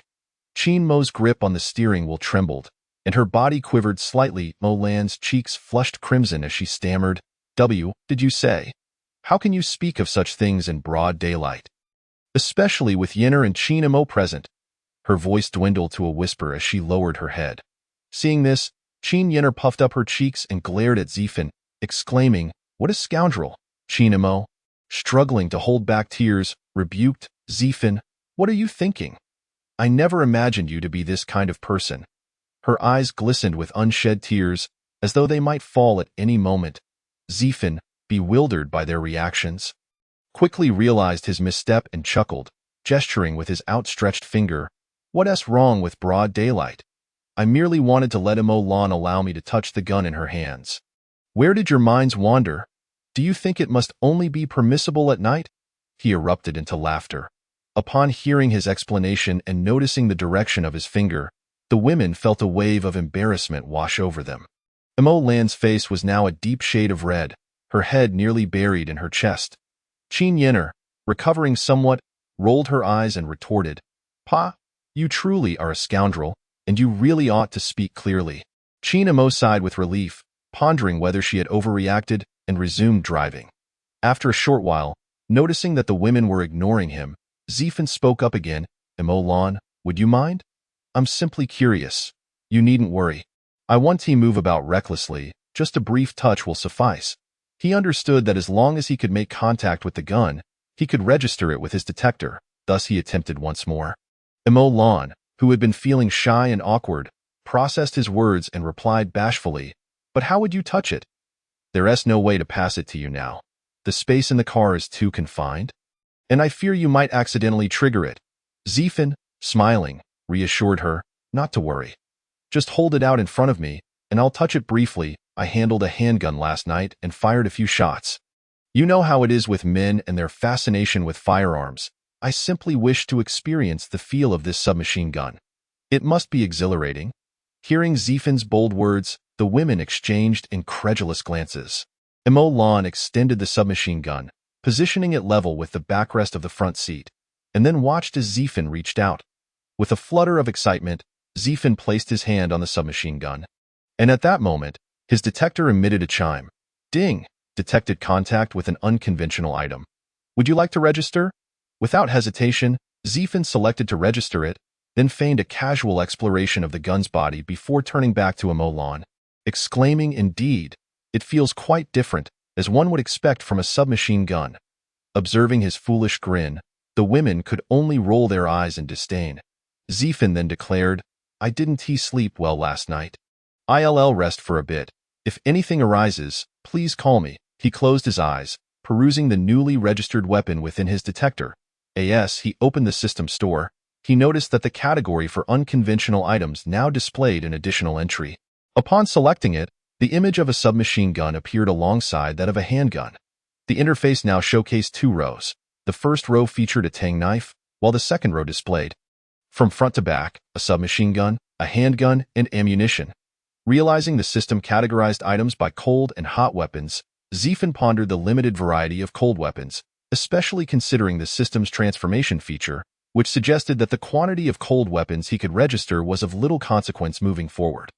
However, he soon reflected that the transformation might only apply to weapons of the same type, as different individuals favored different kinds of cold weaponry. Some preferred swords, while others leaned towards knives. Moreover, Zephin was reluctant to allow others to use higher quality weapons, fearing they might turn them against him. Then, he recalled the operation for redeeming usage time, which brought him joy. He could exchange weapons using the shards given by others, informing them they were only usable for a day. At that point, he could distance himself, ensuring that when the time elapsed, the weapons would vanish, alleviating any concerns of those individuals retaliating against him. Furthermore, he could repeatedly engage in transactions with the same person, thus amassing shards continuously. After a moment of excitement, Zephin clicked on the submachine gun to review its details. 1.xg001 submachine gun, common, 200 shards, note. Transformable 2.xg002 submachine gun, fine, 500 shards, note. Transformable 3.xg003 submachine gun, elite, 1000 shards, note. Transformable, infinite ammunition, reload cooldown, 20 seconds. Additionally, items can transform into different models of submachine guns. Transformation will not alter power values, which have been uniformly adjusted by the system store. Upon concluding his review of the submachine gun specifications, Zephin lamented his impoverished state, shedding silent tears. When would he be able to enjoy a life of comfort, where he could purchase two weapons, using one and discarding the other? The thought of the little glutton beside him caused him further distress. How had he mentioned that 1,000 shards could procure a serum? With 1,000 shards, one could instead acquire a submachine gun with infinite ammunition. What could he do with that? He realized his aspirations had been too modest. By noon, the three vehicles halted approximately 100 kilometers from the emergency base. Although they were close, Zhanhao's group needed to report to the base personnel before returning, so they paused to rest. Once the report was completed, they would continue their journey. They arranged the vehicles in a triangular formation and sat in the open space between them, consuming the food they had on hand. Having grown comfortable with one another, Zhanhao inquired, "Xiaofan, we're nearing the emergency base. Do you have any thoughts on what comes next? How about joining us? I believe your skills would be a great asset, and training with us for a time would make survival in this post-apocalyptic world less daunting." Zephin replied, "I'm afraid I must decline. Brother Hao, my purpose at the emergency base is merely to escort these two. Afterward, I hope to procure some supplies before returning home to search for my family." He cast a glance at the Qin sisters. Qin Imo, meeting Zephin's gaze, felt turmoil within her. Indeed, they were on the brink of reaching the emergency base. And if her sister opposed her earlier suggestion, she could not abandon her sibling to accompany Zephin. Thus, the likelihood of parting ways with him loomed large. Yet, she was reluctant to do so, leaving her mind in a state of chaos as she sat silently, eating her food. Meanwhile, Qin Yenner was also feeling anxious, fearing recognition upon their return to the base. She sat in a daze, contemplating how she might temporarily separate from her sister, intending to meet her again when Qin Imo was ready to leave the base for the capital. Upon hearing Zephin's words, the group fell into silence. Zephin's quest to find his family would surely expose him to danger, yet they could not abandon their posts to accompany him, leaving them uncertain about how to assist. And they continued to eat in silence. Only Imo Lan's eyes sparkled with determination, as if she were making a decision. Chapter 22. Arrival. After finishing their meal, Zephin and the others prepared to continue their journey. Zhanhao had received confirmation from the base, permitting their entry, so they wasted no time and hastily drove toward their destination. Inside the vehicle, the atmosphere was heavy with silence as each person pondered their own thoughts. Sensing the somber mood, Zephin broke the silence, We're almost at the emergency base. Everyone has been quite weary for several days now. At last, we'll be able to rest properly. The three women remained silent. Leaving Zifan feeling somewhat awkward, he pressed on, Emolan, are there many people at the emergency base?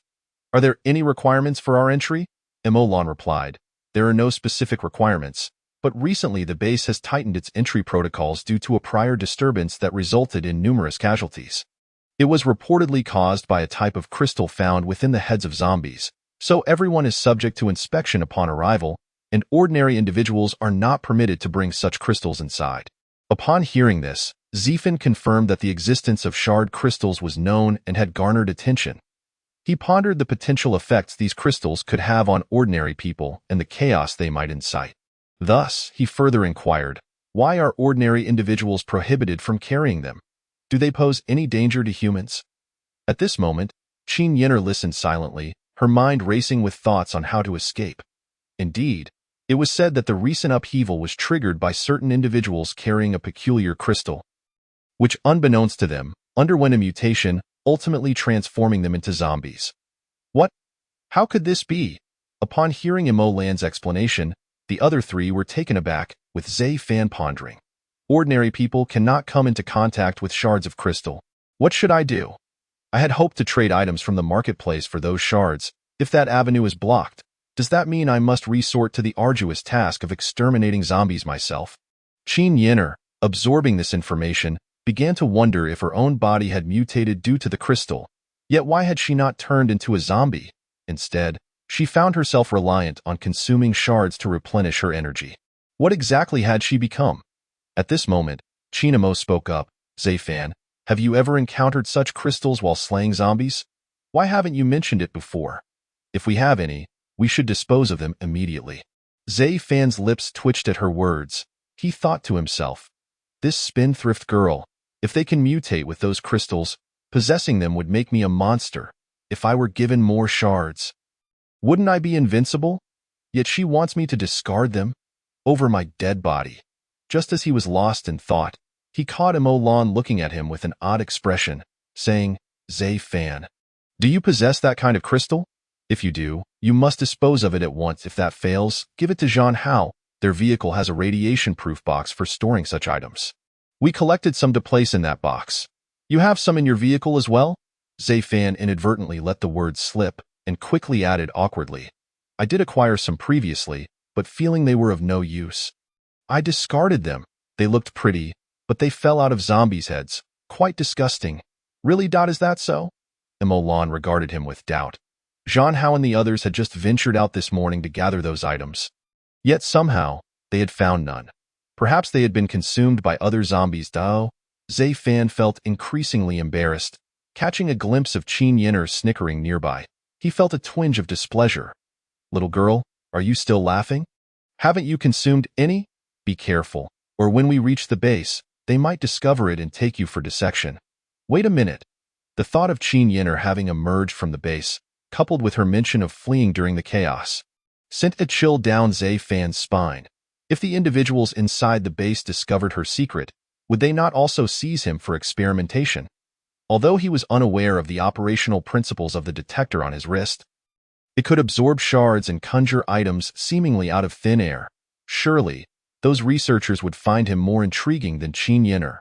Drenched in cold sweat, Zifan contemplated a strategy to cope with the situation. After much deliberation, he concluded there was but one solution. Qin Yin'er must temporarily depart. After all, her strength was formidable. He need not worry for her safety. He and Chinamo could head to the emergency base first, and after their departure, summon her to join them. That way, there would be no issue. Unbeknownst to him, his thoughts aligned with Qin Yin'er's as he pondered how to discuss this with her. He knew Chinamo would not agree. And if Emolan learned of it, would she report it to the base? These were the two significant dilemmas he faced. After a lengthy contemplation, Zifan finally spoke. Chinamo, let's find a roadside stop shortly. I need to relieve myself. Do you wish to join? As he spoke, he winked at Qin Yin'er. Upon understanding, she replied, yes, I also need to go. Sister, let's stop by the roadside. Molan, do you have a phone? Could you inform Zhang Guo and the others to wait for us a moment? Qin Mo responded affirmatively and guided the vehicle to the roadside, seeking a suitable spot to halt. Mo Lan then took out her phone and called Zhang Hao in the front vehicle and Wu Ming in the rear. The three vehicles gradually came to a stop along the roadside. Since they were heading into the mountains, the roadside was lined with trees. Zai Fan and Qin Yin'er exited the car and made their way into the nearby forest. Zhang Hao and the others also disembarked, and as Qin Tian and Wang Yi needed to relieve themselves as well, they called out for Zai Fan to wait for them. However, Zai Fan and Qin Yin'er ignored them and ventured deeper into the woods. Though puzzled, they proceeded to resolve their needs not far from the vehicles. Meanwhile, Qin Mo observed Zai Fan and her sister walking further into the trees with some concern. However, it was too late to call out to them. So she quietly stood by the vehicle, waiting in the woods. Once Zai Fan and Qin Yin'er felt they were sufficiently distanced from the others, they halted. Zai Fan remarked, "Are you not being truthful? Last time you mentioned you escaped from the emergency base. Did something occur during the mutation that allowed you to flee? Once we arrive, if they discover your identity, do not implicate your sister or me." Hearing this, Qin Yin'er pouted, slightly displeased. "I have spoken only the truth. After the mutation, I realized I had not died and thus escaped. It's just what?" Upon hearing the word just, Zai Fan anticipated that the matter was more complex, and his heart began to race. However, at that moment, she continued, "But at that time, I was on the underground first level, where many zombies were present. Feeling hungry, I killed a few and consumed their shards. And then, I climbed up the elevator shaft to escape to the surface. Just like that." Zai Fan scrutinized her, sensing she still had more to say, and impatiently urged, "Speak fully. How did you climb out of the elevator shaft? Why not take a more conventional route?" Since Zai Fan had yet to visit the emergency base, he was unaware of its layout. No, the base is connected by several elevators, and one can only use them. However, at that time, the elevator wouldn't open, so I pried the doors apart. I thought the doors were quite sturdy, and it took great effort to force them open. As she spoke, Zai Fan felt a wave of darkness wash over him. Killing numerous zombies and prying open the elevator doors, wasn't that akin to showcasing his disregard for human life to others? Did anyone witness your actions? Or were you captured on surveillance? I do not know. My mind was in turmoil at the time. All I could think about was my hunger and how to escape to find my sister." After speaking, Qin Yin'er stuck out her tongue. Another wave of exasperation washed over him. Regardless of whether Qin Yin'er's actions had been observed by those in the base, for her safety, she could not return with his group. Taking a deep breath, he said, "Do you have any idea where you want to go now? Returning to the base is out of the question. If discovered, we would all be doomed. I do not know. Perhaps I should wait here for you. You take my sister and find a way to procure some food and drink. Then bring her out. Once her needs are met, I can take care of her myself along the way." Qin Yin'er said quietly, "Then how am I supposed to explain to your sister why you aren't coming with us? I can't think of a plausible reason. You must find a way." Zai Fan replied, somewhat irritated. Taking Qin Mo there, finding food and drink, and then leaving her sister behind while he went off, he had no interest in such a thankless task. Upon hearing this, Qin Yin'er wore a sly smile. In recent days, she had noticed her sister had feelings for him, and he was quite concerned for her sister. Thus, she thought to herself that perhaps if she could charm him, he would be more inclined to solve the issue at hand. So she stepped forward, grabbed Zai Fan's hand, and shook it. "Please, I beg you. I'll help you pursue my sister in the future. Who knows, you might even become my brother-in-law, right? Hee hee." After mutating, Qin Yin'er possessed great strength, and as she shook him, Zai Fan nearly spilled the food he had just eaten. He quickly pulled his hand away. "I do like your sister, but with parting imminent, I want to be around to fend off any suitors who may pursue her. It won't happen. I can see that your sister's heart is with you now. Once you return and find your family, come look for us. During this time, I'll keep an eye on her, and there won't be any issues." Noticing that his tone had softened, Qin Yin'er seized the opportunity. Sighing, Zai Fan mused, "If I had a sister-in-law like you, I wouldn't know whether to consider it a blessing or a curse." He then sighed again. "Here, take my phone. Once I go down, I'll say I saw a few classmates and friends of yours here, collecting supplies with the patrol personnel. Therefore, you wish to stay and assist them, and you will join them in going to the emergency base later. When the time comes, call your sister. Otherwise, she won't believe you and won't leave. He handed his phone to Qin Yin'er. What a flimsy excuse, she muttered softly, accepting the phone from him. Say Fan heard her, but said nothing. He had no better reasons. He only hoped to temporarily pacify Qin Imo, assuring her that her sister was safe and maintaining communication between them. He believed Qin Imo would not worry too much, or at least he hoped so. With that thought in mind, Zai Fan turned to walk back toward the vehicle, not forgetting to remind her, be careful. While I know you are capable, I would rather you not encounter any trouble that would sadden your sister. Upon hearing his words, Qin Yin'er felt a warmth in her heart. Though this man was rather ordinary in appearance, he was responsible and treated her sister well. For now, he seemed like a trustworthy person for her sister to rely on. Back at the vehicle, Qin Imo noticed Zai Fan had come down alone and was filled with confusion and concern. Why are you the only one who came down? Where is Yin'er? She spoke up. She saw her close friend and several classmates, who were preparing to search for supplies in the mountains with the patrolling personnel from the base. She suggested that we leave first and then follow the patrol vehicles to the emergency base. I handed her my phone, saying, you can call her. Those people are armed, so safety shouldn't be an issue.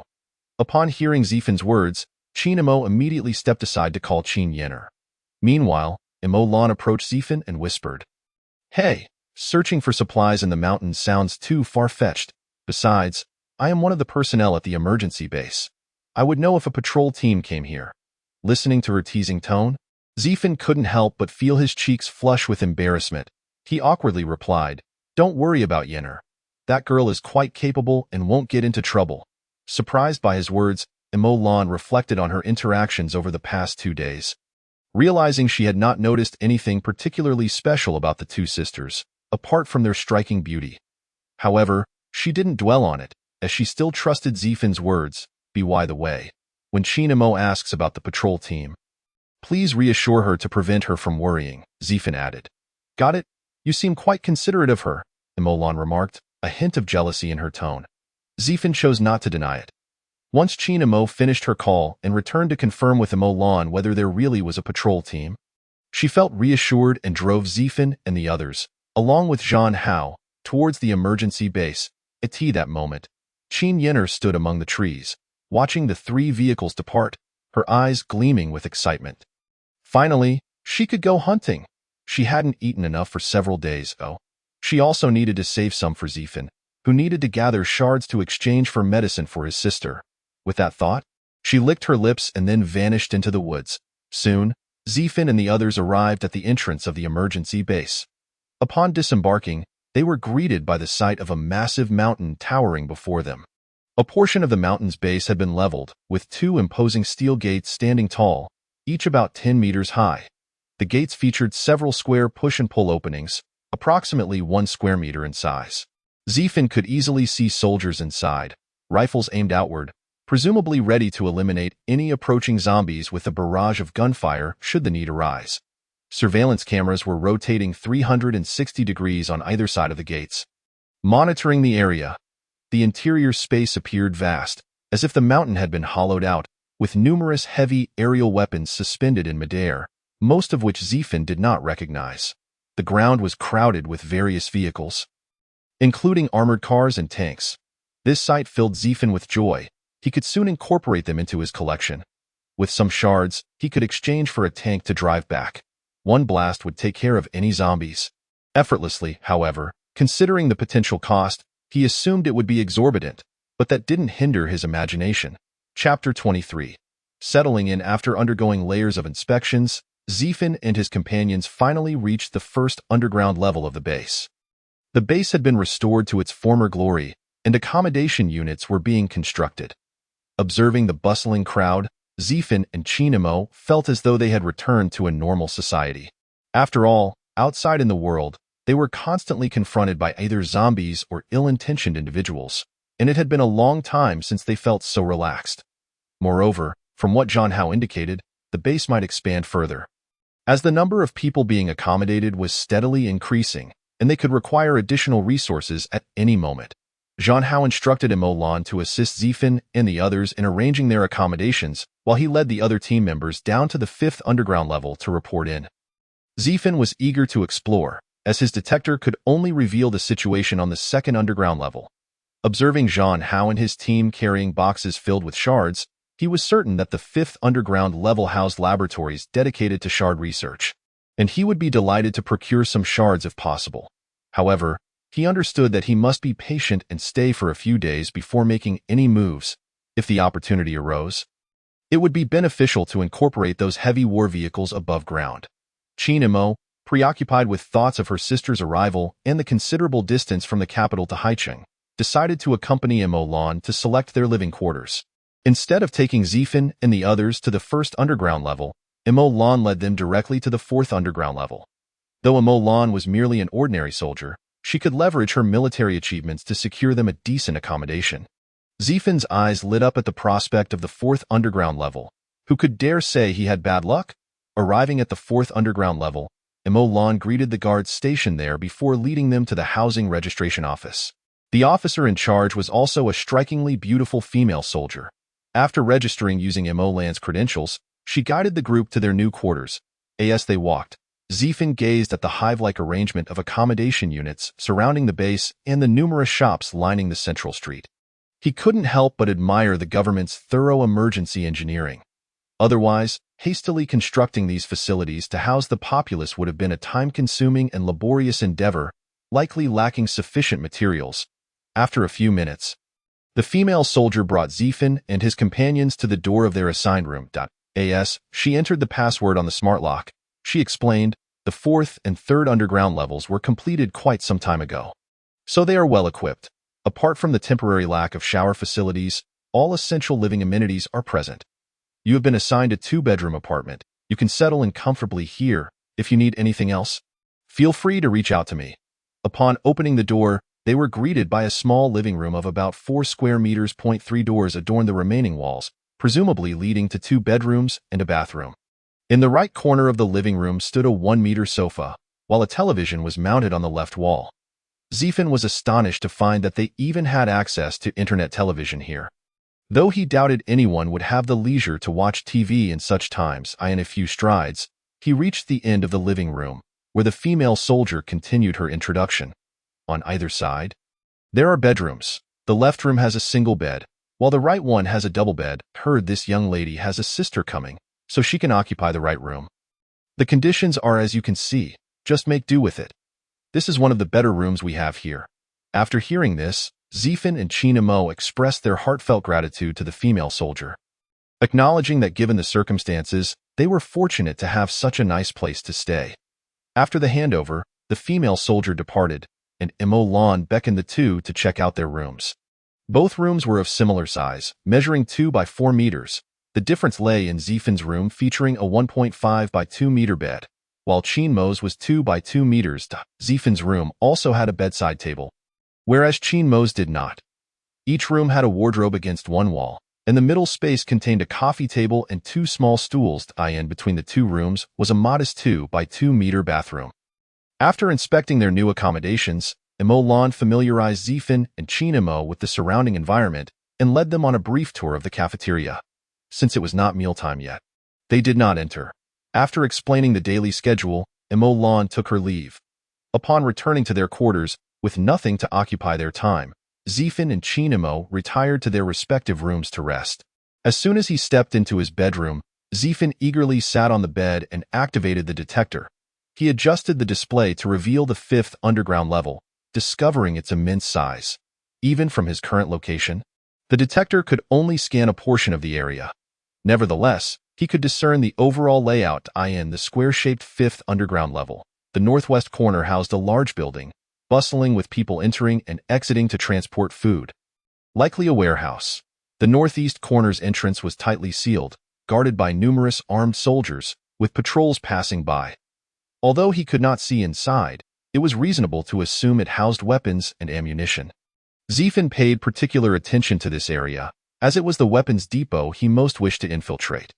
The southeast corner was filled with individuals in white lab coats, likely doctors or researchers, indicating it was the research facility. Finally, Zifan initially had no idea what the southwest corner contained, but as he scanned it with the detector, he fortuitously spotted Zhang Hao and others emerging with boxes. Heading in the direction of the previously assumed research facility, he quickly realized that the southwest corner was the domain of the base's highest leadership. Connected to these four major buildings were various accommodations similar to those of Zifin and his companions. Presumably for the military personnel stationed at the base in the central square, many soldiers were engaged in training. Having clarified the situation on the 5th underground level, Zifin began to contemplate how he could venture down there to expand his exploration capabilities. Meanwhile, after exiting the command building, Zhang Hao and his team spotted Mo Lan approaching them. "Have you arranged everything for them?" Zhang Hao inquired. "Yes, all set. Boss, are you heading to the research laboratory?" Mo Lan replied. Raising the box in his hand, Zhang Hao continued, "Indeed. We just reported the situation to the higher-ups, who are placing great importance on this box of crystals. We need to deliver it to the laboratory for the research staff to process immediately.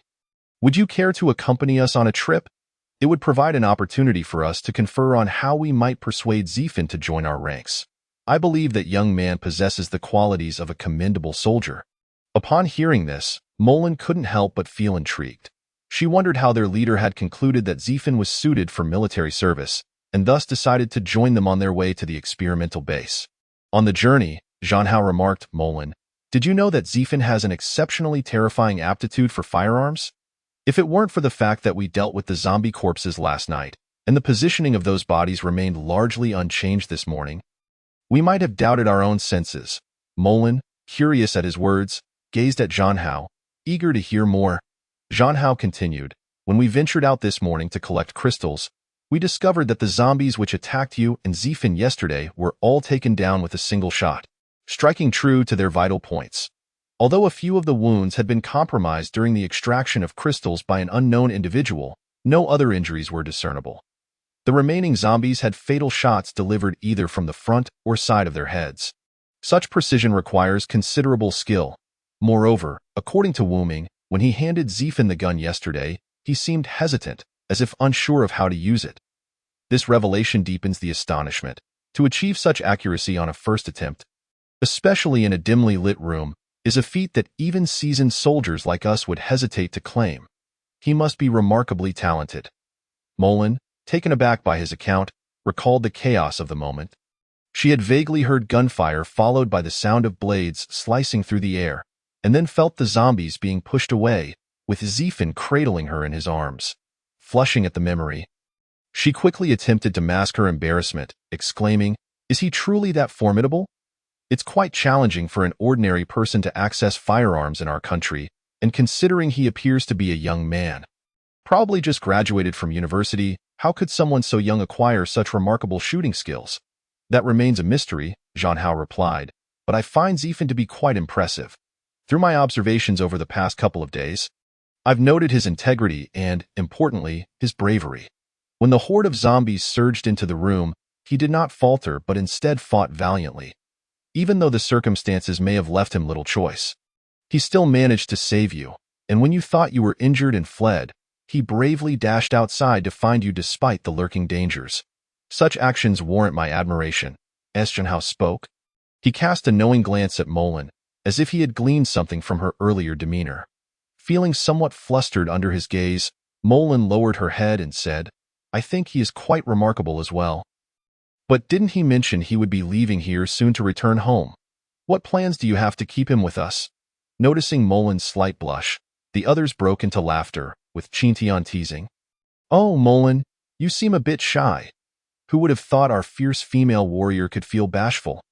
Although Zhang Hao and the others were comrades, they were all men with families, and Molan, being the youngest at just 25 and exceptionally gifted, was regarded as a sister figure among them, prompting them to take her feelings to heart.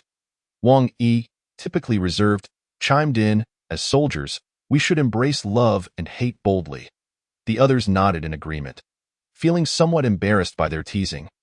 Molan turned away, pretending to be angry, yet she remained, eager to learn how Zhang Hao intended to persuade Zifin to stay.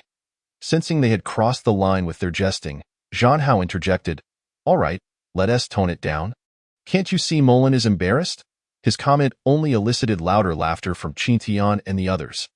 Now, to discuss serious matters, Zhang Hao stated, "Here is my plan. Either today or tomorrow, we should invite them for a meal. And while we're at it, we can inquire about Ziefin's family background, particularly where they reside. We'll check if there are any emergency bases near his home, and utilize the base's communication tools to inquire whether his family is safe there. If they are, we can ask them to reassure him to stay, which would make it much easier for us to invite him to join our team. Upon hearing this, Wuming remarked, indeed, that's a viable approach. Fortunately, I handed him the gun. Otherwise, you might not have discovered such a promising talent. What do you think, boss? Does this count as a merit? Perhaps you could apply for some good cigarettes for me later. It's been ages since I've had a decent smoke. Wuming, a heavy smoker, had traded all his military honors for food and water for his family, and only occasionally exchanged a few ordinary packs of cigarettes. Now that he had discovered Ziefin's talent, he was keen to use this opportunity to procure some fine cigarettes, as good tobacco was hard to come by with military credits. Zhanhao laughed and chided, "Yuri always focused on smoking. Don't you know it affects your physical performance? Wouldn't it be better to smoke less and ensure your health so you can take down more zombies?" Wuming sheepishly replied, "Boss, I don't drink, I just enjoy a good smoke. After over a decade of this habit, it's not easy to quit. Come on, help me out, and I'll pretend I don't know if you guys sneak a drink later."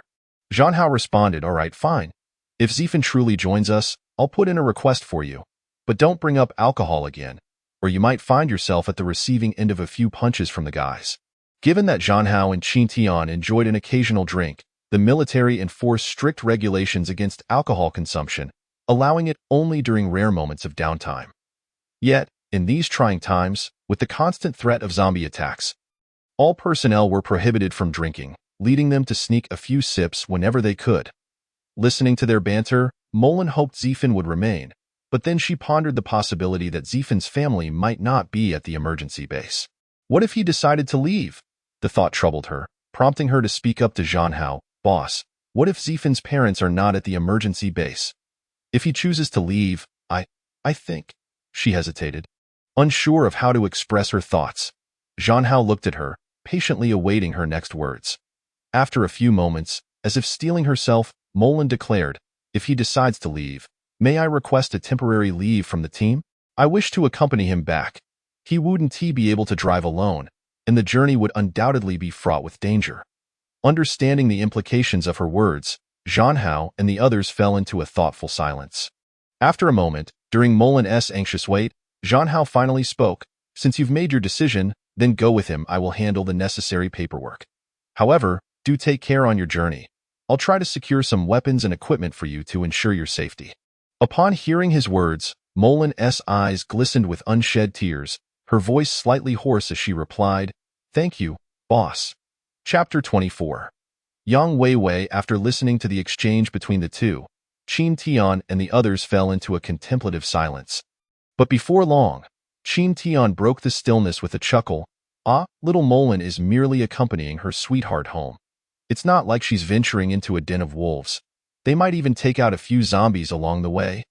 So there's hardly any danger." Molen's face flushed crimson at his words, and she playfully retorted, while the others laughed heartily, teasing her in good spirits. Before long, they arrived at the research base, passed through security checks, and made their way toward the laboratory. Along the way, they observed numerous research facilities where scientists were engrossed in their projects. Even as this group passed by, the researchers hardly glanced up, consumed by their work. Upon reaching the innermost laboratory, Zhanhao knocked on the door, but after a considerable wait, there was no response. The group exchanged glances, feeling slightly disheartened. It seemed Professor Yang was preoccupied with a particular experiment, and it would likely be some time before anyone could open the door. Zhanhao murmured to himself, as if explaining to the others, then pushed the door open and led the group inside. The laboratory spanned nearly 200 square meters. Upon entering, they were struck by a peculiar sensation of both crowding and spaciousness. The cramped feeling arose from the sight of 2 rows of cylindrical culture dishes, each approximately 3 meters tall and 1.5 meters wide, neatly arranged along both sides of the room. Each dish was filled with a yellow liquid, connected by a web of tubes. Some extended from the top of the dishes to the back wall, while others connected to a display screen positioned at the front, where data continuously flickered. Most of the culture dishes contained nothing but the yellow liquid. However, In the foremost rows of dishes, several humanoid specimens could be discerned. Suspended within the yellow fluid, Zhang Hao and his companions were acutely aware that the entities before them were indeed zombies, living zombies, kept in a state akin to dormancy through peculiar means. The desolation of the space was attributed to the absence of any objects save for the cultivation dishes, stretching endlessly until a fortified isolation chamber, constructed from bulletproof glass, came into view. Accompanied by an adjacent office, inside the isolation chamber stood a diminutive figure clad in protective gear and a helmet, wielding an unidentifiable instrument as they meticulously performed dissection and suturing on a restrained zombie upon the operating table. As the 100th post-operative reactivation test commenced, the individual muttered to themselves, relinquished the tool, and grasped a device resembling a remote control position beside the table, promptly activating its switch. Unbeknownst to them, an onlooker had already taken position outside the isolation chamber. A collective gasp escaped Zhang Hao and his companions, their eyes fixed on the grotesque figure on the operating table, now a patchwork of stitches. Qin Tian whispered, "Boss, this Professor Yang is rather youthful. Yet her methods are disturbingly meticulous. Has she not finished with that zombie yet? Best keep your mouth shut if you don't wish to be subjected to live experimentation," Zhang Hao hissed back in a low tone. Qin Tian recoiled slightly, silenced by a creeping chill that crawled up his spine. Inside, as the switch was engaged, a surge of energy accompanied by a crimson light coursed through the wires connecting to the zombie's brain. The creature abruptly opened its eyes, revealing a blood-red gaze, its pupils flickering erratically while the scara shifted between crimson and white, signaling the onset of movement despite its stitched form. With a resounding crack, the metallic restraint binding the zombie's right arm shattered under the strain of its swelling muscles, followed by a similar fate befalling its left leg. This spectacle sent Zhang Hao and his companions racing toward the isolation chamber's entrance in alarm. Yet, the individual before the zombie remained unflustered, exuding an eerie calm. If one were to gaze upon the figure from the front, they would discern the porcelain-like face beneath the protective suit, where wide eyes sparkled with exhilaration. Is success finally at hand? Yang Weiwei's heart raced with anticipation. Indeed, her excitement was palpable, for this marked her 346th experiment, with the previous 246 having ended in failure. During her anatomical studies on zombies, she discovered that the crystals within their brains were predominantly red, except for one particularly robust specimen whose crystal bore a purplish hue.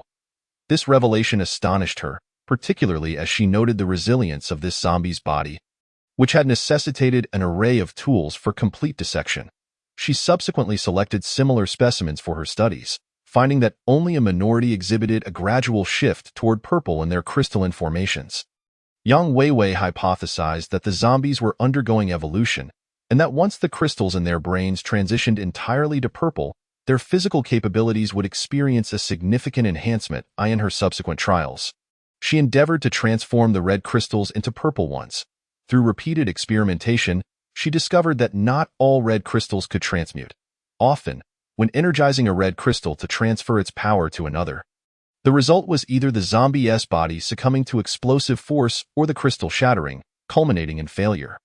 Her analysis led her to conclude that the potential for growth of the crystals in the brains of transformed individuals was variable, contingent upon the human host's capacity for endurance and innate mental fortitude. Whether the zombies possessed such mental faculties was likely determined prior to their transformation. She meticulously collected the limbs of zombies that had failed her experiments but remained intact, affirming their superiority over other specimens, and proceeded to reassemble them for continued use. After extensive filtering and selection, she felt a premonition that her latest experiment would yield success.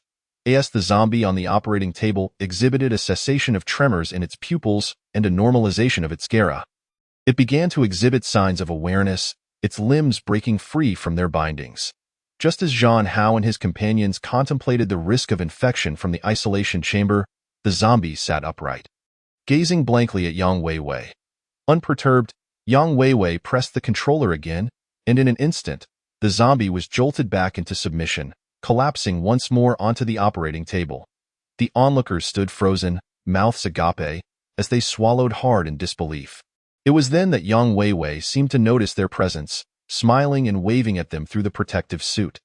Zhang Hao and his companions, taken aback by her demeanor, instinctively took a step back. Their hearts racing. Boss, this girl is the real monster. Isn't she? She seems even more terrifying than the zombies, Qin Tian stammered. The others nodded in agreement, save for Zhang Hao, who, after regaining his composure, gestured with the box in his hand, indicating for her to place it at the door. He then led his companions away. Yang Weiwei paid them little mind, turning her attention back to the deceased zombie on the operating table, readying her tools to extract the precious crystal from its brain. After a period of diligent work, she successfully extracted the purplish crystal, placing it within a radiation-proof glass container before she exited the isolation chamber. Having shed her protective gear and completed the disinfection process, Yang Weiwei entered the adjacent room, a modest space furnished with only a bed, a wardrobe, a chair, and a desk. Seated at the desk, she retrieved her notebook and meticulously documented the details of her experiment. Zombie Experimental Subject Crystal Evolution Experiment. 1. This experiment marks the 346th iteration. 2. Subject composition. Assembled from various zombie limbs. 3. Conversion ratio of crystal from red to purple. 100. 1. Under stable conditions, the energy of 100 red crystals produces 1 purple crystal. 4. Upon completion of crystal evolution, the subject regains autonomous consciousness, theoretically. 5. Due to the uncontrollable nature of the evolved subject, the temporary disposal method. Termination. 6. Once the report was finalized, Yang Weiwei reclined on her bed, fatigue settling in. She had not enjoyed a proper rest in quite some time due to the demands of her research. With her eyes closed, it wasn't long before the soft sounds of her slumber filled the room. Meanwhile, Zhang Hao and his companions emerged from the laboratory, their expressions grim. Collectively, they decided against dining with Zai Fan and the others, as the recent events had left them too shaken to eat. Gradually, they dispersed to their respective homes. That evening, after dinner, Zai Fan and Qinemo walked along the path home. Qinemo felt a pang of concern. The entire afternoon had passed without a word from Qin Yin'er. In the confines of the base, where cell phones were rendered useless, her inability to contact her sister weighed heavily on her, filling her with regret for not insisting on her return during their last phone call. Zai Fan, noticing Qinemo's unease, felt a knot form in his stomach, worried that she would insist on searching for Qin Yin'er. He mused to himself, Yin'er is likely having a grand time out there. But her absence has put me in a bind. If Qinemo asks me to accompany her in search of her sister, how will I manage to evade that? Just as he was lost in thought, Qinemo broke the silence. Zai Fan, Yin'er hasn't sought us out all afternoon. Do you think she might be in some sort of danger? Logically, since we registered here, it should be quite easy for her to locate us. The fact that she hasn't returned is troubling, she added. Zai Fan, feeling the weight of her concern, could only offer a placating response. It's all right. When we encountered those people, they were numerous and armed. As long as she didn't stumble upon a horde of zombies, she should be fine. Perhaps she has returned but, finding no signal, simply forgot to check where we were staying. Maybe she is with those classmates of hers, he suggested. Let us check if she has any records of entering the base, and see if the guards can assist us in contacting her, Qinemo proposed, her eyes fixed on him with urgency. Faced with her anxious demeanor, Zai Fan found it difficult to refuse, though he felt a sense of futility in the idea of investigating. Still, he steeled himself and accompanied Qinemo toward the housing registration office. Within the office, the female soldier from earlier had concluded her shift, replaced by a middle-aged gentleman. Approaching him, Zai Fan spoke, "Excuse me, sir, could you assist us? We're trying to determine if someone has entered our emergency base." The gentleman, engrossed in a computer game during the night shift, initially had no intention of engaging. However, upon hearing Zai Fan's request, he begrudgingly set aside his game, responding with evident impatience, "You wish to check on someone's entry? How are you related to this individual? In our vicinity, it is generally not permissible to assist others in casually searching for information about other individuals." Upon hearing this, Qinemo eagerly interjected, "She is my sister. And she came here with us today. She merely encountered a few classmates on the way here who were accompanying your patrol team to gather supplies in the mountains. She wanted to lend a hand, which is why she did not enter with us." Upon hearing Qinmo's words, Zai Fan felt a sense of foreboding. Yet before he could offer any further explanation to the gentleman, the man responded, Patrol team? Gathering supplies in the mountains? Our base has not dispatched any patrol teams to search for supplies in the mountains, and besides, what supplies could possibly be found there? This was disastrous. Zai-Fan was filled with a desire to bang his head against the wall. The lie he had told earlier in the day was now unraveling before his very eyes. Just as he was contemplating how to explain the situation to Chinamo, she paled and said, "No patrol team, sir. Could you please think again? When I spoke to my sister on the phone, she mentioned there indeed was a patrol team, and one of your soldiers confirmed this as well." The gentleman grew somewhat impatient, waving his hand dismissively. "If I say there is none, then there is certainly none. You two little rascals should not cause trouble here, as for what your soldier said. Go ask those patrolmen outside if they have gone into the mountains to search for supplies." With that, he returned to his computer, ignoring Chinamo and Zai-Fan. At this point, Chinamo felt utterly despondent, tears streaming down her face. She glanced at Zai-Fan, her eyes reflecting disappointment and worry, before silently turning to walk towards the door. Zai-Fan, equally flustered, had not intended for Chinamo to be frightened. But with the situation as it was, he could only chase after her as she departed. Chinamo staggered back, tears cascading down her cheeks, and passers-by glanced at her curiously, though she paid them no mind. Simply continuing on her way, Zai-Fan caught up to her, grasping her hand in an attempt to halt her and clarify the situation. But as soon as he held on to her, she yanked her hand away, glaring at him with indignation. Then, with gritted teeth, Chinamo enunciated each word. "Zai-Fan, why did you deceive me? Why did you conspire with my sister to trick me? Are you truly willing to leave her out there alone? It is so perilous outside. What if she encounters a zombie? What should I do if she dies? How am I supposed to explain this to my parents?" Zai-Fan was at a loss for words. Yearning to explain, but noticing that others had begun to stop and stare, he quickly pulled Chinmo's hand and led her back. Although she attempted to break free, he did not allow her the chance and continued to guide her away from the scene. Chapter 25. Confession? Impossible. Upon returning to their residence, Zai-Fan opened the door and pressed Chinmo down onto the sofa before preparing to close the door. Just as he turned around, he saw Chinmo lunging at him. He instinctively raised his hand to defend himself, but Chinmo grasped his wrist and bit down on his arm. Ouch! Chinmo had certainly applied considerable force, eliciting a sharp intake of breath from Zai-Fan. Yet he felt it unwise to struggle, given that he had initially deceived her alongside Qin Yenner. Observing Chinmo, tears streaming down her face as she bit into his arm, Zai-Fan found her somewhat endearing despite the circumstances.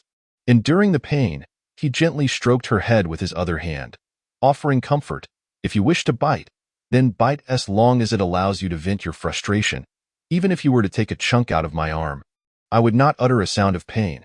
Upon hearing his words, Chinmo's grip loosened somewhat, yet she did not release him entirely. Zai-Fan continued, "Once you have calmed down, I will explain everything to you."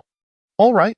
As she gazed into his eyes, filled with tenderness and sincerity, Chinmo gradually released her bite, revealing that the spot where she had bitten him had begun to bleed, indicative of the force she had exerted. Although she felt a twinge of sympathy upon seeing his injury, the memory of being deceived by Zai-Fan and Qin Yenner reignited her anger, causing her to turn her head away in frustration. "Please, do not be angry. I can assure you with my life that Yenner is certainly safe. There is a reason she has not come to the base. Would you like to know why?" Zai-Fan spoke softly, akin to soothing a child, as he turned her face towards him and wiped away her tears with his hand. Hearing his words, Chinmo felt a slight sense of relief, and as she observed Zai-Fan's comforting actions, she couldn't help but blush. Swatting his hand away, she settled back onto the sofa and questioned him. "Then tell me, why did you deceive me? Why did you claim that she would be safe outside alone? Let me ask you first, when we were at your house, your sister suddenly appeared in the morning. Did you inquire where she had been during those days? What did she say in response?" Zai-Fan cautiously began, wanting to clarify how Qin Yenner had explained her situation to Chinmo before addressing the matter of her leaving the base to for how Qin Yenner had exited the base or the events that unfolded there. He preferred not to disclose those details just by presenting a half-truthful explanation. He believed Chinmo would be able to accept it. Chinmo, not dwelling too long on his question, replied, She told me she had fled the city due to disaster and was rescued by someone after encountering zombies. So she asked those people to take her back to me. Phew, that was fortunate. This made things easier to explain. With that thought in mind, Zayfan organized his thoughts and spoke. That is correct. Later, I spoke with your sister on the road. She informed me that she had managed to escape with those individuals to this base, but then chaos erupted here as some people turned into zombies and attacked those nearby. She was unable to escape at that moment, but fortunately, she was buried among the corpses that had not turned into zombies. When she regained consciousness, she seized the opportunity to flee unnoticed. Just imagine. She was sleeping among dead bodies, surrounded by zombies that did not bite her. Would others not suspect she had been infected? It was indeed a stroke of luck for her, but what if some individuals thought otherwise? What if the researchers at this base found her suspicious and took her for study? That would be disastrous. Hearing this, Chinamo felt a surge of anxiety and promptly inquired, and what happened next? How did she manage to return to my place? Why did she not tell me all of this at the time? Zayfan reassured her. Perhaps she was simply trying to spare you worry. Since she is safe, there was no need to trouble you with it. Later, as she mentioned, she encountered zombies again, but fortunately, a group of people rescued her and brought her back to you. If she were to return now and be discovered by the personnel at the base, what if they truly took her for research? That would be a catastrophe, would it not? Just as we were passing through that wooded area, I happened to encounter her, and she chose to accompany that group of people around the base. But how can you guarantee her safety outside? Chinamo asked, her concern still apparent. Of course I can. When I encountered that group, they were armed with firearms. Moreover, consider this. They managed to bring Yinner back from the base to your home, then return to this vicinity without any issues. They must possess some level of capability, wouldn't you agree? Zayfan explained. After listening to Zayfan's reasoning, Chinamo nodded silently, finding his explanation somewhat reasonable.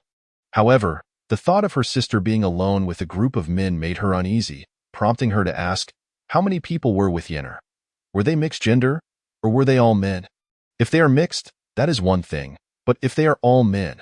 Although Zayfan understood that even zombies posed no threat to Qin Yinner, he patiently replied, rest assured, there were over a dozen people in their group, and several of them were women. With Zayfan's reassurances, Chinamo finally felt a sense of relief. Yet, she still wanted to confirm whether Qin Yinner had indeed visited the base. After all, what if Zayfan was deceiving her yet again? She resolved to visit the housing registration office again the following day to verify. Zayfan remained unaware of Chinmo's thoughts, but even if he had known, it would not have mattered, as the fact that Qin Yinner had visited the base was true. As for the little group of people, even if they were fictitious, Chinamo would not be able to uncover that. So he was not concerned. At this moment, Zayfan silently commended his own cleverness. After soothing Chinamo, Zayfan urged her to get some rest. Feeling considerably reassured, as she stood to leave, Chinamo noticed the wound on Zayfan's arm where she had bitten him. A wave of remorse washed over her, and she gently blew on his hand. Feeling too shy to utter an apology, Zayfan smiled and remarked, consider this your signature of allegiance to me. Do not even think about leaving me in the future. Upon hearing his words, Chinamo felt her cheeks flush once more. She shot him an exasperated look before retreating to rest. Once Chinamo closed the door to her room, Zayfan let out a long sigh of relief as he slumped onto the sofa, muttering, that little girl has put me in such a difficult position today. I shall surely hold her accountable for this later. After a while, Zayfan also returned to his room to rest. The following morning, while Zayfan was still asleep, Chinamo took the opportunity to venture out alone to the registration office. The same female soldier who had assisted them during their check-in the previous day was on duty, and Chinamo was able to successfully glean information confirming that her sister had indeed visited the base.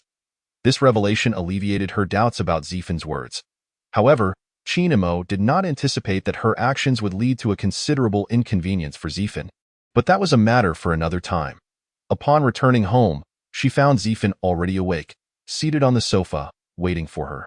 Noticing her return, Zayfan inquired about her whereabouts, to which Chinamo simply replied that she had gone for a walk.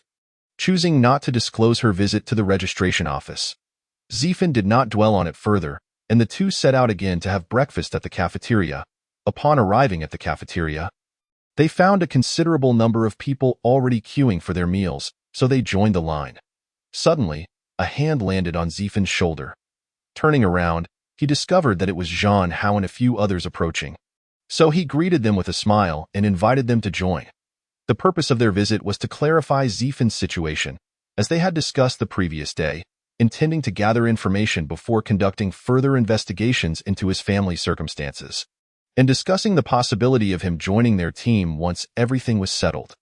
After finishing breakfast, the group found a vacant table to sit down. While eating, Zhang Hao began, "Xiao Fan, when do you plan to return?" Zifen replied, "In the next few days. I'll leave once Qin Mo's sister arrives, and I've settled them both." Qin Mo shot him a glance, but chose not to challenge him. Zhang Hao continued, "Where is your hometown? Is it far from here? Would it be too dangerous for you to go alone?" Zifen responded, "It's not too far. Actually, my hometown is in Huaixian, about 400 to 500 kilometers from here. It would indeed be a long walk, but I need to return home to ensure my family's safety. As for danger, I can manage on my own." Zifen felt confident, knowing he had a detector that would alert him to any nearby zombies. Hearing this, Imolan hesitated, wanting to suggest accompanying Zifen back, but she reconsidered, thinking that if their leader could help Zifen confirm his family's safety, perhaps Zifen would not need to go back at all. So she remained silent. Noticing Imolan's expression, Qin Tian and the others chuckled softly, while Imolan shot them an annoyed glance, continuing to listen to the conversation between their leader and Zifen. "All right, our base is connected with other emergency bases across the country. If you provide me with the specific location of your hometown, I can check which base is nearest and inquire whether your family is there." Zhang Hao offered. Zifen's eyes brightened at this suggestion, but he worried it might cause trouble for Zhang Hao, so he asked, "Really? Will this be complicated?" Zhang Hao slapped his chest confidently, saying, "What trouble could it be? Leave it to me. Just wait for the news." But his words trailed off, and a mischievous grin crept onto his face, reminiscent of a wolf capturing a little rabbit, which sent a chill down Zifen's spine. Feigning fear, Zifen clutched his chest and trembled, saying, "But what, Brother Hao? You don't have any ulterior motives, do you?" "No way. I'm still a virgin, and besides, I'm not into that." The table erupted with laughter at Zifen's words. Qin Tian was laughing so hard he was pounding the table, attracting curious glances from those nearby. "Ahem, enough of the laughter," Zhang Hao said, his face twitching as he gritted his teeth. "Stop messing around. Let us get back to business." Upon hearing business, Zifen straightened up and focused on Zhang Hao. The others did the same. After calming himself, Zhang Hao looked at Zifen earnestly and said, "If we can confirm your family's safety, would you consider staying and joining our team? I have high hopes for you. And don't give me that look. I've analyzed the zombies you shot the other night and believe you have potential. I want you to train with us, which would benefit you as well." Zifen's heart skipped a beat upon hearing this. It seemed he had been a bit too reckless that day, taking down zombies with precision and inadvertently revealing his capabilities. Yet he felt tempted, as this opportunity would allow him to access many resources within the base, making it easier to gather weapons and other supplies. He was prepared to agree. Noticing Zifen's hesitation, Zhang Hao continued, "Of course, I'm speaking hypothetically. Once your family's safety is confirmed, you can choose to stay or return. We won't stop you if we can't get in touch with them. We've all discussed it, and Imolan will accompany you back. She can drive, which would make things easier. Once you find your family, you can bring them back here and join us later." With everything laid out, Zifen had no reason to refuse, especially not wanting to miss such a good opportunity. He nodded and said, "All right, Brother Hao, we'll do it your way. Once my family's safety is confirmed, I'll join you." But, seeing him agree, Zhang Hao and the others were pleased. Zhang Hao asked, "But what?" Zifen scratched his head, feeling a bit shy. "But is it okay for you to let Imolan accompany me back? Doesn't she have tasks to perform here? Will the higher-ups be willing to let her leave?" Upon hearing this, Imolan thought Zifen feared she wouldn't be able to return, so she quickly interjected, "I am willing to go." However, she felt the implication of her words was somewhat off and lowered her head, blushing. Yet she soon raised her head, gazing at Zifen with hopeful eyes. Zifen found her words somewhat familiar and felt a bit embarrassed as he glanced at Qin Mo beside him. At that moment, she was focused on her meal, seemingly oblivious to their conversation. However, with the detector, Zifen could sense a hint of sorrow in her eyes. Qin Mo's emotions were quite complex at this moment. She had heard Zifin and the others talking, including Imolan's willingness to accompany Zifin back. She recalled how she had promised Zifin the same not long ago, but because Yin Er insisted on returning to find their parents first, she couldn't abandon her sister. This left her feeling conflicted, and to mask it, she could only concentrate on her meal. Noticing Imolan's expectant gaze, waiting for his response, Zifin suggested, "How about this, Brother Hao? If I have nothing to do at the base in the next few days, could you teach me how to drive? Once I learn, I won't need to trouble Imolan to take me back, which would also prevent your team from losing a member. What do you think?" Upon hearing his response, Imolan felt a pang of disappointment and resumed eating her meal. Zhang Hao glanced at Imolan and then at Qin Imo beside Zifin. As realization dawned on him, he begrudgingly said, "All right, you little rascal. Just give me the address, and I'll take care of this." Chapter 26, Stay or Leave After the Meal. Zifin provided Zhang Hao with his home address. And with a task at hand, they decided to leave. On the way back, Qin Imo was somewhat silent, and Zifin felt awkward, unsure how to break the ice. "I'm sorry." Qin Imo spoke first, her voice low. "Huh. Why are you apologizing?" Zifin asked, aware of her meaning but unsure what to say. Qin Imo quickened her pace, turning to face Zifin, looking up at him and said, "You know what I mean. I'm sorry. I broke my promise." Zifin was not overly concerned. He understood Qin Imo's feelings. After all, during such times, everyone wished to reunite with their families first before considering others. He reassured her, "It's all right, I'm going to find my family. And you should do the same. I just haven't received news from them yet. Even when I do, I want to be completely at ease until I see them with my own eyes. I understand your feelings, especially since it's not your decision to leave. It's your sister who insisted, right? You care about her. During the outbreak, you risked your own safety to find her, so it's only natural you wouldn't feel at ease leaving her alone." "I care about you too," Qin Imo blurted out. After saying this, she gazed at Zifin, devoid of shyness, only sincerity. She merely hoped that Zifin could comprehend her feelings. During mealtime and even on the walk back, Qin Imo had reflected on the moments they had shared over the past few days, all of which warmed her heart. Witnessing Imolan's almost candid confession made her feel a pang of jealousy. Confirming to her that she had fallen for Zifin, Zifin looked at her, somewhat touched by her words. He longed to respond immediately but hesitated, uncertain whether Qin Imo's confession stemmed from the warmth of relying on each other in this apocalypse, or from the discomfort of losing a companion to someone else. He felt a wave of self-doubt wash over him. In the former world, his circumstances were not particularly favorable, whether in terms of appearance, family background, or career. He couldn't compare to Qin Imo in any aspect. It was only during this apocalypse that the detector he possessed became his sole point of pride, instilling him with the confidence that he could survive longer than others, even with Qin Imo by his side. Yet, he was uncertain how long this world would remain as it was. Perhaps, in the near future, the apocalypse would end, and the zombie virus would be eradicated. By that time, life for the people would have returned to normalcy, and the systems one possessed would no longer hold much significance. How could one possibly still be worthy of her? Contemplating these thoughts, Zifin offered her a faint smile and said, "I understand. I care about you too. It matters to me that you are well and find happiness. That would bring me joy as well." Upon hearing Zifin's response, Qin Imo felt as though she were trapped in an icy abyss.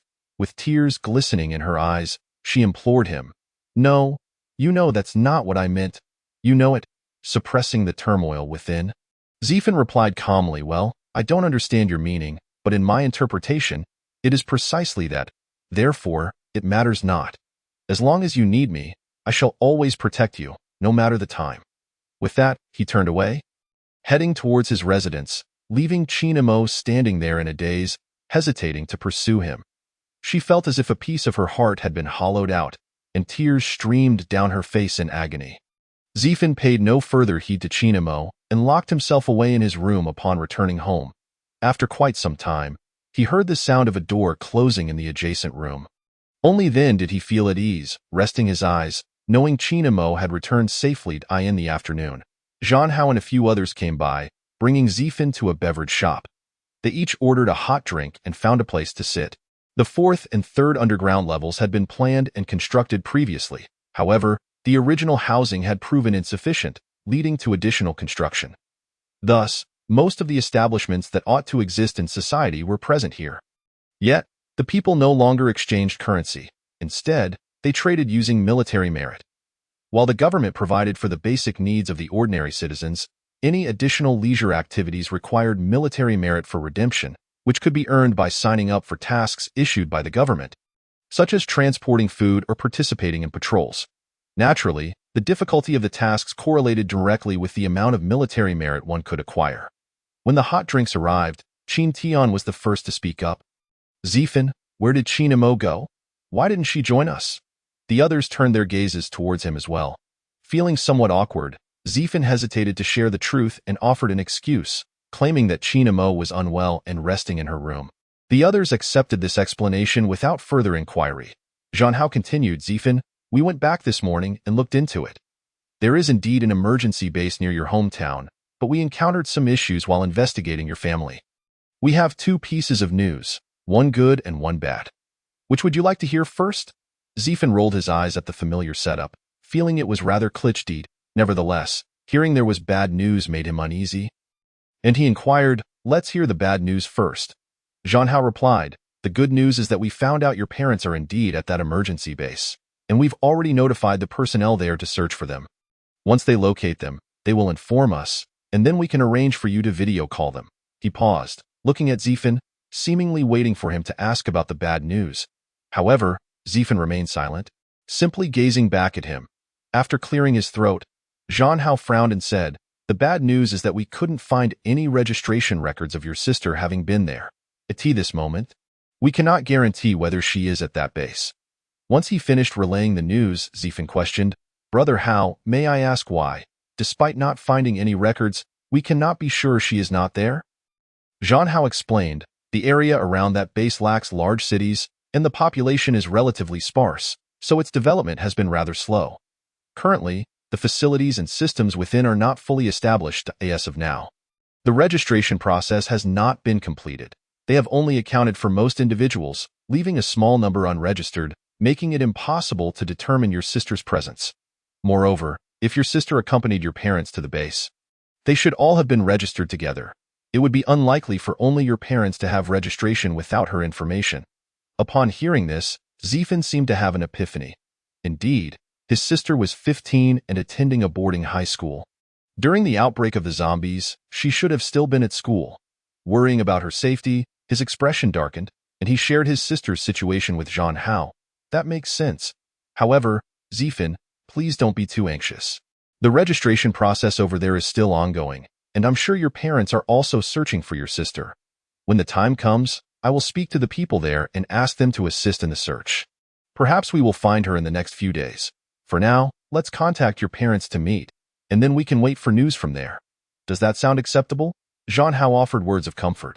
The others chimed in to reassure him, fearing he might overthink and act impulsively, as they did not wish to see him leave in silence only to encounter danger outside. Seeing their genuine concern, Zifan felt a measure of calmness return. He inquired of Zhang Hao when they might receive a response from the base, indicating he would wait at home. The group, noticing Zifan's improved demeanor, sighed in relief. After exchanging glances, Zhang Hao suggested, "In that case, I'll have Mo Lan stay here. She has communication devices issued by the base and can contact us at any time, as soon as there is news from there. I will reach out to you, and she can directly take you over." Upon hearing his arrangement, Zifan was about to refuse when the others placed their cups down and hurriedly departed, leaving him and Mo Lan sitting across from each other. Mo Lan's cheeks were slightly flushed, while Zifan shook his head with a wry smile. He understood the intentions of Zhang Hao and the others, and he had a sense of Mo Lan's feelings as well. However, with unresolved matters concerning Chin Mo, he pondered when he had become so popular with girls. Neither spoke, quietly sipping their hot drinks. Before long, both cups were empty, and Zifan, feeling somewhat awkward, suggested, "Shall we go for a walk?" Mo Lan replied, casting a sidelong glance at Zifan before averting her gaze elsewhere, unable to look at him directly. Once outside the beverage shop, they walked silently down the street. Why was this scene repeating itself? Zifan sighed and eventually broke the silence. "Miss Mo, thank you for this morning." Mo Lan quickly responded, "You can just call me by my name." I'm not used to being addressed as Miss Mo. It feels like I've traveled through time. She made a jest before continuing. Are you referring to the time I drove you home? Yes, that's the one, Zephan affirmed. There's no need for that. Why offering to drive you was our leader's idea. He knew you couldn't drive and was concerned you might encounter danger walking back. Besides, you didn't agree to my offer. Molan fabricated a small lie, having just met him a couple of days ago and already developing feelings. She feared Zephan might perceive her as frivolous at present. Zephan had yet to reach a conclusion about leaving the base, but he understood that even if he did depart, he would do so alone. Thus, he wished to clarify with Molan, stating seriously, Molan, what I'm about to say may come across as somewhat self-important, but please believe that I speak earnestly. Although it was evident Zephan was about to share something that might cause her sorrow, Molan did not interrupt, listening quietly. First, I'm not certain whether I will leave here, so we may not part ways after all. Second, I sense that you have some feelings for me. Please do not be too quick to deny it. That is merely my impression. However, just because you have feelings for me does not obligate me to involve you in any adventures. If I leave, I will still go alone. Third, I appreciate your affection, but at this moment, I cannot provide you with any response. Whether it be regarding my circumstances or the matter of ensuring your safety in this chaotic world, I am unable to meet those requirements. Therefore, I hope you will reflect carefully on whether we are truly suitable for one another before reaching a conclusion. Molan listened to his words, realizing he had not accepted her feelings. Although a sense of disappointment washed over her, she was also somewhat elated, as he had not outright rejected her, leaving her with hope. Thus, she earnestly replied, Indeed, Zephan, I do like you. I cannot explain why I have these feelings. Perhaps it is because you rescued me from the clutches of the zombies, because you cured me of the virus, or because of the moments we shared when you held me or when I kissed your cheek. In any case, I do not care about what you mentioned. I simply like you, in a very pure way. You may reject me now, but that is your concern. One day, I will make you like me. As he gazed into the eyes of this girl confessing her feelings, he saw what appeared to be a universe of stars, so pure and beautiful. Zephan sighed inwardly, thinking what a wonderful girl she was. Yet, upon recalling Qin Mo, he decided against dwelling on it any further, choosing to set it aside for now. They wandered the streets for a while longer, and after approximately 2 hours, Molan received news from Zhang Hao, prompting them to head towards the 5th underground level of the base. Descending in the elevator to the 5th level, Zephan felt a surge of excitement, eager to explore what lay within these structures. As he activated his detector, the images that appeared in his mind left him stunned. What was happening? Why were there zombies in the underground base? Upon closer inspection, it became evident that several laboratories at the experimental base were conducting research on zombies. With this realization, he resolved to first assess the situation at the armory. However, before he could redirect the holographic image, a flash of purple suddenly appeared in his mind. Zephan paused, refocusing his gaze on the research base. At that moment, Yang Weiwei was in another laboratory, holding the purple crystal she had just retrieved from the radiation-proof box, engaged in her research. Through her recent studies, she discovered that humans initially transformed into zombies due to injuries from bites or scratches, which became infected by the virus. The mutations that occurred during the last incident at the base were caused by the radiation from the crystal. Most individuals were immune to this radiation, with only a small fraction exhibiting mutated responses. The critical factor leading to the mutation in this minority was human mental strength, commonly referred to as willpower. When the fear of potentially becoming a zombie expands, the radiation emitted by the crystal intensifies its effects on bodily functions. Coupled with the energy absorbed from the crystal upon contact, this leads to a transformation into a zombie. Conversely, when one does not entertain thoughts of becoming a zombie, their mental strength similarly aids in resisting the crystal's radiation, significantly lowering the mutation rate.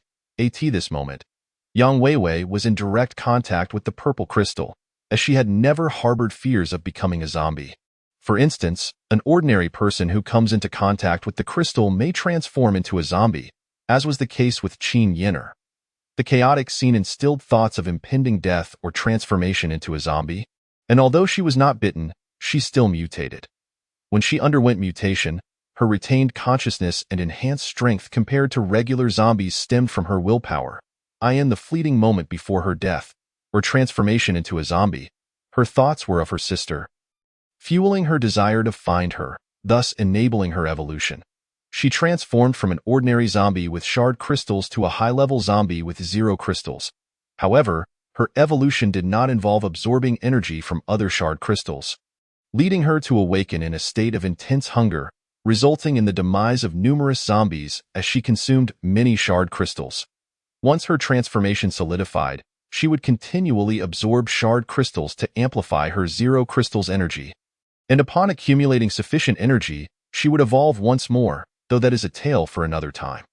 This also explains why the zombie Yang Weiwei activated into 0 crystals exhibited self-awareness, rooted in the same principle.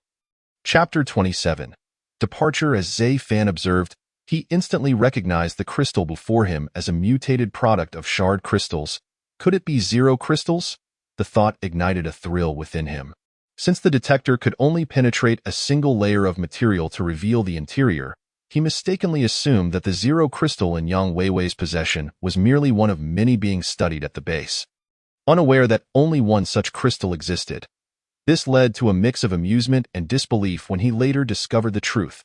After watching Yang Weiwei's incomprehensible research for some time, Zai Fan directed the detector to focus on the armory.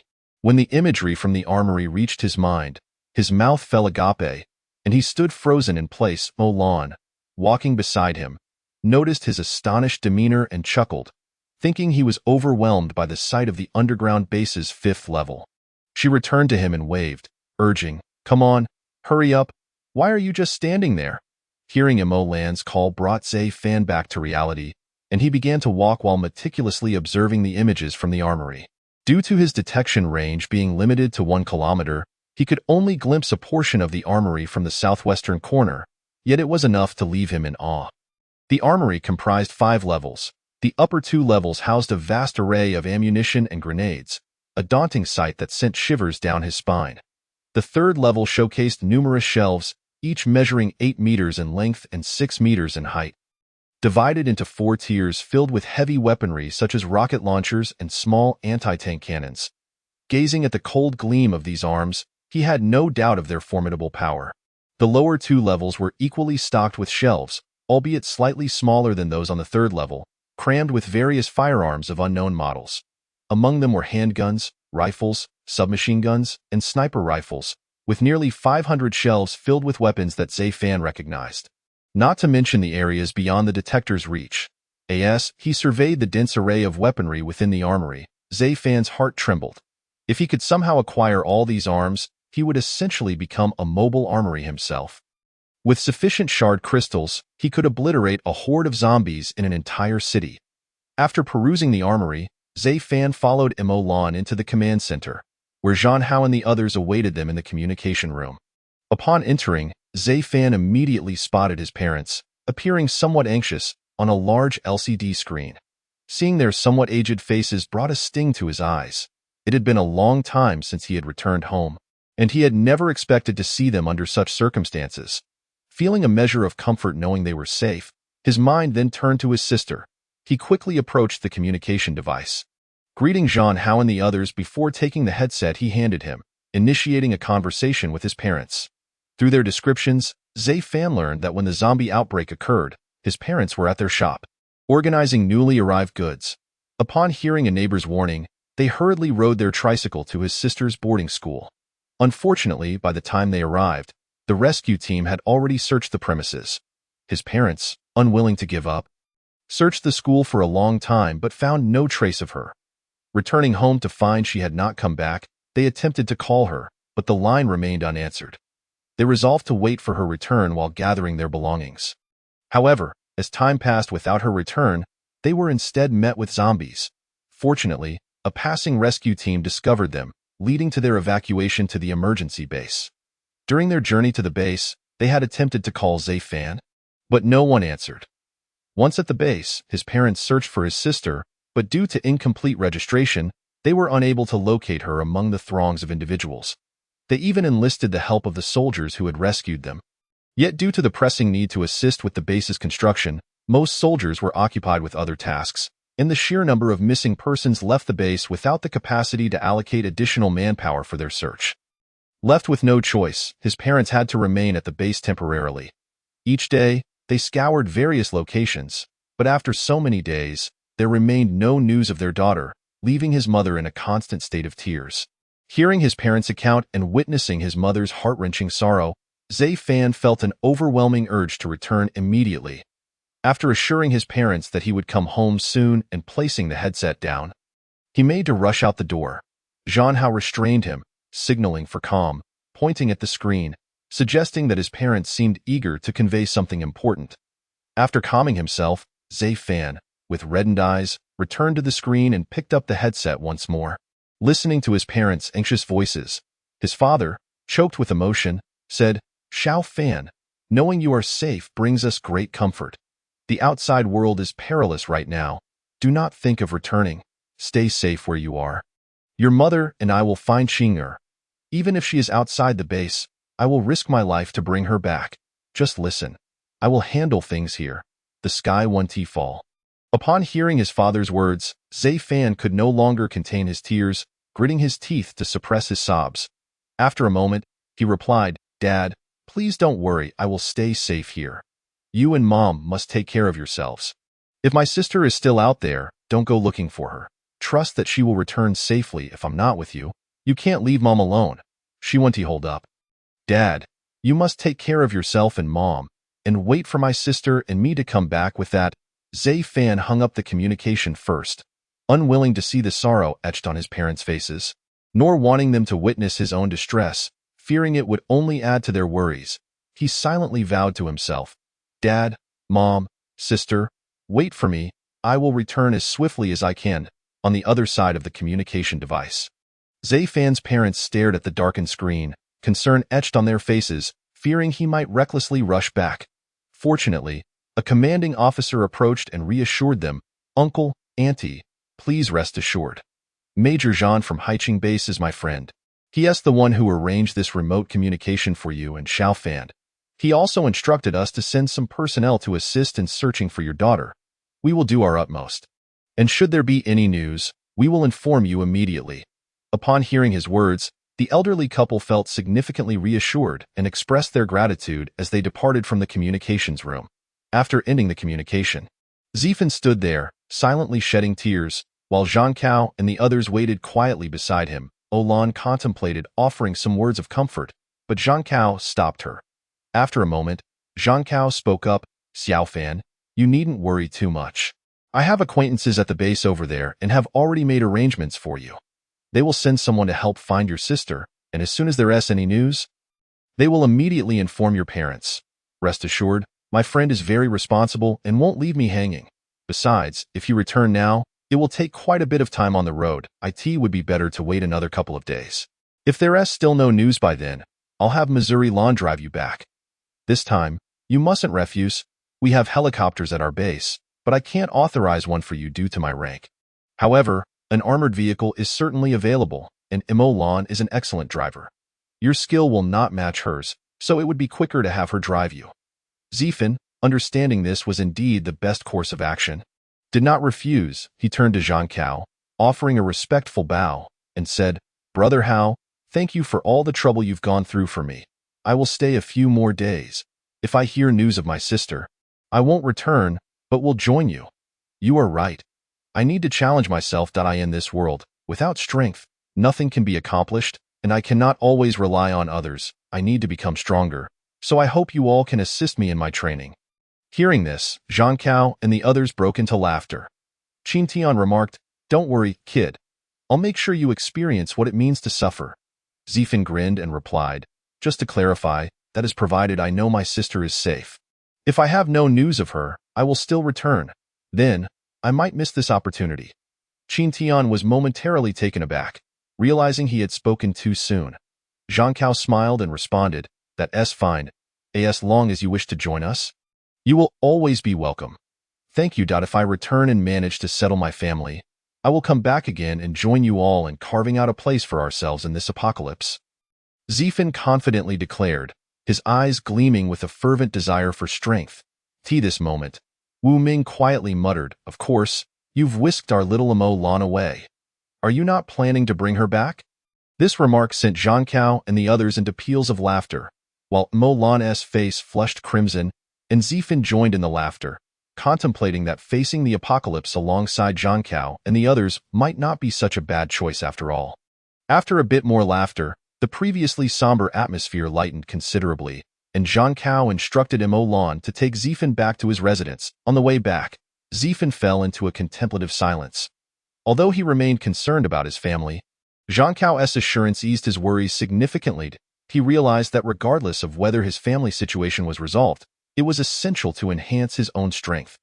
The challenge now lay in discovering how to rapidly increase his capabilities. After pondering for a while, a sudden realization struck him, and he chuckled to himself, slapping his forehead. Of course! How could I forget about the virus serum? That treasure is invaluable. Although the ordinary type can only be used once, I have yet to utilize the other 3 types. Even with limitations, once I exhaust them all, I will likely become quite formidable. With this thought, he began to fret over the shards of crystal. It was indeed a challenge to acquire them. It seemed imperative for him to venture out soon and contact Yenner to see if she had managed to gather any shards. Mo Lan observed his alternating silence and laughter with a puzzled expression. Stepping forward to touch his forehead, then her own, confirming he did not have a fever, she gazed at Zifin with her beautiful, wide eyes. Feeling somewhat embarrassed under her scrutiny and recognizing his earlier antics were rather amusing, Zifin casually shifted the topic. The two engaged in conversation as they walked, and before long, they reached Zifin's residence. I've arrived. You should head back and rest early. Thank you for everything today, Zifin said as he opened the door. Mo Lan replied, summoning her courage to embrace him from behind, saying, Zifin, no matter what happens, don't lose heart. I will be by your side. After speaking, she released him and dashed away. Taken aback by Mo Lan's sudden embrace, Zifin felt a warmth spread within him upon hearing her words. Before he could respond, he noticed she had already left. It's truly wonderful to have you all here. Especially you, he thought. Upon entering, he found Qin Mo already resting, so he refrained from disturbing her and retreated to his own room to rest. The next 2 days passed in quiet solitude. During this time, Qin Mo only exchanged a few words with Zifin, as if an invisible distance had suddenly formed between them, leaving Zifin feeling quite despondent. Qin Mo felt similarly but was unsure why. She found herself fearful of being alone with Zifin, as seeing him would remind her of the coldness he had shown when he rejected her, prompting her to cry in secret several times. In truth, Zifin had seen her crying. Each day, he watched her quietly with a detector. But he hesitated to approach her, feeling he had betrayed her feelings. On the 3rd morning, Jean Cao and the others arrived, but they bore no good news for Zifin. Instead, they sought to ascertain his decision. After a moment of contemplation, Zifin replied, Brother Hao, it seems I will need to trouble Mo Lan to take me back for a while. But rest assured, once I settle matters at home, I will return immediately.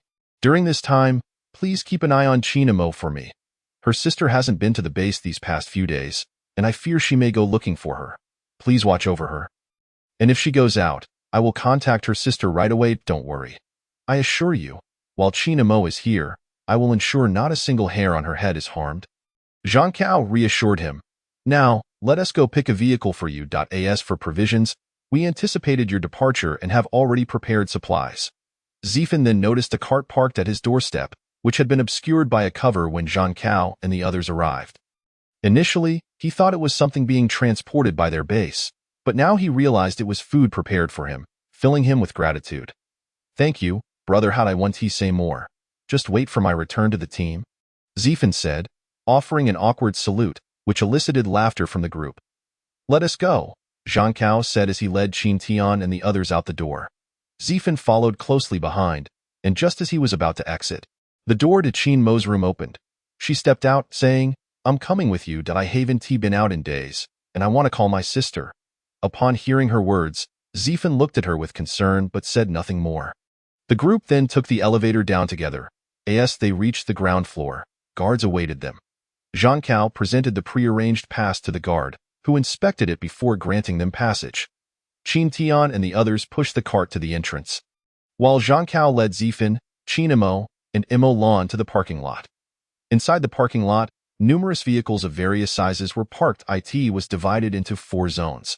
Zone 1 housed ordinary civilian vehicles. Zone 2 contained high-performance military off-road vehicles. Zone 3 was filled with armored cars, all bulletproof, including the windows, appearing incredibly sturdy. And Zone 4 was reserved for tanks and other armed vehicles. As Ziefan gazed at the vehicles in Zones 3 and 4. He nearly drooled, contemplating how he might seize a few of them. However, both zones were guarded by soldiers, making it impossible for ordinary people to approach, which left him feeling disheartened. It was torturous to simply look without being able to touch. Following Zhang Kao through Zones 1 and 2, Ziefan's spirits lifted. Could it be? As he pondered this, Zhang Kao led them into Zone 3, and Ziefan felt an overwhelming wave of happiness wash over him. Although he couldn't access the vehicles in Zone 4, the sight of those in Zone 3 instantly brightened his mood. Zhang Kao produced another pass-like document and handed it to the soldier guarding Zone 3. After the soldier checked it, he saluted Zhang Kao and returned to his post. Zhang Kao turned to Ziefan and said, "Kid, don't say I don't take care of you. For your safety, I went at great lengths and pulled a few strings to secure an armored vehicle for you to drive back. You must cherish it and not damage it. I hope you'll bring it back when you return." He feigned a pained expression. "Rest assured, Brother Hao, even if I leave Olan behind, I will return this vehicle to you." Ziefan jested. Olan shot him a glare at his remark, while Chinamo felt a twinge of discomfort, yet she remained silent, understanding that Ziefan was merely joking. Zhang Kao chuckled. "Don't get any ideas? Kid, you must return with both the vehicle and yourself. I can't just let go of such a wonderful girl as Lan without making sure you're properly dealt with." Upon hearing this, Lan was not pleased, yet she did not take it to heart. With a hint of melancholy, she remarked, "Boss, after all, I have served as your subordinate for several years. To think you would sell me out for just a few meals is truly disappointing." "Haha, not at all. Come on, let's go inside and choose a vehicle for you to drive away," Zhang Hao replied, leading them into Zone 3. Once inside, Ziefan discovered an array of armored vehicles parked within. Although he could not name them, they exuded an impressive aura, surpassing even the Humvee he had procured. Starting from the first vehicle in line, he reached out to touch its surface, and instantly a series of notifications echoed in his mind. Ding. Detected contact with unconventional items. Would you like to catalog? Ding. Without hesitation, Ziefan confirmed the cataloging. Soon, after cataloging nearly a dozen armored vehicles, Zhang Hao, who had been leading the way, halted and pointed to a particular vehicle, saying, "Here, you two will drive this one. The Beast Model 03 armored vehicle is entirely encased in titanium alloy ballistic materials. While it lacks external weaponry, this vehicle can ram through zombies without deforming.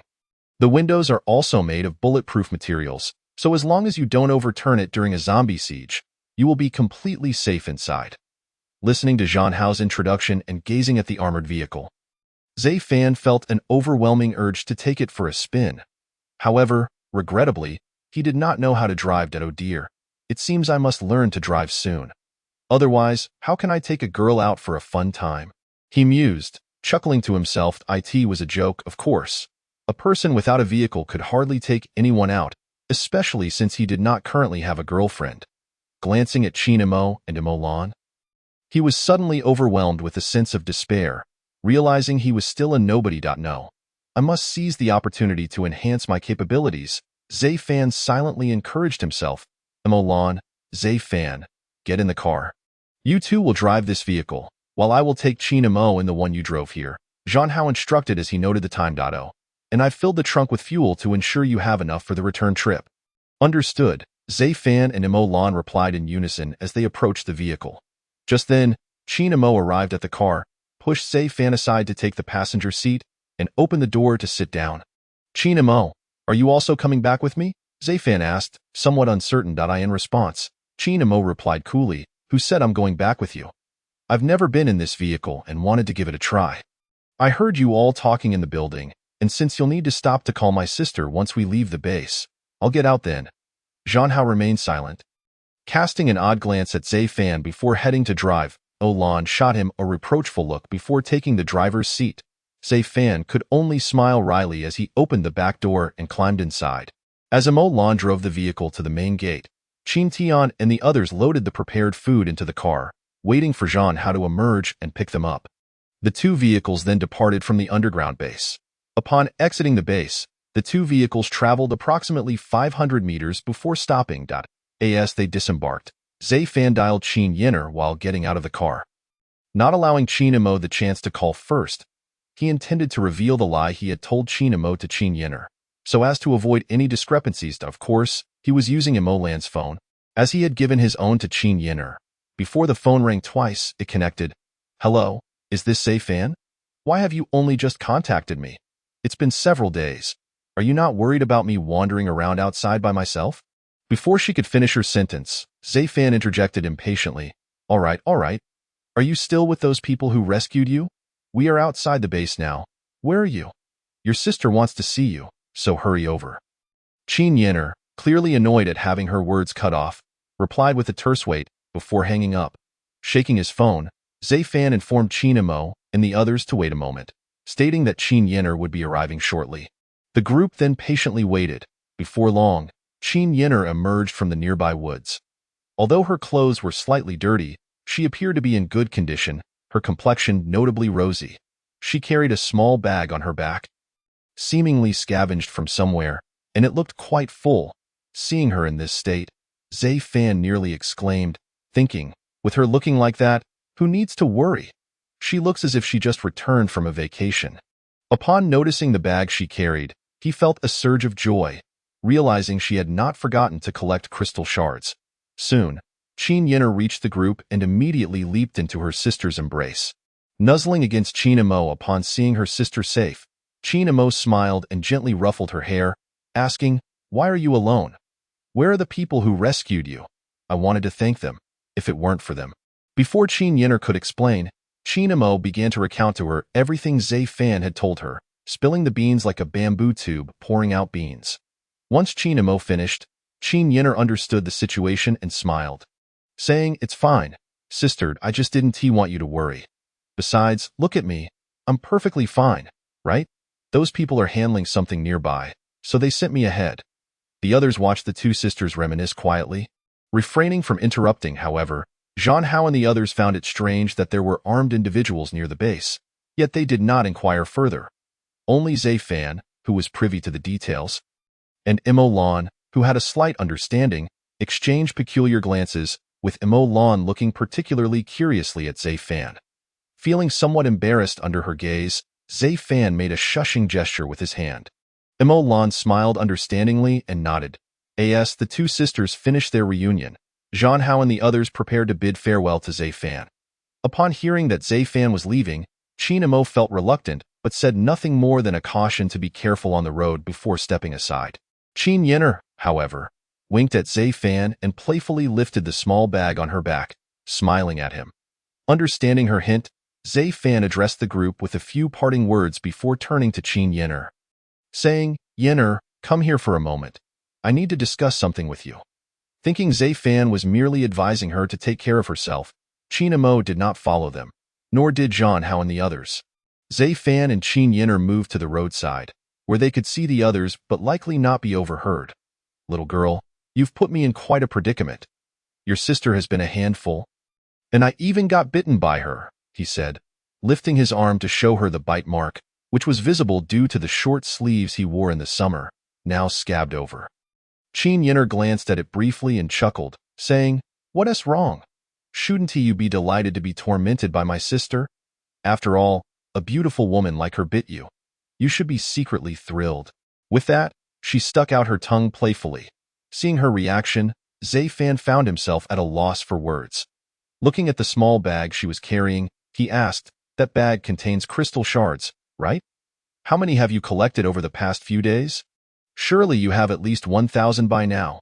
Even if not, you must have around 800, right?" Qin Yin'er rolled her eyes dramatically and replied, "You have quite the imagination. If you want that many crystal shards, why not just go rob someone? I've worked hard to clear out the zombies nearby and have only managed to gather over 500. After being frugal, I've saved about 300. Any more and I'll be out." As she spoke, Qin Yin'er reluctantly handed the bag over to Zai Fan. He attempted to sling it over his shoulder, only to find that she was still holding onto the other end. gazing intently at the bag. Are you worried your sister won't get the serum to resist the zombie virus? If so, I'll just return it to you, he teased, pretending to let go. Upon hearing his words, Qin Yin'er reluctantly released her grip, swallowing hard, clearly torn. Seeing her expression, Zai Fan couldn't help but chuckle, realizing he might have gone too far. After all, the serum made from 10 crystal shards had fetched a price 100 times that, which was quite outrageous. He decided to pull out some shards to give back to Qin Yin'er. Noticing his movement, Qin Yin'er understood he was likely going to leave her some. Although she was eager to accept, she quickly said, "You don't need to take any out. It wouldn't be good if they saw it. I wouldn't even bother with such a small amount of crystal shards. If I want them, I'll get them myself." Despite her words, she quickly glanced at the small bag before turning her head away, clearly fearful of giving in. Since she had made her stance clear, Zai Fan refrained from taking anything else. He slung the bag over his shoulder and headed towards Zhan Hao, glancing back to assure her, "Don't worry. I'll take care of the remaining shards. I will do my utmost to get the serum for your sister as soon as possible." In truth, he had contemplated it thoroughly. Before he departed, he would exchange a vial for Qin Imo, for he was uncertain when he would return. Moreover, it was likely that Qin Imo and her companions would soon leave this place as well. He did not wish for Qin Imo to fall victim to the zombie virus, especially when he would not be by her side to rescue her in time, an eventuality that would haunt him for a lifetime. Returning to the front of the vehicle, he opened the trunk, feigning the search for something.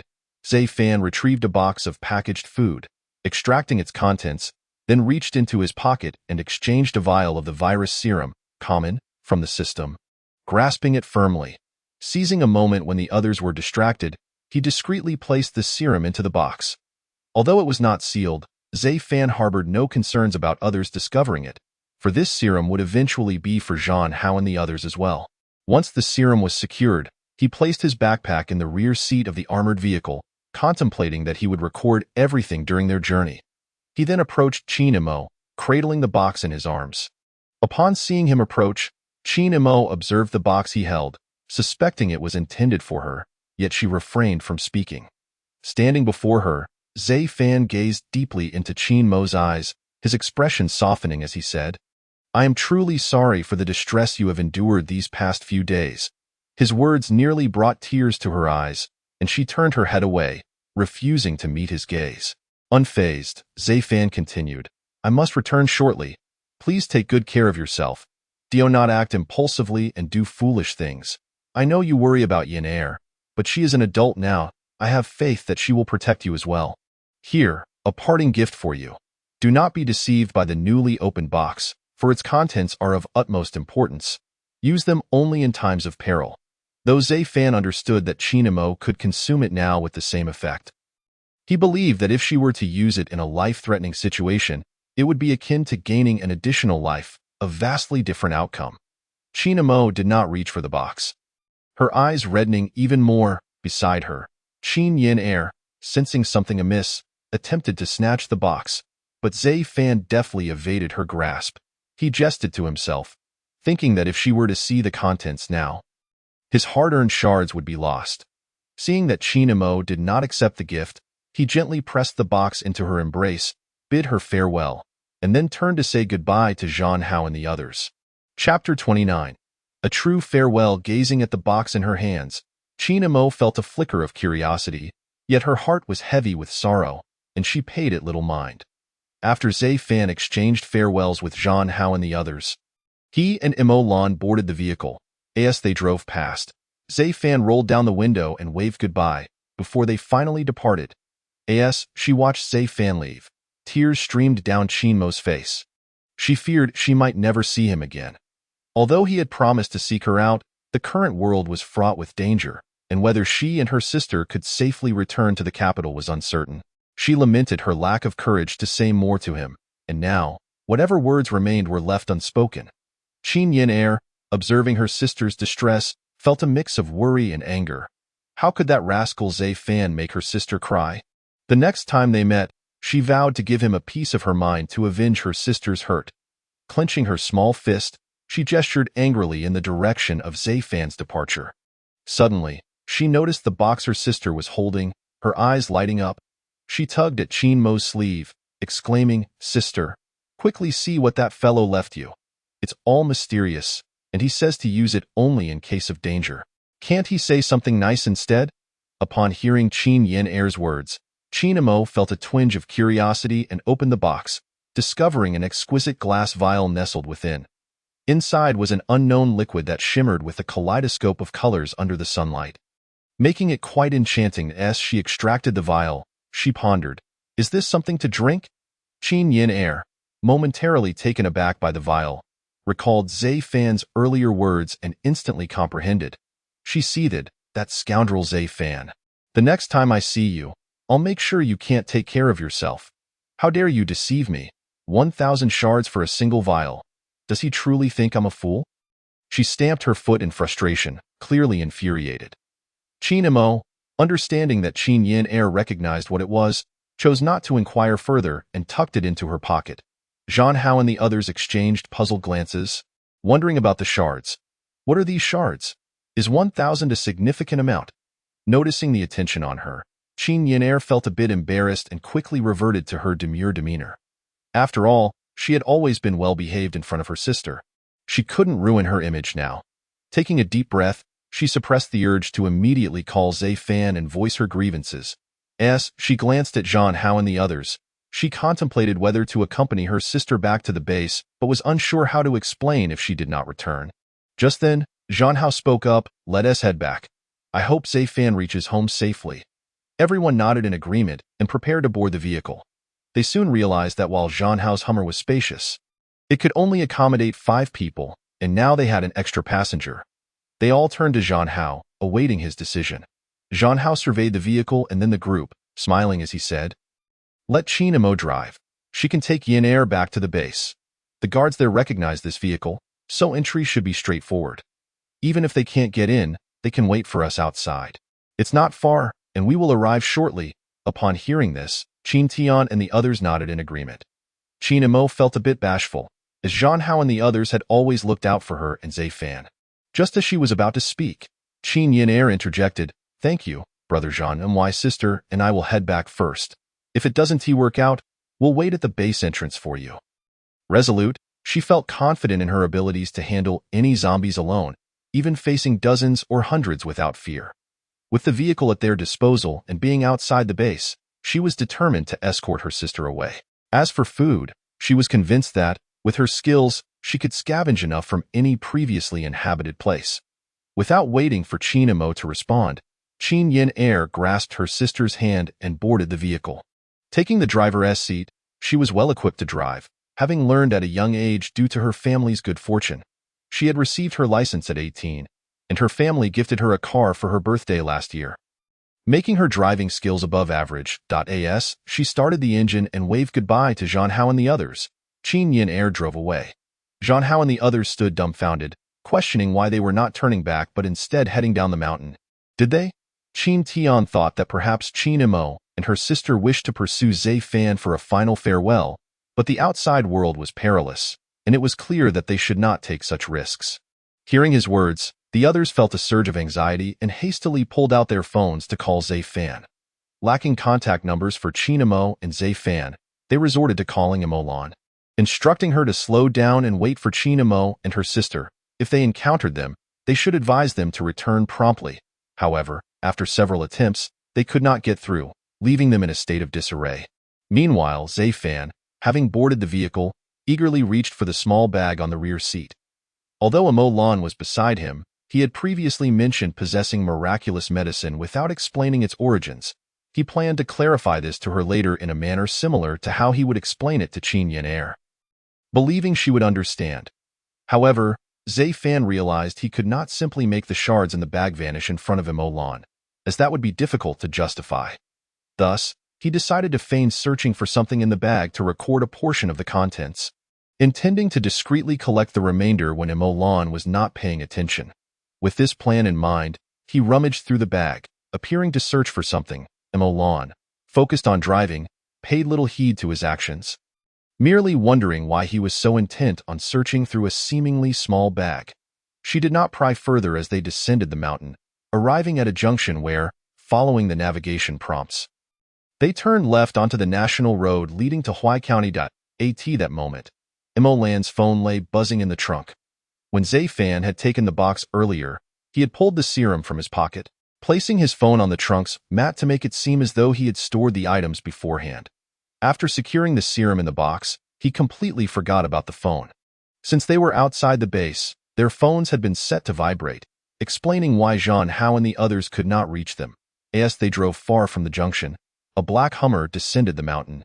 Qin Yin Air was explaining to her sister the reasons for their departure while signaling a right turn to return to the capital. However, their journey was not without peril. They faced danger once, and Qin Yin Air nearly lost her life. Yet that is a tale for another time. Seated in the armored vehicle, Zafan had recorded a substantial number of shards, and the system's marketplace now indicated a total of 318 shards. Previously, he had accumulated 110 shards in the village, and after exchanging 10 shards for the serum for Qin Mo just before leaving, he had now gathered 218 shards.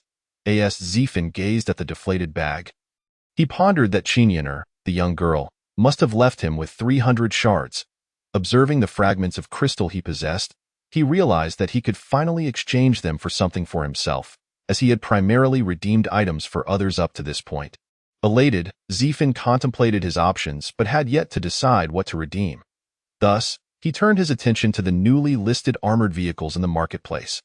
To his surprise, he noticed that the unconventional items category now displayed the number 6. Zifan was momentarily taken aback. Had they not just recorded nearly a dozen vehicles? Upon further inspection, he discovered 6 distinct armored vehicle images occupying the third row, while the first row featured Tang Dao, and the second row displayed previously recorded handguns, submachine guns, and magazines. Zifan speculated that perhaps he had recorded duplicates, leading the system to merge the entries, thus resulting in only 6 types. Nevertheless, he realized that having 6 different armored vehicles was already sufficient for his needs. Clicking on the image of the armored vehicle occupying the top position, the very one he was currently seated in, he read its description. 1.xg001 Armored Vehicle. Beast, Standard, 800 shards 2. XG001 Armored Vehicle. Beast, Ultimate, 2000 shards. Note: the Ultimate version can disregard the damage from lower-tier Ultimate weapons in the marketplace. Upon reading this, Zifan couldn't help but click his tongue in amazement. The armored vehicle was indeed remarkable, with even the standard version priced so high. He could only imagine how formidable the Ultimate version must be. Reflecting on the note regarding the Ultimate version, he began to understand. Indeed, the Ultimate weapons he had seen in the marketplace were all undamaged and had unlimited ammunition. If those weapons could easily damage the Ultimate vehicle, it would hardly be worthy of its price. He examined the other armored vehicles, noting that they all shared similar pricing, differing only in model. What particularly caught his attention was the last armored vehicle, the Falcon, which had an additional line in the note stating, "Can be equipped with external weaponry." This revelation filled Zifan with joy. While he was uncertain how many shards would be required for the external weaponry, the prospect of outfitting the vehicle with weapons made it akin to a tank. Although its power might be somewhat lesser, being able to eliminate zombies from within the vehicle while maintaining superior mobility compared to a tank was undeniably appealing, even if it lacked the tank's robustness. After perusing the items in the marketplace, Zifan exited the system. He activated the navigation and intently surveyed his surroundings. When his scanning device detected the phone in the trunk, Zifan was taken aback. He had seemingly forgotten it there. Upon noticing numerous missed calls and messages, he felt a wave of anxiety wash over him. Instructing Molan to pull over, Zifan exited the vehicle and retrieved his phone from the trunk. Opening it, he was instantly overwhelmed. There were multiple calls from Zhang Zhao and the others, along with several messages, including a few from his own phone. Zifan speculated that Qin Yin'er must have discovered the serum and was calling to scold him. So he paid it little mind and returned a call to Zhang Zhao. As the phone rang, Zhang Zhao and the others were still standing in place, and upon seeing Zifan's call, they immediately answered, exclaiming, "Zifan, have you seen Qin and the others? Qin Yin'er drove off with her sister in pursuit of you.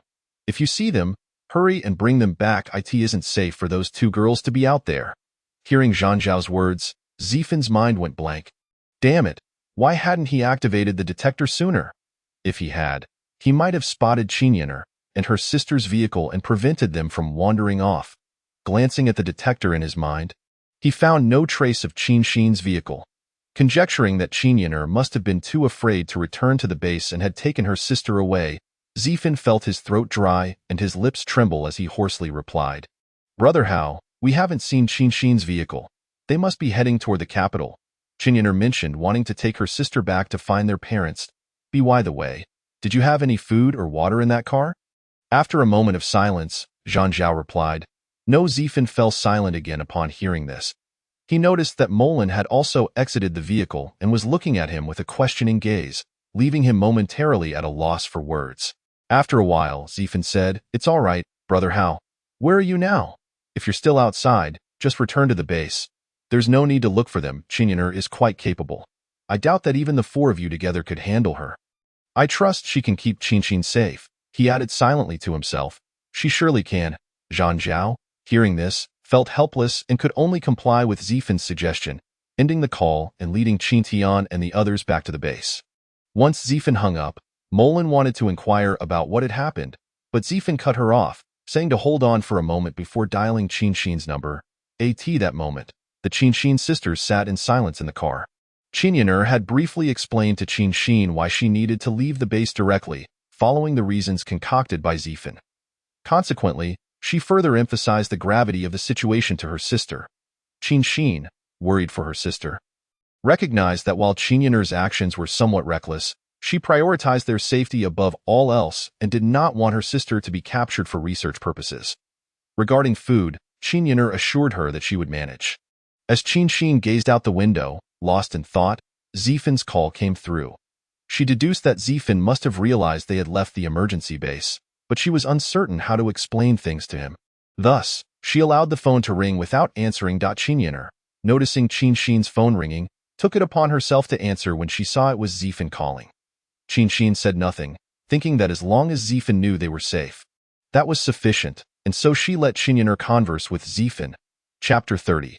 Untitled. Once connected to Zifan's call, Qin Yin'er unleashed a torrent of invectives. "Zifan, you scoundrel, how dare you deceive me regarding the shards? When I see you next, you'll regret it." Zifan, unfazed by her tirade, responded, "Keep your voice down. I can hear you. Where's your sister? I need to speak with her."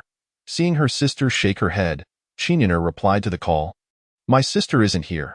If you have something to say, just tell me." Zifan felt somewhat exasperated. Her tone sounded insincere, but he brushed it aside and said, "Have you thought this through? Are you really taking your sister back to the capital like this? Zhang Zhao said there's no food or water in your vehicle. What do you plan to do? You don't need to eat or drink on the way." Fearing that Qin Shin might overhear his words, he refrained from mentioning her specifically. Qin Yin'er, boasting with pride, puffed out her chest, even though no one could see her. "Don't worry.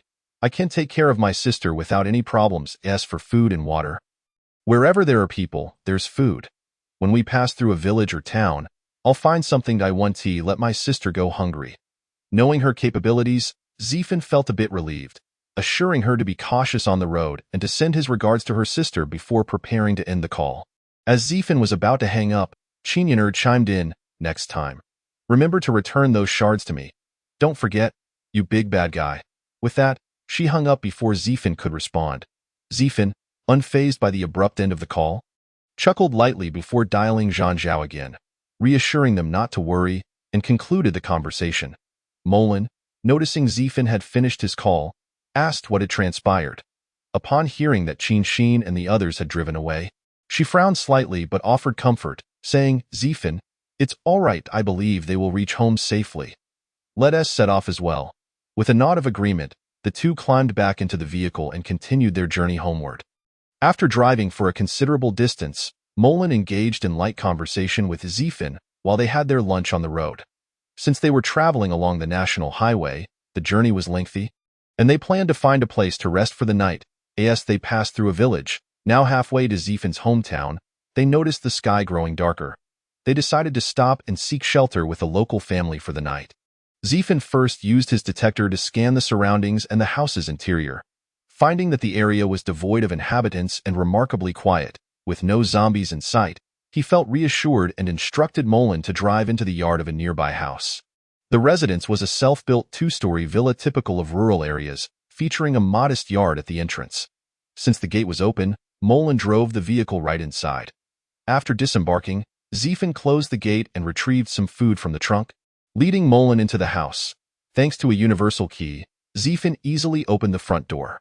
Molin assumed it was unlocked and paid it no mind. Previously, when Ziefin was outside, he noticed that the environment of this household was rather pleasant, and the decor was quite exquisite. The home was well equipped, which prompted him to bring Molin inside. Upon entering, they were greeted by a spacious hall adorned with a vintage hanging lamp overhead, while the floor was tiled, albeit coated with a layer of dust. At the center of the living room stood an enormous sofa, facing a 98-inch LCD television, indicating that the previous occupants were presumably well off, with the sky darkening outside. The two did not linger but ascended the stairs in search of resting quarters. The upper floor housed 3 bedrooms, each furnished with a large bed. The two were not picky and each selected a secondary bedroom and a guest room to tidy up. Fortunately, the closet still contained relatively clean sheets and duvet covers, alleviating any concerns about cleanliness. Otherwise, a girl like Molin would likely opt to sleep in the vehicle. After organizing their rooms, they had a light meal before retreating to their respective rooms to rest. As it was still early, Ziefin refrained from sleeping. Instead, he collected the remaining shards of crystal and began browsing the items available in the marketplace, preparing to exchange them for future necessities. Currently, he had 400 shards of crystal, deciding to reserve 100 and exchange the rest for items. Glancing at his sparse collection, he could not help but smile wryly. He still lacked sufficient resources. However, he reassured himself that as long as his strength increased, he would eventually acquire everything he needed. Noticing the prices of firearms, he recalled that due to Molin possessing a gun license and military identification, Zhang Hao had provided them with a submachine gun and a handgun before their departure. Thus, he temporarily dismissed the idea of exchanging for firearms due to the exorbitant costs. His tang knife had been in use for quite some time. Though still functional, its blade was no longer sharp. Molin had also brought the knife he had previously given her, yet he recognized the necessity of procuring another. Resolutely, Ziefin expended 100 shards to acquire a premium tang knife. The moment he grasped the premium tang knife, he felt an immediate distinction from his previous one. This knife was lighter, maintaining the same appearance as the ones available in the marketplace, as Ziefin had yet to envision a design of his own. Drawing the knife from its sheath produced a resounding metallic ring, and a gleam of cold light emanated from the blade, captivating and formidable. Although Ziefin had yet to wield it in combat, he sensed its extraordinary power. Unable to test the blade in the confines of the room, he sheathed it once more. Next, Ziefin exchanged for 4 vials of virus serum, good quality. Recognizing that strengthening his physique was essential, he contemplated the vials in his hand, noting that they appeared similar to ordinary serums, albeit with a noticeable thickness when shaken. He uncapped the vials and consumed all 4 simultaneously. The moment they entered his mouth, he experienced a refreshing sensation coursing down his throat and into his stomach, followed by a warm wave spreading throughout his body. However, as it was merely good quality serum, the effects dissipated within seconds. Ziefin exhaled a breath of murky air, feeling significantly lighter. He surmised that the enhancement of his physical attributes was likely related to stamina and strength, prompting him to activate the human enhancement feature for further inspection. Explorer, Ziefin gender, male age, 23 height, 180 centimeters weight, 68 kilograms race, human talent points, 78 intelligence, 97, 10, 200 strength, 105, 30, 200 stamina, 120, 200 endurance, 120, 200 mental power, 87, 10, 200 luck, 50, 10, 200 indeed. After consuming the 4 vials, most of the enhancements were allocated to strength, while intelligence, mental power, and luck remained unchanged. Considering this was likely tied to personal talent, he did not dwell further on it, merely yearning for an opportunity to experiment with his newly acquired tang knife. Reflecting on how quickly he had depleted 300 shards, Ziefin sighed, lamenting the ease with which shards could be spent yet the difficulty in acquiring them. Were it not for Qin Yin'er assisting him in obtaining those 300 shards, he pondered how long it would take to eliminate 300 zombies with his current capabilities, resolving to treat Qin Yin'er better in the future. He decided he would refrain from deceiving her so harshly next time and perhaps sell her something else, opting for a smaller profit. With this thought, Ziefan felt somewhat reassured. After his expenditures, Ziefan took out Molin's phone. Since she had no one to contact, her parents being at the base, she temporarily left the phone with Ziefan. Glancing at Qinmo's number, Ziefan was uncertain whether she would answer his call. He yearned to inquire about her whereabouts and any potential dangers they faced, yet he dreaded the possibility of speaking with Qin Yin'er, fearing she might scold him again. After some contemplation, he decided against calling. At that moment, Qin Yin'er and Qinmo had returned to Haicheng. Since traveling to Beijing necessitated passing through Haicheng, they could take a detour, but that would consume considerable time. Hence, Qin Yin'er resolved to lead Qinmo directly through Haicheng. Having brought no food or clothing, they first returned to Qinmo's home to gather some clothes before departing. By the time they entered the urban area of Haicheng, it was nearly evening. Although Qinmo did not voice it, she was somewhat hungry after nearly a day without food, and she felt reluctant to ask her sister to find something to eat. Qin Yin'er was also feeling peckish. The shards she had procured were all given to Ziefan, and she had consumed nearly 200 shards over the past few days, feeling it was insufficient to even quell her hunger. Aware that her sister was likely also hungry, she guided Qinmo to a 4-star hotel, securing a room for her to rest while she ventured out in search of food. Though Qinmo disapproved of her sister's foraging for food, believing it was her responsibility as the elder sister, Qin Yin'er insisted that she had learned much from the group that rescued her during their flight, assuring her own safety. Without waiting for Qinmo to protest, she shut the door and left. Watching her sister depart to find food, Qinmo felt a mix of worry and sorrow. Worry for her sister's safety and sorrow for her own vulnerability since the outbreak of the zombies. Previously protected by Ziefan, then by Zhang Hao and his group, she now relied on her sister for protection, feeling useless and a burden to others. Overwhelmed, she could only sit there and quietly weep. Unaware of Qinmo's thoughts, Qin Yin'er was solely focused on quickly procuring food for her sister. She also hoped to encounter some zombies to eliminate, thereby satisfying her own somewhat empty stomach. Although she could endure several days without food, she questioned why she shouldn't eat when the opportunity arose. With this mindset, she dared not venture far, sticking to nearby convenience stores and bakeries where food might be found. In truth, she could search the residences within the community, but that seemed too complicated, with a low likelihood of success, so she opted against it. After visiting several convenience stores without discovering any food, she realized she had been out for nearly an hour with no results, causing her anxiety to rise, fearing for her sister's concern. Yet, she hesitated to stray too far, worried that if something were to happen to her sister, she would be unable to return in time. Just as she was at a loss for where to seek nourishment, she heard what seemed to be sounds of violence emanating from an apartment in a nearby building. Although the noise was faint, her mutated senses allowed her to catch snippets of commotion. She approached the building, straining to discern the source of the disturbance. Inside the apartment on the second floor, several men were mercilessly beating a young woman, who cradled a 5- or 6-year-old child in her arms.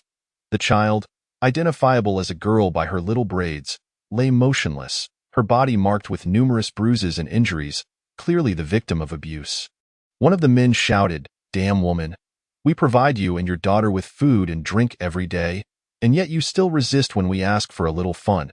And this little brat even dared to bite me. Just wait until I beat you both to death." He continued to kick the woman mercilessly. Upon hearing this, Qin Yin'er felt a cold fury rise within her. The whites of her eyes began to turn blood red as a singular thought consumed her mind. She would annihilate these scoundrels. Skipping the stairs, she precisely pinpointed the source of the noise and determined it was the second-floor apartment directly above a storefront. With a foot planted against a nearby lamppost, she propelled herself onto the rooftop of the street-level shop, which was adjacent to the building in question. Having reached the roof, she found herself at the window of the second floor. Typically, these windows were secured with bars to deter thieves, but they were no match for Qin Yin'er in her rage. With a fierce grip, she yanked the bars away from the wall. Inside, the men paused in confusion at the sudden noise, their expressions shifting to one of alarm as they exchanged nervous glances. One of them spoke up, "Boss, it sounds like someone is breaking into the second-floor window from the terrace. Could it be a zombie?"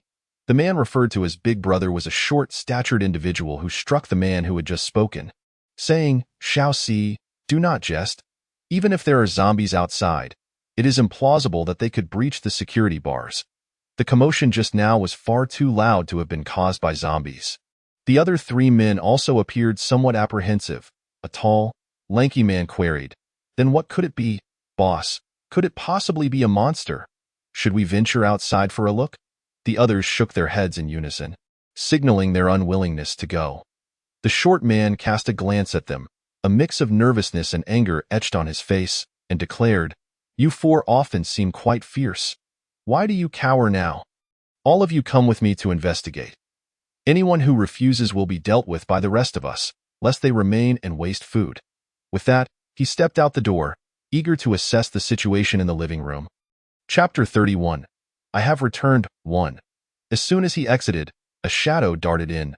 Before the others could discern what it was, the tall man screamed, "A ghost," and bolted towards the front door.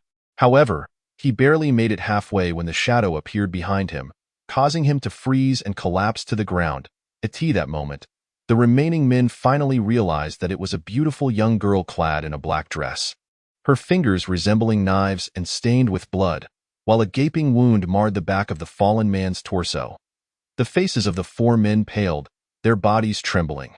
The one called Big Brother regained his composure first. Gritting his teeth as he spoke, "Miss, who are you? Why did you come in and kill? Did one of our brothers offend you?" Unbeknownst to him, Qin Yinner had overheard every word spoken in the room. His only thought was to stall the girl while the four of them sought an opportunity to overpower her, believing they might subdue her together. Yet, to his astonishment, Qin Yinner showed no inclination to engage in conversation. She advanced towards them, a faint smile playing on her lips, as if the act of killing had alleviated some of her fury. Observing her silence, the short man bellowed, "Brothers, attack together," and lunged at Qin Yinner. With the other three men following suit, their hearts steeled for the confrontation. As they charged, Qin Yinner's smile broadened. She effortlessly maneuvered behind the short man, mirroring her previous action, her hand piercing through his chest, then retracting swiftly. With that momentum, she executed a precise slice across another man's throat. The remaining two, witnessing their leader and a companion fall victim in mere moments, halted their advance, trembling as they knelt and, bowing their heads, pleaded, "Sister, we were wrong. Please spare us. We have done no harm. Do not kill you." In their hearts lingered a sliver of hope that perhaps Qin Yinner had exacted her vengeance on those who had wronged her and would now let them go. Qin Yinner approached them, standing in a position where she could see the woman and the child she held in her arms in the bedroom. Both were still, and only the faint sound of the woman's breath indicated she was alive, while the little girl had already succumbed. With no hesitation, Qin Yinner struck down the two men, crushing their skulls with a single palm strike. After concluding this grim task, she entered the bedroom to assess the woman's condition. The woman had sustained only minor external injuries and was not in immediate danger. However, the sight of the lifeless child brought a sigh of sorrow from Qin Yinner. She pondered how the woman would react upon awakening to such devastation. Not intending to take the woman with her, Qin Yinner felt that having rescued her was already a considerable act of mercy, especially as she still had to care for her sister. In her search of the other rooms, Qin Yinner was delighted to discover a substantial stock of food and water in the guest room. These provisions had originally been gathered by the men, who, upon arriving at the house, had stumbled upon the mother and daughter. Enticed by the woman's beauty, they harbored nefarious intentions, remaining in the household. They had only provided the mother and child with scant rations and regularly resorted to violence against them. The woman, fearing for her daughter, had no choice but to endure their cruelty until today, when Qin Yinner had intervened. Tragically, the little girl had perished. Qin Yinner also found a backpack used by the men to store food and filled it with half of the provisions. She could not bring herself to take all of it. She knew that with her abilities, finding food would be easy, but the woman would struggle to do so independently. She reasoned that the remaining supplies would suffice for the woman for at least half a month before departing. Little did she know, shortly after her exit, the woman awoke. Terrified by the scene before her, she trembled uncontrollably, but upon realizing her daughter was lifeless in her embrace, she went mad, shrieking in despair. ignoring the potential threat of attracting zombies. She staggered to the kitchen, seized a cleaver, and violently struck the corpses of the men who had tormented her. When her strength waned, she collapsed on the floor, catching sight of her daughter still lying there. She crawled over, clutching her child tightly, weeping loudly, and eventually, when exhaustion took over, she used the cleaver to end her own life. The food that Qin Yinner had left behind remained untouched, eventually succumbing to decay. As Qin Yinner departed, she felt a twinge of sorrow, yet the thought of not having to worry about her sister's sustenance for the next 10 days to 2 weeks lightened her heart. On her way back, she mused, "Ha, you wicked one. I can take care of my sister just fine without you." Upon returning to their hotel room, Chinamo sat at the edge of the bed, lost in thought. Hearing the door open, she stood up anxiously to see who it was. Upon recognizing her sister, she exhaled in relief and approached Qin Yinner, first checking for any injuries before noticing the backpack slung over her sister's shoulder. Previously, Zai Fan had found a portable charger, which had remained unused after arriving at the base, left in the car. This time it would come in handy for the sisters. With Qin Yinner's strength, she easily carried the charger into the room. The curtains in their room were thick enough to block light, allowing them to use an emergency light without issue. "Yinner, are you all right? Did you get hurt?" Despite having examined her sister, Chinamo still asked with concern, "I'm fine, sister. Look, I brought back food." As she spoke, Qin Yinner placed the backpack on the floor and emptied its contents onto the bed. Beaming at Chinamo, "What do you think, sister? Am I impressive?" The assortment of food sprawled across the bed was sufficient for the two of them for nearly a week. Chinamo, both astonished and slightly worried, inquired, "Yinner, where did you find so much food? You didn't steal it from someone, did you?" Qin Yinner hesitated to confess that she had resorted to violence and theft, recalling the men and feeling they deserved their fate. She thought of it as a form of recompense for saving the woman but refrained from speaking the truth, instead pouting, "Sister, I worked hard to gather this. It took me a long time and I searched many places. How could it be stolen?" Seeing her sister's demeanor, Chinamo believed her sincerity and did not press further.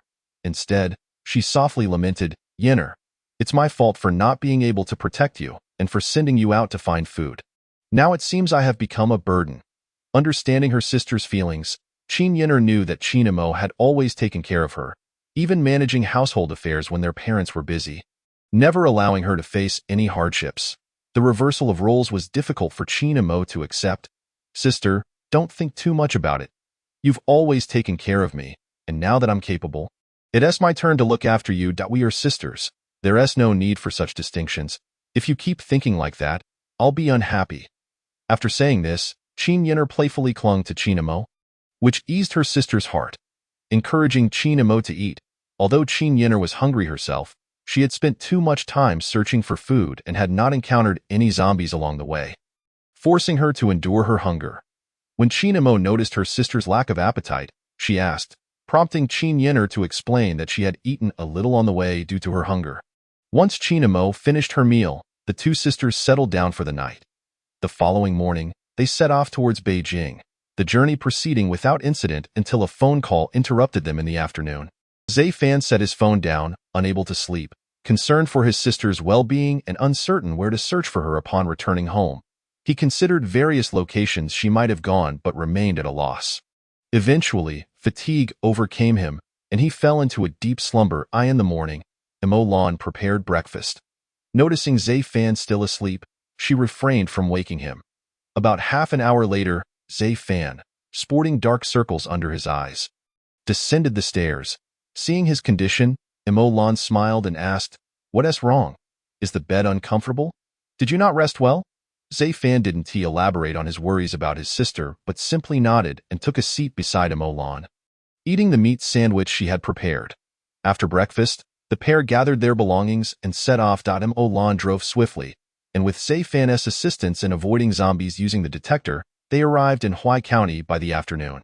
Upon entering the county town, Zifan guided Molan, eager to return home for a brief visit. Just then, his phone vibrated in his pocket. Upon retrieving the device, he discovered it was a call from Chinamo. Surprised by the timing of her call and apprehensive about her safety, Zifan promptly answered. On the other end, Chinamo, relieved that the call was connected, urgently instructed, "Zifan, do not speak. Simply listen to me. Your sister just called your phone. She is in danger, and you must rush to her aid immediately, or it will be too late. She is at the Central Mall in Huaixian. You should have reached your hometown by now." So hurry over to IT. Turned out that during the outbreak of the zombie apocalypse, Zicheng was attending class, the school gate. A few zombies loitered outside the iron gate. The security guard, noticing several ragged individuals swaying at the entrance, mistook them for beggars and shouted at the zombies from behind the gate, "What are you doing? Don't linger at the school entrance. Leave at once." Upon hearing his voice, the zombies turned to face the guard.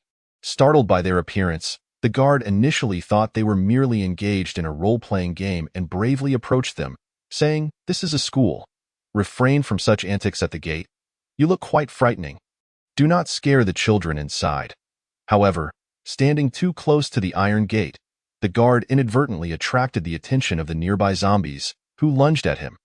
Their hands reached through the gaps in the gate, seizing the guard and tearing at him. Terrified, he shouted, "What are you doing?" as deep scratches marred his body. Although he was not bitten, the wounds became infected. The zombies, possessing great strength, quickly broke the guard's arm, eliciting a cry of pain from him. The commotion caught the attention of passing school officials, who noticed figures grappling with the security guard. Confused, they approached to investigate, only to find the guard in a critical state. By the time they drew near, he had succumbed to the zombies. Witnessing the immobile guard and the encroaching zombies, the officials panicked, mistakenly believing it was merely a dispute between the guard and other individuals. They yelled for the situation to cease as they moved towards the entrance. Just as they intended to check on the guard, he suddenly sprang to life, his visage grotesque, and he roared as he broke free from the grasp of the zombies. Lunging at the bewildered school officials, before they could react, the foremost official, a portly middle-aged man, was knocked to the ground by the guard-turned-zombie in horror. He watched as the zombie clamped its jaws around his neck, blood splattering in an instant. Witnessing this horrific scene, the other officials screamed in terror and fled, while the bitten man soon struggled to rise, now a zombie himself, shuffling toward the school alongside another undead creature. On the playground, many students engaged in physical education heard the commotion and saw their school leaders running frantically. Unaware of the unfolding crisis, they did not immediately flee but rather gathered curiously at the edge of the playground to discuss. When the two zombies charged toward them, panic ensued. They scattered in all directions, with some slower girls soon captured and pinned to the ground, being devoured.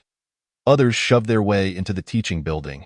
The chaos on the playground drew the attention of students inside the classrooms. Those nearest the windows were the first to witness the scene outside, standing in astonishment. Other teachers and students followed suit, quickly moving to the windows to observe the horrifying sight of the security guard zombie attacking students. Panic erupted as teachers and students rushed to exit the classrooms, while those on the playground continued to flee toward the teaching building, plunging the entire school into disarray. A few intrepid physical education teachers, recognizing the danger as the zombies began their assault, led a group of students around the playground to the school entrance. They armed themselves with wooden sticks found in the guardhouse to eliminate several zombies at the gate. Afterward, they opened the school gates to allow the students to escape and urged them to contact the authorities before returning to rescue others. As the teachers lost track of the number of students they had saved, they found themselves cornered in a classroom on the first floor, trapped with a group of students, including Zicheng in the hallway outside the classroom. Numerous zombies wandered aimlessly, leaving the group unable to break free. The classroom door would not withstand a zombie breach, and they realized their fate was grim. One teacher recalled that there was an air raid shelter behind the school, directly accessible through the classroom window, and they decided to escape that way. Once they reached the shelter, the teachers resolved to remain there temporarily while awaiting rescue. Eventually, rescuers did arrive to clear the area of zombies, but they failed to discover the group. When Zicheng's parents came searching for her, they also could not locate her. It was only when the group, famished, ventured out in search of food that they discovered the zombies had vanished from the school, prompting the teachers to lead the students out. Chapter 32. Gaoi. By the time they left, it had already been a day. Zicheng longed to return home. She had attempted to call her parents and brother during the outbreak, but for reasons unknown, no one answered. Now her phone was dead, leaving her unable to contact her family. Aware that she could not safely return alone, Zicheng followed her teachers. Upon exiting the school, they encountered posters plastered everywhere indicating the locations of emergency bases. After some discussion, the teachers decided to escort the students to the emergency base. However, with numerous zombies still roaming the streets, their journey was fraught with peril. They stealthily navigated their way, occasionally managing to scavenge for food, making their trek arduous. This group comprised 9 individuals, 3 teachers and 6 students. By the time they reached the central mall in the heart of the county, 2 days had passed, covering a mere 30 kilometers. Exhausted and disheveled, they were relieved to have survived, and under the teacher's encouragement, the students remained resolute in their determination not to give up. Upon arriving at the central mall, they found it still infested with zombies. Yet they had no choice but to take the risk, as a large supermarket was located in the basement level. After successfully evading the zombies on the ground floor, they managed to enter the underground supermarket. In the storage area, they discovered an abundance of food and water, rejuvenating their spirits. With the city experiencing a power outage and lacking portable chargers, none of the 9 phones were operable, severing their connection to the outside world. Fortunately, with plenty of food available, the 3 teachers decided to shelter with Zicheng and the others while they awaited passing rescue teams. Unbeknownst to them, all rescue teams had retreated to the emergency base and had no immediate plans to dispatch further personnel, leading them to spend an entire week in the supermarket, on the 6th floor of the central mall. In an office, Gao Yi, a zombie who had completed his evolution and awakened his self-awareness, lounged on a sofa basking in the sunlight. Dressed in a white suit, he exuded an air of striking handsomeness. Before the apocalypse, Gao Yi was the heir to a major stakeholder in the mall. On the day of the disaster, he was bitten while attempting to escape. However, during his transformation into a zombie, his former traits of arrogance, greed, and possessiveness ultimately saved him. Among the zombies, he was the most domineering, attacking not only the living but also ruthlessly consuming any zombies that dared to compete with him for food. Thus, his subconscious began to awaken when he devoured the first zombie that challenged him for sustenance. As he progressed further, he began to consume not only humans but also the nearby zombies. Ultimately, after devouring all the zombies in and around the mall, he evolved. Upon regaining his self-awareness, he felt disoriented. Observing the severed arm he clutched, rather than panic, he inhaled deeply, savoring the aroma of what he perceived as the most delectable food, and resumed his consumption. Initially, Gao Yi struggled to adapt to his newfound abilities. But through continuous adjustment, he came to appreciate the extraordinary capabilities of his current form. The little mice in the basement are nearly readied. I'm tired of the nearby zombies. It's time to change my palate. On the 5th day of Zicheng and her group's presence in the mall, Gao Yi awakened. He had long been aware of the food stored in the underground supermarket but had lost interest in ordinary sustenance. Only when he fully mastered his powers did he catch a whiff of human scent from the storage area. Indeed, his awakened gift was enhanced olfaction, allowing him to detect the scent of humans or zombies and trace their movements through the air. This ability granted him a form of foresight. It was through his keen sense of smell that he discovered Zicheng and her companions. Recently, while searching for rescue teams, Zicheng's teachers noted the absence of zombies in the mall, which struck them as peculiar yet somewhat fortuitous. Due to this, they could boldly search for useful items within the commercial building. In a stationery store, they discovered a rechargeable desk lamp. Although it could not be charged, it still had some stored power, allowing them to continue using it. Nonetheless, an odd sensation lingered, as if someone were always watching them. Today, when 2 teachers returned from their outing, they brought back a power bank, claiming to have found it in the drawer at the mall's reception, and it was still charged, much to everyone's delight. The power bank had a capacity of 20,000 mAh, and the teachers arranged for each person to charge their phones to nearly 30 before allowing them to reach out to the outside world in hopes of contacting a rescue team. However, before they could make any calls, Gao Yi descended the halted escalator. His footsteps echoed distinctly in the silent underground plaza. Upon hearing the sound, Zicheng and the others felt a wave of tension. They were uncertain whether the newcomer was a human or a zombie. Yet, since the footsteps suggested only one person, their concerns were somewhat alleviated. Gao Yi approached the warehouse door, knocked gently, and addressed those inside. "Hello? I know you are in there. I too have fled here. For the past few days, I've been watching you from above without disturbing you.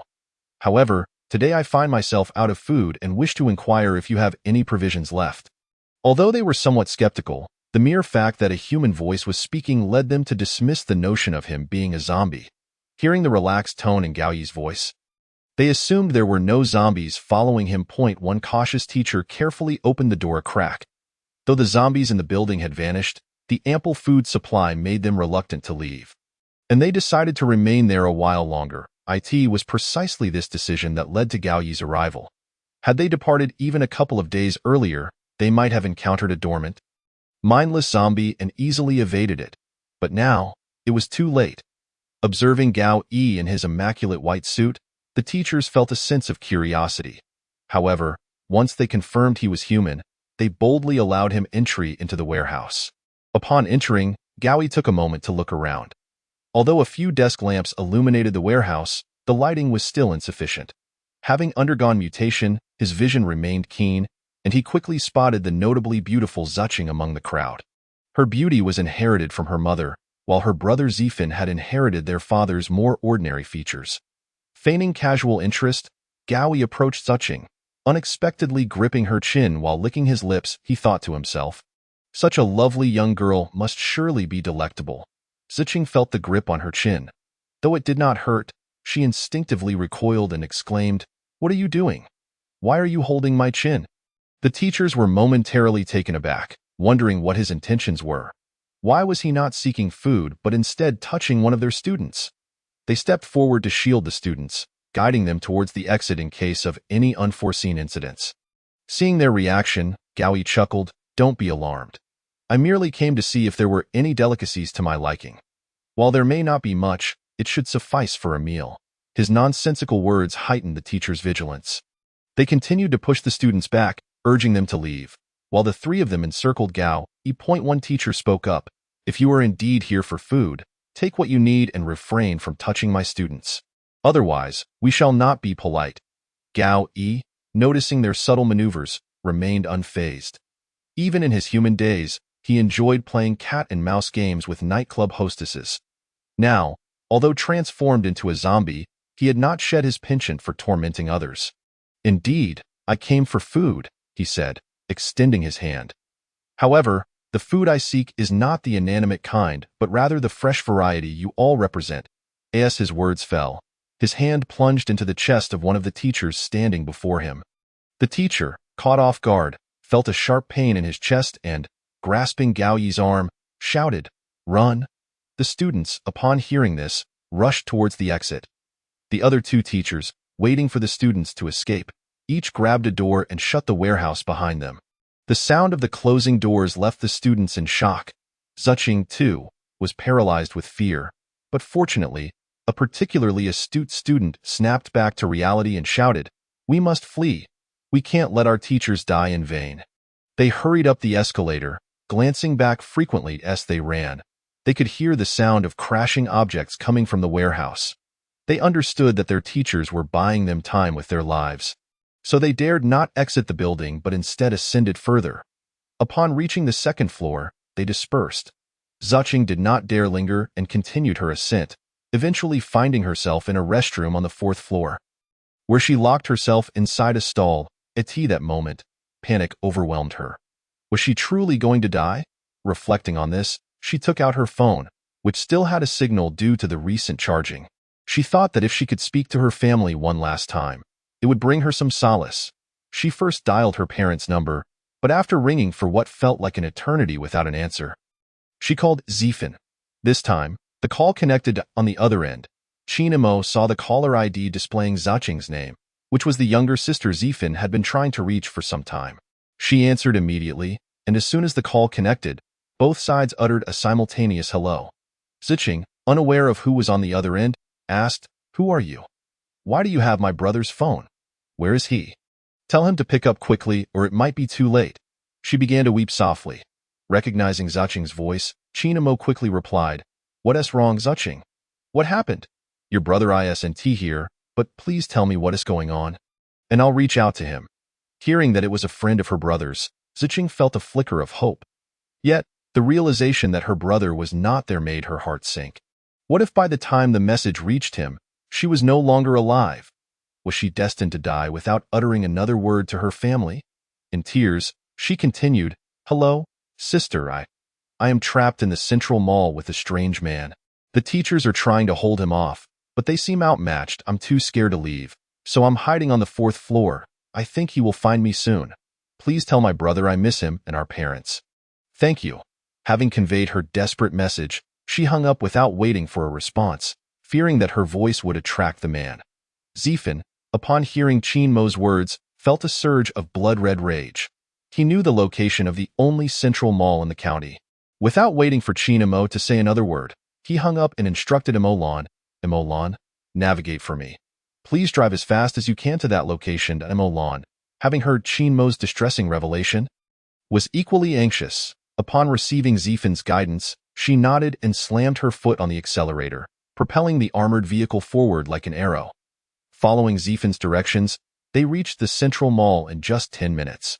Inside the mall, Zuqing remained silent in the women's restroom, terrified. It had been 10 minutes since her call, and although she had expressed her wishes to her family, she was still just a 15-year-old girl. Trembling with fear and tears streaming down her face. Having dispatched 3 teachers in the underground supermarket, Gaoi emerged and caught the scent of several students. He could easily discern their hiding places, but chose not to rush towards his preferred target, Zuqing. Instead, he decided to systematically eliminate the students on each floor before seeking her out. Thus, Gaoi first found 2 students on the 2nd floor. They were so frightened that they did not even scream as he swiftly bit through their windpipes. Ah, truly tender. After dealing with the 2nd floor students, he proceeded to the 3rd floor, where he found another 2 students hiding in the restroom. They had locked the door and were bracing against it, hoping to prevent Gao Yi from entering. However, having gained immense strength through his mutation, he kicked the restroom door open with ease, sending the 2 students tumbling to the ground, unconscious from the impact. Gao Yi gazed at the 2 students lying on the restroom floor, wrinkling his brow at the mess they had made. Such a shame. I want to be dining on you, he mused, before stepping forward and snapping their necks with a deliberate control of force to avoid any blood splattering onto his shoes or clothes. Having completed this grim task, he licked his lips and smiled. No need to rush. There's still one more. Just a moment, and I shall be with you shortly. Chapter 33. I have returned, too, on the 4th floor of the Central Mall. Gao Yi strolled leisurely, aware that Zuqing was hiding in a women's restroom, yet he did not head in her direction. He inhaled deeply, catching the scents in the air, and effortlessly located the hideout of another girl, who was currently concealed within the fitting room of a women's clothing store. Arriving at the entrance of the shop, Gao Yi smiled and spoke in what he considered a gentle tone. Little sister. Where are you? Brother is here to find you. Come out quickly, for I have already spotted you. Upon hearing his voice, the girl pressed herself into the corner of the fitting room, trembling uncontrollably, tears streaming down her cheeks. Yet she stifled any sound, fearing to utter a single whimper. Gao Yi ambled forward, his fingers brushing against the garments in the store as he continued, Little sister, look how beautiful these clothes are. Surely, you have never had the chance to wear such expensive attire before. How about I help you pick a couple of pieces? You can try them on in the fitting room and then come out to show brother. All right. The girl's eyes widened in terror. He has found me. What should I do? Am I to die? No, I do not wish to die yet. Overwhelmed by despair, she collapsed weakly onto the floor, just as Gao Yi was nearing the fitting room door. He twitched his nose, sensing the presence of other humans nearby from the scent. He discerned that 2 adults were approaching, one a man and the other a woman whose beauty was evident even from afar. A smirk crept across his lips as Gao Yi decided to meet these 2 individuals first, for while the young girl was indeed fresh and enticing, she was not the most appealing prey. His interest lay more with the approaching woman. Zifan and his companion hastily arrived at the base of the central shopping complex, effortlessly dispatching the zombies they encountered along the way, with Imolan powerfully crushing them underfoot. Zifan couldn't help but feel a flutter of anxiety at the display of her prowess, as she had the usual 20-minute journey. Upon exiting their vehicle, Zifan utilized a scanner to survey the interior of the building, discovering that his younger sister was hiding in a restroom on the 4th floor. He also identified another girl trapped within the fitting room. Just as a man exited the store, Zephin's pupils constricted in alarm upon seeing this man, who radiated a purple luminescence akin to that of the evolved crystals. He was certain that this man was not human, but rather an evolved zombie. This marked Zephin's first encounter with such a creature. Although he had seen Qin Yin'er, he could not detect her presence through the scanner, leaving him uncertain of her current state. The man stepped out of the store with a smile, as if aware of their arrival. Descending the stairs deliberately, Zephin's heart raced with tension. He understood that an evolved zombie would be far more formidable than an ordinary one, simply based on the quantity of shattered and zero crystals. This creature represented the strength of 100 zombies. Furthermore, its apparent intelligence set it leagues apart from the typical undead. Zephin instructed Lan to arm herself with a submachine gun, knowing that a standard handgun might pose little threat to the zombie. Without hesitation, Lan retrieved the gun from the vehicle and prepared to follow Zephin into the building. Zephin brandished his newly acquired exquisite tang knife, while Lan held her submachine gun, and they entered the complex side by side. Upon reaching the entrance, Zephin signaled for Lan to stop, instructing her to provide fire support when necessary. She nodded in understanding without further comment. Both of them eyeing Gao Yi, who had reached the first floor. Welcome. Good day to you both. My name is Gao Yi, the proprietor of this establishment. By the way, I was human in my previous life. And now, I still am. I presume you two are here to retrieve those young ladies upstairs. Gao Yi wasted no time, directly addressing them with confidence in his strength. Zephin remained silent, drawing his tang knife with a swift motion, the blade gleaming ominously as it was revealed to the world, emanating a chilling black light with a flicker of lethal energy at its tip. Lan, observing the weapon in Zephin's hand, was taken aback, wondering when he had acquired such a fine blade, but now was not the time for questions. Gao Yi, surprised yet unfazed, chided lightly, "Is it really necessary to resort to weapons for a mere ordinary zombie like me? You must think highly of me." With that, he charged towards Zephin. Seeing the speed at which Gao Yi approached, Zephin's eyes widened in alarm. Although he had recently consumed several vials of high-quality serum, he had not undergone any training. He relied solely on his athletic instincts and the scanner to combat the zombies. The most formidable opponent he had previously encountered was Qin Yin'er, but they had never battled. Leaving him uncertain of his ability to contend with Gao Yi, Gao Yi advanced. He locked onto Zephin's scent, quickly deducing the trajectory of Zephin's blade as the latter raised his arm. As Zephin prepared to strike, Gao Yi deftly sidestepped the attack. Zephin, realizing that his blade had barely cut through the air, felt a surge of urgency. However, he maintained his focus, using the scanner in his mind to track Gao Yi. Knowing he had moved to his side, without hesitation, he lunged forward, leveraging the momentum of his strike. Gao Yi, attempting to penetrate Zephin's side, was caught off guard by Zephin's swift reaction, his hand only grazing Zephin's clothing and nicking his skin. Nevertheless, he halted his assault and remarked, "You've already sustained an injury in our first round. Soon, you shall join me as a zombie, not just any zombie, but a lowly one. What makes you think you can contend with me?" Zephin rolled to his feet, facing Gao Yi, casting a glance at his torn garment. Rolling his eyes at Gao Yi's words, he retorted, "You think such a trivial virus could infect me? Let us see whether I become a zombie first or you perish."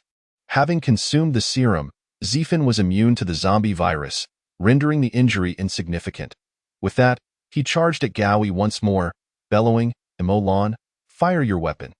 Uncertain of his ability to defeat the zombie before him, Zephin did not hesitate to call for Lan to shoot. Upon hearing his command, she raised her gun and unleashed a barrage of bullets toward Gao Yi. With his acute sense of smell, Gao Yi had been aware of Lan's presence while engaging Zephin. Thus, when she lifted her weapon, he swiftly evaded, easily dodging the incoming projectiles.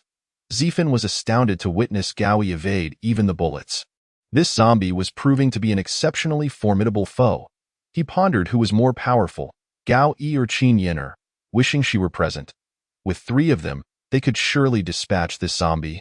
Perhaps even Qin Yin'er alone could handle him effortlessly. If she were there, Zephin would likely be sidelined, as Qin Yin'er had evolved with the ability to conceal her presence, though she herself might not be aware of it. Zephin had never detected her through the scanner, leading him to surmise that she possessed some unique ability that prevented others from perceiving her. Given that Qin Yin'er had completed her evolution long ago and consumed numerous shards, her arrival would undoubtedly spell disaster for any opponent. With these thoughts racing through his mind, Zifan continued to pursue the direction in which Gao Yi had darted. Gao Yi, noticing Zifan's approach, wasted no time in adjusting his position to align Imo Lan's gun with Zifan, effectively discouraging her from firing. After several rounds of confrontation, Gao Yi remained unscathed while Zifan bore numerous wounds, the scanner allowing him to anticipate Gao Yi's movements.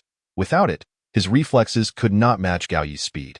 Gao Yi was both astonished and increasingly impatient.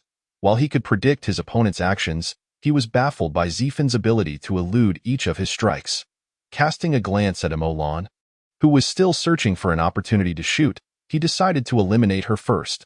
Feigning an attack towards Zifan, Gao Yi pivoted and charged towards Imo Lan. Zifan noticed his maneuver but could not match Gao Yi's speed. The angle of Gao Yi's approach left Zifan behind him, rendering Imo Lan unable to fire. As Gao Yi closed in on Imo Lan, Zifan shouted, "Shoot! Quickly, shoot!" Imo Lan hesitated, torn between firing at Gao Yi and the risk posed by Zifan behind him. When she finally decided to pull the trigger, a momentary lapse of attention allowed Gao Yi to reach her. Gao Yi's handsome visage loomed larger before her, a smile gracing his features as he closed the distance. "No, please, no!" Zifan cried out in desperation as he witnessed Gao Yi raise his hand, poised to strike Imo Lan. His eyes turned blood red, recalling the words Imo Lan had spoken to him during their journey and the kindness she had shown. His heart quaked at the thought of this beautiful, kind-hearted girl meeting her tragic end here today. At that moment, Imo Lan appeared to be unresponsive, awaiting Gao Yi's advance towards her. Just as his hand was about to land on her shoulder, she fired her weapon, and the remaining half of the magazine unleashed a torrent of bullets that struck Gao Yi's body. Stunned by the sudden onslaught, Gao Yi could hardly comprehend the unfolding scenario. This was not the way things were meant to transpire. He had anticipated injuring the woman first, then using her as leverage against the man, culminating in both of their deaths by his hand. This was the script he had envisioned. Little did he expect Imo Lan to remain so composed, pulling the trigger from a mere few dozen centimeters away. His trembling hand lingered in midair, despite still having the capacity for action. He was struck by the realization of how captivating this woman was. Why was she not his? Lost in thought, he slowly lowered his hand as if to caress Imo Lan's cheek. However, Imo Lan would not grant him such an opportunity. Recognizing the intent behind Gao Yi's gaze and movements, she rolled her eyes and redirected her gun, firing the last bullet in the chamber directly into Gao Yi's head. With a resounding bang, his skull exploded like a watermelon. Observing this scene, Zai Fan's lips twitched. Indeed, no woman was to be trifled with. As Imo Lan stepped back, she laid down her weapon and approached Zai Fan, waving her hand. "Hey, snap out of it. What are you dawdling for? Now that we've dealt with him, we need to hurry and find your sister." Coming to his senses, Zai Fan swallowed hard and asked, "Are you all right?" Imo Lan, sensing his unease, retorted, "What could possibly be wrong with me? After all, I am a soldier. I have faced far worse. Am I really going to just stand there and let him kill me?" Rolling her eyes dramatically, she continued, "Are we still looking for your sister? Or are you just going to stand there like a fool?" With that, she took the lead up the stairs, knowing that since Gao Yi had descended from above, Zai Fan's sister would likely be on the upper floor. Ignoring Zai Fan's hesitation, she proceeded onward. Zai Fan glanced at Gao Yi's lifeless body on the ground and then at Imo Lan's retreating figure. He activated his scanner to check for any fallen crystals. Upon discovering a purple crystal nestled in a corner, his heart leaped. Thankfully, it had not been shattered. He resolved to retrieve it after finding his sister. With that thought, he followed Imo Lan upstairs, his mind still focused on the precious crystal. Upon reaching the fourth floor, Zai Fan led Imo Lan to the women's restroom. Imo Lan found it curious that he would take her there. Although she suspected his sister might be on this floor, it seemed rather presumptuous to think she would be hiding in the restroom. Nonetheless, she remained silent and followed Zai Fan to the entrance of the women's restroom on the fourth floor. They stood before the door. Taking a deep breath, Zai Fan raised his hand to open it, but found it locked from the inside. Noticing this, He activated his universal key, pushing the door open, only to hear faint sounds coming from one of the stalls. Zayfan had no intention of frightening his sister. He called out, "Zaiqing, come out, it's your brother." Startled by the voice outside, Zaiqing paused. She had just heard gunfire and assumed a rescue team had arrived below. After a moment of silence, uncertainty gripped her. Had the rescue team defeated the intruder, or had the intruder killed them? She remained hidden, contemplating emerging only if the threat had passed.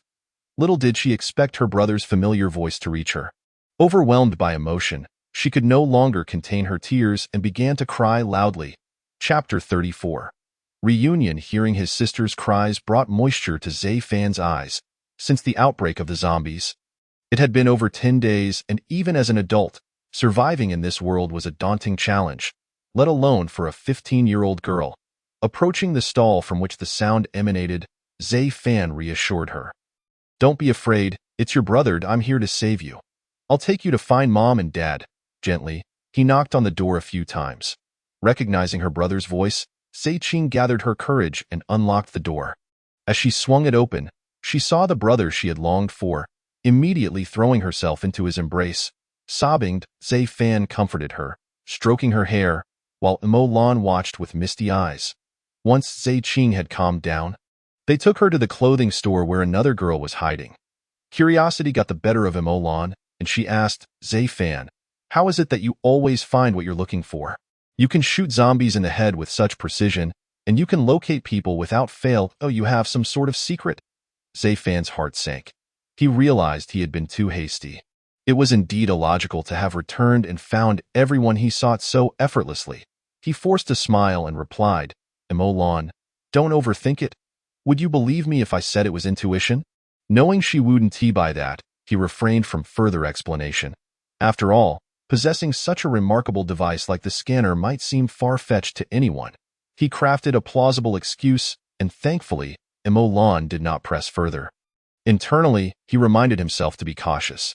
While Imolan was trustworthy, should someone with ulterior motives take an interest in him, it could spell trouble. Having located the two girls, they informed Zayfan that their teacher was still downstairs and that several classmates were also within the building. They hoped he could help find them. However, Zayfan, having scanned the area, knew there were no survivors left in the building. They had likely met their demise at Gao Yi's hands before he arrived. Not wanting to burden his sister and the others with grief, he feigned a search downstairs, asking Imolan to look after them as he descended. He first retrieved the crystal he had found earlier. Seeing his shards had increased to 200 brought him immense joy. Each crystal was worth 100 shards, and he mused on the prospect of acquiring more. However, recalling the terrifying combat prowess of the mutated zombies, he decided it was best to avoid confrontations for the time being.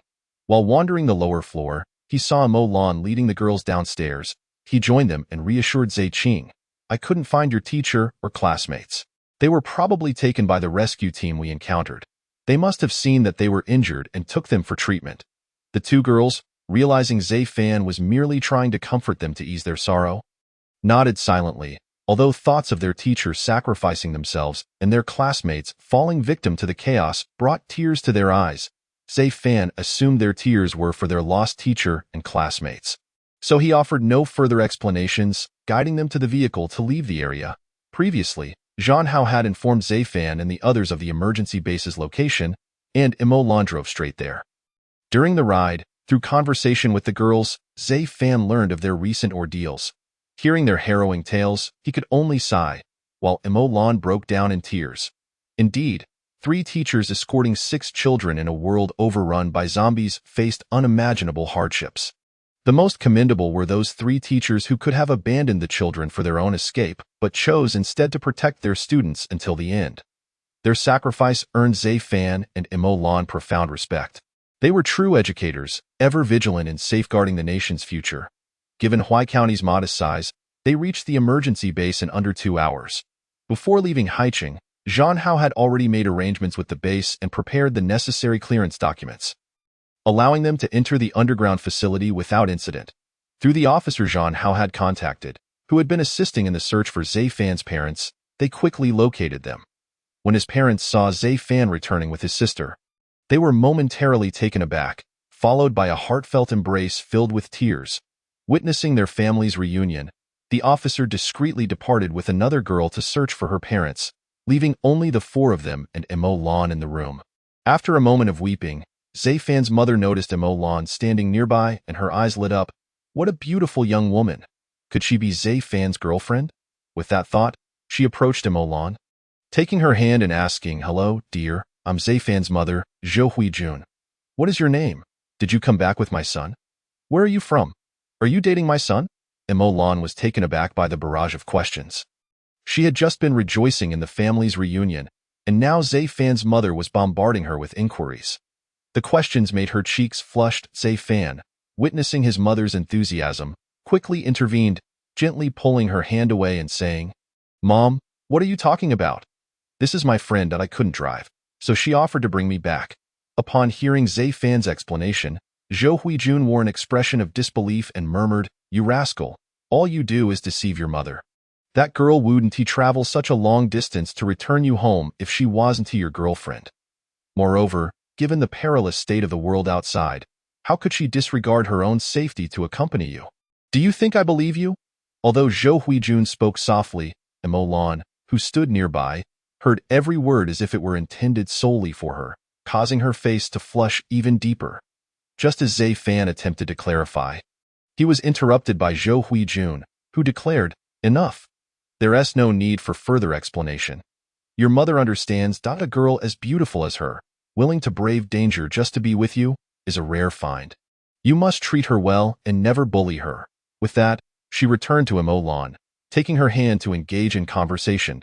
Zayfan could only manage a bitter smile, recalling Emo Lan's fierce demeanor when she eliminated Gao Yi.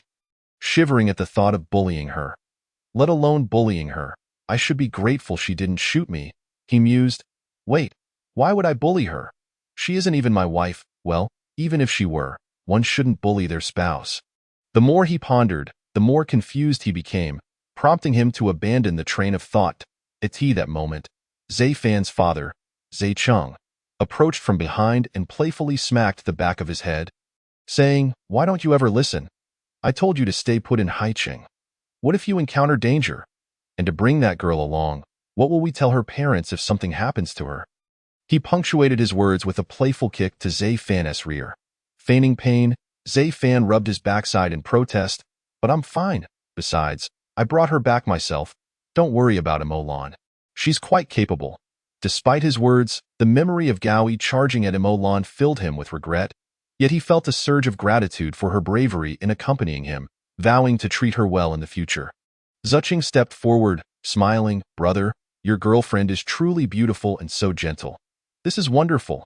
You're not leaving right after coming back, are you?" Hearing her words, Zayfan fell silent. Noticing his expression, Zay Chung understood there was more to the story and patted his son's shoulder as they headed toward their mother. Zuching, sensing her brother's unspoken thoughts, quietly grasped his sleeve, her eyes filled with reluctance. Zayfan wished he could remain with his family, but with his current strength, thoughts of Qin Emo, and glancing at Emo Lan conversing with their parents, he felt a resolute determination to return to the Haicheng base swiftly and undergo training with Zhan Hao and the others. As Zaycheng approached Zaymu, he noticed their conversation was winding down and signaled for everyone to return to their living quarters. The emergency base in Huaixin was modest, and soon they arrived at the one-bedroom abode where Zayfan's parents were currently staying, a single room with a bathroom, devoid of a living area. With Zuching's return, Zayfan had to request the officer to exchange their accommodations for a two-bedroom unit. After organizing his parents' belongings, he guided them to their new home, which, like all locations in the base, mirrored the one he had previously occupied in Haicheng. Upon entering the familiar room, Zayfan thought of Qin Emo. Wondering where she was and if she was well, he resolved to call her once he left, feeling that as a man, he must not hesitate when it was time to bend the knee. After a simple meal in the cafeteria, nighttime posed a challenge for sleep. Zaymu suggested that Zuching squeeze in with them while Zayfan could share with Emo Lan, causing her to blush furiously, unsure whether to refuse. Although it felt a bit too forward, she didn't outright oppose the idea. Zayfan shook his head, insisting, "No need for that, Dad, Mom, I'll just sleep on the floor in the living room. You and Zuching can share, and Emo Lan can have the single room." After arranging this, he ushered his parents into the room before Zicheng cheerfully teased Imolan, "Sister-in-law, I'm heading to bed now. But watch out for my brother sneaking into your room tonight." Zai Fan could only roll his eyes at the remark, signaling a playful threat to the little girl as he nudged her inside. Once his family retreated, Zai Fan found himself awkwardly gazing at Imolan, who, in turn, appeared equally embarrassed. She casually asked, "You're not really going to sneak into my room tonight, are you?" with a bead of sweat on his brow. Zai Fan gritted his teeth and replied, "If you wish, I could go in right now." Understanding his jest, Imolan playfully stuck out her tongue and hurried into her room, leaving the door unlocked as she climbed into bed. Zai Fan, bemused by her trust, spread out his bedding on the floor, preparing for sleep. The night passed quietly. In the morning, Zai Fan awoke to the cheerful sounds of his sister's laughter. As he listened to his parents and Zicheng chat, a sense of tranquility enveloped him. He yearned for such moments to last forever, but the thought of facing the undead loomed, leading him to shake his head. He would wait until he was truly strong before confronting that reality. After breakfast, with Zicheng's clothes left at school and home, Imolan attempted to use her military credits to procure some new outfits for her. To her surprise, the credits were indeed universal. When she received her new clothes, her sweetness intensified as she affectionately called her sister-in-law, despite Imolan's numerous explanations. Delighted by the endearment, Imolan chose not to correct her. Zai Fan found it somewhat odd but refrained from elaborating further. Subsequently, Zai Fan and Imolan visited the base's communication room to inform Zhang Hao of their safe arrival and the reunion with his sister. Zhang Hao expressed happiness for Zai Fan while encouraging him to spend a few more days at home before returning. During their 2 days together, Zai Fan engaged in conversations with his parents, sharing tales of the outside world, some thrilling, others harrowing. But he only delivered good news. Zai Cheng and Zai Mu listened with rapt attention. Yet they understood that Zai Fan would soon depart, and their hearts were heavy with unspoken sorrow. The tranquil days passed until the third evening, after dinner, when Zai Fan disclosed to his family his plans to leave the following day. Zai Cheng and Zai Mu fell silent, and although Zicheng did not protest, tears streamed down her cheeks. Seeing his family's reaction, Zai Fan consoled them. "Mom, Dad, Chinger, you mustn't worry. I promise to take care of myself. I'm leaving to train so I can protect you in the future. I've made up my mind. Once I grow stronger, I'll bring you back to the mainland to live again. We'll run our little shop, and you, sister, will continue your studies. Trust me, that day is not far off." After discussing serious matters, his parents took Zicheng back to their room to sleep, while Imolan offered a few comforting words to Zai Fan before retreating to rest herself. In the monitoring device, Zai Fan observed his mother and sister quietly crying, while his father shed silent tears. Though he felt a pang of sorrow, he remained resolute, thinking, "I will become stronger. Wait for my return." The next morning, Zai Fan departed the base with Imolan, opting not to bid farewell to his parents, knowing they were aware of his departure through the monitoring device. The journey back proved smooth, taking just a day to reach the Haiqing base. Shortly thereafter, Zai Fan joined Zhang Hao's team, embarking on his training journey. Chapter 35. The Counterattack. A month later, within a building in the northern part of Haiqing, Imolan crouched beside Zai Fan, who was seated against the wall, and softly asked, "Are you okay? Is everything all right?" Zai Fan managed a wry smile and shook his head, responding, "I'm fine, just a bit tired." Since returning from his hometown base, he had been training alongside Zhang Hao and the others.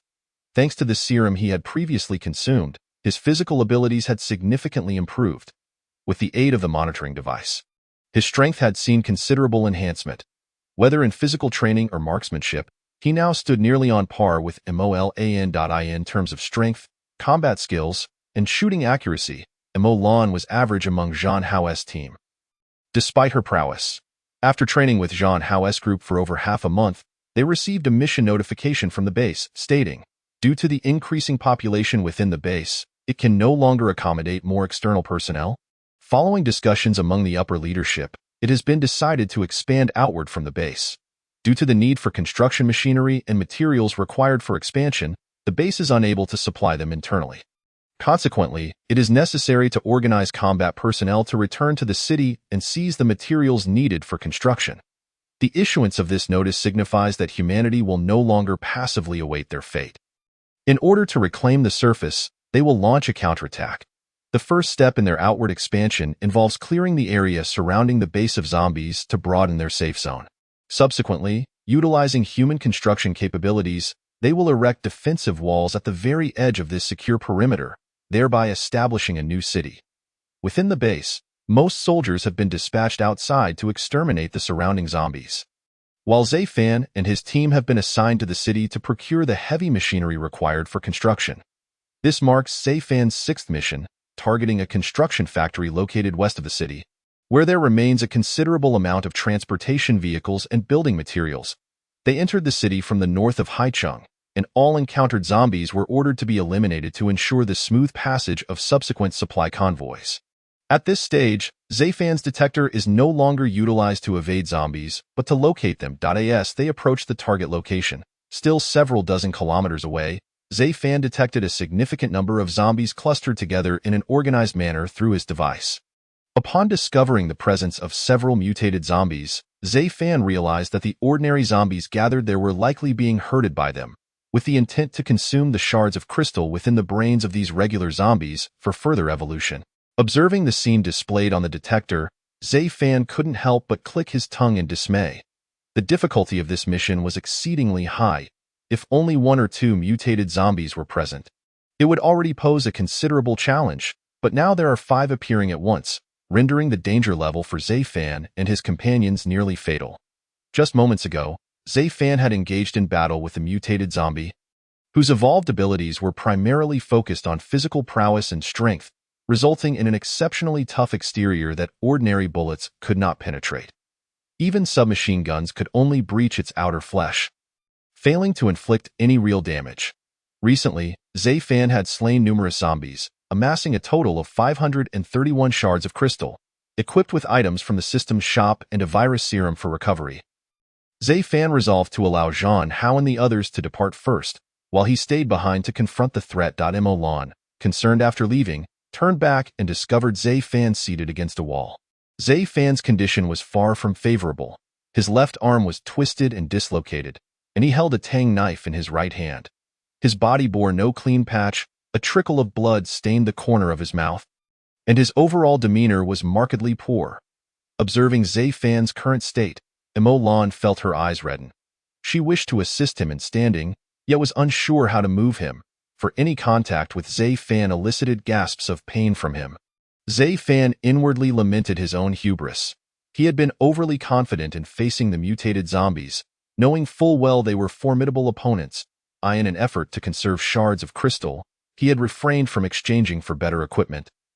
Now regretting his decision, had he known, he would have opted for an ultimate handgun to eliminate it swiftly, rather than end up in such a dire predicament.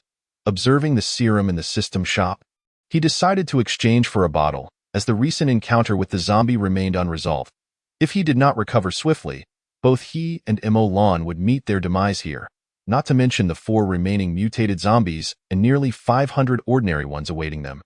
Having previously shattered his exquisite tang knife during battle with the zombie, he gritted his teeth and exchanged for an ultimate tang knife, a significant expense for him. He also procured a bottle of virus serum, good quality. At Zayfan's request, Mo Lan retrieved the serum from his coat pocket, opened it, and poured its contents into Zayfan's mouth. Upon consuming the serum, Zayfan felt his injuries begin to mend almost immediately. Although his dislocated left arm had yet to heal, the twisted limb was restored to its original state. He then asked Mo Lan to assist in resetting the dislocated arm. Noticing his spirits had improved considerably, Mo Lan marveled at the serum's efficacy while preparing to realign his bone. Grasping Zayfan's arm, she said, "Zayfan, do you know?" Just as Zayfan was about to inquire further, a sharp crack echoed. And before he could react, a wave of excruciating pain surged through his arm. Watching him grit his teeth, Mo Lan felt a pang of sympathy. After a moment of recovery, Zayfan asked, "What were you about to say?" "Oh, I wasn't going to say anything," Mo Lan replied innocently, her wide eyes fixed on him. Zayfan recognized that Mo Lan had employed this method to distract him from hesitating, so he chose not to press further. However, the sensation was undeniably unpleasant. He was now drenched in sweat, thinking to himself, I should have waited to drink it. Once his body had recuperated, Zay Fan stood up and scanned for the location of the armored zombie with his detector. He then exchanged for 10 high-quality bullets from the shop. Now armed with a firearm, he opted not to carry the submachine gun, as ordinary bullets would prove ineffective against the armored zombie, instead securing a handgun at his waist. The exquisite Tang knife's power was remarkable, and the armored zombie had sustained considerable injuries, currently searching for Zay Fan downstairs. Gazing at the newly acquired ultimate Tang knife and the 10 high-quality bullets, Zay Fan felt confident about taking down the zombie. After loading the bullets into the firearm, he grasped the knife in one hand and the gun in the other, ready to lead Mo Lan in the assault against the armored zombie. Just as they were about to descend the stairs, a loud crash echoed from the corridor behind them. The armored zombie had also detected their presence, crashing through the floor between 2 levels. Eager to test his newly acquired weapons, Zay Fan refrained from shooting at the armored zombie, instead charging at it with his knife while shouting, Mo Lan, cover me! Without hesitation, Mo Lan raised her gun and fired at the zombie's eyes. Her aim was precise, and sparks erupted around the creature's eyes from the impact. Although the attack only grazed its skin, the zombie squinted in frustration as it turned its gaze towards the approaching Zay Fan. Extending its palm in an attempt to block his attack, Zay Fan swung his Tang knife towards the zombie's hand. As the blade passed through its palm, he felt no resistance. After delivering the strike, he swiftly darted behind the zombie. Only when the armored zombie realized that the person had circled behind it did it notice the upper half of its palm slowly sliding to the ground. Enraged, the armored zombie howled in fury and pivoted to pounce at Zay Fan. However, Zay Fan would not grant it such an opportunity. He raised his gun and fired a bullet at the charging zombie while simultaneously moving his body. Mo Lan was taken aback by Zay Fan's actions, bewildered as to why he would confront the zombie head-on despite having the upper hand. Zay Fan merely lifted his gun and fired a shot at the zombie before sprinting to its side, swinging his knife towards its neck. After executing this series of maneuvers, Zay Fan struck a pose he deemed impressive, only to hear a loud thud as the zombie collapsed behind him. Mo Lan gazed in astonishment at the scene before her, her mouth agape in disbelief. She then watched as Zay Fan, having posed for merely 2 seconds, scampered back to the fallen zombie as if searching for something. Mo Lan understood what he was after. During their recent missions, they had noticed discrepancies between the number of crystals they collected from the zombies and the number they had slain, and Zay Fan had always been the most eager to gather these crystals. After searching for a while, Zay Fan returned, shaking his head and sighing, still nothing. Why have the zombies' brains been devoid of shards lately? Mo Lan rolled her eyes dramatically upon hearing this, though she was unclear about the terms shard and zero shard. She knew he was referring to the crystals found in the zombies' heads. She chose not to inquire further and followed Zay Fan as they departed the area. As they walked, Zay Fan mused. Products from the shop are guaranteed to be of superior quality. Those high-quality bullets truly live up to their reputation. He had already tested the efficacy of the high-quality bullets during previous battles. Against ordinary zombies, if a bullet struck the head, it would result in a clean decapitation. If it hit the body of a moving zombie, it would cause the creature to momentarily freeze, which was the effect of the high-quality bullets, essentially a stunning or paralyzing effect. Through the detector, Zay Fan discerned that Zhang Hao and the others were approximately 800 meters away, battling a horde of ordinary zombies. Not far from them stood 2 mutated zombies, one male and one female. Observing from across the street, both appeared remarkably attractive. It seemed that as zombies evolved, they also refined their appearance. With this thought in mind, Zay Fan guided Mo Lan towards their location. Meanwhile, Zhang Hao and his companions were taking refuge in a 2-story building adjacent to a street, engaged in combat with the zombies outside. Below, numerous zombies had already succumbed to their assault, lying lifeless on the ground, while more continued to close in on their position. Wang Yi, cradling a sniper rifle, had already spotted the 2 mutated zombies across the street. However, despite his attempts to shoot, he had missed each time. He conveyed the matter to Zhang Hao and the others, and upon hearing it, their hearts grew heavy. They had just encountered a mutated zombie, and now they discovered that 2 more lurked nearby. They could only wonder about Zay Fan's situation. As they pondered, Zay Fan had already brought Missouri Lawn close to the group. Through their communicators, they were aware of each other's positions. Meanwhile, Zhang Hao and the others, concerned that Zay Fan and Mo Lan might face simultaneous attacks from the two mutated zombies outside, intensified their firepower to expand their safe zone, facilitating the entrance of the duo into the building to join them. The two mutated zombies, witnessing the scene, did not intervene and allowed Zhang Hao and his companions to eliminate the ordinary zombies. They had decided to wait until Zhang Hao's group exhausted their ammunition before methodically eliminating them. Before long, Zay Fan and Mo Lan ascended to the second floor of the small building. Seeing them reunited brought a sense of relief to Zhang Hao and the others, though thoughts of the two mutated zombies still lingered, casting a shadow of worry. Qin Tian, maintaining an optimistic demeanor, spoke up. "Oh, you two decided to return. Did you take advantage of our absence to do something? What a shame to miss such a wonderful opportunity." Olan laughed and scolded him, while Zay Fan merely smiled in silence. Having spent enough time with them to understand that Qin Tian loved to joke, remaining childlike despite nearing 40, Qin Tian, undeterred by Mo Lan's teasing, sighed and remarked, "What a pity, you didn't cherish such a splendid opportunity. After this, there may not be another. Who knows, this might be the end of our mission." He gestured toward the two mutated zombies across the way, indicating the male and female zombies waiting for them. The two zombies, unbothered, even waved and smiled at them. Zay Fan had already spotted them on his detector and, lacking a suitable plan to deal with them, could only rendezvous with Zhang Hao and the others. Seeing the two zombies so brazenly confident stirred frustration within him. Wang Yi spoke up, "Their speed is astounding. My sniper rifle cannot take them down, and I wonder if we can successfully navigate this challenge." Upon hearing his words, a cloud of gloom fell over the group.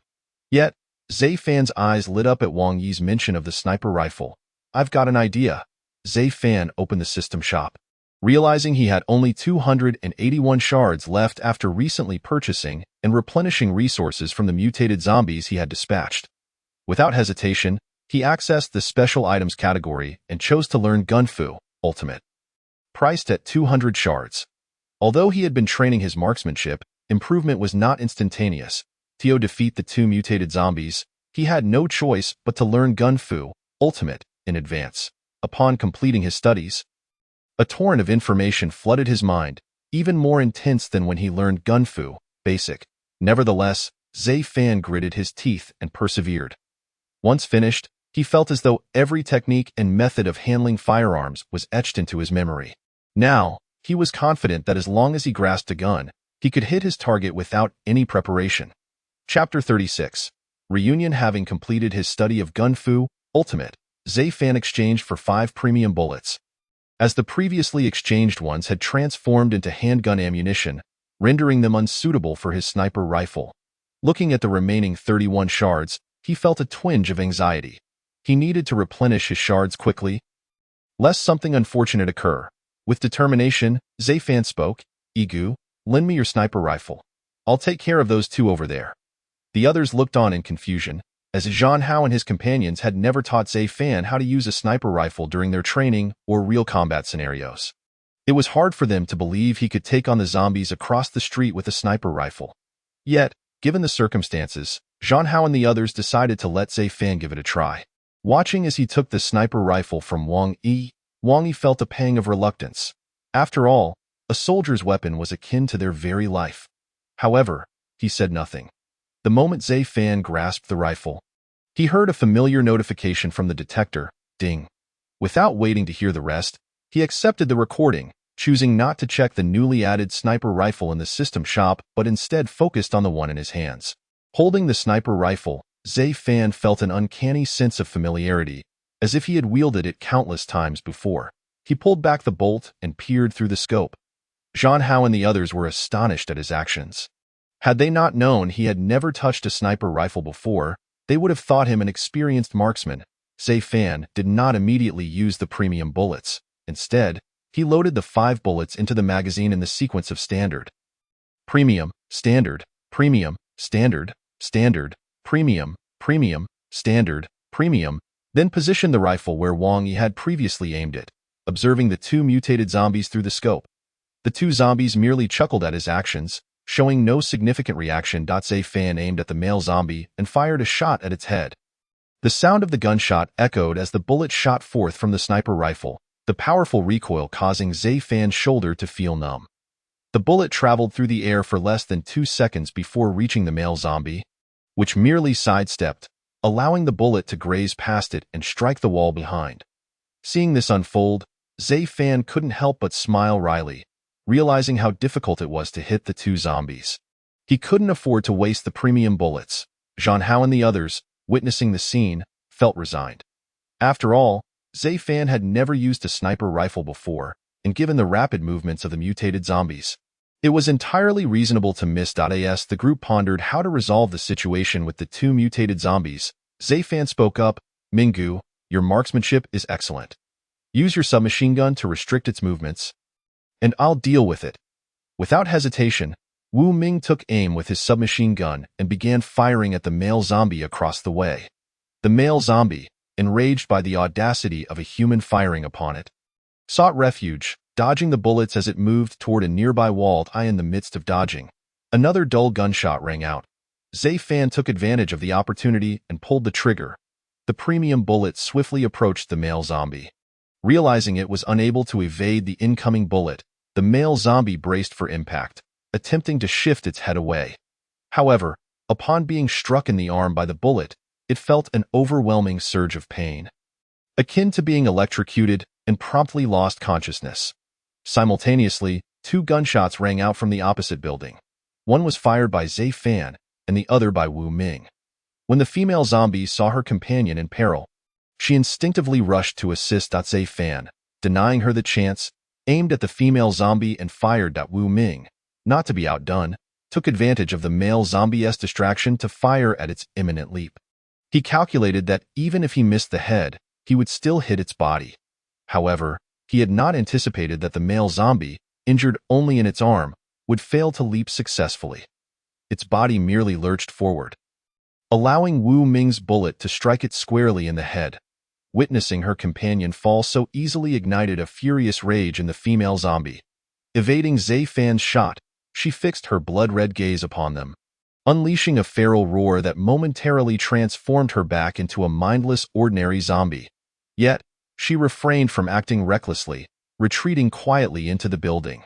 The group, taken aback by the swift resolution of one mutated zombie, soon erupted in laughter, showering praise upon Zhe Fan and Wu Ming for their marksmanship. Elated by the success of their strategy, Zhe Fan returned the sniper rifle to Wang Yi, omitting any mention of the bullets that had been replaced, which had ultimately saved Mo Lan's life. The retreating female zombie did not squander the opportunity. She directly consumed the shard from her fallen companion. Zhe Fan, watching from a distance, felt a pang of regret, wishing he could retrieve the shard, but the distance was too great. Once the group had dealt with the ordinary zombies outside the building, Zhe Fan cheerfully descended to attend to his logistical duties, eliciting chuckles from the others. Qin Tian remarked, "What do you think? Is there something peculiar about Xiao Fan? Does he have a penchant for cracking open zombies' heads? Mo Lan, you ought to keep a close eye on him." "That's not a healthy habit." Mo Lan, with a smile, replied, "Noted, Tian Gu. When you inevitably transform into a zombie, I'll have Zhe Fan personally take care of you." The others burst into laughter. After Zhe Fan finished collecting the shards, he handed over more than 100 to Zhang Hao. Zhang Hao accepted them without comment, placing them into the radiation-proof box. Checking the system shop, Zhe Fan realized that with the 59 shards he had just collected, he currently possessed 90 shards, with gritted teeth. Contemplating the 3 mutated zombies and hundreds of ordinary ones that lay ahead, Zifan resolved to first exchange the virus serum, common, for his companions, Zhang Hao and the others. After obtaining 4 vials of the serum, Zifan feigned retrieving items from his military backpack, distributing them among Zhang Hao's group, and earnestly instructed them to keep the vials close and to consume them immediately if they were injured during a zombie attack. As Mo Lan had already utilized a vial earlier, Zifan refrained from giving her one, instead reminding her to stay closely by his side, emphasizing the importance of not straying away. Observing Zifan's serious demeanor, Zhang Hao and the others carefully stowed the potions, recalling how Zifan had previously gifted one to Qin Mo. Although they were unaware of the contents of the small vials, they placed their trust in him. Imo Lan exhaled in relief, recognizing the significance of the serums given to Zhang Hao and the others, which alleviated her concerns about the impending actions. After a brief moment of rest, they resumed their journey toward their destination. Meanwhile, the retreating female zombie, Xian Luan, was heading back to the base she had formed with a few other mutated zombies. Although referred to as a base, it was merely an abandoned warehouse. Among the 5 mutated zombies, Xian Luan ranked 4th in strength, with the leader, Lei Bao, being the most powerful, closely followed by Shueyu. Xian Luan's abilities allowed her to contend with the strongest 2 only due to her former partner, the male zombie Jiku, who had recently been killed by Wu Ming. The weakest among them was the hard-shelled zombie, Yuan Kuei, who had fallen to Zifan. However, with Jiku's recent demise and her own weakened state after facing the humans, Xian Luan was compelled to consume Jiku's zero crystal. Initially, she believed her strength was sufficient to assimilate the crystal, but due to the mismatch of attributes, her internal energy became chaotic, forcing her to return to the base in search of assistance from the other 2 mutated zombies. Upon returning to the base, she found Lei Bao resting on the central sofa, while Shueyu lounged on the armrest, observing her with a knowing gaze. They were both aware of her arrival and, sensing the fluctuations in her energy, understood that something had transpired. Shueyu, with a hint of mockery, remarked, "Well, if it isn't Xian Luan, didn't the 3rd one, Jiku, and the 5th, Yuan Kuei, accompany you to confront those humans? Why have you returned alone?" In response, Xian Luan clenched her teeth and retorted, "Shueyu, spare me your sarcasm. If it weren't for my oversight, Jiku wouldn't have been slain by those humans. I haven't seen Yuan Kuei. He is likely dead as well. My energy is unstable and I require your assistance." Unbeknownst to her, even before absorbing Jiku's zero crystal, she would have been unable to withstand Zifan's premium bullets. Shueyu's evolved ability allowed him to neutralize energy. He could absorb various energies into his body and convert them into a singular form, significantly enhancing his strength and speed.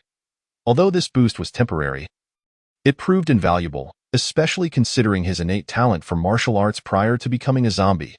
Lei Bao, a former mercenary, had been dispatched to Xia country for a mission when the zombie outbreak occurred, resulting in his unfortunate transformation. After mutating, his ability enabled him to envelop his body in arcs of electricity, rendering anyone who touched him temporarily paralyzed, coupled with his formidable combat skills, making him a fearsome opponent. Shueyu's powers effectively countered Lei Bao's, though they could not fully negate the paralysis induced by the electric arcs. In terms of combat prowess, both had been evenly matched in life, and even after their transformations. While Shueyu could enhance his abilities through energy absorption, prolonged close combat with Lei Bao would leave him vulnerable to paralysis. Thus, neither could assert dominance over the other, allowing for a precarious balance. Xian Luan and Jiku had both been ordinary office workers, and as a married couple, they shared a passion for fitness, resulting in commendable physical conditioning. After their mutations, Jiku acquired the power of fire control, while Xian Luan could manipulate airflow. Although their combat strength paled in comparison to Lei Bao and Shueyu, Xian Luan's ability to erect wind barriers for defense made her energy resistant to Shueyu's absorption, and their coordinated efforts allowed them to barely contend with Lei Bao and Shueyu.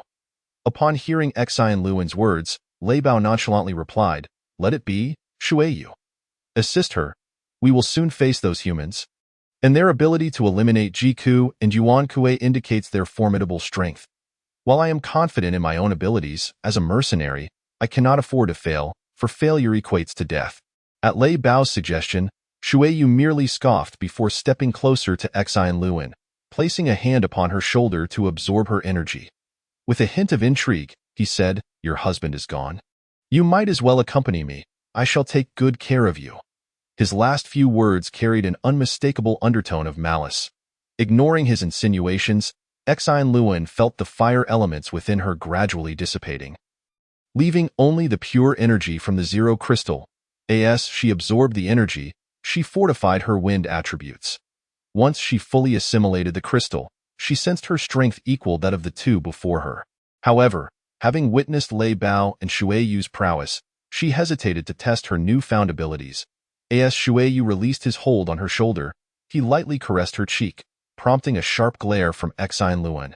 Unfazed, Shueyu whistled and sauntered away, feeling an overwhelming surge of energy from the properties of G-Zero crystal, necessitating some time for digestion.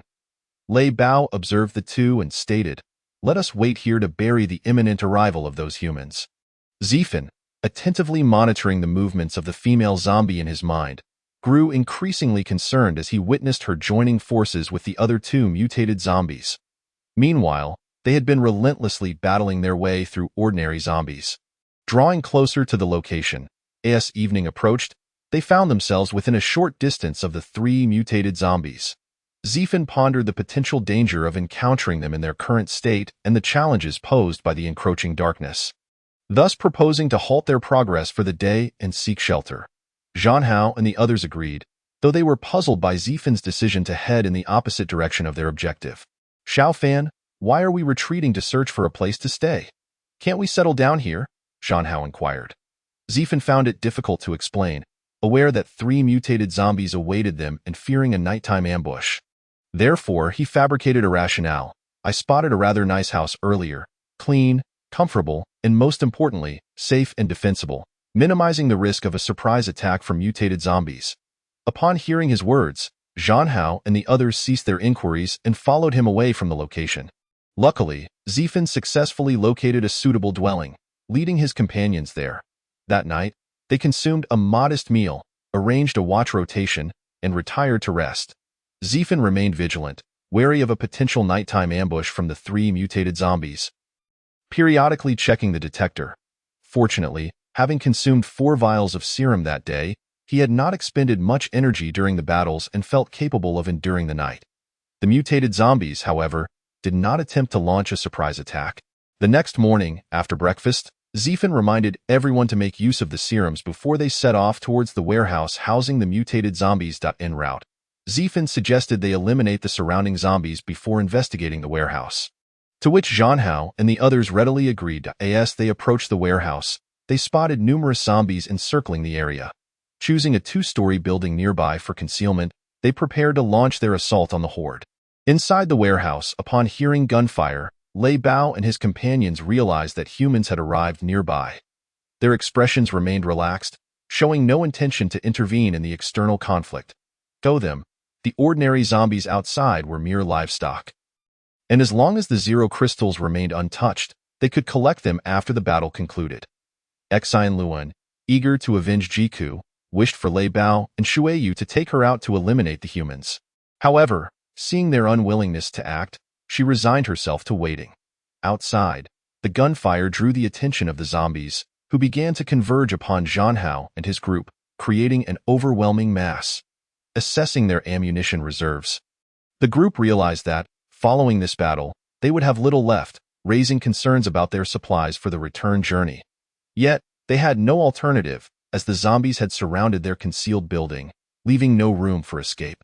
The ordinary zombies, devoid of consciousness and pain, surged forward relentlessly, piling up at the entrance until the corridor was filled with their bodies, while the remaining zombies climbed over the heap to gain entry. As the zombies drew near, Zhang Hao and the others began tossing grenades, needing no precise aim. A single throw could decimate a large portion of the horde. After 2 hours of fierce fighting, the gunfire gradually subsided, and a thick carpet of spent shell casings lay on the ground before Zhang Hao and his companions. Downstairs, a few remaining zombies fell to Wu Ming's precise shots, and silence returned to the area. Zhang Hao and his companions let out a sigh of relief, gasping for breath as they sank down onto the ground. Zai Fan, however, was not at ease. Although the 3 mutated zombies remained inside the warehouse, he kept a vigilant watch over them, wary of any complacency. Indeed, after a brief respite, the 3 mutated zombies emerged from the warehouse. Zai Fan, his nerves taut, rose to his feet and gazed towards the warehouse. Zhang Hao and the others, noticing his actions, quickly understood that a situation had arisen and hurriedly stood up to investigate. They beheld the 3 zombies approaching with a leisurely stride, reminiscent of humans. Zhang Hao and his companions fixed their eyes on the trio, not daring to let their guard down. Recently, the base had issued a notice informing everyone that zombies were continuously evolving, with more advanced variants appearing. These creatures possessed intelligence, formidable combat abilities, and bore no distinguishable traits from ordinary humans, save for their ability to wield supernatural powers. The encounter with the zombie that could not be pierced by bullets, along with the subsequent meeting of a male and female zombie, had already demonstrated to Zhang Hao and his companions the ferocity of these advanced zombies. With a storm brewing ahead, Lei Bao walked alongside Shui Yu and Exine Luan. Upon exiting the warehouse, they found themselves surrounded by the corpses of numerous zombies, which did not come as a surprise. Ordinary zombies were easily dispatched by humans wielding melee weapons, yet they were utterly defenseless against firearms.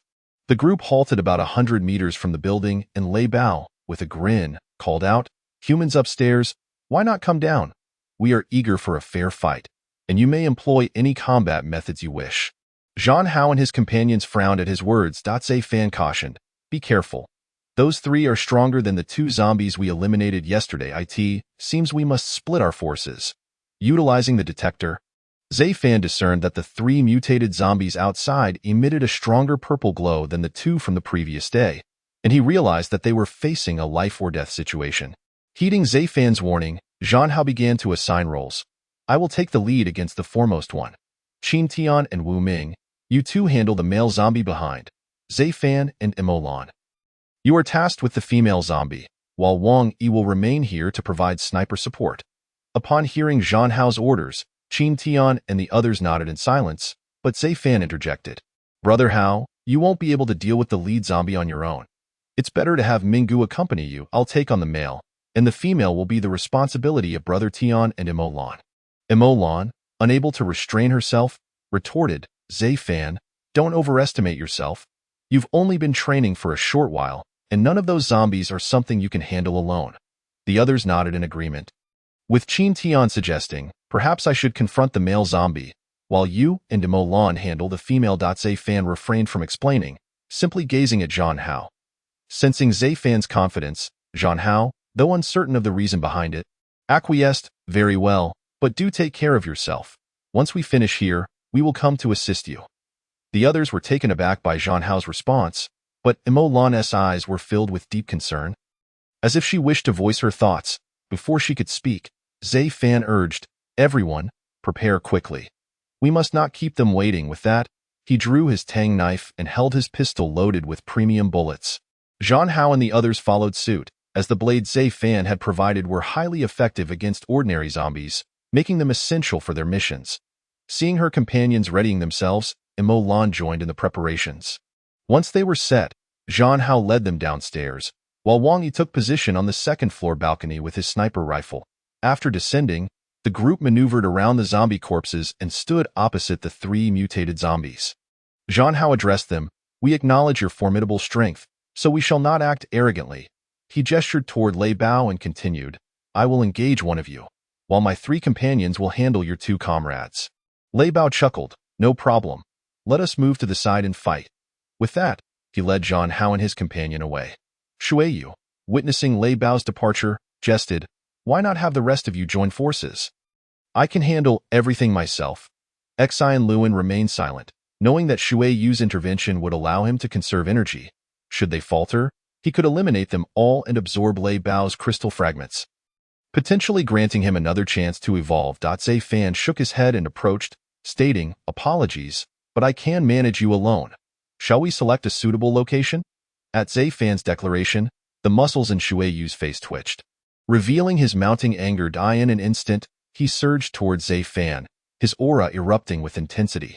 Seeing Shui Yu make the first move and target him alone, Exine Luan refrained from interjecting, addressing Qin Tian and the others. "Let us move over there to engage." Without waiting for a response, he charged in a particular direction. Qin Tian and Imolan exchanged glances before following suit.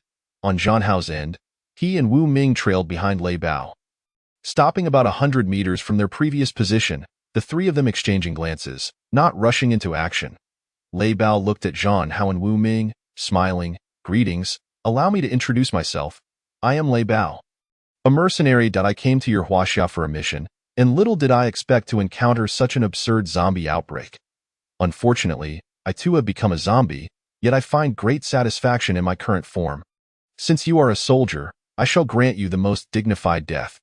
Zhang Hao was taken aback to learn that he was a mercenary, as China strictly prohibits their entry. It was apparent that this individual was not weak. And now as a zombie, his strength would undoubtedly have increased. Zhang Hao felt the weight of the situation and, recalling Wang Yi's position not far away, found some comfort. I am Zhang Hao, a colonel in the 1st Group Army of the Haiqing Military District. With that, he brandished his tang knife and charged toward Lei Bao, followed closely by Wu Ming, who introduced himself as well before joining the fray. Meanwhile, Zai Fan, observing Shuiyu approaching, wasted no time in firing a shot, confident in the premium bullet's power. He believed that if he could land a hit, it would surely cause his opponent to hesitate.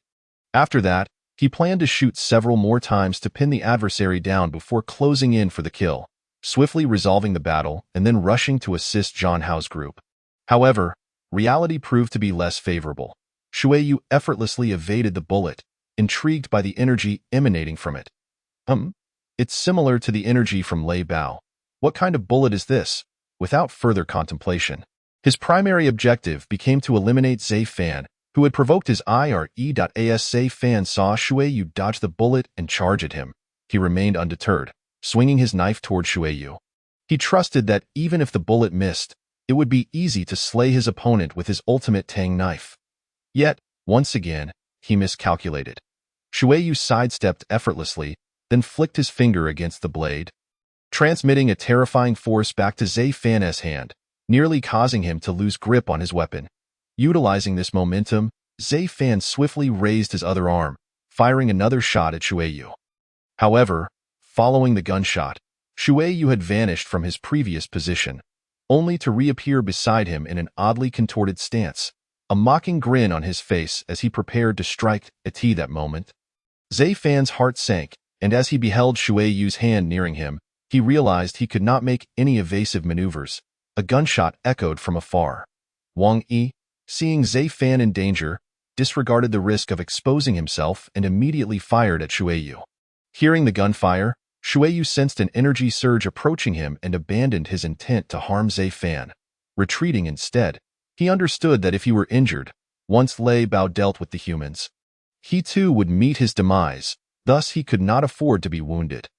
The other two skirmishes halted upon hearing the gunfire and glanced over, relieved to see their respective allies unharmed. Zai Fan rolled aside, quickly regaining his footing, his back drenched in cold sweat. He gestured an OK sign towards Wang Yi's position and renewed his assault on Shuiyu. This time, Zai Fan was cautious, utilizing the detector to monitor Shuiyu's movements as he engaged in a tactical dance around him.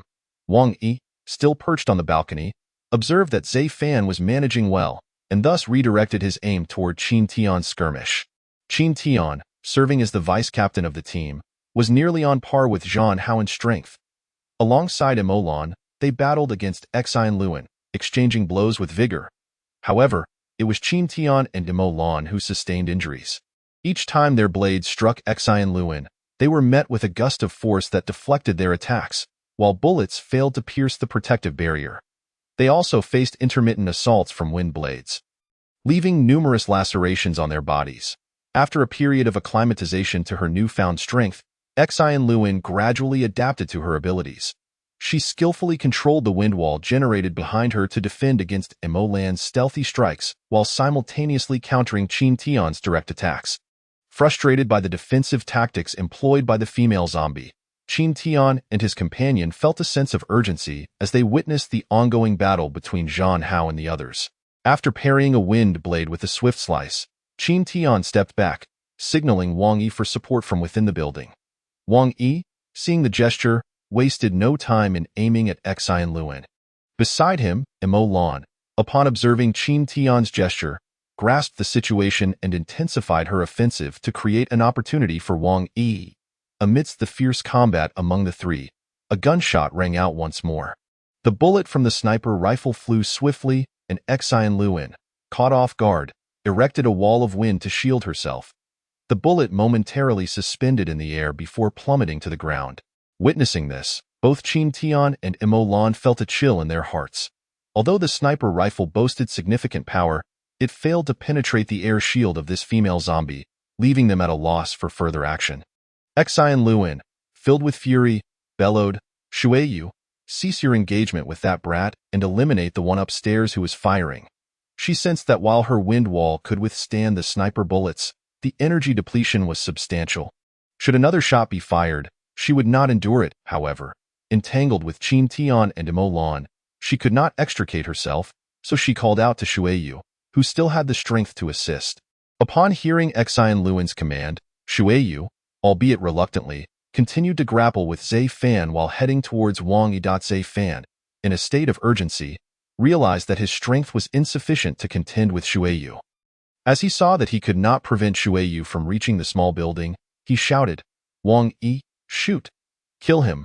Wang Yi, upon hearing this, disregarded the plea, maintaining his focus on the direction of Xian Luan.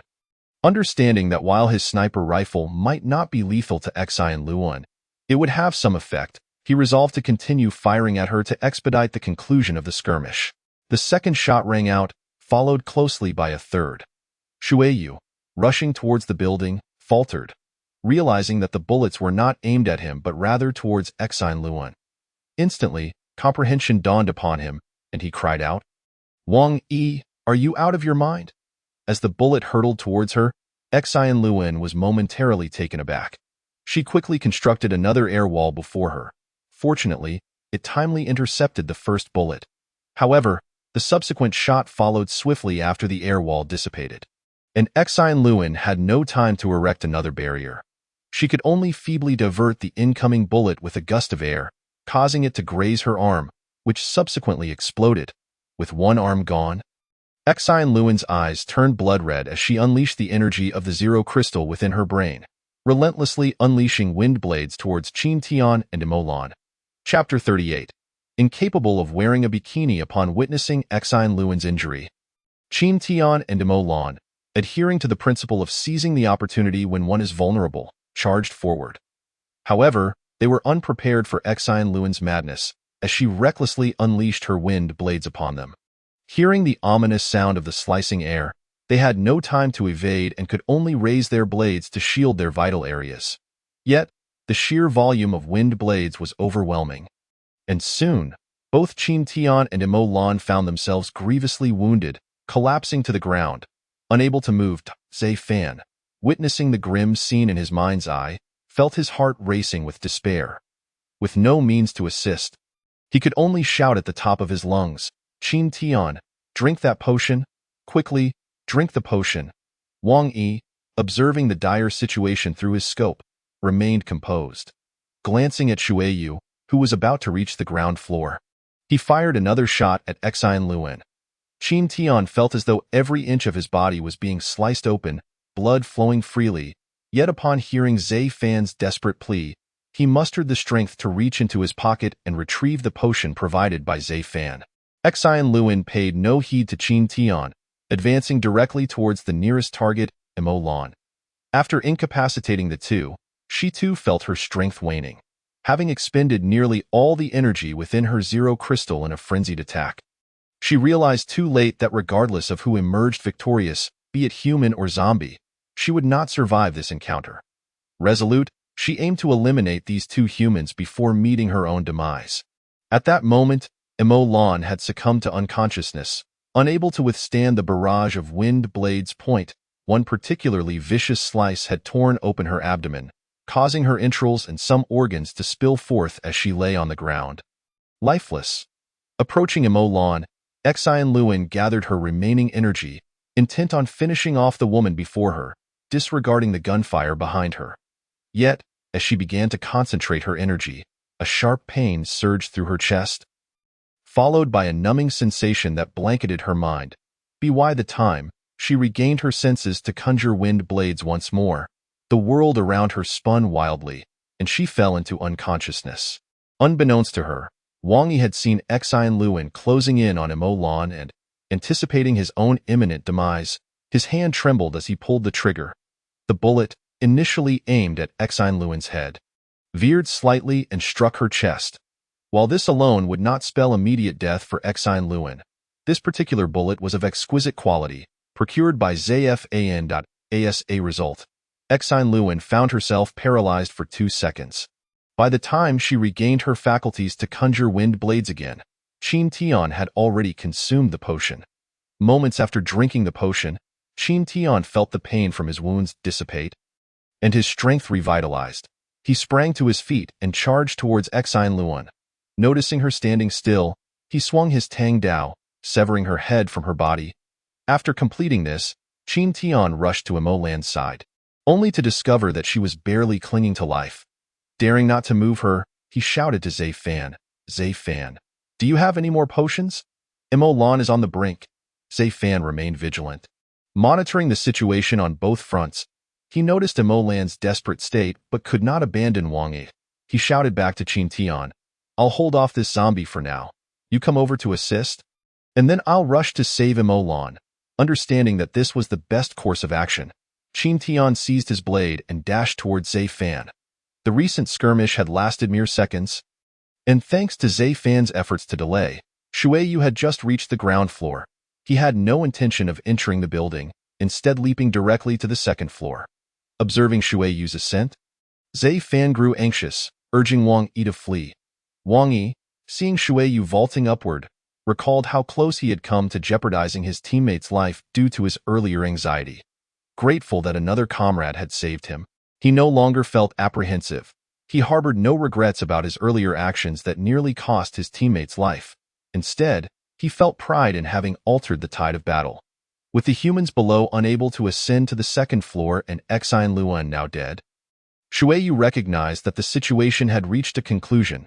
He chose not to rush into action, smiling as he remarked, "Your marksmanship is commendable. Had we known you were hiding here sooner, perhaps we wouldn't have found ourselves in such a predicament."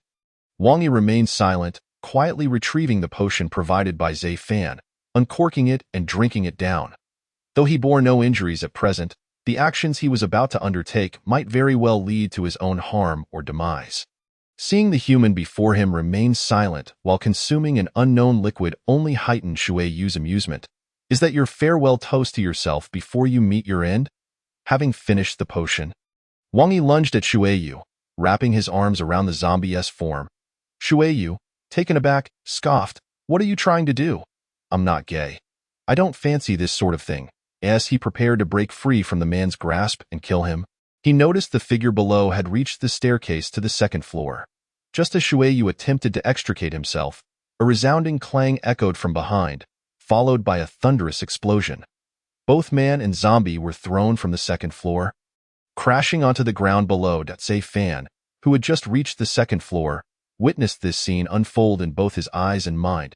He had seen Wang Yi, having consumed the serum, charge towards Shui Yu and embrace him. Yet he was left pondering Wang Yi's true intentions. At this moment, he comprehended the gravity of the situation, his mind a blank slate. Not far from the small building, Qin Tian, along with Zhan Hao and others from the battlefield's opposite side, heard the commotion and witnessed two figures soaring out of the small structure. Simultaneously, an unsettling tremor coursed through their hearts. Qin Tian, his eyes ablaze with fervor, charged towards the fallen figures, while Zhan Hao and Wu Ming frantically launched an assault against the thunderstorm. As the sound of the heavy object hitting the ground echoed, Zai Fan regained his senses, only to find the body of Shui Yu still twitching on the ground, yet Wang Yi, beneath him, lay motionless. In a fit of frenzy, he dashed downstairs and aimed a lethal strike at the head of the rising Shui Yu. Having withstood the grenade, Shui Yu initially believed he could continue the fight, unaware that he would ultimately perish beneath a finishing blow. After slaying Shui Yu, Zai Fan disregarded the notification sound resonating in his mind, moving to shift Shui Yu's body aside. He then noticed Wang Yi, his arms grotesquely mangled by the explosion, still exhibiting faint signs of life. Recalling the serum's formidable regenerative properties and grateful that Wang Yi had consumed one beforehand, he deduced that the grenade had detonated behind Shui Yu, sparing Wang Yi from direct impact, allowing his limbs to remain intact thanks to the serum's remarkable healing abilities. Having just acquired Shui Yu's Zero Crystal, Zai Fan, upon seeing Qin Tian approach, promptly exchanged it for a vial of zombie serum and handed it to Qin Tian, urging him to hastily administer it to Wang Yi as he sprinted towards Imo Lan's direction. Upon receiving the serum from Zai Fan, Qin Tian, having recently experienced its efficacy, wasted no time in uncapping the vial, and pouring its contents into Wang Yi's mouth. Almost immediately after consuming the serum, Wang Yi's body began to mend, though the shockwave from the earlier explosion still left him in a state of unconsciousness. Relieved to see Wang Yi safe, Qin Tian exhaled deeply and then dashed towards Zhan Hao and the others. Zai Fan arrived before Imo Lan and, upon witnessing her condition, felt tears welling in his eyes. Such a wonderful girl. Now reduced to this state, he regretted having suggested she stay by his side, only for calamity to befall her within a day.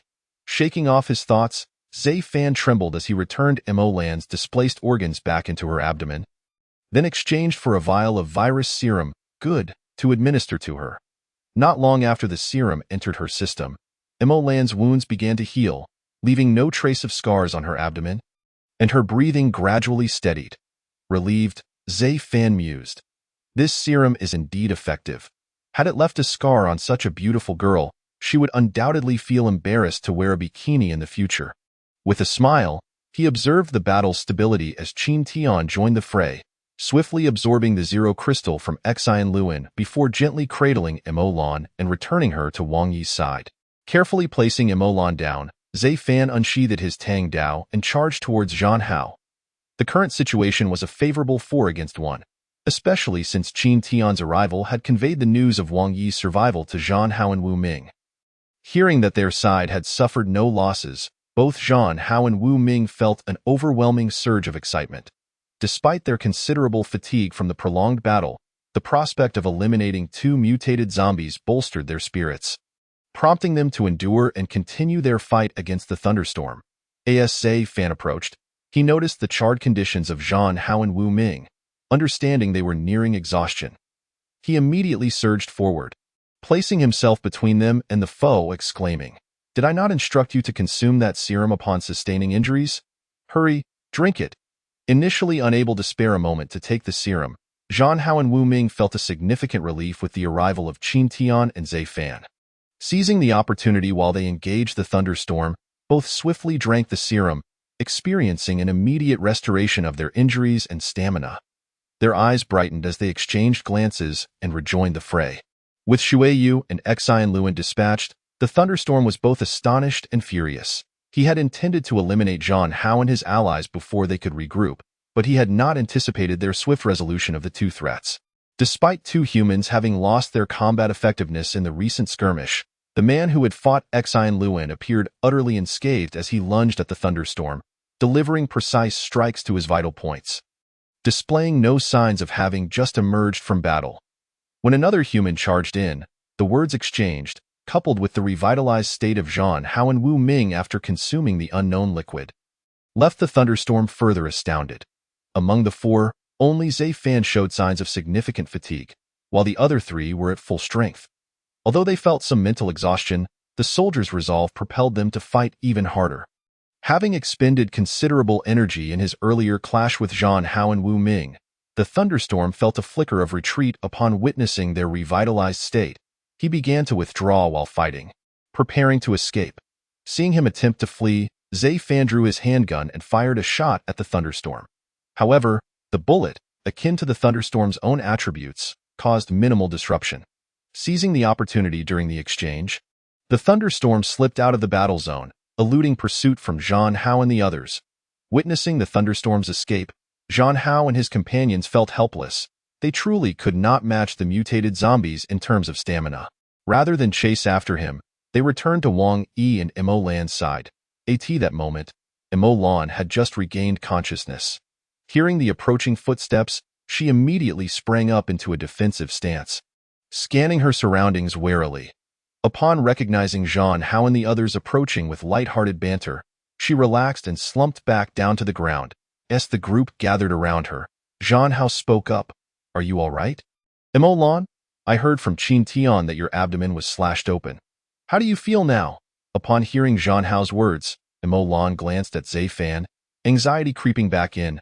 She quickly lifted her torn shirt to inspect her abdomen, relieved to find that she had been wearing a fitted tank top underneath, with only the area where she had been injured visible. Qin Tian, observing her, chuckled. "Ha, little Imo Lan.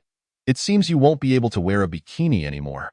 It would reveal your scar." Wu Ming joined in the laughter. Fan, internally noted that Min's thoughts indeed tended to align. Lan checked her abdomen and, finding no scars, rolled her eyes dramatically, saying, "Sorry to disappoint you." As she spoke, she slightly lifted her shirt to prove her point to Zhan Hao and the others. Zai Fan was unfazed by her revelation, but Zhan Hao and Wu Ming were taken aback, soon turning to inspect their own injuries.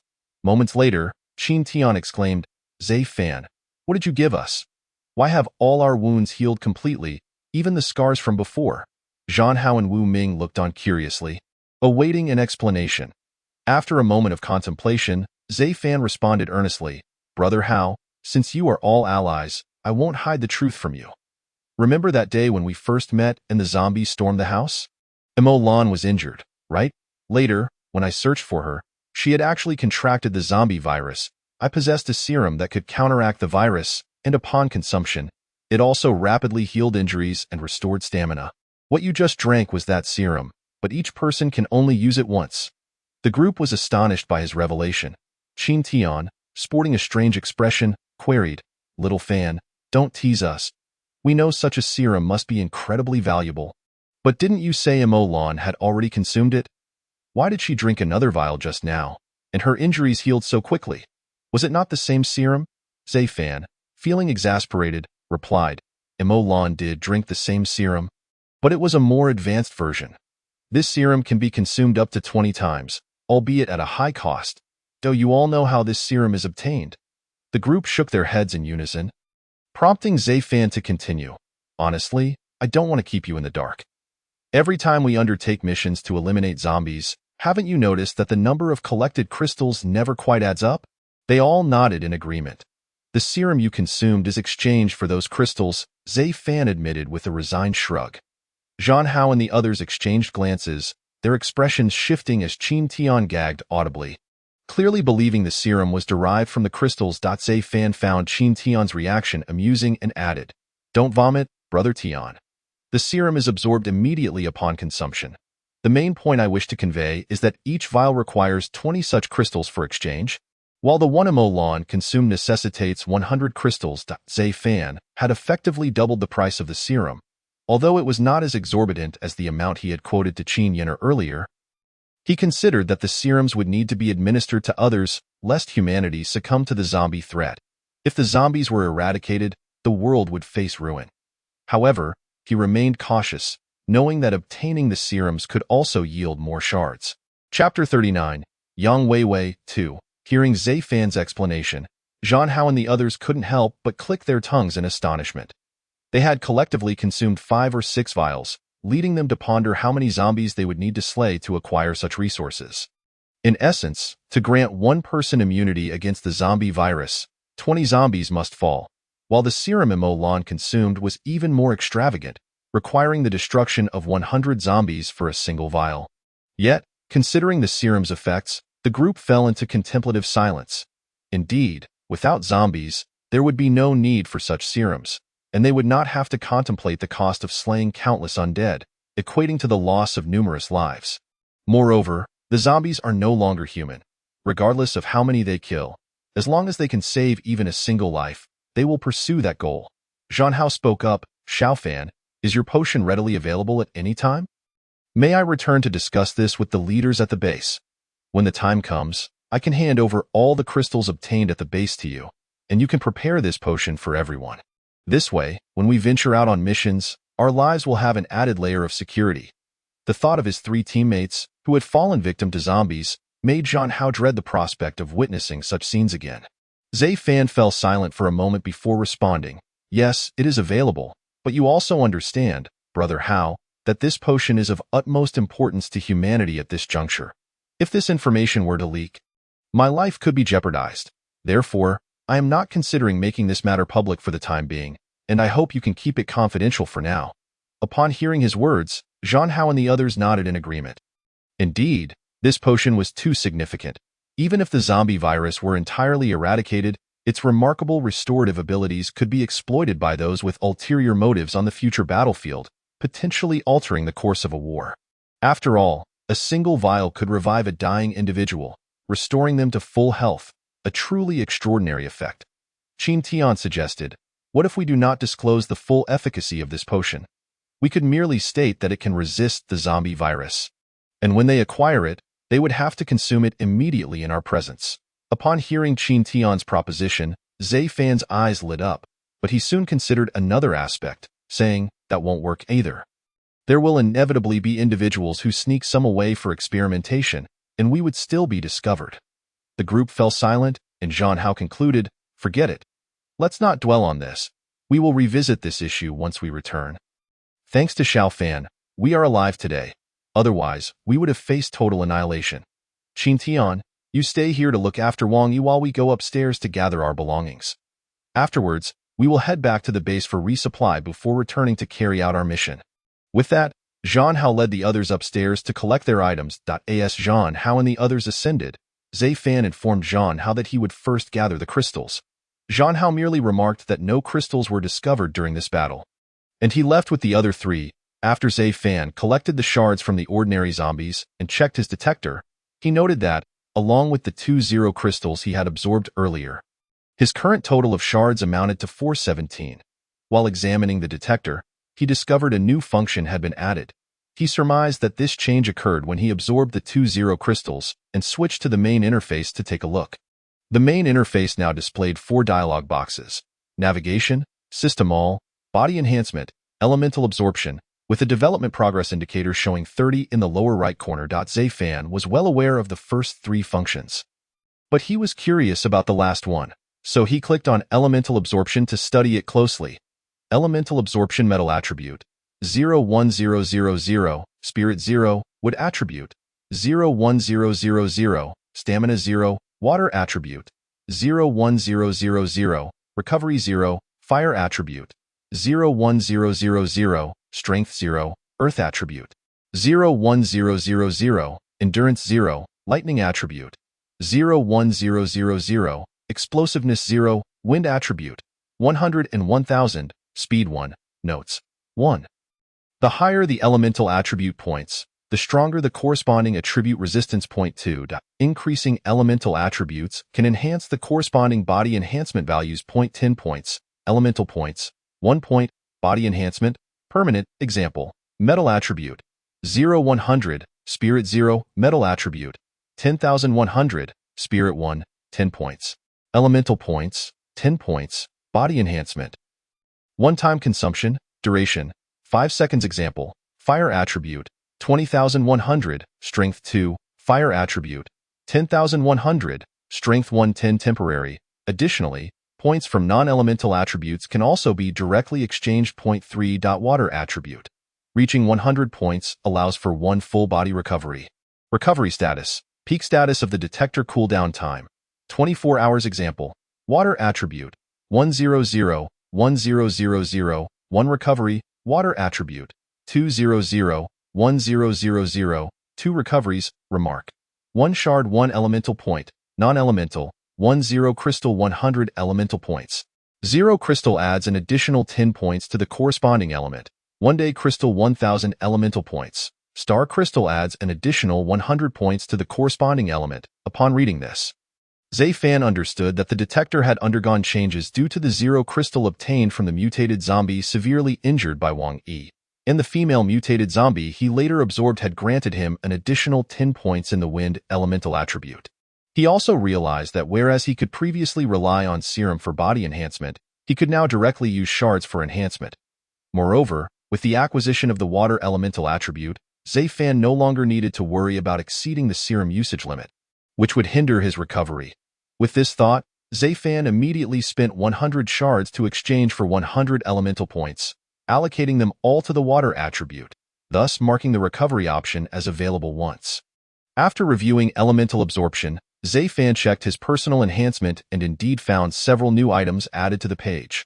Explorer, Zai Fan gender, male age, 23 height, 180 centimeters weight, 68 kilograms race, human talent value, 78 intelligence, 97, 10, 200 strength, 105, 30, 200 stamina, 100, 20, 200 endurance, 120, 200 mental strength, 87, 10, 200 luck, 50, 10, 200 speed, random, 1, 200 limit, 50200.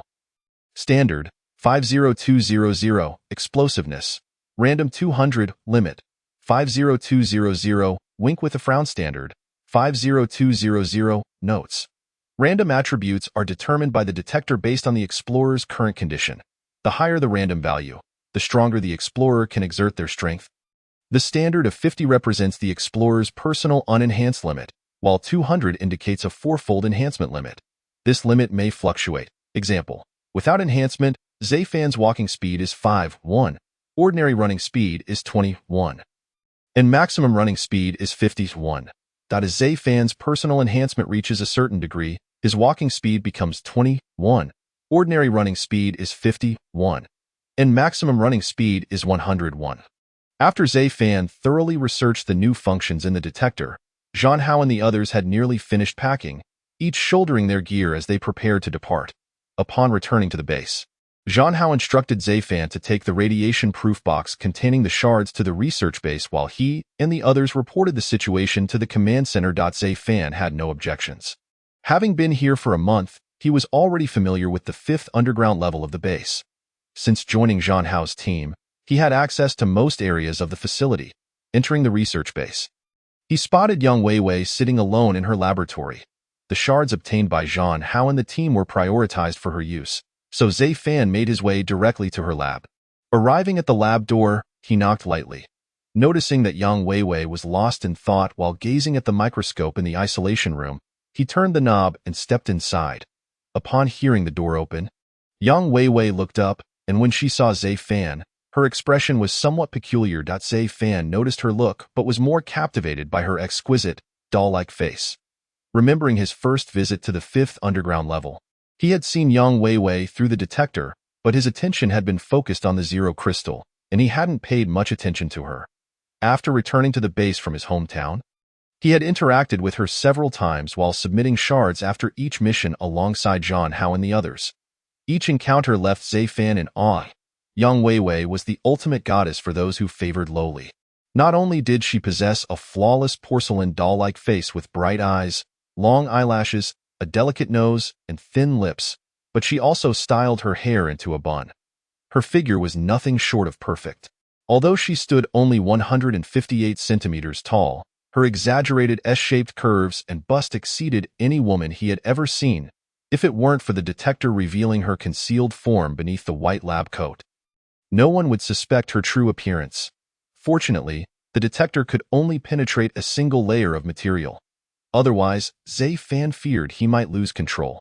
Noticing Zayfan staring at her in a daze, Yang Weiwei said somewhat irritably, "Hey, what are you thinking? You seem so entranced." Startled back to reality by her words, Zayfan sheepishly smiled and explained, "I wasn't thinking of anything in particular. It's just that every time I see you, I can't help but feel surprised that the leading researcher in our scientific base is actually a little girl." Yang Weiwei clearly did not believe his statement, but she puffed out her chest, proudly declaring, "Who says I'm a little girl? I'm not small anymore. I'm already 22 this year." Zayfan was taken aback. At 22 years old, she was the deputy director of the research institute, truly a genius in her own right. However, he refrained from further comment, stepping into the isolation room and placing the radiation-proof box on the operating table. "Here, these are the crystals brought back from this mission. Take a look if everything is in order. I'll take my leave." Zifan Dao observed as he placed the box upon the surgical table, eliciting a more peculiar gaze from Yang Weiwei, who sat nearby. Just as Zifan intended to leave, she inquired, "Is your name Zifan?" Taken aback by her question, Zifan turned to her and replied, "Indeed. Is there something you need?" Yang Weiwei scrutinized him closely. Her penetrating gaze made Zifan feel somewhat uneasy. Although he had not witnessed her conducting experiments during his previous visits, he had heard tales from Zhang Hao and the others about her exploits, which instilled in him a sense of reverence and caution towards the young woman before him. Noticing Zifan's intention to exit while he spoke, Yang Weiwei wrinkled her adorable nose. She was aware that people within the base feared her, yet her motivations were rooted in contributing to scientific research. What girl wouldn't desire a comfortable and clean occupation? Dissecting zombies daily was rather distasteful, though she had become somewhat desensitized over time.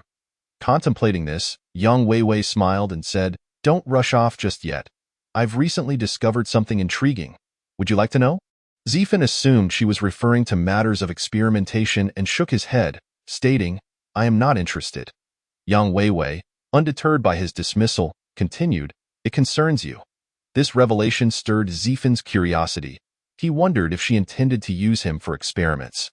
After all, he had never engaged in any remarkable feats. He gazed at Yang Weiwei in confusion, asking, About me? What do you mean? Seeing that he was now intrigued, Yang Weiwei remarked, I recently watched a video featuring you and your teammates in combat, and I found it quite fascinating. Would you care to see it?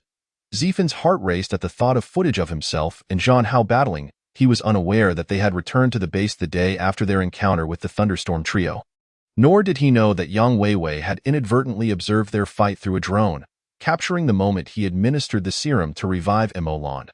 The battle had been so intense that he had not thought to scan other areas with the detector. Pondering this, Zifan remained silent. Yang Weiwei, noticing his reticence, urged him, Come with me. I'll show you. Rising, she led the way out of the isolation room towards her bedroom. Zifan followed closely behind. Upon entering her room, Yang Weiwei felt a twinge of embarrassment.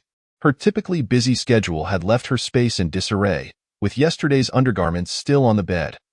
However, she did not act upon her discomfort, as the only source of light was a desk lamp illuminating her cluttered desk. And she hoped Zifan had not noticed upon entering. Zifan discreetly scanned her room with his detector, inadvertently catching sight of the undergarments on her bed. He gulped, realizing he had underestimated her measurements. Not daring to linger, he moved to the computer desk alongside Yang Weiwei. Once she powered on her computer, Yang Weiwei retrieved a previously saved video. The screen displayed scenes of Zifan and Zhang Hao confronting Thunderstorm. He became fixated, eyes wide as he witnessed Qin Tian consuming the serum and saw himself tend to Mo Lan. The clarity of each moment deeply affected him, and the realization struck him like a thunderclap. Chapter 40. Collaboration. As Zifan absorbed the video, his mind raced with thoughts on how to navigate the situation. Yang Weiwei, observing his silence, wore a playful smile, knowing she had successfully hooked his interest. When the video concluded, Zifan took a deep breath to steady his racing heart and, gritting his teeth, asked, What do you want from me? He understood that for researchers like Yang Weiwei, the coveted serum was of utmost importance. After all, who wouldn't be exhilarated by a serum capable of instant recovery for the injured?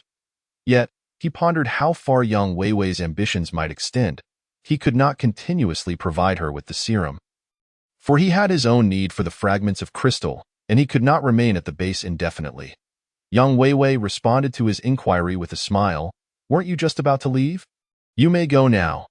Zifan felt an overwhelming urge to strangle the young woman before him, but he realized such an act would be unwise. Not only would he risk his own departure from the base, but she was undeniably beautiful, and he found himself reluctant to harm her. Considering that Zhang Hao and the others were already aware of the situation, he reasoned that one more person knowing would not matter. However, to ensure Yang Weiwei kept his secret, he stated, Does it even matter if I leave now? You desire that serum, and I can't provide it, but how can I trust you won't betray me once you have it? I have no desire to meet my demise. You know the consequences if others discover I possess such a serum. Yang Weiwei, astute and intelligent, had become the vice director of the research institute at the tender age of 22. She smiled and replied, I understand, but I cannot prove my intentions to you. Why don't you propose the terms? I will fulfill any conditions within my power, provided I first receive the serum. Zifan found himself in a bind as Yang Weiwei shifted the burden of negotiation back to him. Realizing he was at a disadvantage, he reluctantly agreed to her terms but refused to act like a mere merchant. He declared, This serum was exchanged for crystal fragments. The serum I previously acquired has already been used on Zhang Hao and his team. So if you wish for more, I must barter with more crystal fragments. Crystal fragments? Yang Weiwei pondered for a moment before comprehending. Are you referring to the crystals found within the zombies' brains? Indeed, he confirmed. The red ones are crystal fragments, while the purple ones are 0 crystals. 20 crystal fragments are required to exchange for a vial of that serum, and a regular person can only consume 1 vial. More would yield no effect. Zifan refrained from disclosing the existence of the superior serum, as he wanted to maintain some leverage for future trades. However, he had not anticipated that Yang Weiwei had already witnessed Wang Yi consuming a vial prior, and that he had subsequently administered another vial to Qin Tian for Wang Yi. Thus, Yang Weiwei was not as easily deceived and retorted, "Zifan, do not think to mislead me. Am I a fool? What did Wang Yi drink on the balcony, and what did you have Qin Tian give him after he fell?" Upon hearing this, Zifan recalled the clarity of Wang Yi's situation in the video and felt a headache coming on. He explained, "A regular serum can indeed only be used once, but the one given to Wang Yi afterward was superior and, consequently, more expensive. A single zero crystal is required for a vial." Reflecting on the arduous experiments he had conducted to acquire a single zero crystal, Zifan felt a pang of frustration as he realized that his comrade had consumed it so readily. Yang Weiwei, frustrated, pouted and asked, "Do you have any of the regular ones left? Bring me some for research." Zifan shrugged, "I have none remaining." Seeing Zifan evade her request, Yang Weiwei felt a surge of irritation, wishing to pounce on him in exasperation. Instead, she looked up at him and asked, "The crystals you brought earlier, the ones you referred to as crystal fragments, take those with you and return with some of the regular serum for me." She did not inquire about the quantity of crystal fragments in the box. Confident that obtaining a few vials of the regular serum would allow her to analyze its components, Zifan was elated to hear her words. He had not anticipated that the box of crystal fragments would ultimately end up in his possession. He doubted Yang Weiwei's ability to decipher the serum's composition and thought that perhaps he could procure even more fragments from her in the future. With a sense of satisfaction, Zifan reminded himself not to settle for such a minimal gain. From Yang Weiwei's perspective, this was merely an equitable exchange, and he had yet to propose any terms. With a mischievous smile, Zifan gazed at Yang Weiwei. Not understanding his expression, she inquired, "Do you have something else to discuss?" "If not, you may leave," Zifan replied. "Of course I have matters to address. While I have agreed to assist you in obtaining that serum, you still have not guaranteed that you won't betray me. I have an idea to prove your loyalty, unless—" He began to scrutinize Yang Weiwei closely. Yang Weiwei, feeling his gaze upon her, blushed and asked, "What do you wish for me to prove?" "I'll have you know that granting you the opportunity to assist me in my research is already a considerable favor. Do not take it for granted. Are you suggesting, perhaps, that you wish to possess me as a means of proving your trust?" In her mind, Yang Weiwei believed a woman's most valuable asset was her body. If a man were to claim her first, she would be bound to him for life. Yet, she remained naively unaware that society had evolved beyond such notions. No longer was a woman's worth solely defined by her first encounter. Zifan, upon hearing her words, was momentarily taken aback as he recalled her exquisite figure beneath the white coat. While the proposition was enticing, he was no beast. Besides, he already had connections with Qin Imo and Imo Lan. But then again, as thoughts of Qin Imo surfaced, Zifan realized he had not been in contact with her for some time and wondered how she was faring now. On the way back to the base, he had attempted to call Qin Imo, yet his efforts were in vain. Even his own phone calls went unanswered, which filled him with concern. In the days that followed, he made several more attempts to reach out, but to no avail. "Whoever seeks to possess you, my intention is for you to become my accomplice. Regardless of whether you succeed in developing this serum, I am prepared to present it as your creation. What do you think?" Upon hearing his proposition, Yang Weiwei sighed in relief. Having never experienced romance herself, the thought of surrendering herself for the sake of research was something she needed to contemplate. Although her passion for research was paramount, which girl wouldn't desire to find someone special to whom she could entrust her heart? Without hesitation, Yang Weiwei nodded, saying, "No problem. When will you provide me with the serum?" Zai Fan wasted no time, immediately exchanging for a vial of serum from the marketplace, feigning to retrieve it from his pocket. As he placed the small vial on the computer desk, Yang Weiwei clenched her teeth, realizing she had been duped by Zai Fan. Had she sought to have him apprehended earlier, she could have obtained the serum, but she was uncertain if she could successfully develop it in one go. If she failed, she would still need to collaborate with Zai Fan in the future. Thus she chose to remain silent. Zai Fan, noticing her expression, felt a sense of triumph, thinking to himself, "Let this little girl threaten me." The last one who dared to do so was ultimately outsmarted. After explaining that the shards he had brought back were insufficient to exchange for advanced serums, he prepared to take his leave. Yang Weiwei, not wishing to see Zai Fan any longer, intended to begin her research with the newly acquired serum. Recently, she had been at a loss for a research direction, and just as she was pondering what to pursue, Zai Fan's serum had arrived, providing her with a renewed sense of purpose. As Zai Fan reached the door of the bedroom, he suddenly remembered something and turned to Yang Weiwei, saying, by the way, to obtain that advanced serum, 0 crystals are easier to exchange. Do you have any here? Yang Weiwei was momentarily taken aback by his inquiry before responding. I previously synthesized a piece of purple 0 crystal, but recently, other departments have been using it for research on crystal weapons and armor, and it's been depleted. Such items are quite rare. We only have one piece at our base. After hearing her explanation, Zai Fan slapped his forehead in disappointment, having thought there would be an abundance of 0 crystals in the base, only to find there was merely one, however, upon hearing Yang Weiwei mention the crystal weapons and armor. His interest was rekindled, prompting him to ask, are you using shard crystals and 0 crystals to research weapons and armor? How is that progressing? Any results? Given that they were now collaborators, and Zai Fan was part of the military, Yang Weiwei was unperturbed by the possibility of him leaking information.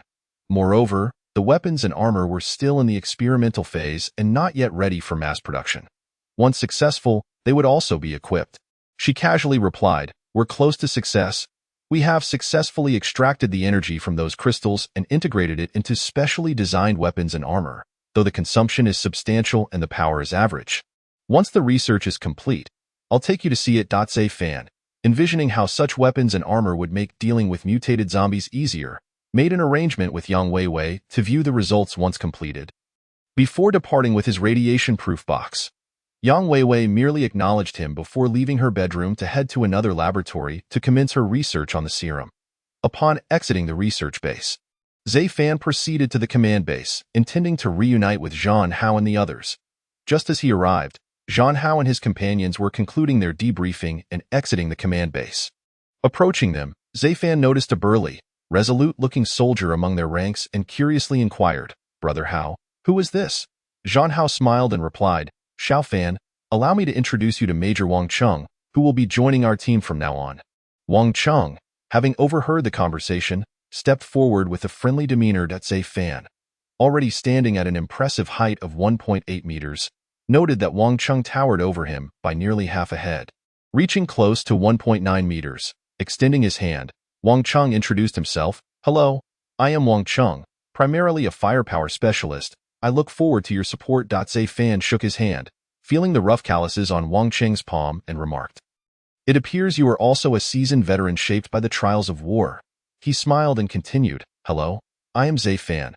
They call me Xiao Fan here. Since you are likely older than I am, feel free to call me that. After the introductions were complete, Zhang Hao noticed the radiation-proof box Zai Fan was carrying and asked, Xiao Fan, didn't you give those supplies to Professor Yang? To which Zai Fan replied, I did. She was aware of the serum you all were utilizing and subsequently returned these shards to me. The others exchanged glances, knowing Zai Fan's explanation did not assuage their concerns. He chuckled and said, I will clarify this matter later. Where are we headed now? Zhang Hao and the others decided not to press further. Every time they returned to the base, Zhang Hao would invite them over for a meal. And this occasion was no exception. On the way, Zhang Hao introduced Wang Cheng to Zai Fan, saying, Xiao Fan, Wang Cheng is quite the veteran. You can tell just by shaking his hand. Zai Fan nodded with a smile.